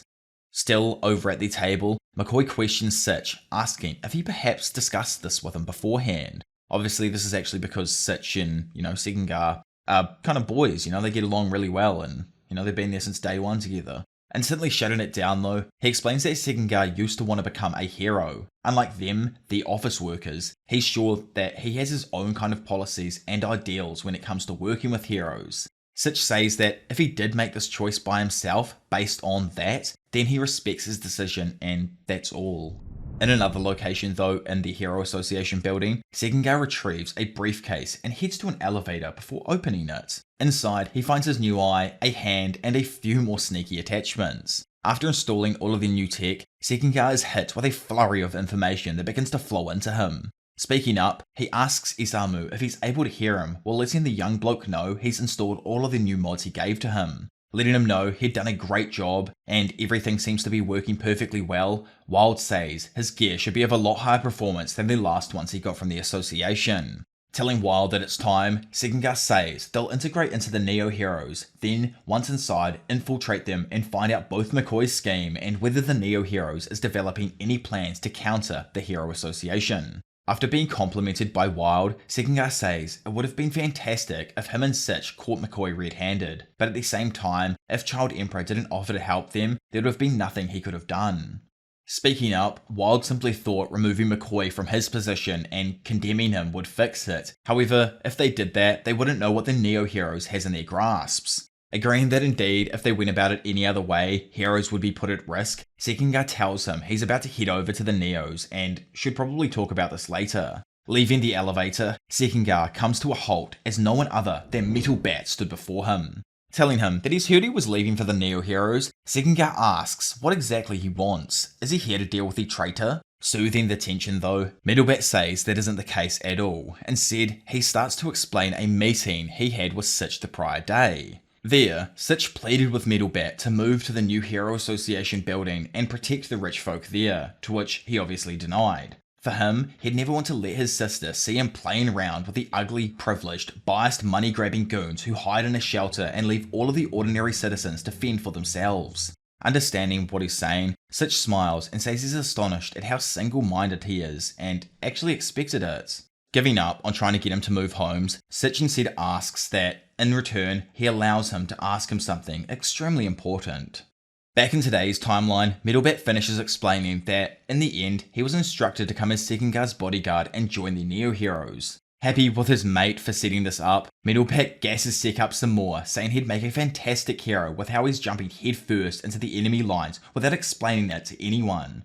Finally, Metalbat then says that even if they do get busted, in the end, he doesn't need to worry as he'll make sure not a single finger is laid on him. Smiling and happy to be working together, the duo then walk off towards the Nero hero's helicopter.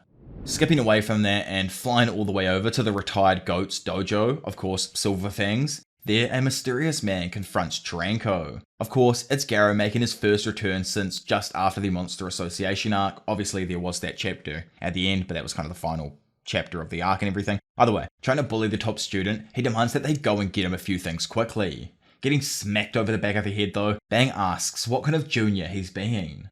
Now annoyed and cleaning the dojo, Gojo questions why he has to do all this BS. Overhearing him, Sourface teases Gojo, telling his pinnacle defeating ass to clean another dusty spot, causing him to rage out again. After beating his head in once more, Bang tells Garou he needs to work hard from the lowest position so the people he caused trouble will accept him again. Noticing the time, Bang laughs as he realizes it's already time for Garou's next acceptance task, his part-time job.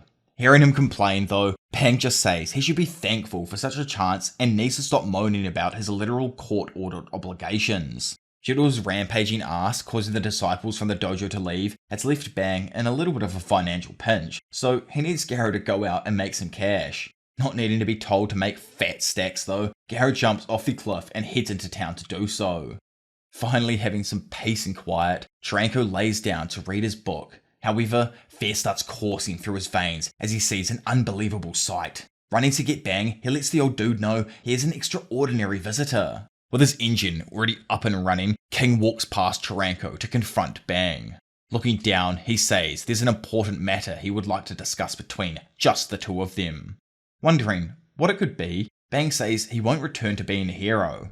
Breaking down though, King says that with the current rate he's at, he's going to hit his limits. He's got nowhere to run, he really can't do anything. Just yesterday he was confronted by Atomic Samurai, and if his true identity is revealed, he'll face all sorts of hate. He's terrified. Having heard that Big D was retiring, he thought it'd be easy to get along with him. Like, surely he's already seen through his fakeness. He knows it's all selfish, but other than hiding here with him, he really doesn't have a choice. Not catching what he even blabbered on about due to the thumping bass from King's engine, Bang, like an old fart, asks him to speak up a little bit.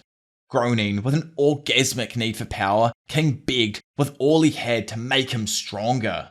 Stunned and not really sure why, Bang asks what he's on about. He's already attained strength that no equal knows. Thinking about his own past, he says he was once an untouchable ruffian who had the exact same thought as his own. If only I could become so overwhelmingly strong that I could negate all evil in the entire world. Yet, Bang relays it's impossible. Garou had a similar thought, but it just ended in failure. No matter how sturdy one may be, just a singular pillar is unable to hold peace itself. In this day and age, monsters are starting to go after civilians more and more than ever. Rather than try to find ways to empower himself even further, Bang thinks it's more important for him to develop one's ability to lead those weaker than him, just like he does in his dojo now.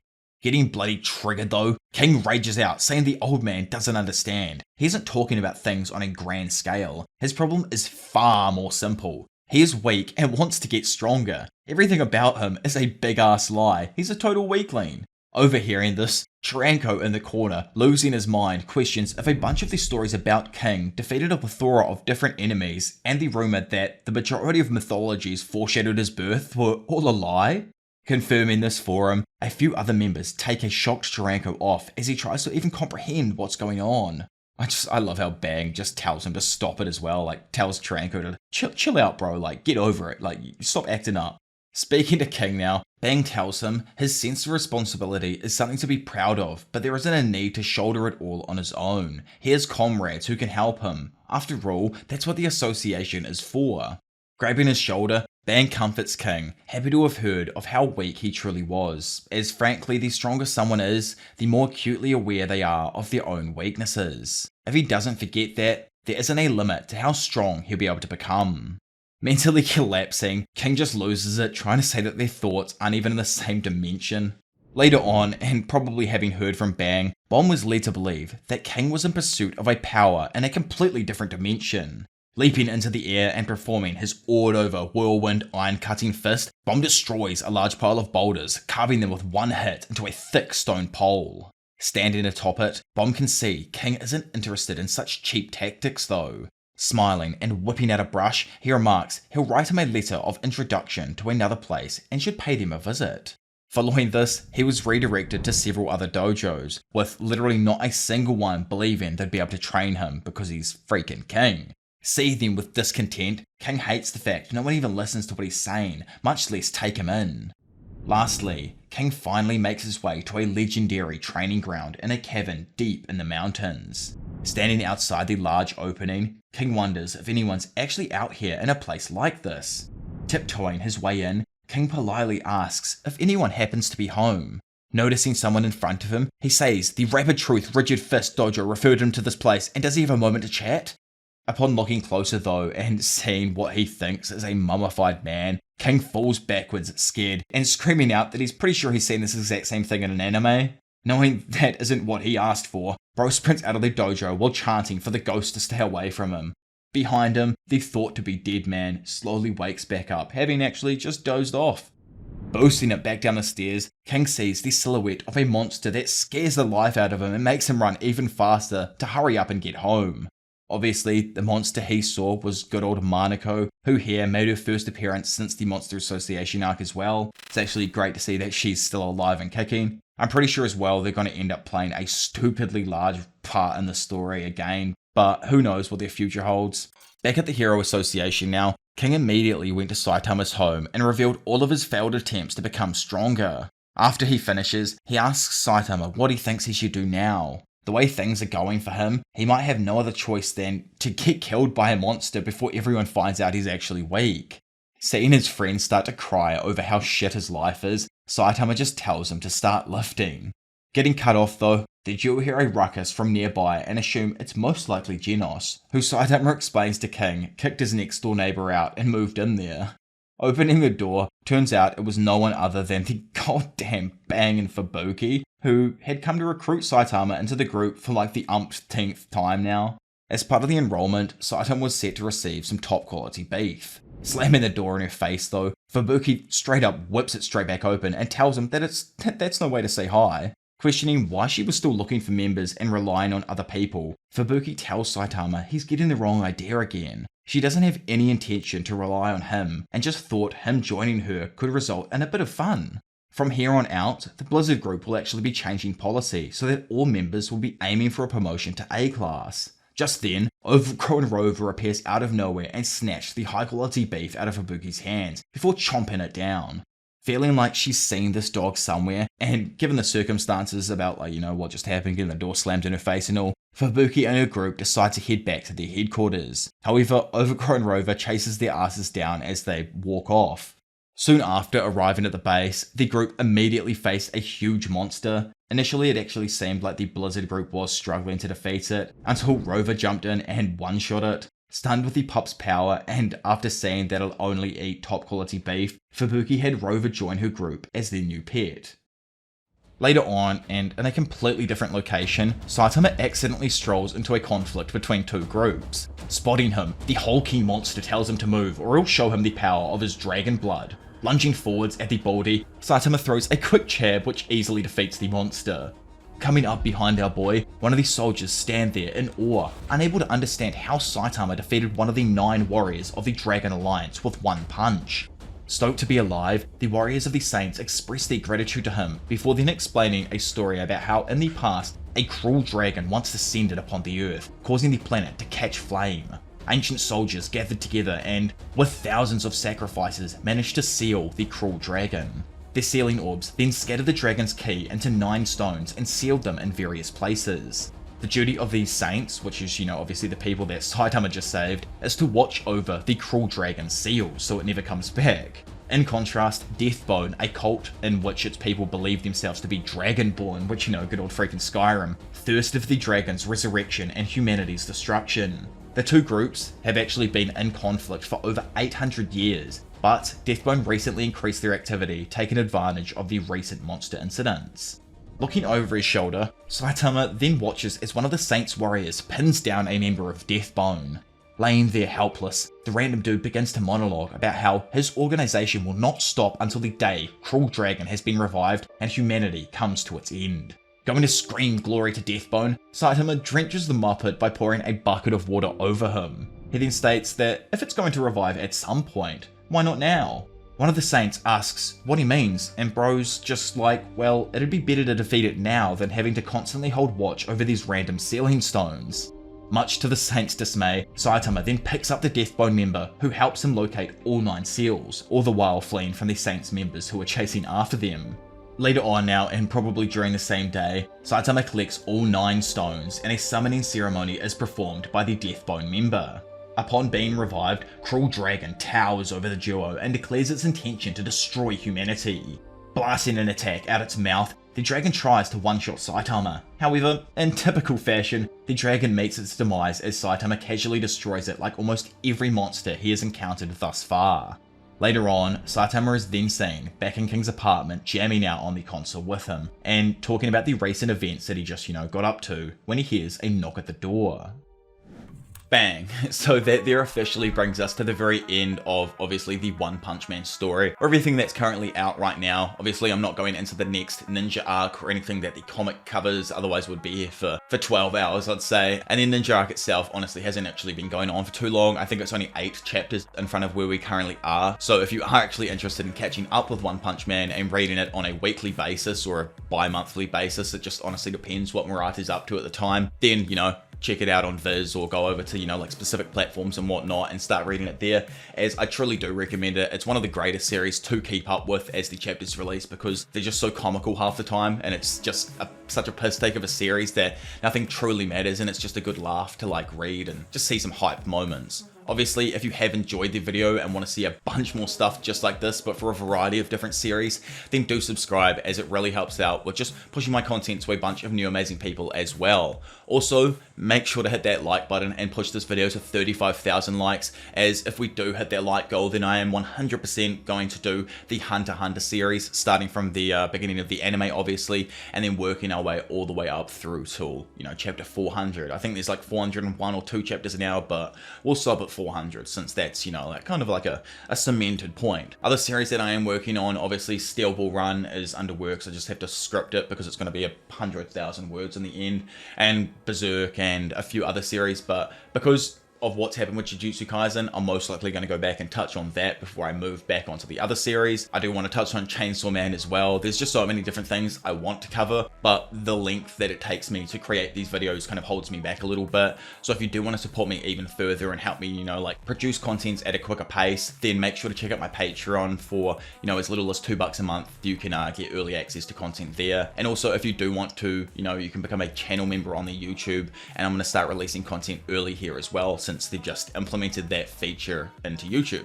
By the way, enough of me rambling on as per usual. I can't thank you all enough for actually just sitting through this video. It's a monolith of a video, and the amount of times that I've had to re-upload it just to get past content ID and all that kind of crap is kind of mental at this point. But hopefully, hopefully this is the one. Hopefully, you see me here now. We've actually got it up. Again, just enough of me rambling. Thank you all for sitting through this video. And for now, it's been your professional degenerate Diavolo, and I'll see you all in 8 bits. Bye.